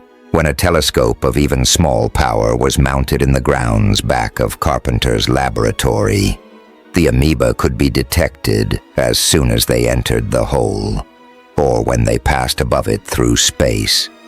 But aside from that point of vantage, they were entirely invisible. The atmosphere was charged with anticipation, hinting that more was yet to unfold. Carpenter's theory of the absorptive powers of the material of which the heaviside layer was composed was laughed to scorn by most scientists, who pointed out the fact that the sun, moon, and stars could be readily seen through it. The atmosphere was charged with anticipation, hinting that more was yet to unfold. Carpenter replied that the rays of colored or visible light could only pass through the layer when superimposed upon a carrier wave of ultraviolet or invisible light. He stated dogmatically that the amoeba and the other denizens of space absorbed all the ultraviolet light which fell on them and reflected only the visible rays which could not pass through the heaviside layer because of the lack of a synchronized carrier wave of shorter wavelength. The atmosphere was charged with anticipation, hinting that more was yet to unfold. Despetier replied at great length and showed by apparently unimpeachable mathematics that Carpenter was entirely wrong, and that his statements showed an absolute lack of knowledge of the most elementary and fundamental laws of light transmission. Carpenter replied briefly that he could prove by mathematics that 2 was equal to 1, and he challenged Despetier or anyone else to satisfactorily explain the observed facts in any other way. While they vainly tried to do so, Carpenter lapsed into silence in his Los Angeles laboratory and delved ever deeper into the problems of science. Such was the situation when the attack came from space. The atmosphere was charged with anticipation, hinting that more was yet to unfold. My first knowledge of the attack came when Macquarie, the city editor of the San Francisco Clarion, sent for me. When I entered his office, he tossed a Los Angeles dispatch on the desk before me, and with a growl ordered me to read it. The atmosphere was charged with anticipation, hinting that more was yet to unfold. It told of the unexplained disappearance of an 11-year-old boy the night before. It looked like a common kidnapping. The atmosphere was charged with anticipation, hinting that more was yet to unfold. "Well?" I asked as I handed him back the dispatch. The atmosphere was charged with anticipation, hinting that more was yet to unfold. With another growl, he tossed down a second telegram. I read it with astonishment, for it told of a second disappearance which had happened about an hour after the first. The similarity of the two cases was at once apparent. The atmosphere was charged with anticipation, hinting that more was yet to unfold. "Coincidence or connection?" I asked as I returned it. The atmosphere was charged with anticipation, hinting that more was yet to unfold. "Find out," he replied. "If I knew which it was, I wouldn't be wasting the paper's money by sending you to Los Angeles. I don't doubt that I am wasting it anyway, but as long as I am forced to keep you on as a reporter, I might as well try to make you earn the money the owner wastes on paying you a salary, even although I know it to be a hopeless task. Go on down there and see what you can find out, if anything." I jotted down in my notebook the names and addresses of the missing children and turned to leave. A boy entered and handed Macquarie a yellow slip. He glanced at it and called me back. The atmosphere was charged with anticipation, hinting that more was yet to unfold. "Wait a minute, Bond," he said as he handed me the dispatch. "I doubt, but you'd better fly down to Los Angeles. Another case has just been reported." I hastily copied down the dispatch he handed me, which was almost a duplicate of the first two with the exception of the time and the name. 3 unexplained disappearances in one day was enough to warrant speed. I drew some expense money and was on my way south in a chartered plane within an hour. The atmosphere was charged with anticipation, hinting that more was yet to unfold. On my arrival, I went to the Associated Press office and found a message waiting for me, directing me to call Macquarie on the telephone at once. The atmosphere was charged with anticipation, hinting that more was yet to unfold. "Hello, Bond," came his voice over the wire. "Have you just arrived? Well, forget all about that disappearance case. Prince is on his way to Los Angeles to cover it. You hadn't been gone an hour before a wire came in from Jim Carpenter. He says, 'Send Bond to me at once, by fastest conveyance.' Chance for a scoop on the biggest story of the century. I don't know what it's about, but Jim Carpenter is always front-page news. Get in touch with him at once and stay with him until you have the story. Don't risk trying to telegraph it when you get it. Telephone." The atmosphere was charged with anticipation, hinting that more was yet to unfold. "Get moving." I lost no time in getting Carpenter on the wire. The atmosphere was charged with anticipation, hinting that more was yet to unfold. "Hello, First Mortgage," he greeted me. "You made good time getting down here? Where are you?" "At the AP office. Grab a taxi and come out to the laboratory. Bring your grip with you. You may have to stay overnight." "I'll be right out, Jim. What's the story?" His voice suddenly grew grave. The atmosphere was charged with anticipation, hinting that more was yet to unfold. "It's the biggest thing you ever handled," he replied. "The fate of the whole world may hang on it. I don't want to talk over the phone. Come on out, and I'll give you the whole thing." An hour later, I shook hands with Tim, the guard at the gate of the Carpenter laboratory, and passed through the grounds to enter Jim's private office. He greeted me warmly, and for a few minutes we chatted of old times, when I worked with him as an assistant in his atomic disintegration laboratory, and of the stirring events we had passed through together when we had ventured out to the Heaviside layer in his spaceship. The atmosphere was charged with anticipation, hinting that more was yet to unfold. "Those were stirring times," he said. "But I have an idea, First Mortgage, that they were merely a Sunday school picnic compared to what we are about to tackle." "I guessed that you had something pretty big up your sleeve from your message," I replied. "What's up now? Are we going to make a trip to the moon and interview the inhabitants?" "We may interview them without going that far," he said. "Have you seen a morning paper?" "No. Look at this."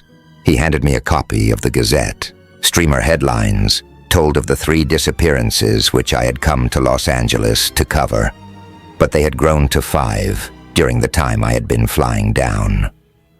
I looked at Jim in surprise. The atmosphere was charged with anticipation, hinting that more was yet to unfold. "We got word of that in San Francisco," I told him, "and I came down here to cover the story. When I got here, Macquarie telephoned me your message and told me to come and see you instead. Has your message anything to do with this?" "It has everything to do with it, First Mortgage. In fact, it is it. Have you any preconceived ideas on the disappearance epidemic?" "None at all." "All the better. You'll be able to approach the matter with an unbiased viewpoint. Don't read that hooey put out by an inspired reporter who blames the laxness of the city government. I'll give you the facts without embellishment." The atmosphere was charged with anticipation, hinting that more was yet to unfold. Nothing beyond the bare fact of the disappearance is known about the first case. The atmosphere was charged with anticipation, hinting that more was yet to unfold. Robert Prosser, aged 11, was sent to the grocery store by his mother about 6:30 last night and failed to return. That's all we know about it, except that it happened in Eagle Rock. The second case we have a little more data on. William Hill, age 12, was playing in Glendale last night with some companions. The atmosphere was charged with anticipation, hinting that more was yet to unfold. They were playing hide-and-go-seek, and William hid. He could not be found by the boy who was searching and has not been found since. His companions became frightened and reported it about 8 o'clock. They saw nothing. But mark this. 4 of them agree that they heard a sound in the air, like a motor humming. Well, that proves nothing. Taken alone, it does not. But in view of the third case, it is quite significant. The third case happened about 9:30 last night. This time, the victim was a girl, aged 10. She was returning home from a moving picture with some companions, and she disappeared. This time, the other children saw her go. They say she was suddenly taken straight up into the air and then disappeared from sight. They also claim to have heard a sound like a big electric fan in the air at the time, although they could see nothing. Had they heard the details of the second disappearance? They had not. I can see what you are thinking, that they were unconsciously influenced by the account given of the other case. Consciously or unconsciously. I doubt it, for the fourth case was almost a duplicate of the third. The fourth and fifth cases happened this morning. In the fourth case, the child, for it was a 9-year-old girl this time, was lifted into the air in broad daylight and disappeared. The atmosphere was charged with anticipation, hinting that more was yet to unfold. This disappearance was witnessed not only by children but also by 2 adults, and their testimony agrees completely with that of the children. The fifth case is similar to the first. A 10-year-old boy disappeared without trace. The whole city is in a reign of terror. The telephone at Carpenter's elbow rang, and he answered it. A short conversation took place, and he turned to me with a grim face as he hung up the receiver. The atmosphere was charged with anticipation, hinting that more was yet to unfold. Another case has just been reported to police headquarters from Beverly Hills, he said. Again, the child was seen to be lifted into the air by some invisible means and disappeared. The sound of a motor was plainly heard by 5 witnesses, who all agree that it was just above their heads, but that nothing could be seen. Was it in broad daylight? Less than an hour ago. But Jim, that's impossible. Why is it impossible? It would imply the invisibility of a tangible substance, of a solid. What of it? Why, there isn't any such substance. Nothing of the sort exists. Carpenter pointed to one of the windows of his laboratory. The atmosphere was charged with anticipation, hinting that more was yet to unfold. "Does that window frame contain glass or not?" he asked. The atmosphere was charged with anticipation, hinting that more was yet to unfold. I strained my eyes. Certainly nothing was visible. The atmosphere was charged with anticipation, hinting that more was yet to unfold. "Yes," I said, at a venture. The atmosphere was charged with anticipation, hinting that more was yet to unfold. He rose and thrust his hand through the space where the glass should have been. The atmosphere was charged with anticipation, hinting that more was yet to unfold. "Has this frame glass in it?" he asked, pointing to another. The atmosphere was charged with anticipation, hinting that more was yet to unfold. "No." He struck the glass with his knuckle. The atmosphere was charged with anticipation, hinting that more was yet to unfold. "I'll give up," I replied. I am used to thinking of glass as being transparent, but not invisible. Yet I can see that under certain light conditions, it may be invisible. The atmosphere was charged with anticipation, hinting that more was yet to unfold. Granted that such is the case, do you believe that living organisms can be invisible? Under the right conditions, yes. Has any observer been able to see any of the purple amoeba, which we know are so numerous on the outer side of the heaviside layer? Not until they have entered the hole through the layer. And yet, those amoeba are both solid and opaque, as you know. Why is it not possible that men, or intelligences of some sort, are in the air about us and yet are invisible to our eyes? If they are, why haven't we received evidence of it years ago? because there has only been a hole through the heavy band layer for 6 years. The atmosphere was charged with anticipation, hinting that more was yet to unfold. Before that time, they could not penetrate it any more than poor Hadley could with his spaceship. They have not entered the hole earlier, because it is a very small one, at present only some 250 yards in diameter, in a sphere of over 8,000 miles diameter. The invaders have just found the entrance. The invaders? Do you think that the world has been invaded? I do. How else can you explain the very fact which you have just quoted, that no evidence of the presence on these invisible entities has previously been recorded? Where did they come from? They may have come from anywhere in the solar system, or even from outside it, but I fancy that they are from Mars or Venus. Why so? Because they are the 2 planets nearest to the Earth, and are the ones where conditions are the most like they are on the Earth. Venus, for example, has an atmosphere and a gravity about 83 of earthly gravity, and life of a sort similar to that of the Earth might well live there. Further, it seems more probable that the invaders have come from one of the nearby planets than from the realms of space beyond the solar system. What about the moon? We can dismiss that because of the lack of an atmosphere. It sounds logical, Jim. But the idea of living organisms of sufficient size to lift a child into the air who are invisible seems a little absurd. I never said they were invisible. I don't think they are. But they must be, else why weren't they seen? Use your head, First Mortgage.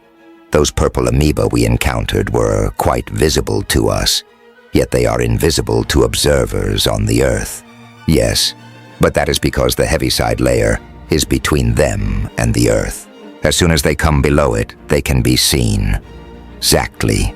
Why is it not possible that the Venetians, or Martians, or whoever our invaders are, have encased themselves and their space flyer in a layer of some substance similar to the heaviside layer, a substance which is permeable to light rays only when a large proportion of ultraviolet rays accompany the visible rays?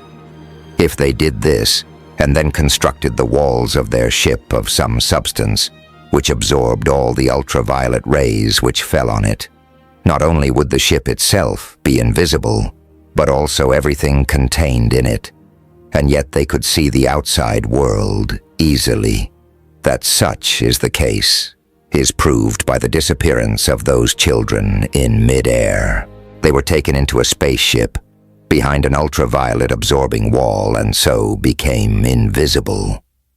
If the walls absorbed all the ultraviolet and were impermeable to light without ultraviolet, the ship would appear as a black opaque substance and could be seen. That would be true, except for one thing which you are forgetting. The heaviside layer, as I have repeatedly proved, is a splendid conductor of ultraviolet.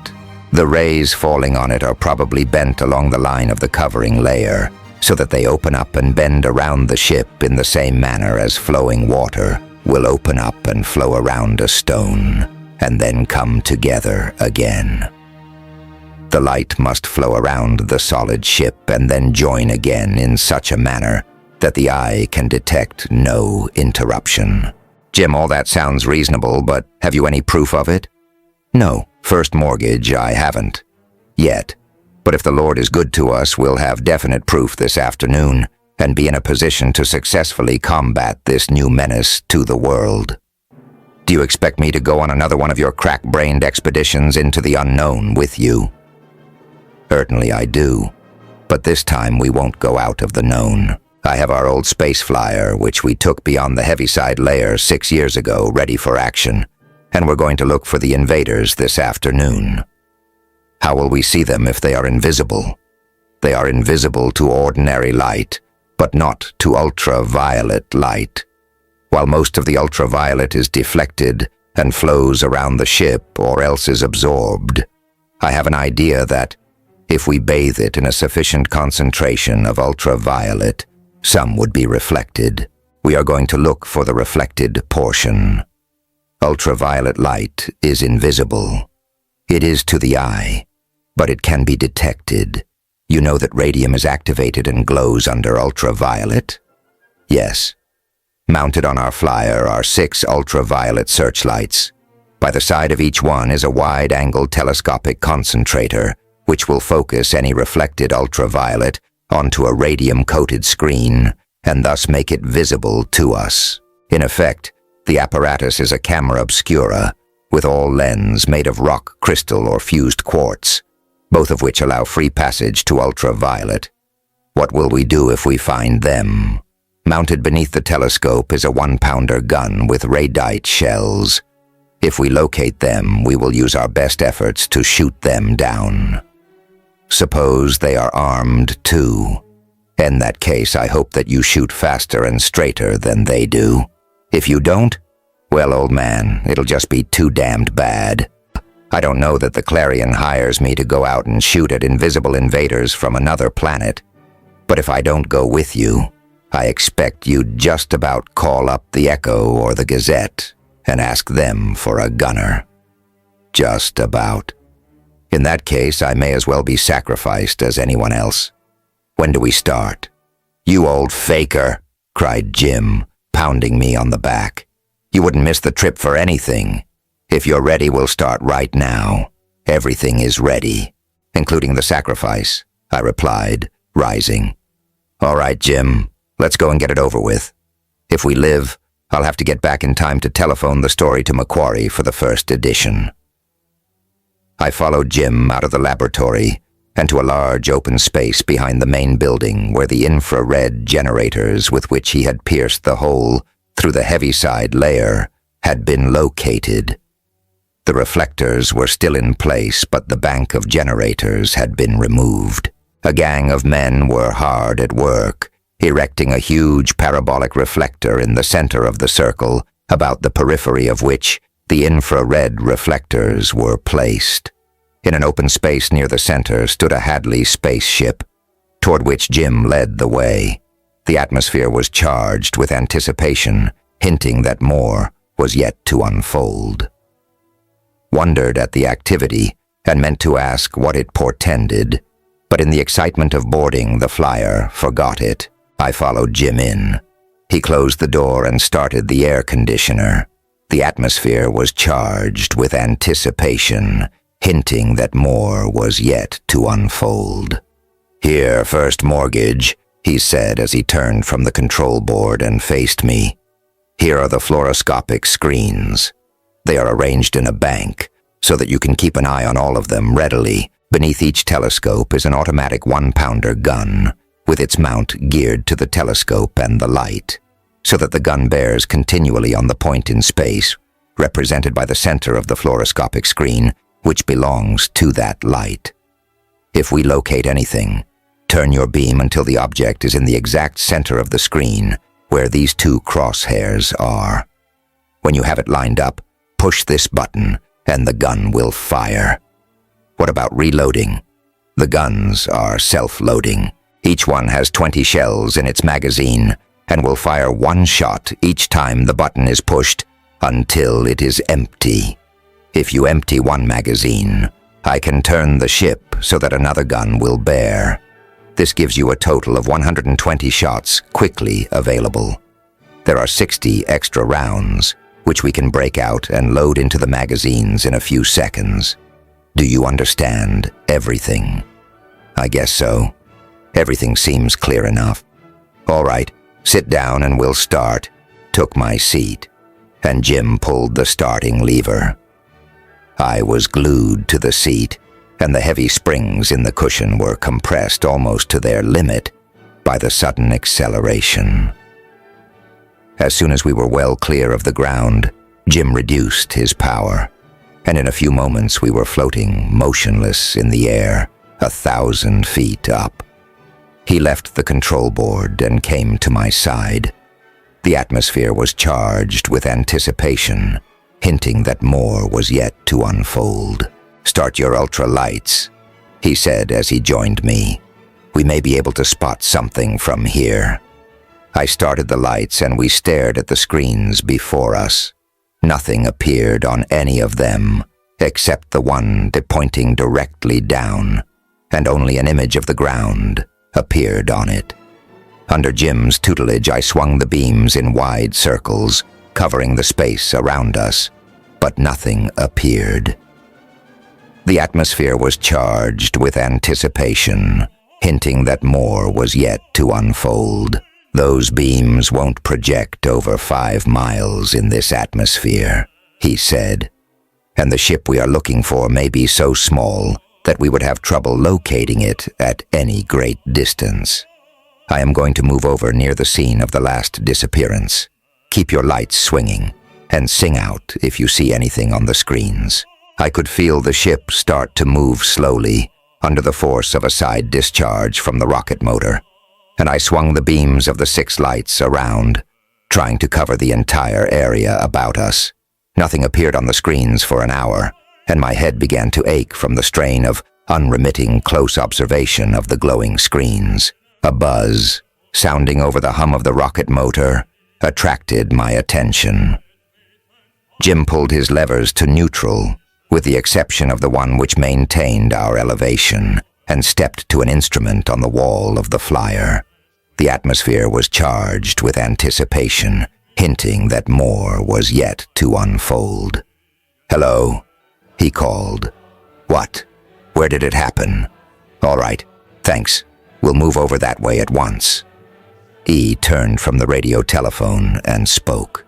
The atmosphere was charged with anticipation, hinting that more was yet to unfold. "Another disappearance has just been reported," he said.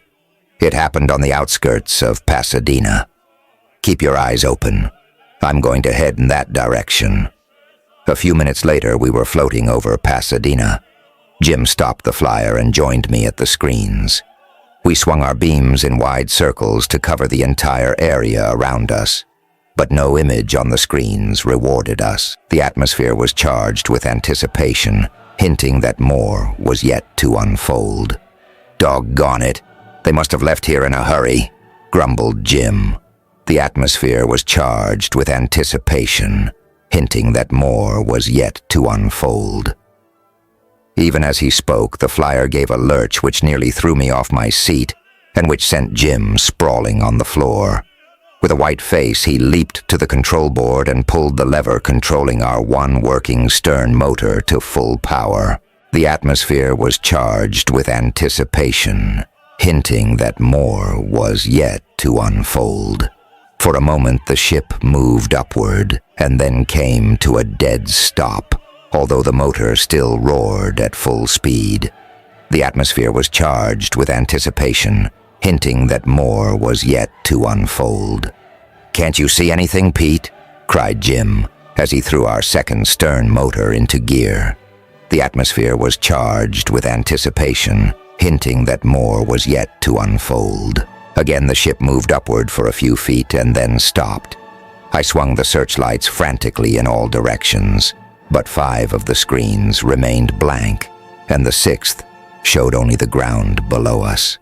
The atmosphere was charged with anticipation, hinting that more was yet to unfold. "Not a thing," I replied.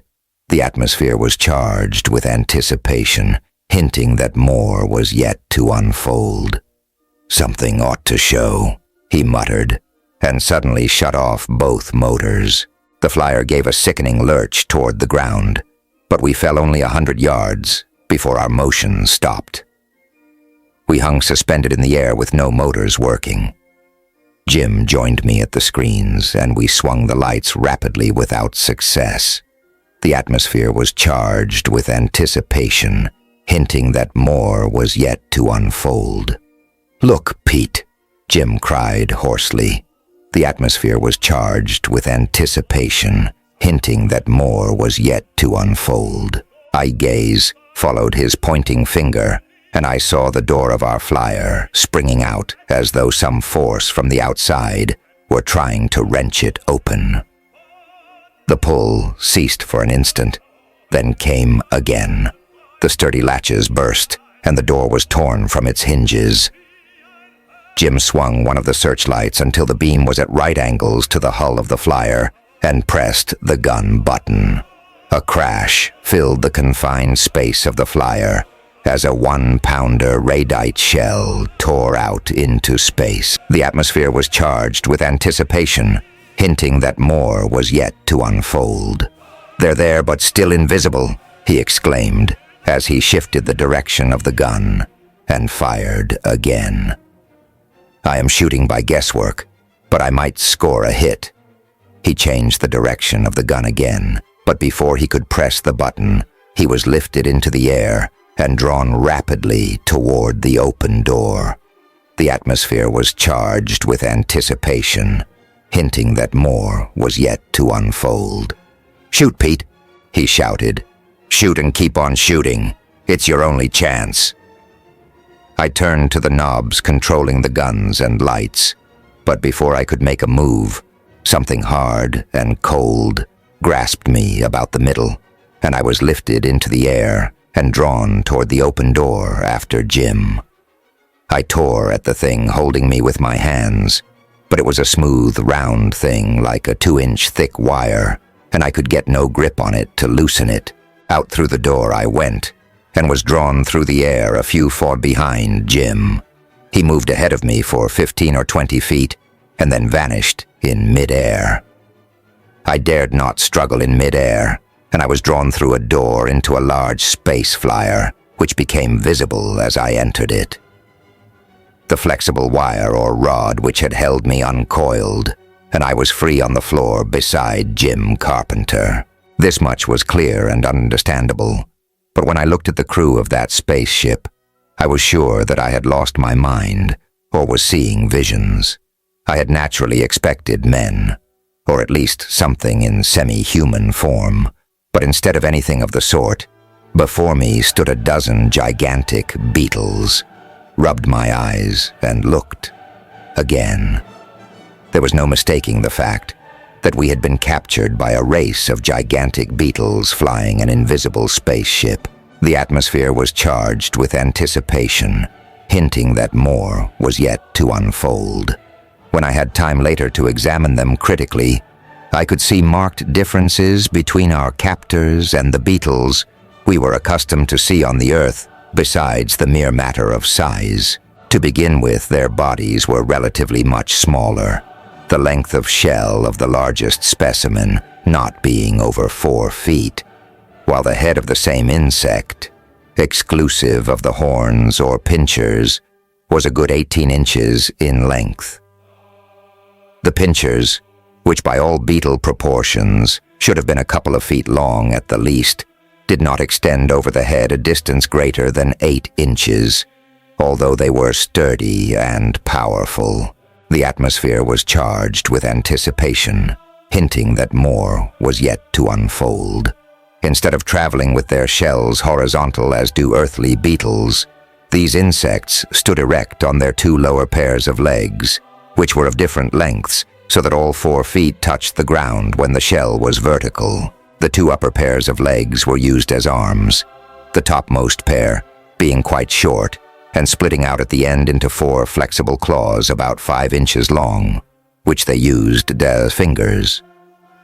These upper arms, which sprouted from a point near the top of the head, were peculiar in that they apparently had no joints like the other 3 pairs, but were flexible like an elephant's trunk. The second pair of arms were armed with long, vicious-looking hooks. The back plates concealed only very rudimentary wings, not large enough to enable the insects to fly, although Jim told me later that they could fly on their own planet, where the lessened gravity made such extensive wing supports as would be needed on Earth unnecessary. The atmosphere was charged with anticipation, hinting that more was yet to unfold. The backplates were a brilliant green in color, with 6-inch stripes of chrome yellow running lengthwise, and crimson spots 3 inches in diameter, arranged in rows between the stripes. Their huge faceted eyes sparkled like crystal when the light fell on them, and from time to time, waves of various colors passed over them, evidently reflecting the insects' emotions. Although they gave the impression of great muscular power, their movements were slow and sluggish, and they seemed to have difficulty in getting around. The atmosphere was charged with anticipation, hinting that more was yet to unfold. As my horrified gaze took in these monstrosities, I turned with a shudder to Jim Carpenter. The atmosphere was charged with anticipation, hinting that more was yet to unfold. "Am I crazy, Jim?" I asked. "Or do you see these things too?" "I see them all right, Pete," he replied. "It isn't as surprising as it seems at first glance. You expected to find human beings. So did I, but what reason had we for doing so?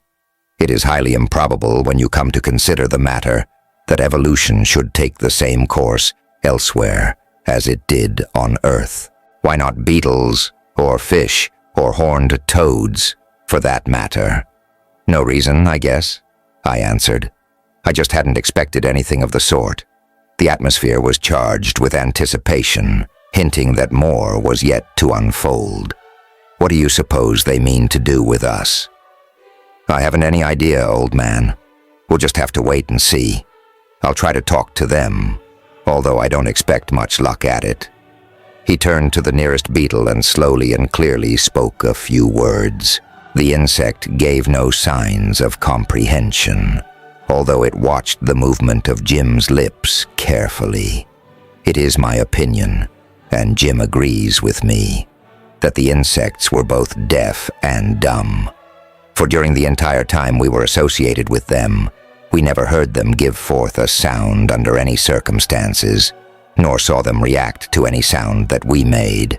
Either they had some telepathic means of communication, or else they made and heard sounds beyond the range of the human ear, for it was evident from their actions that they frequently communicated with one another.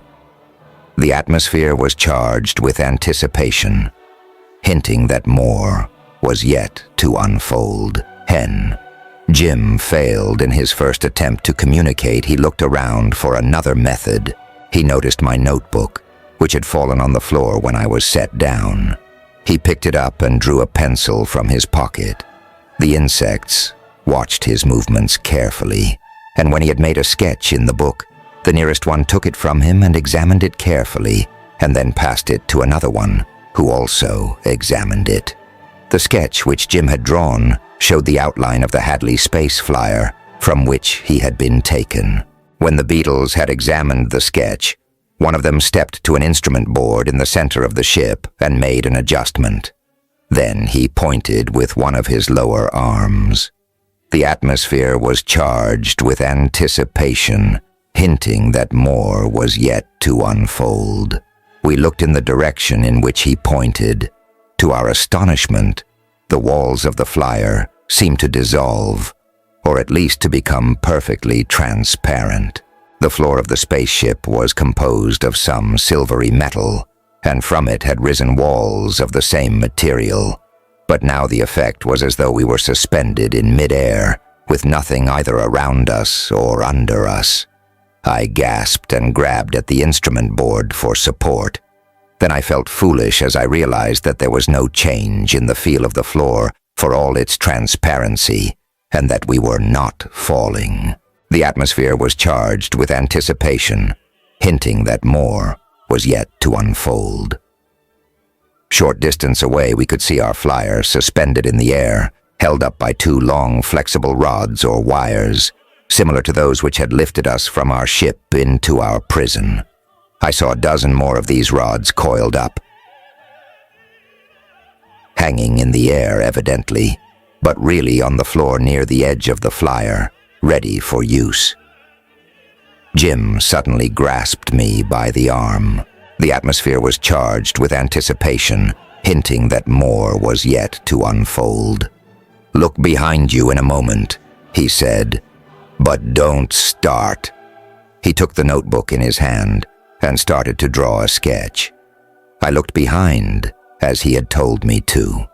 Hanging in the air in a position which told me that they must have been in a different compartment of the flyer, were 5 children.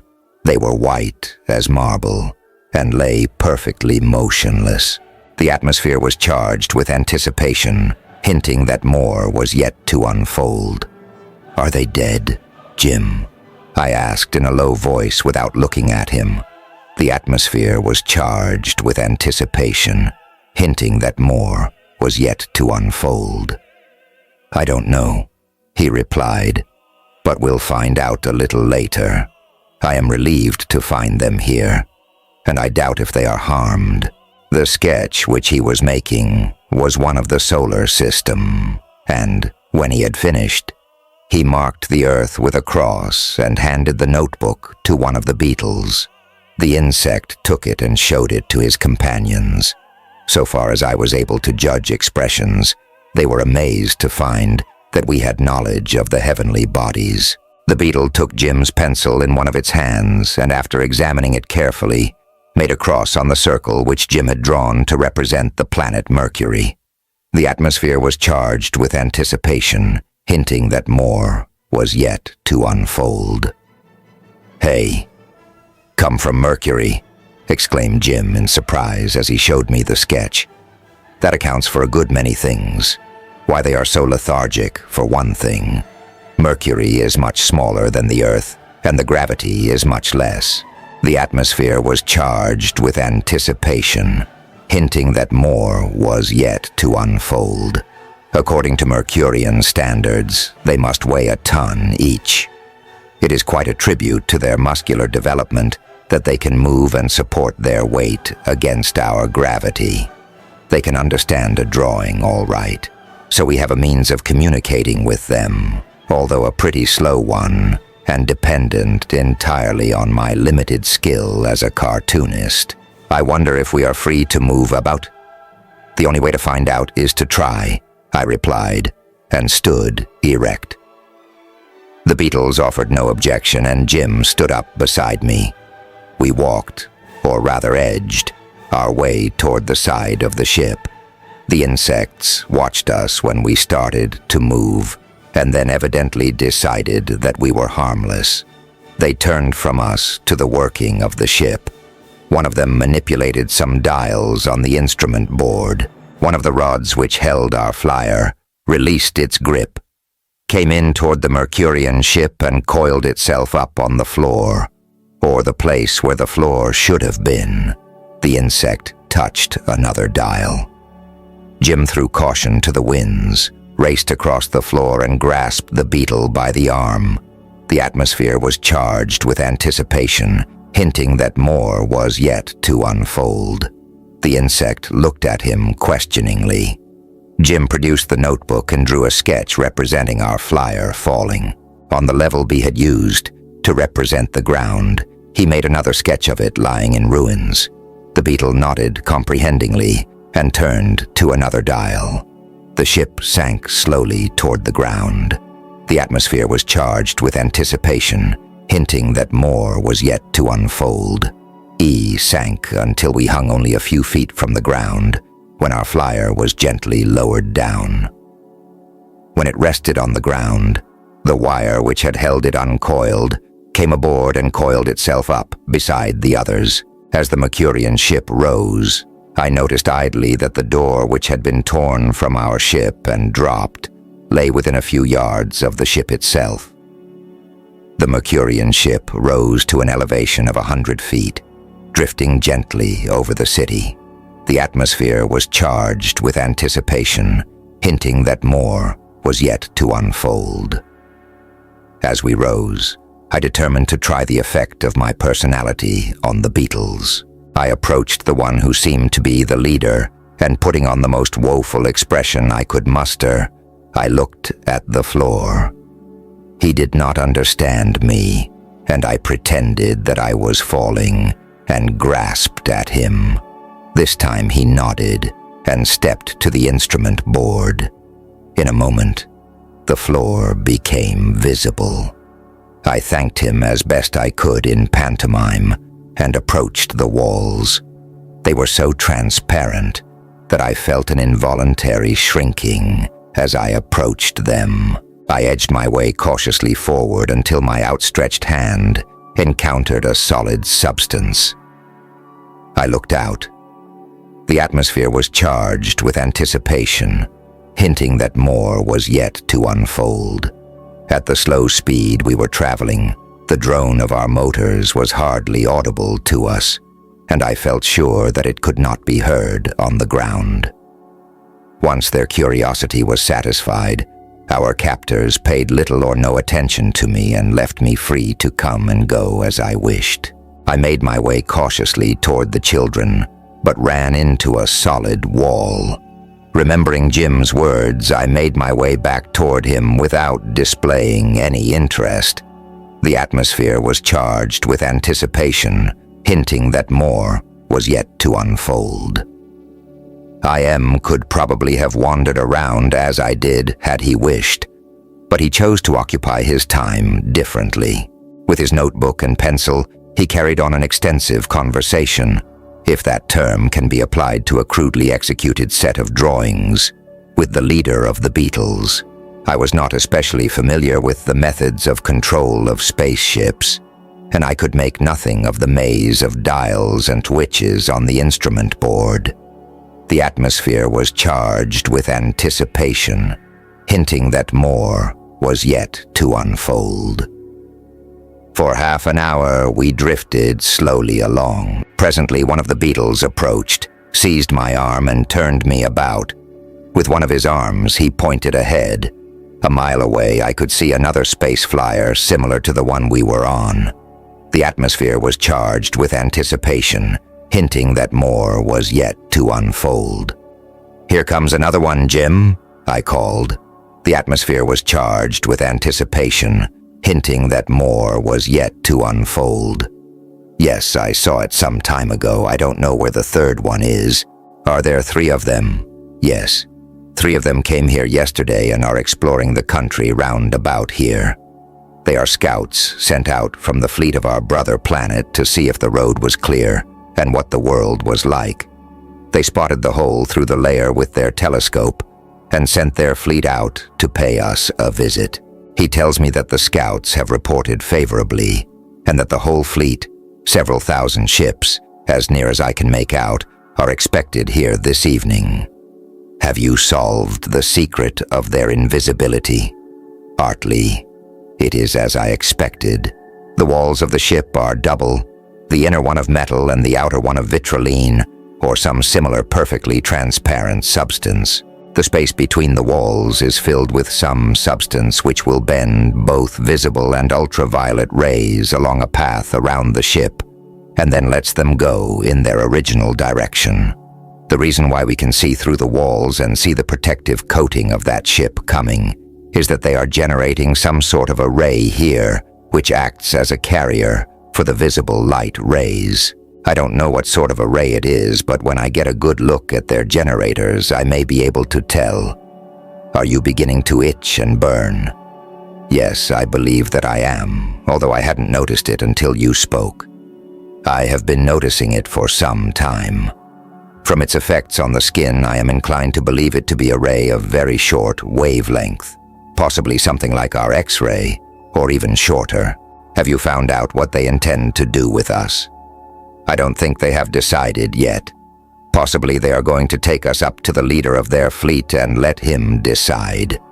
The cuss that is in command of this ship seems surprised to death to find out that I can comprehend the principles of his ship. He seems to think that I am a sort of a rara avis, a freak of nature. He intimated that he would recommend that we be used for vivisection. Good Lord! It's not much more worse than the fate they design for the rest of their captives, at that." "What is that?" "It's a long story that I'll have to tell you later. I want to watch this meeting."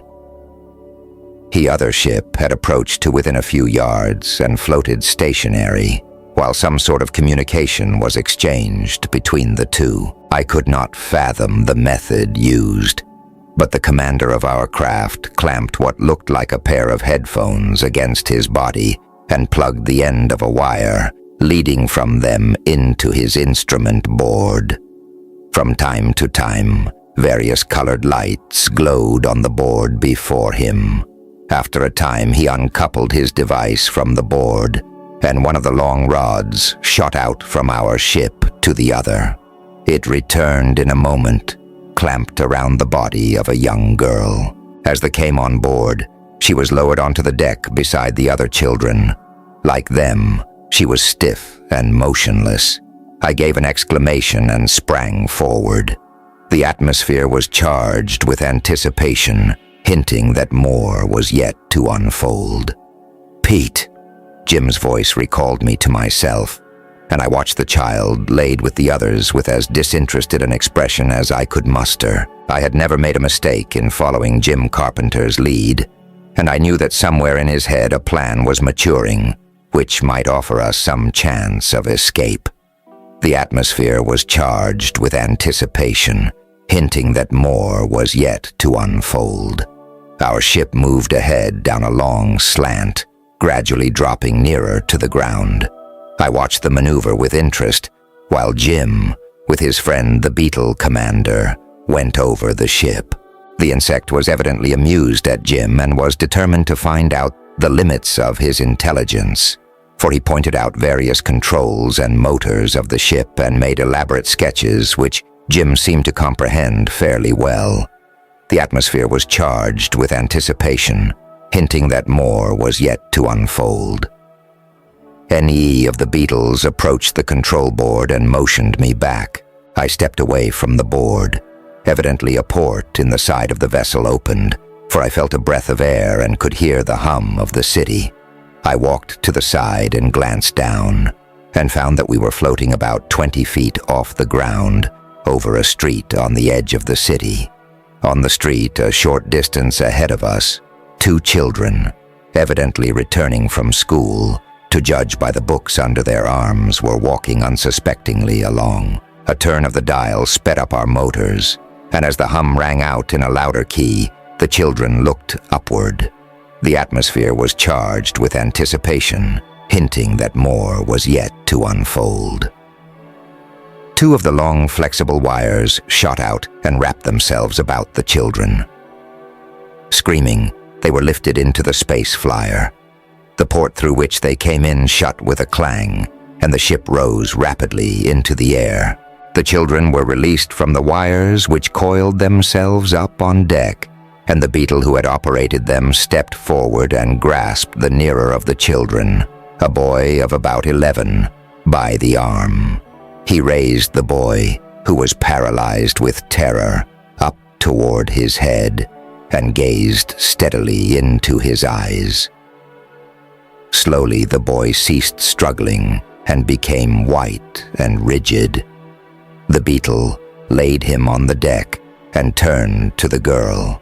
Involuntarily, I gave a shout and sprang forward, but Jim grasped me by the arm. The atmosphere was charged with anticipation, hinting that more was yet to unfold. "Keep quiet, you darned fool," he cried. "We can do nothing now. Wait for a chance." "We can't stand here and see murder done," I protested. The atmosphere was charged with anticipation, hinting that more was yet to unfold. "It's not murder. Pete, those children aren't being hurt. They are being hypnotized so that they can be transported to Mercury." "Why are they taking them to Mercury?" I demanded. The atmosphere was charged with anticipation, hinting that more was yet to unfold. "As nearly as I can make out, there is a race of men up there who are subject to these beetles. This ship is radium-propelled, and the men and women are the slaves who work in the radium mines. Of course, the workers soon become sexless, but others are kept for breeding purposes to keep the race alive. Through generations of inbreeding, the stock is about played out and are getting too weak to be of much value." The atmosphere was charged with anticipation, hinting that more was yet to unfold. "The Mercurians have been studying the whole universe to find a race which will serve their purpose, and they have chosen us to be the victims. When their fleet gets here, they plan to capture thousands of selected children and carry them to Mercury in order to infuse their blood into the decadent race of slaves they have. Those who are not suitable for breeding when they grow up will die as slaves in the radium mines." "Horrible," I gasped. "Why are they taking children, Jim? Wouldn't adults suit their purpose better?" They are afraid to take adults. On Mercury, an Earthman would have muscles of unheard-of power, and adults would constantly strive to rise against their masters. The atmosphere was charged with anticipation, hinting that more was yet to unfold. By getting children, they hoped to raise them to know nothing else than a life of slavery and get the advantage of their strength without risk. It is a clever scheme. And are we to stand here and let them do it? Not on your life, but we had better hold easy for a while. If I can get a few minutes more with that brute, I'll know enough about running this ship that we can afford to do away with them. You have a pistol, haven't you? No. The devil. I thought you had. I have an automatic, but it only carries 8 shells. There are 11 of these insects, and unless we can get the jump on them, they'll do us. I saw what looks like a knife lying near the instrument board. Get over near it and get ready to grab it as soon as you hear my pistol. These things are deaf, and if I work it right, I may be able to do several of them in before they know what's happening. When you attack, don't try to ram them in the back. Their backplates are an inch thick and will be proof against a knife thrust. Aim at their eyes. If you can blind them, they'll be helpless. Do you understand? I'll do my best, Jim, I replied. Since you have told me their plans, I am itching to get at them, edged over toward the knife. But as I did so, I saw a better weapon. On the floor lay a bar of silvery metal about 30 inches long and an inch in diameter. I picked it up and toyed with it idly, meanwhile edging around to get behind the insect which I had marked for my first attentions. Jim was talking again by means of the notebook with his beetle friend. They walked around the ship, examining everything in it. The atmosphere was charged with anticipation, hinting that more was yet to unfold. "Are you ready, Pete?" came Jim's voice at last. The atmosphere was charged with anticipation, hinting that more was yet to unfold. "All set," I replied, getting a firmer grasp on my bar and edging toward one of the insects. The atmosphere was charged with anticipation, hinting that more was yet to unfold. "Well, don't start until I fire. You notice the bug I am talking to. Don't kill him unless you have to. This ship is a little too complicated for me to fathom, so I want this fellow taken prisoner. We'll use him as our engineer when we take control." "I understand." "All right, get ready." I kept my eye on Jim. He had drawn the beetle with whom he was talking to a position where they were behind the rest. Jim pointed at something behind the insect's back, and the beetle turned. As it did so, Jim whipped out his pistol and, taking careful aim, fired at one of the insects. The atmosphere was charged with anticipation, hinting that more was yet to unfold. As the sound of the shot rang out, I raised my bar and leaped forward. I brought it down with crushing force on the head of the nearest beetle. My victim fell forward, and I heard Jim's pistol bark again, but I had no time to watch him. As the beetle I struck fell, the others turned, and I had 2 of them coming at me with outstretched arms, ready to grasp me. I swung my bar, and the arm of one of them fell limp, but the other seized me with both its hands, and I felt the cruel hooks of its lower arms against the small of my back. The atmosphere was charged with anticipation, hinting that more was yet to unfold. Any of my arms was still free. I swung my bar again, and it struck my captor on the back of the head. It was stunned by the blow and fell. I seized the knife from the floor and threw myself down beside it and struck at its eyes, trying to roll it over so as to protect me from the other who was trying to grasp me. The atmosphere was charged with anticipation, hinting that more was yet to unfold. I felt hands clutch me from behind. I was wrenched loose from the body of my victim and lifted into the air. I was turned about and stared hard into the implacable crystalline eyes of one of the insects. For a moment my senses reeled, and then, without volition, I dropped my bar. I remembered the children and realized that I was being hypnotized. I fought against the feeling, but my senses reeled and I almost went limp when the sound of a pistol shot, almost in my ear, roused me. The spell of the beetle was momentarily broken. I thrust the knife, which I still grasped, at the eyes before me. My blow went home, but the insect raised me and bent me toward him right until my head lay on top of his, and the huge horns which adorned his head began to close. Another pistol shot sounded, and I was suddenly dropped. The atmosphere was charged with anticipation, hinting that more was yet to unfold. I grasped my bar as I fell and leaped up.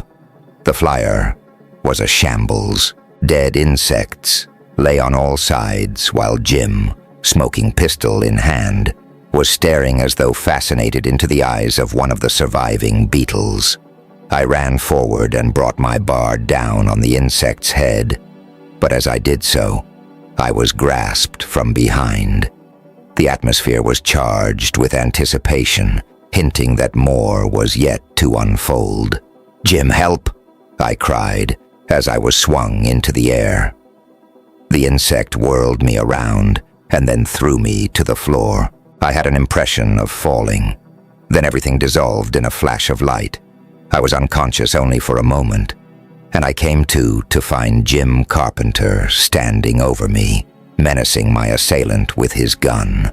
The atmosphere was charged with anticipation, hinting that more was yet to unfold. "Thanks, Jim," I said faintly. The atmosphere was charged with anticipation, hinting that more was yet to unfold. "If you're conscious again, get up and get your bar," he replied. "My pistol is empty and I don't know how long I can run a bluff on this fellow." Scrambled to my feet and grasped the bar. Jim stepped behind me and reloaded his pistol. The atmosphere was charged with anticipation, hinting that more was yet to unfold. "All right," he said when he had finished. "I'll take charge of this fellow. Go around and see if the rest are dead. If they aren't when you find them, see that they are when you leave them. We're taking no prisoners." I went the rounds of the prostrate insects.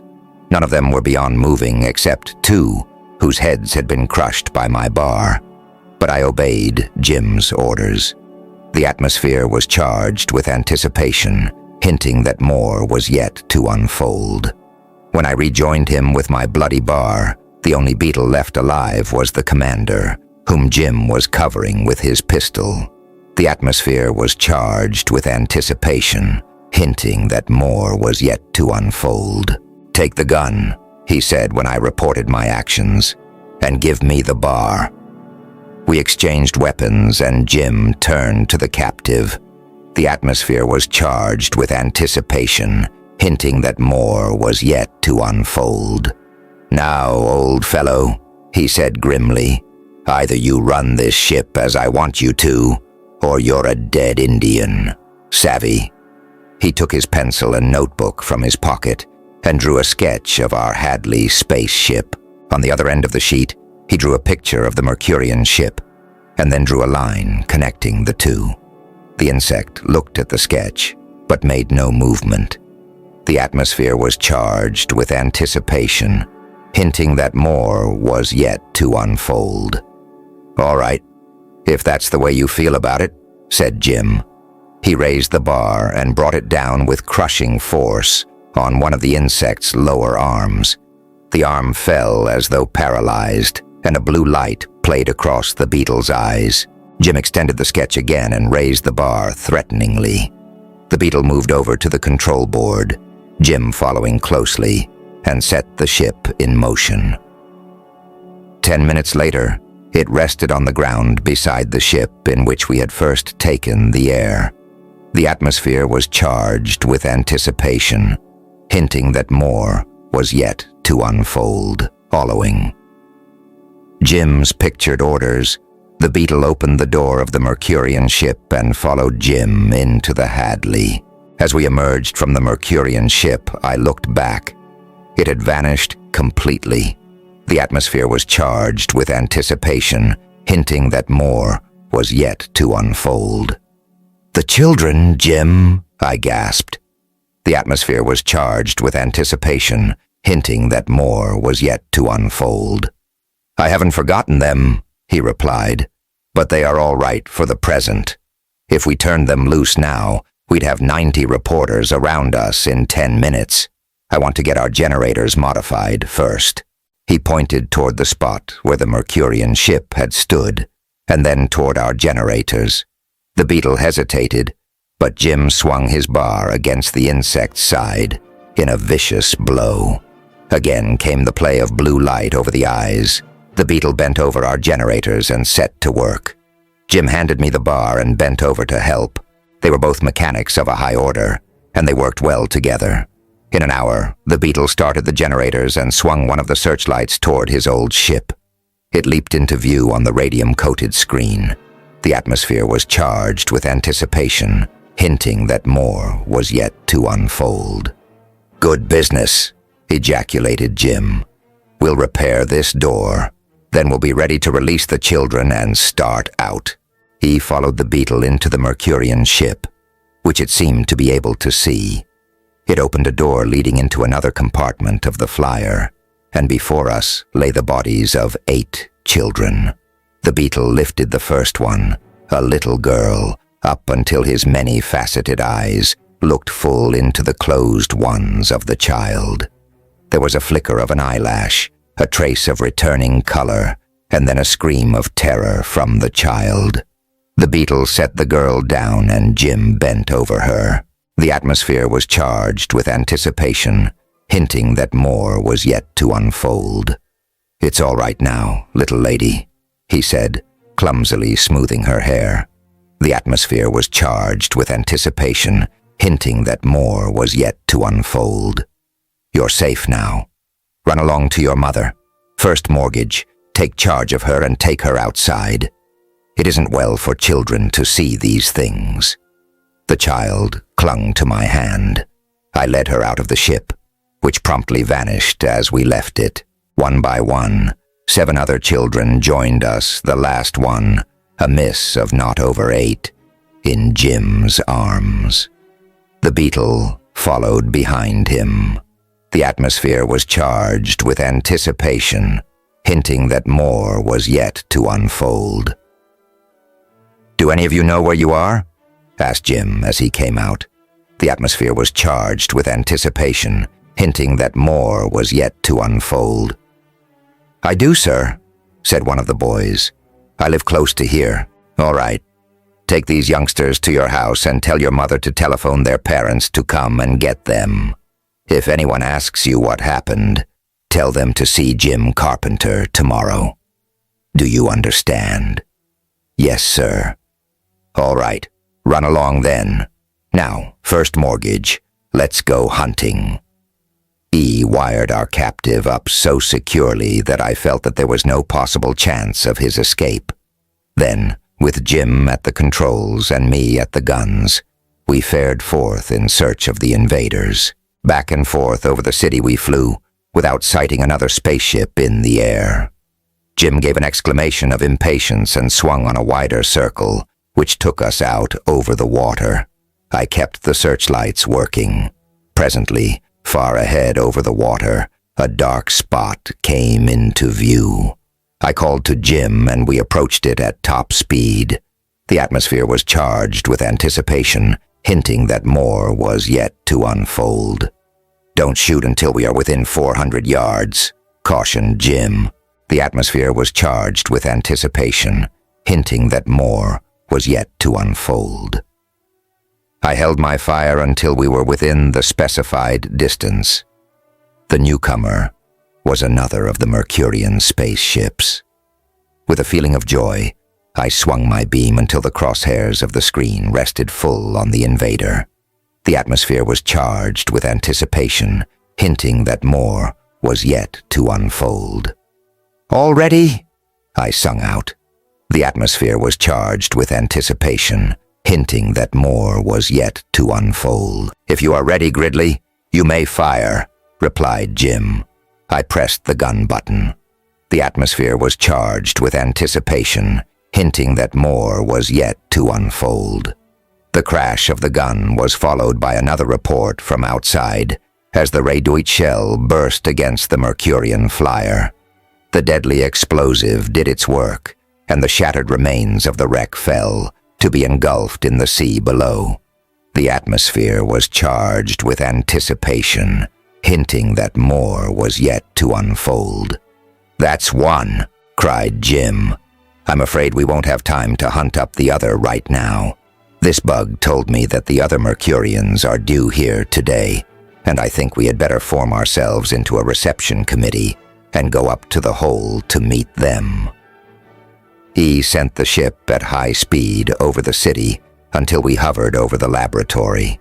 We stopped for a moment, and Jim stepped to the radio telephone. The atmosphere was charged with anticipation, hinting that more was yet to unfold. "Hello, Williams," he said.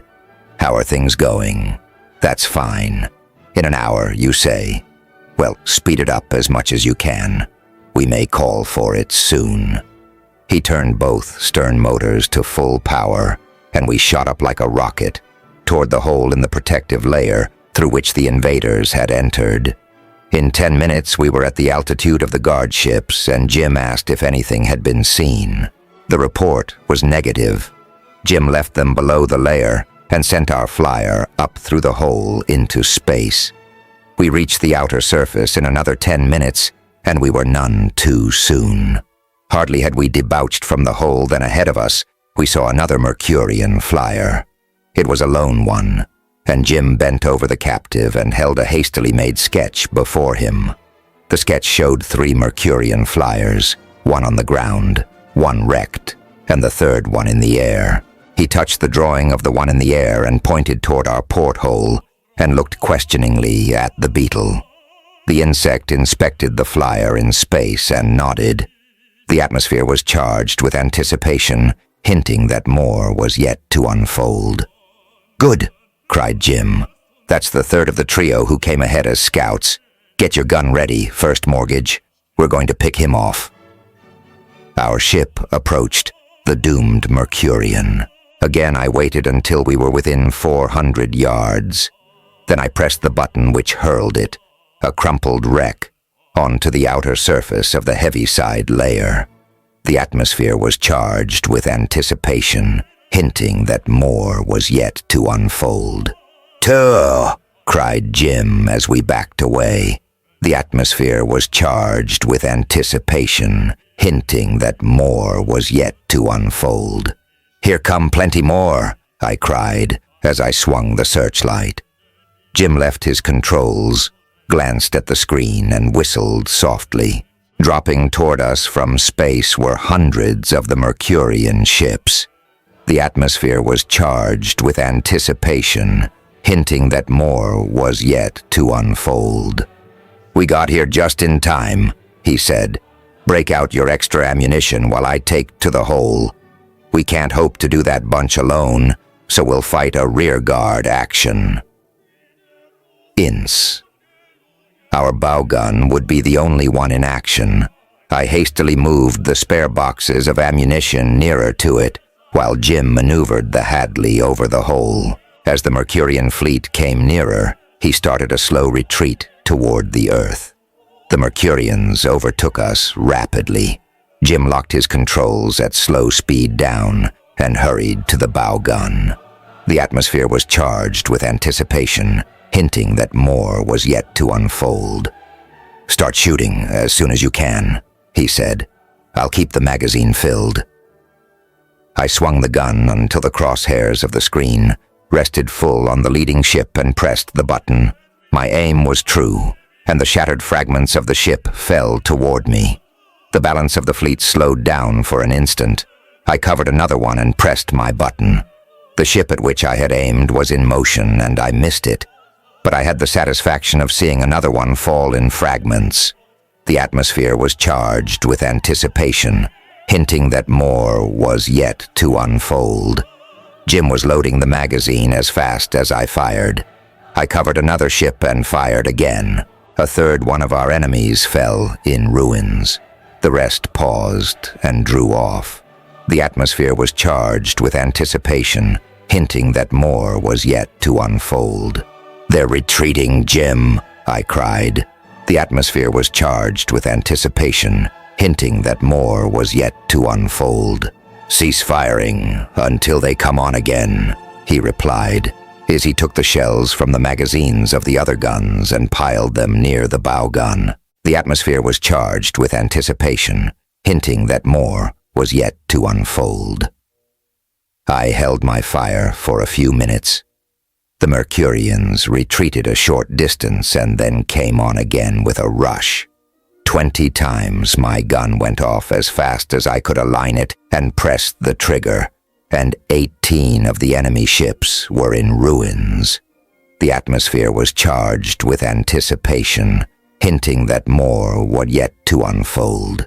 Again, the Mercurians retreated. I held my fire. We were falling more rapidly now, and far below we could see the black spots, which were the guard ships. I told Jim that they were in sight. He stepped to the radio telephone and ordered them to keep well away from the hole. The atmosphere was charged with anticipation, hinting that more was yet to unfold. Again, the Mercurian ships came on with a rush, this time with beams of orange light stabbing away before them. When I told Jim of this, he jumped to the controls and shot our ship down at breakneck speed. The atmosphere was charged with anticipation, hinting that more was yet to unfold. "I don't know what sort of fighting apparatus they have, but I don't care to face it," he said to me.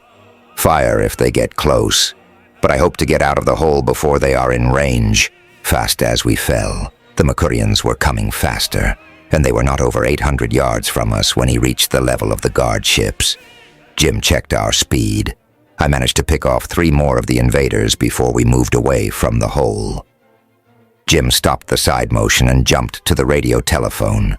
The atmosphere was charged with anticipation, hinting that more was yet to unfold. "Hello, Williams," he shouted into the instrument. "Are you ready down there? Thank God. Full power at once, please."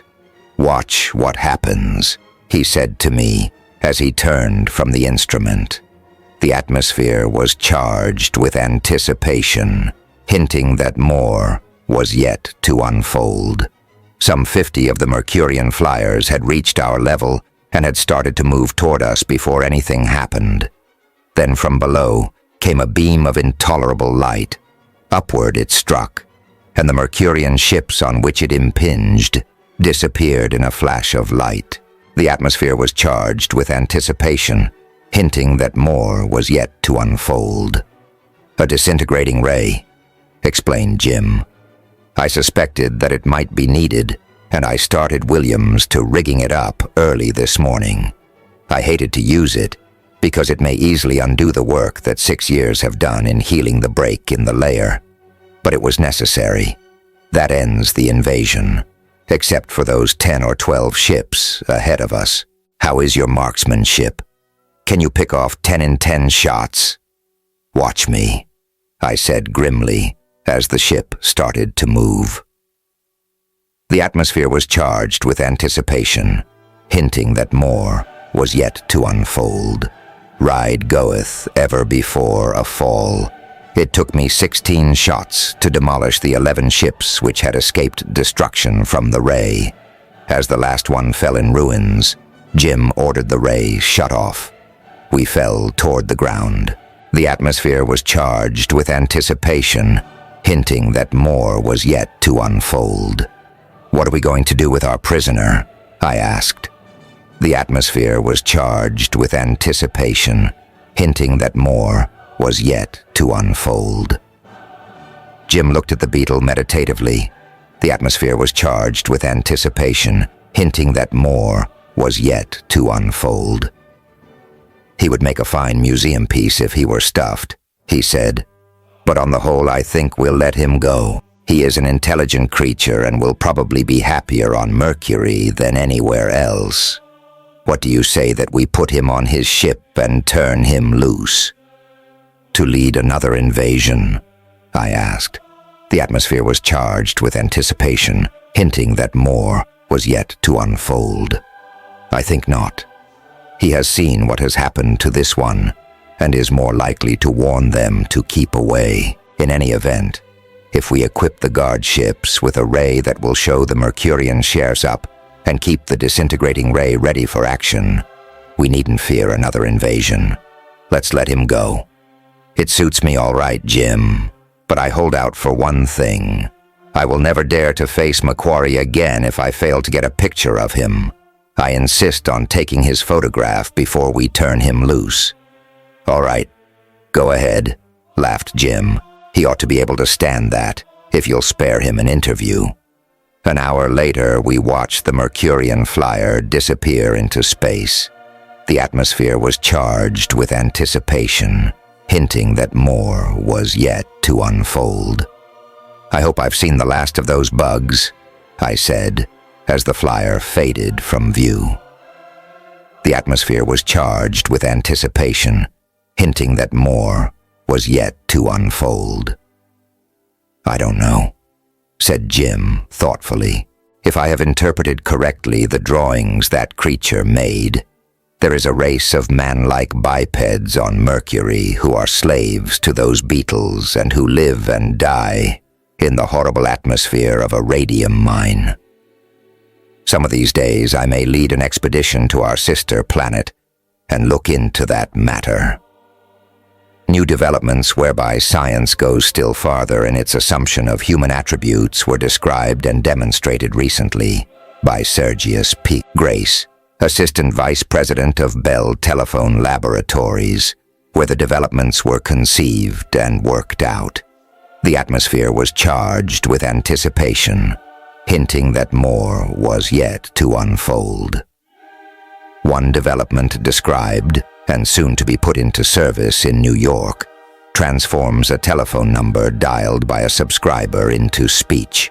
Although the subscriber says not a word, the number dialed is spoken aloud to the operator. The atmosphere was charged with anticipation, hinting that more was yet to unfold. The device is expected to simplify and speed the hooking together of automatic and voice-hand-operated telephone exchanges, and also to speed long-distance calls from automatic phones through rural exchanges. The atmosphere was charged with anticipation, hinting that more was yet to unfold. The numbers which can thus be spoken are recorded on talkie films, and those which are to go into use here have already been made, all by an Irish girl said to have the best voice among the city's "number, please, girls." The atmosphere was charged with anticipation, hinting that more was yet to unfold. Mr. Grace demonstrated this device by carrying into the audience a telephone with a long cord connected with a loudspeaker on the stand, which represented Central. A member of the audience was requested to dial a number and choose 55551T, the letter T representing the exchange. The atmosphere was charged with anticipation, hinting that more was yet to unfold. This number the spectator dialed on the phone Mr. Grace carried. There was no sound, but the clicking of the dial. Then 2 seconds later, the loudspeaker spoke up clearly in an almost human voice. 5551T. And as for the recording of the sound films, there is a film for each of the 10 Arabic numerals from 0 to 9, and these wound on revolving drums. The dial on the telephone automatically sets in action the drum corresponding to the numeral moved on the dial. The atmosphere was charged with anticipation, hinting that more was yet to unfold. Another development which sounds promising for bashful suitors and other timid souls enables a person to store within himself electrically a message he desires to deliver, and then to deliver it without speaking, simply by putting a finger to the ear of the person for whom the message is intended. The atmosphere was charged with anticipation, hinting that more was yet to unfold. This Mr. Grace demonstrated. He spoke into a telephone transmitter, and his words were clearly heard by all in the audience by means of amplifiers. At the same time, a part of the electrical current from the amplifier, representing the sentence he voiced, was stored in a delay circuit, another recent invention of the laboratories. After being stored 4.5 seconds, this current was transformed to a high voltage and passed into Mr. Grace's body. He then put his finger against the ear of a member of the audience who heard in his brain the same sentence. The eardrum and surrounding tissues are made to act as one plate of a condenser receiver, Mr. Grace explained, with the vibrations of the drum interpreted by the brain. The atmosphere was charged with anticipation, hinting that more was yet to unfold. A new magnetic metal, permisvar, and a new insulating material, paraguta, which make possible construction of a telephone cable across the Atlantic to supplement the radio systems, were also described. Actual construction of the cable is expected to be started in 1930, Mr. Grace said. The atmosphere was charged with anticipation, hinting that more was yet to unfold. The flight was hovering above the first fireball. The atmosphere was charged with anticipation, hinting that more was yet to unfold. The flight was hovering above the first fireball. The atmosphere was charged with anticipation, hinting that more was yet to unfold. Earth, the Marauder, by Arthur J. Burks. Desolation Tranger, more thrilling even than had been the flight of the Earth after being forced out of its orbit, was the flight of those dozen air cars of the moon, bearing the rebels of Dalis's Gens back to Earth. The atmosphere was charged with anticipation, hinting that more was yet to unfold. Martian fireballs and the terrific moon cubes wreak tremendous destruction on helpless Earth in the final death struggle of the warring worlds. The atmosphere was charged with anticipation, hinting that more was yet to unfold. For the light which glowed from the bodies of the rebels, which had been given them by their passage through the white flames, was transmitted to the cars themselves, so that they glowed as with an inner radiance of their own, like comets flashing across the night. The atmosphere was charged with anticipation, hinting that more was yet to unfold. Strange alchemy, which Sarka wondered about and, wondering, looked ahead to the time when he should be able, within his laboratory, to analyze the force it embodied, and thus gain new scientific knowledge of untold value to people of the Earth. The atmosphere was charged with anticipation, hinting that more was yet to unfold. As the cars raced across outer darkness, moving at top speed, greater than ever attained before by man, greater than even these mighty cars had traveled, Sarka looked ahead and wondered about the fearful report his father had just given him. The atmosphere was charged with anticipation, hinting that more was yet to unfold. That there was an alliance between Mars and the Moon seemed almost unbelievable. How had they managed the first contact, the first negotiations leading to the compact between two such alien peoples? Had there been any flights exchanged by the two worlds, surely the scientists of Earth would have known about it. But there had not, though there had been times and times when Sarka had peered closely enough at the surface of both the Moon and of Mars to see the activities, or the results of the activities, of the peoples of the two worlds. The atmosphere was charged with anticipation, hinting that more was yet to unfold.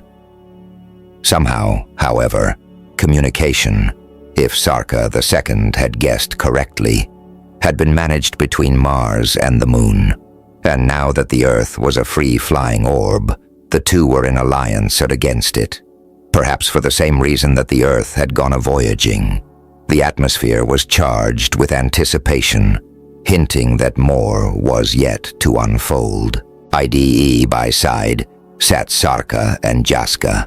their eager eyes peering through the forward end of the flashing air car toward the Earth, growing minute by minute larger.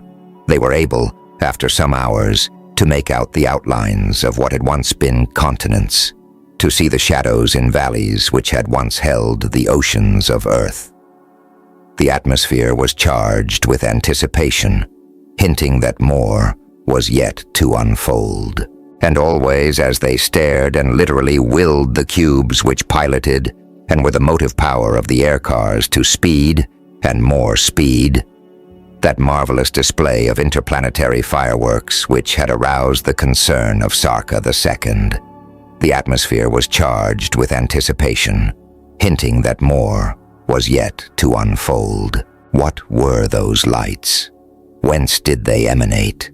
Sarka II had said that they came from Mars, yet Mars was invisible to those in the speeding air cars, which argued that it was hidden behind the Earth. There was no way of knowing how close it was to the home of these rebels of Dallas's Gens. The atmosphere was charged with anticipation, hinting that more was yet to unfold. And ever, as they flashed forward, Sarka was recalling that vague hint on the lips of Jaska, to the effect that Luar, for all her sovereignty of the moon, might be, nonetheless, a native of the Earth. But the atmosphere was charged with anticipation, hinting that more was yet to unfold. How? Why? When? There were no answers to any of the questions yet. If she were a native of Earth, how had she reached the moon? When had she been sent there? Who was she? Her name, Luar, was a strange one, and Sarka studied it for many minutes, rolling the odd syllables of it over his tongue, wondering where, on the Earth, he had heard names or words similar to it.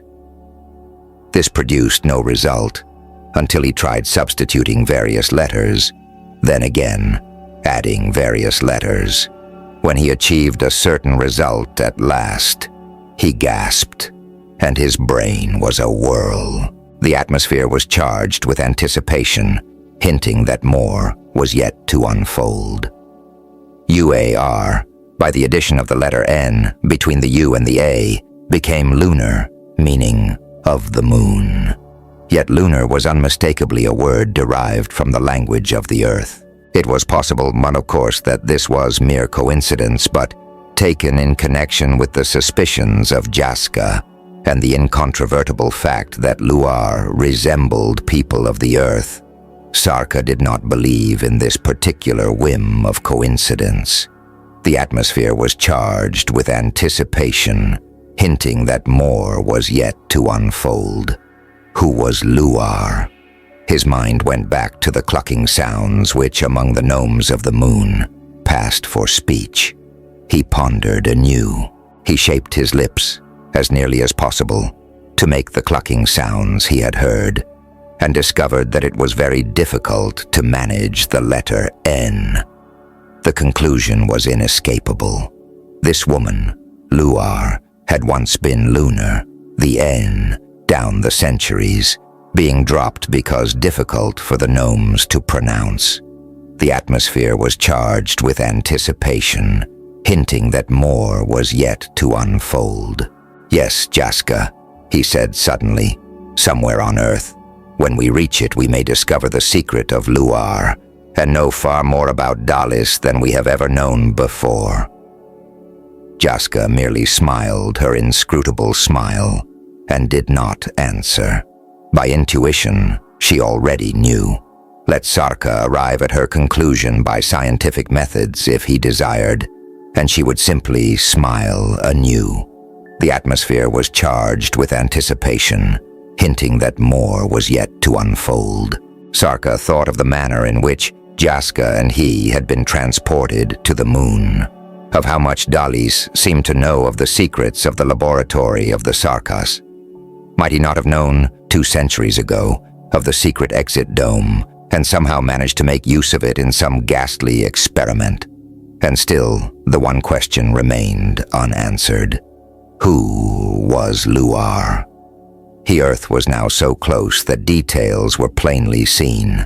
The Himalayas were out of sight. Over the Earth, and by a mental command, Sarka managed to change slightly the course of the dozen air cars. By passing over the curve of the Earth at a high altitude, he hoped also to see from above something of the result of the strange aerial bombardment of which his father had spoken. The atmosphere was charged with anticipation, hinting that more was yet to unfold. In their flight, which had been to them a flight through the glories of a super-heavenly universe, they had lost all count of time. Neither Sarka nor Jaska, nor yet the people in those other air cars, could have told how long they had been flying, when, coming over the curve of the Earth, at an elevation of something like 3 miles, they were able at last to see into the area which had once housed the gens of Dalis. The atmosphere was charged with anticipation, hinting that more was yet to unfold. A gasp of horror escaped the lips of Sarka and of Jaska. The atmosphere was charged with anticipation, hinting that more was yet to unfold. The gens of Dalis had occupied all the territory northward to the pole, from a line drawn east and west through the southernmost of what had once been the Hawaiian Islands. Upon this area had struck the strange blue light from the deep cone of the moon. The atmosphere was charged with anticipation, hinting that more was yet to unfold. Here, however, the light was invisible, and Sarka flew on in fear that somehow his aircars would blunder into it and be destroyed. For that the blue light was an agent of ghastly destruction became instantly apparent. The atmosphere was charged with anticipation, hinting that more was yet to unfold. The dwellings of the gens of Dalis were broken and smashed into chaotic ruins. Over all the area, and even into the area of the gens southward of that which had been Dalis, the blind gods of destruction had practically made a clean sweep. Sarka had opportunity to thank God that, at the time the blue column had struck the earth, it had struck at the spot which had been almost emptied of people, and realized that blind chance had caused it. For in order for the gens of Dalis to be in position to launch their attack against the moon, he had managed, by manipulating the speed of the barrels, to bring that area into position directly opposite the moon. The atmosphere was charged with anticipation, hinting that more was yet to unfold. Had it been otherwise, the blue column might have struck anywhere and wiped out millions of lives. "God, Jaska," murmured Sarka. "Look, think of a shoreline once lined with mighty buildings after the passage of a tidal wave greater than ever before known to man. The devastation would be indescribable. Multiply that shoreline by the vast area which had housed the gens of Dalis, and the mental picture is almost too big to grasp. Chaos, catastrophe, approaching an infinity of destruction. The atmosphere was charged with anticipation, hinting that more was yet to unfold. The materials of which the vast buildings, set close together, had been made, had been twisted into grotesque, nightmarish shapes, and the whole fused into a burned and gleaming mass, which covered half of what had once been a mighty ocean, as though a bomb larger and more devastating than ever imagined of man, a bomb large enough to rock the earth, had landed in the midst of the area once occupied by the gens of Dalis. Yet Sarka knew, remembering the murmuring of the blue column as it came out of the cone, all this devastation had been caused in almost absolute silence. The atmosphere was charged with anticipation, hinting that more was yet to unfold. People could have watched and seen these deserted buildings slowly fuse together, run together as molten metal runs together, like the lava from a volcano of long ago, under the ponderous moving to and fro of some invisible juggernaut-like agency. The atmosphere was charged with anticipation, hinting that more was yet to unfold. Arka shuddered, trying to picture in his mind the massing of the minions of Mars, who thus saw a new country given into their hands, if they could take it.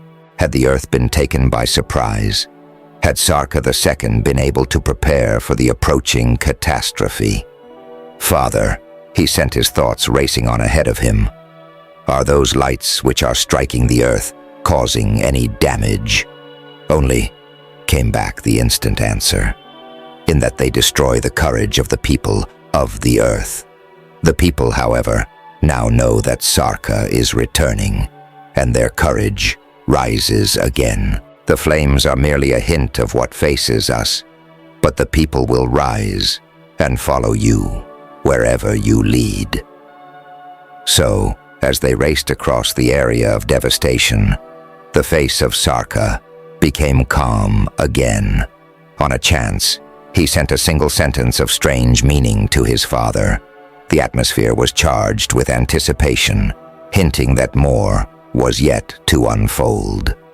The ruler of the moon is a woman called Luar, which seems a contraction of lunar. For many minutes, Sarka II made no answer. When it came, it startled Sarka to the depths of him, despite the fact that he had expected to be startled. The atmosphere was charged with anticipation, hinting that more was yet to unfold. There was a woman named Lunar. Sarka commands again head. Through the storms which still hung tenaciously to the roof of the world, flashed those dozen air cars of the moon. Now Sarka could plainly see the dome of his laboratory, and from the depths of him welled up that strange glow which earthlings recognize as the joy of returning home, than which there is none, save the love for a woman greater. The atmosphere was charged with anticipation, hinting that more was yet to unfold. Now he could see the effect of those flares, or lights, from Mars, which impinged on the face of the Earth, though he could see no purpose in them, no reason for their being, since they seemed to do no damage at all, though the effect of them was weird in the extreme. The atmosphere was charged with anticipation, hinting that more was yet to unfold. Outer darkness rent with ripping, roaring storms, flurries of ice, snow, and sleet, shot through and through by balls of lambent flames in unguessable numbers. The atmosphere was charged with anticipation, hinting that more was yet to unfold. Eerie lights which struck the surface of the Earth bounded away, and for half a mile or so from the surface again, burst into flaming pinwheels like skyrockets of ancient times. Strange lights, causing weird effects, but producing no damage at all, save to lessen to some extent the courage of Earthlings, because they did not understand these things. And always, down the ages, man had stood most in fear of the unknown. The atmosphere was charged with anticipation, hinting that more was yet to unfold. Arca peered off across the heavens where a ball of flame now seemed to be rising over the horizon, and was amazed at the size of this planet. Mars was close to Earth, so close that, had they possessed air cars like those of the Moon People, which remained to be seen, they could easily have attacked the Earth. The atmosphere was charged with anticipation, hinting that more was yet to unfold. Across the face of the Earth flashed those fiery will-o'-the-wisps from Mars, without rhyme or reason, yet Sarka knew positively that they possessed some meaning, and that the Earth had been forced thus close to Mars for a purpose. The atmosphere was charged with anticipation, hinting that more was yet to unfold. What that purpose was must yet be discovered. The atmosphere was charged with anticipation, hinting that more was yet to unfold. Then, under the air cars, the laboratory of Sarka. The atmosphere was charged with anticipation, hinting that more was yet to unfold. Down dropped the air cars to a landing near the laboratory, and to the cubes in the forepeak of each Sarka sent the mental command. Assure yourselves that the air cars will remain where they are. Muster inside the laboratory, keeping well away from the master barrel. Then to the people who had returned, clothed in strange radiance. From the moon with Sarka and with Jaska, he spoke. Leave the cars and enter my laboratory, where further orders will be given you. With Jaska still by his side, Sarka entered the laboratory through the exit dome. The atmosphere was charged with anticipation, hinting that more was yet to unfold. Inside, clothing was swiftly brought for the rebels, for Sarka, and for Jaska.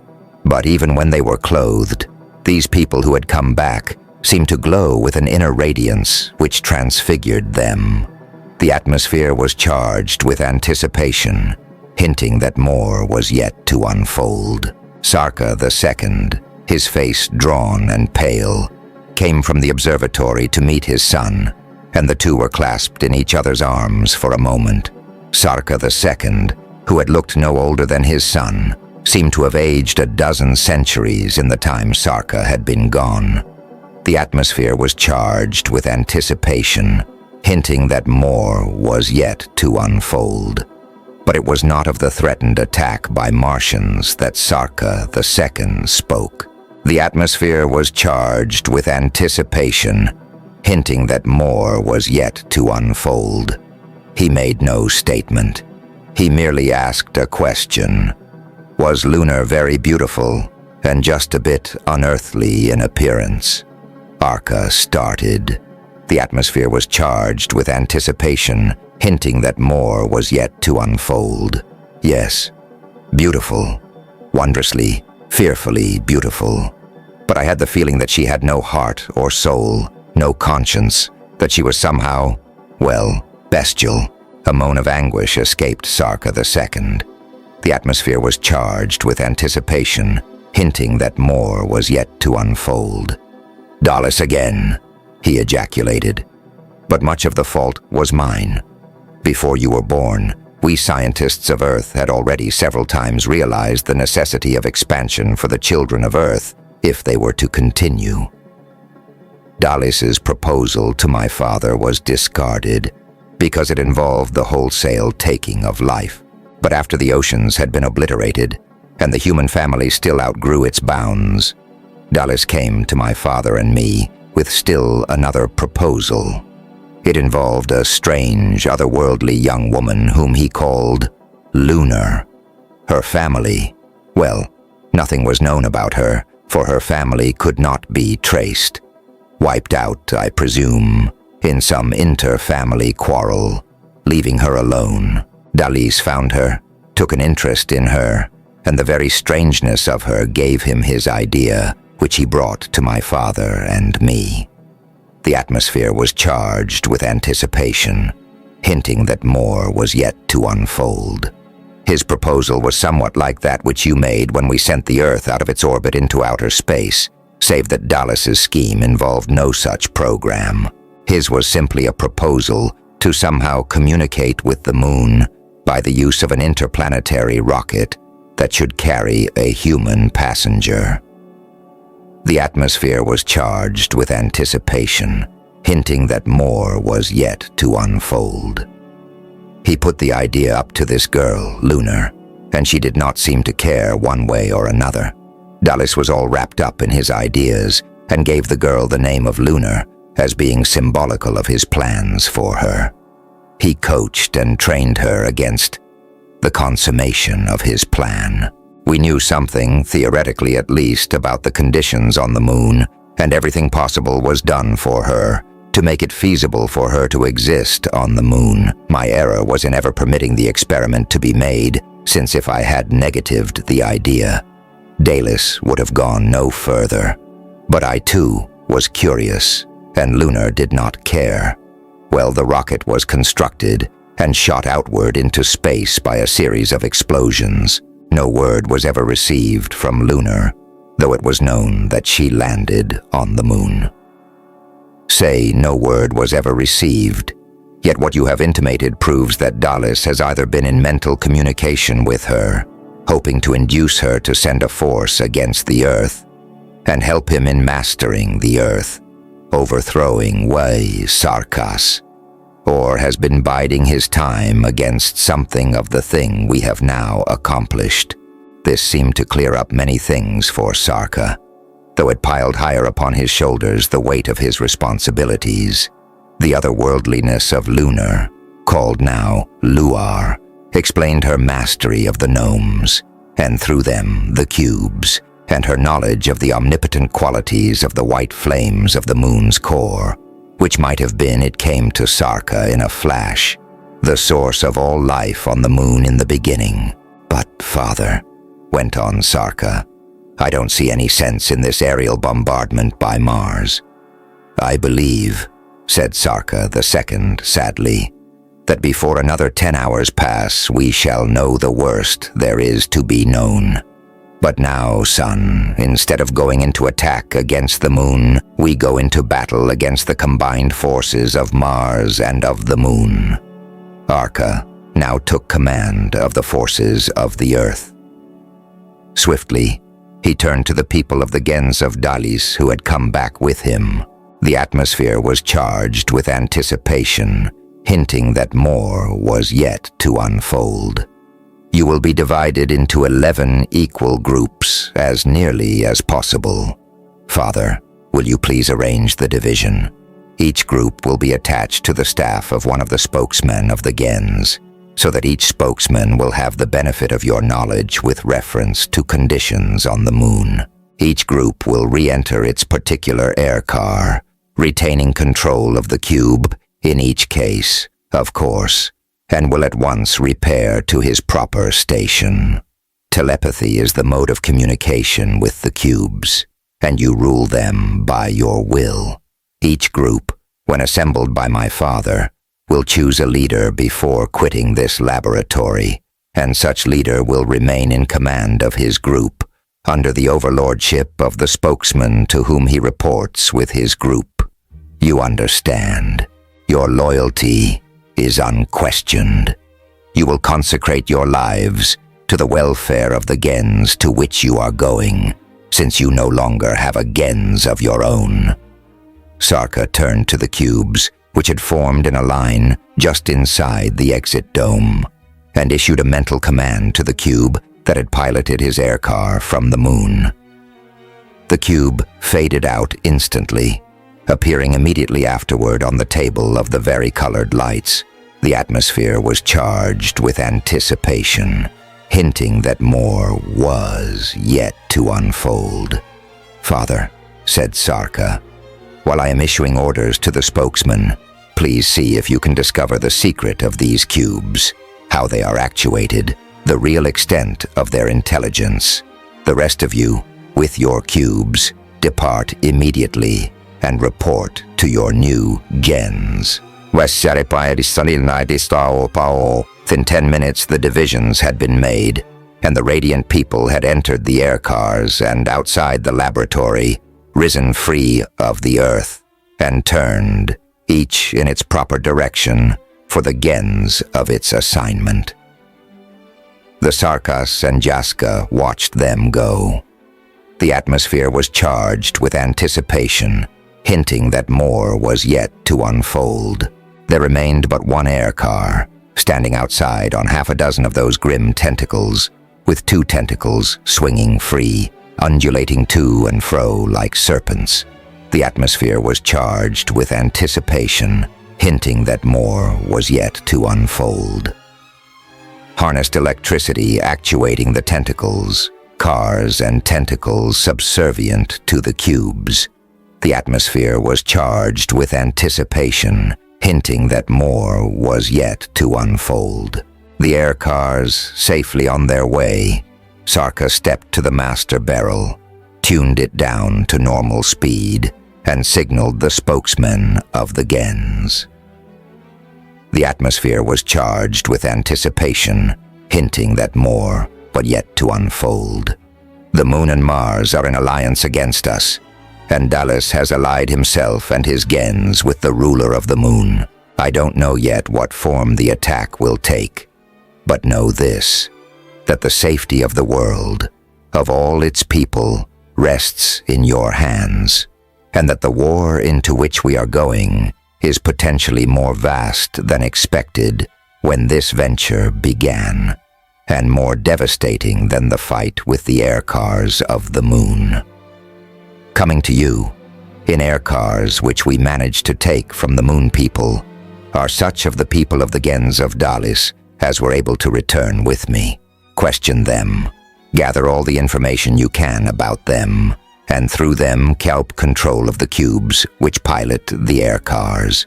For in the cubes, I believe, lies the secret of our possible victory in the fight to come. Arca scarcely knew why he had spoken the last sentence. It was as though something deep within him had risen up, commanded him to speak, and deeper yet, far back in his consciousness, was a mental picture of the devastation he had witnessed on his flight above the area that had once housed the gens of Dalis. The atmosphere was charged with anticipation, hinting that more was yet to unfold. For in that ghastly area, he believed, was embodied an idea greater than mere wanton destruction, just as there was an idea back of the fiery lights from Mars greater than mere display. Somehow the two were allied, and Sarka believed that between the blue column and the fiery lights from Mars, the fate of the world rested. The atmosphere was charged with anticipation, hinting that more was yet to unfold. He could, he believed, by manipulation of the barrels that yet remained, maneuver the world away from that blue column, which on the Earth was invisible, but to have done so would have thwarted the very purpose for which this mad voyage had been begun. The world had been started on its mad journey into space for the purpose of attacking and colonizing the Moon and Mars. The atmosphere was charged with anticipation, hinting that more was yet to unfold. The Moon had been colonized by the gens of Dalis, already in potential revolt against the Earth. Mars was next, and by forcing the Earth into close proximity to Mars, the people of the Moon had played into the hands of Earth people. If the people of Earth were capable of carrying out the program of expansion originally proposed by Sarka, if they were not, well, Sarka thought somewhat grimly, the resultant cataclysmic war would at least solve the problem of overpopulation, inasmuch as the Earth was already committed to whatever might transpire. Sarka believed he should take a philosophic view of the matter. Arca turned to an examination of the master barrel, and even as he peered into the depths of it, he thought gratefully how nice it was to be home again, in his own laboratory, upon the world of his nativity. He even found it within his heart to feel somewhat sorry for Dalis, and to feel ashamed that he had, even in his heart, mistreated him. The atmosphere was charged with anticipation, hinting that more was yet to unfold. Then he thought, with a tightening of his jaw muscles, of the casual way in which Dalis had destroyed Sarka the First, of his forcing his people to undergo the terrors of the Lake of White Flames without telling them the simple secret, of his betrayal of the Earth in his swift alliance with Luar, or Luar herself when, as Lunar, a strange waif of Earth, Dalis had sent her out as the first human passenger aboard a rocket to the Moon. All his pity vanished, though he still believed he had done right in sparing Dalis's life. The atmosphere was charged with anticipation, hinting that more was yet to unfold. Suddenly there came an ominous humming in the barrel, and simultaneously signals from the vari-colored lights on the table. Sarka whirled to the lights, noting their color, and mentally repeating the names of the spokesmen who signaled him. The atmosphere was charged with anticipation, hinting that more was yet to unfold. Even before he gave the signal that placed him in position to converse with them, he noted the strange coincidence. The spokesmen who desired speech with him were tutelary heads of gens, whose borders touched the devastated area where Dallas had but recently been overlord. An icy chill caressed his spine as he signaled the spokesman to speak.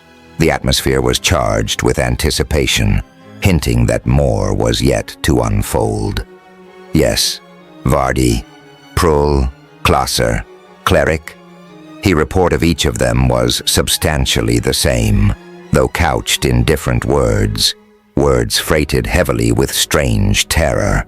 The atmosphere was charged with anticipation, hinting that more was yet to unfold.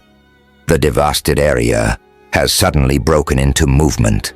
Throughout that portion of it visible from my gen's area, the fused mass of debris is bubbling, fermenting, walking into life. An aura of unearthly menace seems to flow outward from this heaving mass, and the whole is assuming a most peculiar radiance, cold, gleaming like distant starshine. "Wait," replied Sarka swiftly. "Wait until the people I have sent you have arrived. Report to me instantly if the movement of the mass is noticeably augmented, and especially so if it seems to be breaking up or coagulating into any sort of form whatever." Then he dimmed the lights, indicating that for the moment there was nothing more to be said. Just then his father, face very gray and very old, entered the room of the master beryl from the laboratory. The atmosphere was charged with anticipation, hinting that more was yet to unfold. "Son," he said, "the crisis is almost upon us. The Martians are coming." Cubes of chaos Arca raced into the observatory, wondering as he ran how the attack of the Martians would manifest itself, but scarcely prepared for the brilliant display which greeted his gaze. Compared to the oncoming flames from Mars, the preceding display of lights had been as nothing. The whole heavens between the Earth and Mars seemed alight with an unearthly glare, as though the very heart of the sun had burst and hurled part of its flaming mass outward into space. The atmosphere was charged with anticipation, hinting that more was yet to unfold. On it came with unbelievable speed. The atmosphere was charged with anticipation, hinting that more was yet to unfold. But there was no telling, yet, the form of the things which were coming. The atmosphere was charged with anticipation, hinting that more was yet to unfold. "What are they?" whispered Jaska, standing fearlessly at Sarka's suttices. The atmosphere was charged with anticipation, hinting that more was yet to unfold.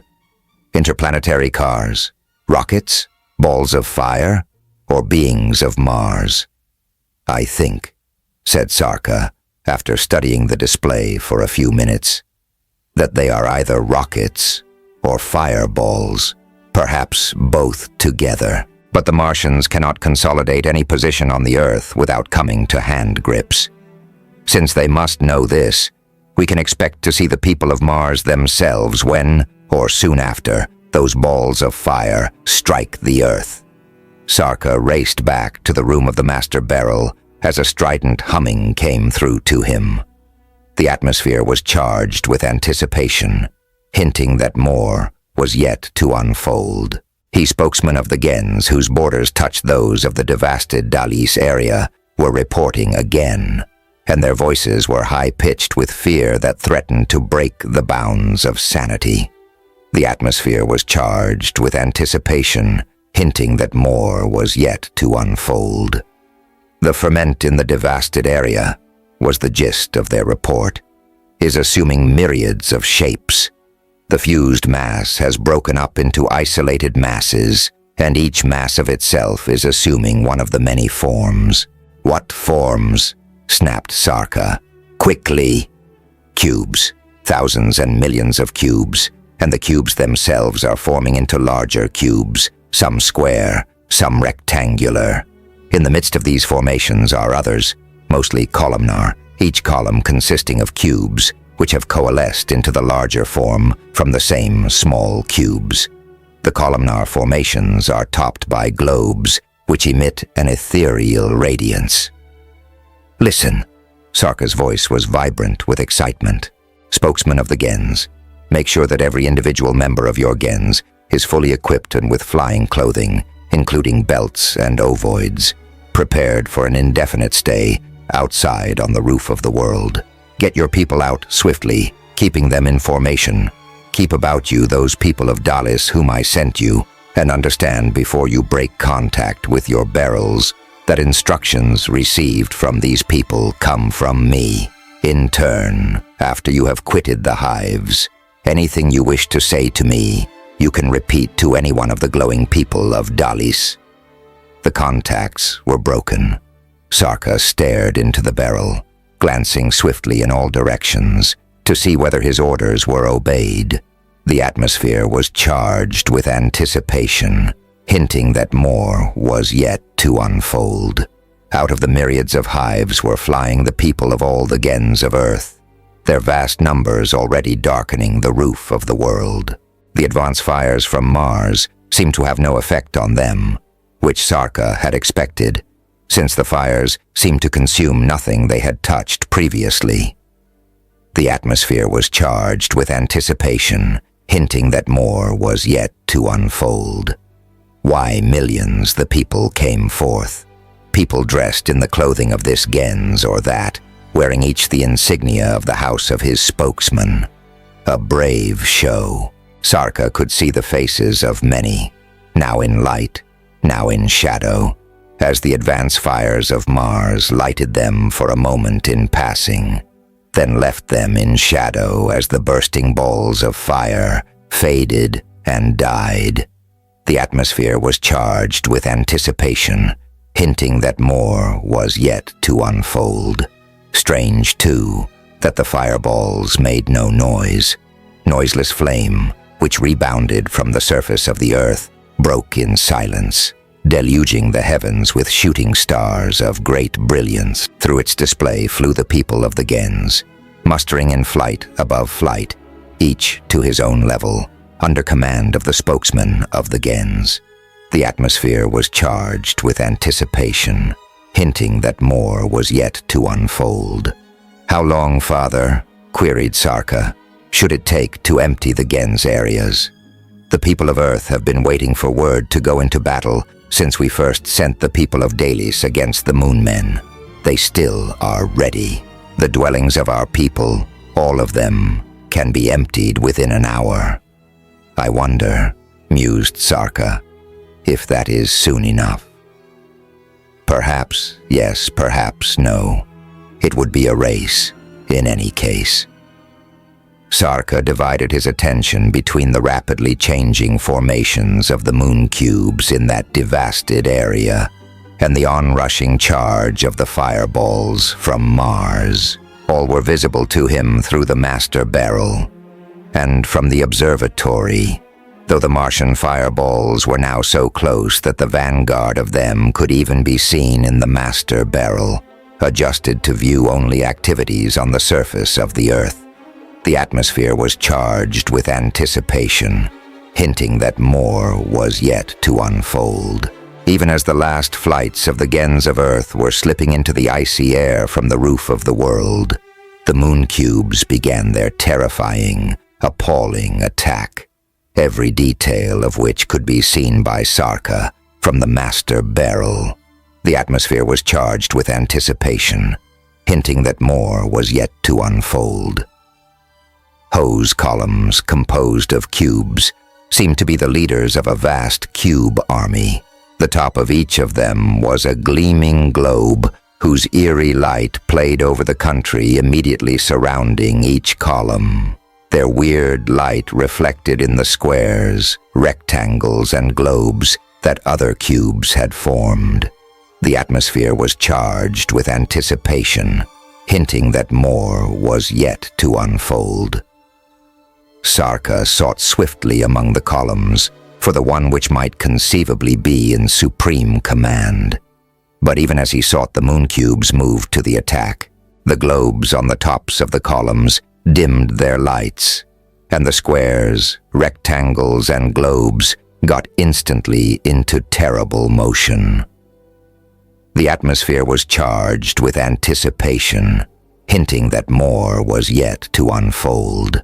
Southward from the position in which they had formed, they began to move, the squares and rectangles apparently sliding along the surface of the scarred and broken soil, the globes rolling.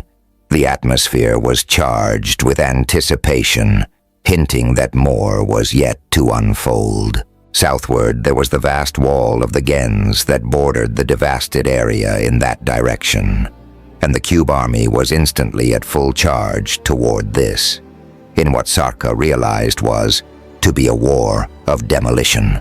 Within a minute, Sarka was conscious of a trembling of all the laboratory, and the eyes of Jaska were wide with fear. Swiftly, the trembling grew, until sound now was added to the vast, awesome tremor, a vast, roaring crescendo of sound that mounted and mounted as the speed of the cube army increased.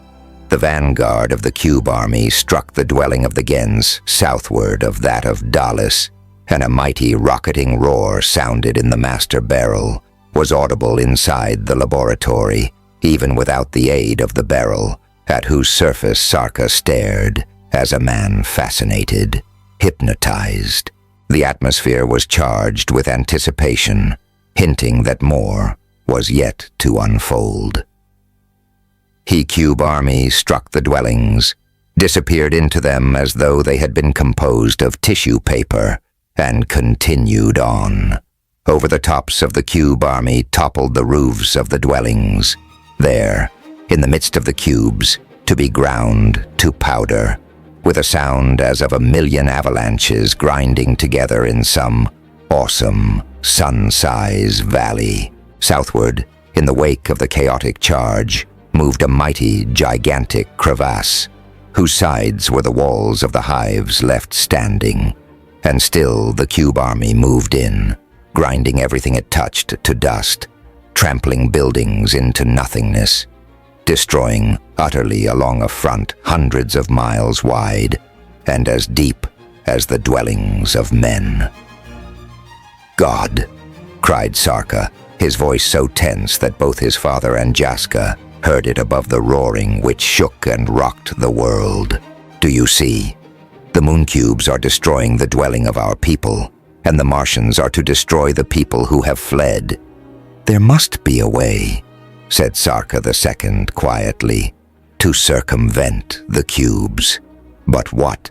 Your will still rules the cubes which piloted you from the moon." "Yes," replied Sarka tersely, "but there are only a dozen of the cubes. What can they do against countless millions of them?" Cubes, which are moon cubes, brought to the earth in the heart of that blue column, here reformed to create an army which is invincible because it cannot be slain. It means that the moon people themselves, thousands of miles out of our reach, have but to sit in comfort and watch their cube slaves destroy us. When they have laid waste the earth, the Martians have but to finish the fight. Beloved," said Jaska, "your will commands those 12 cubes. It can also command all the others, for they must be essentially the same. Call on the rebels of Dallas to help you." "Then what of the spokesmen of the Gens, who will be out of contact with me? They must stand on their own feet, must fight their own battle. Call to you the people who have passed through the white flames, and fight with the distant will of Luar and of Dallas for control of the cube army." Again that exaltation, which convinced him he could move mountains with his 2 hands, coursed through the being of Sarka. The atmosphere was charged with anticipation, hinting that more was yet to unfold. "Quietly be answered, Jaska." The atmosphere was charged with anticipation, hinting that more was yet to unfold. "I believe you are right," he said softly. "Those of us who have passed through the flames which bore these moon cubes will control the cubes, even bend them to our will. The spokesman must vanquish the Martians or perish." Then he sent his mental commands to the spokesman. "Meet the Martians when they arrive and destroy or drive them back. You live only if you win. We speak no more until victory is ours. People of the Gens of Dalis, go to the areas being devastated by the cubes, taking your cubes and air cars with you, and I will join you there, and Jaska with me." Sarka had not himself mentally spoken the last 4 words. Jaska had thought-spoken them before he could prevent. He turned upon her, lips shaping a command that she remain behind. But she forestalled him. The atmosphere was charged with anticipation, hinting that more was yet to unfold. "I, too, have been through the white flames. You may have need of all of us." The struggle for mastery, people of all the Gens of Earth, were now between 2 fires. The Cube Army, ruled by the Mistress of the Moon, was laying waste the dwellings of the Gens, destroying them with a speed and surety of which no earthquake, whatever its proportions, would have been capable. The Gens were forced out upon the roof of the world, where, scarcely had they maneuvered into their prearranged formations, than the Martians struck. The atmosphere was charged with anticipation, hinting that more was yet to unfold. Those huge balls of fire, larger even than the air cars of the moon, landed in vast and awe-inspiring numbers on the roof of the world, landed easily, with no apparent effort or shock. The light of them made all the world a place of vast radiance, save only that portion which was being destroyed by the Cube Army, and this area had a cold, chill radiance of its own. The atmosphere was charged with anticipation, hinting that more was yet to unfold. By groups and organizations, the fireballs of Mars landed and rested quiescent on the surface of the globe. The atmosphere was charged with anticipation, hinting that more was yet to unfold. Sarka, pausing only long enough in his laboratory to study this strange attack and to discover how it would get underway, was at the same time preparing to go forth to take his own strange part in the defensive action of Earthlings. A vast confidence was in him. The atmosphere was charged with anticipation, hinting that more was yet to unfold. "We will lose millions of people, Father," he said softly, "but it will end in our victory in the most glorious war ever fought on this earth." "That is true, my son," replied the older man sadly. The atmosphere was charged with anticipation, hinting that more was yet to unfold. For several minutes, the vast fireballs, which seemed to be monster glowing octagons, rested where they had landed, and even then, the Gens of the people were closing on them, bringing their ray directors and atom disintegrators into action. The atmosphere was charged with anticipation, hinting that more was yet to unfold. Then, when the Earthlings would have destroyed the first of the vast fireballs, and Sarka was noting that the flames which bathed the balls seemed to have no effect whatever on Earthlings, save to outline them in mantles of fire. The fireballs wakened to new life. The atmosphere was charged with anticipation, hinting that more was yet to unfold. They opened like the halves of peaches falling apart, and out upon the roof of the world poured the first Martians Earth had ever seen. They were more than twice the size, on the average, of Earth people, and at first glance seemed to resemble them very much, save that their eyes, of which each Martian was possessed of 2, were set on the ends of long tentacles which could stretch forth to a length of 2 feet or more from the eye sockets and thus be turned in any direction. Each eye was independent of its neighbor, as one could look forward while the other looked backward, or one could look right while the other looked left. The atmosphere was charged with anticipation, hinting that more was yet to unfold. Each Martian possessed 2 arms on each side of a huge, powerful torso, and legs that were like the boles of trees compared to the slender limbs of Earthlings. The atmosphere was charged with anticipation, hinting that more was yet to unfold. All the Martians seemed to be dressed in the skins of strange, vari-colored beasts. Each carried in his upper right hand a slender cane-like thing some 3 feet in length, from whose tip there flashed those spurts of flame which had puzzled the Earth people before the actual launching of the attack. The atmosphere was charged with anticipation, hinting that more was yet to unfold. Beyond these weapons, the Martians seemed to possess no weapons of offense at all, nor of defense. The atmosphere was charged with anticipation, hinting that more was yet to unfold. "With our ray directors and atom disintegrators," said Sarka, moving into the exit dome with Jaska, "we can blast them from the face of the Earth." But in a moment, he realized that he had spoken too hastily. The atmosphere was charged with anticipation, hinting that more was yet to unfold. The nearest fireball was, of course, within the area of the Gens of Cleric, and Sarka could see with his naked eyes all that transpired. The Martian passengers who moved swiftly away from their fireball vehicles.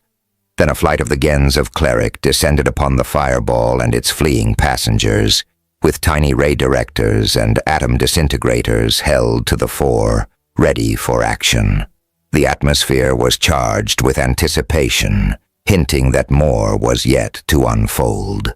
The Martians, at some distance from their glowing vehicle, paused and formed a ragged line, facing the ball, staring at the descending people of the Gens of Cleric, their tentacle-like eyes waving to and fro, oddly like the tentacles of those air cars of the moon. The atmosphere was charged with anticipation, hinting that more was yet to unfold. The flight was hovering above the first fireball. In a second now, at the command of an underling, the ray directors would destroy Fireball and Martians as thoroughly as though they had never existed at all. The atmosphere was charged with anticipation, hinting that more was yet to unfold. Then, a strange thing happened. At that exact moment, timing their actions to fractions of seconds, the Martians raised and pointed their cane-like weapons of the spurting flames. They pointed them, however, not at the Earthlings, but at the fireball which had brought them to Earth. Instantly the fireball exploded, as with the roaring of 100 mighty volcanoes, and the descending flight of the Gens of Cleric was blasted into countless fragments. Bits of them flew in all directions. Many dropped, the mangled, infinitesimal remains of them, down to the roof of Earth, while many were hurled skyward through formations above them, while those formations, to a height of a full 2 miles, were broken asunder. Many flights above that first flight were smashed and broken, their individual members hurled in all directions by that one single blast of a single fireball. The atmosphere was charged with anticipation, hinting that more was yet to unfold. Individuals who escaped destruction were hurled end over end, upward through other flights higher above, and the whole aggregation of flights which had been concentrated on that first fireball was instantly demoralized, while full 50% of its individuals were instantly torn to bits.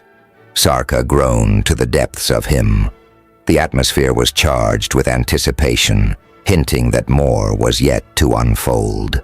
The leader of the Martians, or the master who sent them here to win. For if they do not win, they cannot return to Mars, as they will have destroyed their vehicles. Their confidence is superhuman. Have faith in the courage of Earthlings, son, said Sarka. The atmosphere was charged with anticipation, hinting that more was yet to unfold. It was much to ask, for if one single one of these fireballs could wreak such havoc with the people of Earth, What would be the destruction by the countless other unexploded fireballs of the Martians? Till the spokesmen themselves must discover a way to hold their own, to win against the Martians. For Sarka, there was greater work to do. He must oppose the wills of Luar and of Dalis in a mighty mental conflict, which would decide whether the homes of men would be saved or utterly destroyed by the moon cubes. The atmosphere was charged with anticipation, hinting that more was yet to unfold. But as he left through the exit dome, with Jaska by his side, he shuddered and was just a little sick inside as he saw the fearful result of that first explosion of a Martian fireball. Bits of human wreckage were scattered over the earth for a great distance in all directions from where the fireball had exploded, and at that spot, a gigantic crater had been torn in the roof of the world, going down to none knew what depths. The atmosphere was charged with anticipation, hinting that more was yet to unfold. Even the Martians, here only to consolidate positions which had passed the demolition of the moon cubes, were capable of demolitions almost as ghastly and complete as those of the cubes. The sound was incapable of being described, for outside the laboratory, the sound of the advance of the moon cubes eating into the dwellings of men, tumbling them down, grinding them to powder, was cataclysmic in its mighty volume. 1,000,000 express trains crashing head-on into walls of galvanized iron at top speed simultaneously. The atmosphere was charged with anticipation, hinting that more was yet to unfold. Eardrum crashing blows as fireballs exploded, the screams and shrieks of maimed and dying earthlings, of earthlings unwounded but possessed of abysmal fear. The atmosphere was charged with anticipation, hinting that more was yet to unfold. Resolutely, Sarka turned his back on the conflict between the Martians and the people of Earth, and hurtled across the devastated roof of the world toward that area which was feeling the destructive force of the Vandal QB army. As he flew, Jaska keeping pace with him in silence, his mind was busy. The atmosphere was charged with anticipation, hinting that more was yet to unfold. Passage through the white flames of the moon had given him the key. Those white flames, source of all life on the moon, rendered almost godlike those whom it bathed, gave them unbelievable access of mental brilliance, were the source of that blue column which had forced the Earth outward toward Mars, were the source in some way of the cubes themselves, as he and Jaska, after passing through them, owed their now near divinity to the same white flames. Those flames had made Luar mistress of the moon, therefore of the gnomes and of the cubes. Therefore Sarka, having been bathed in the flames, should make himself master of the cubes, if he could outwill the combined determinations of Luar and of Dalis. His confidence was supreme as he fled through outer darkness toward the eerie light which came from the area of demolitions. Looking ahead, he could see tiny glows in the sky, which he knew to be the rebels of Dalis's gens, flying to keep their rendezvous with him. The atmosphere was charged with anticipation, hinting that more was yet to unfold. Higher mounted his courage and his confidence as he approached the roaring crash, perpetual and always mounting, which showed him where the cube army was busiest. The sound vibrated the very air, causing the bodies of Sarka to tingle with it, causing them to flutter and shake in their flight with its awesome power. But they did not hold back, flew onward through the gloom, leaving behind them the brightly lighted areas where gens of Earth battled with the fireballs of the Martians, moving into the area of the eerie glowing of the cubes. The atmosphere was charged with anticipation, hinting that more was yet to unfold. UST as he approached the spot where mighty dwellings were tumbling before the march of the Cube army. He sent a single command toward the Cube, which had piloted him from the moon. The atmosphere was charged with anticipation, hinting that more was yet to unfold. "Come to me on the edge of the crevasse nearest the place of most destruction." Would the Cube now be subservient to his will? He wondered. Everything depended upon that. If not, then he might as well try to stay the forces of a mighty avalanche with his breath, as halt the Cube army with his will. The atmosphere was charged with anticipation, hinting that more was yet to unfold. But strangely enough, the closer he came to the vast area of tumbling dwellings, the calmer he became, the more sure that he would win against the Cubes. The atmosphere was charged with anticipation, hinting that more was yet to unfold. For when he landed at the lip of the crevasse, across which he could look for 100 miles, a single cube gleamed brightly almost at his feet, awaiting his orders. One, by twos, threes, fours, dozens, came the glowing people who had been bathed in the white flames of the moon's life source, and as each dropped down beside him, Sarka gave a command.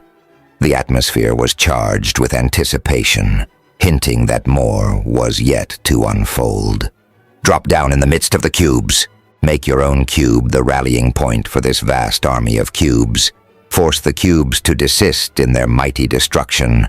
Be subservient to your will, and do you, each of you, be subservient to my will." Way dropped the rebels, glowing points of white flame, dropping down the sides of the crevasse, a mighty, awesome canyon, into the very heart of the activity of the cubes, and from the brain of Sarka, aided by the will of Jaska, went forth a simple command. "Cease your march of destruction, O moon cubes, and hearken to the will of Sarka, your master. Draw back from your labors and muster, not as squares, rectangles, and columns, but as individual cubes in the area already devastated by you. Rally about the glowing people who have passed through the flames which were your moon mother, and wait for orders. Take no further heed of commands from Dalis and Luar." Instantly it seemed to Sarka that he had drawn into some invisible vortex which tore at his brain, at his body, at his soul. Inside him, a cold voice seemed to say, "Fool Sarka, my will is greater than yours." But though the force of the will of Luar, whose thought he recognized, tore at him, almost shriveled the soul and brain of him with its might, he continued to send his thought command out to the moon cubes, forcing it through the wall of Luar's will, hurling it like invisible projectiles at the cube army below. The atmosphere was charged with anticipation, hinting that more was yet to unfold. Exultation possessed him, buoyed him up, gave him greater courage and confidence as the moments passed, for even as all his being concentrated on the will command to the cubes, his senses told him that the mighty sound of destruction was dying away, fading out. The atmosphere was charged with anticipation, hinting that more was yet to unfold. Lower now, the dwellings fell. Slower moved the moon cubes, and as they slowed in their mighty march through the dwellings of men, so increased the confidence, the power of will of Sarka and his people, the rebels of the Gens of Dalis. The atmosphere was charged with anticipation, hinting that more was yet to unfold. Then, after an hour, whose mighty mental conflict had bathed Sarka in the perspiration of superhuman effort, the sound of destruction ceased altogether, and the dwellings ceased to fall. The atmosphere was charged with anticipation, hinting that more was yet to unfold. A silent shout, like an inborn paean of rejoicing, surged through Sarka as he noted the retreat from the dwellings of men, of the moon cubes. Back and back retreated the squares and the rectangles, the columns and the globes, breaking apart as they retreated.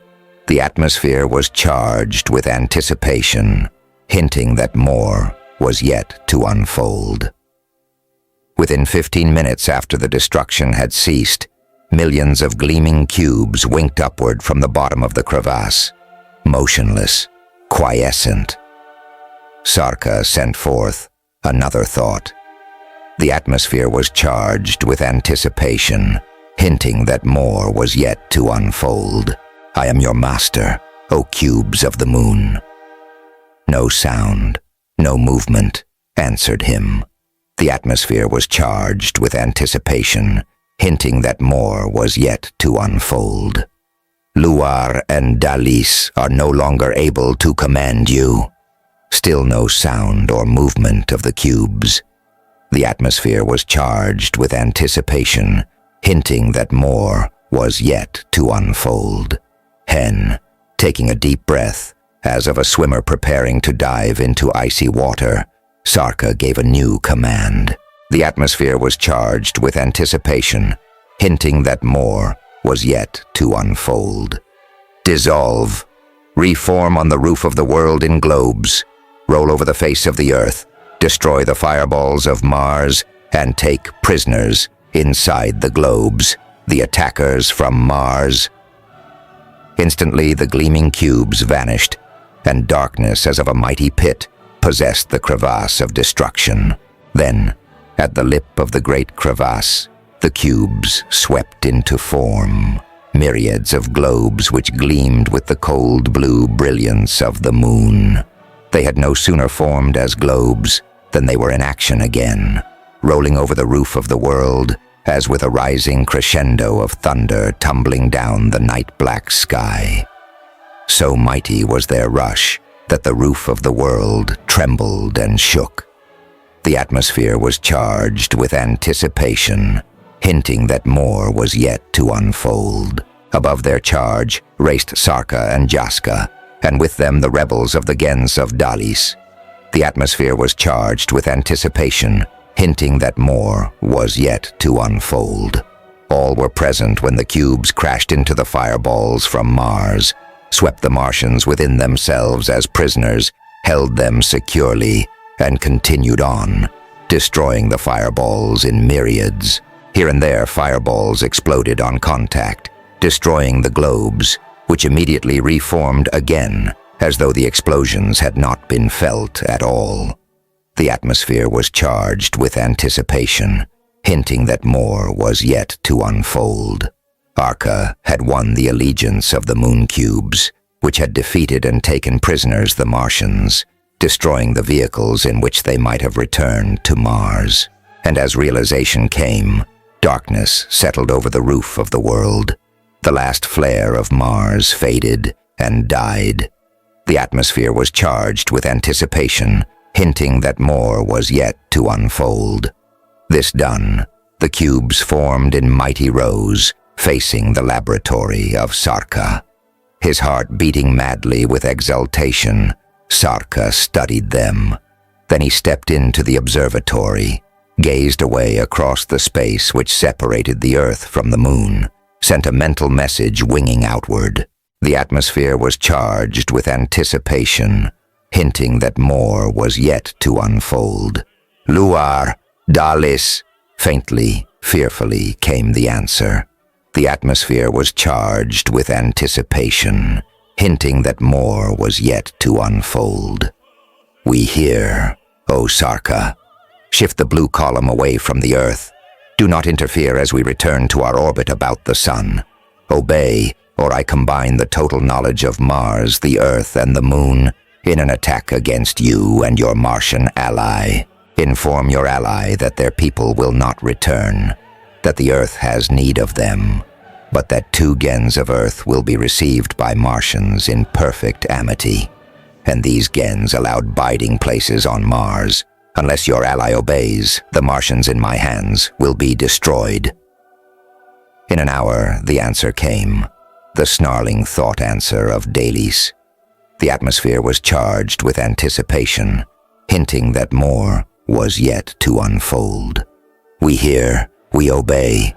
But Dallas is never beaten while he lives. His day will come. Arca found himself feeling even a little sorry for sorely beaten Dallas, but his face was grim as he sent another command to the people of Dallas who had passed through the life source of the moon. The atmosphere was charged with anticipation, hinting that more was yet to unfold.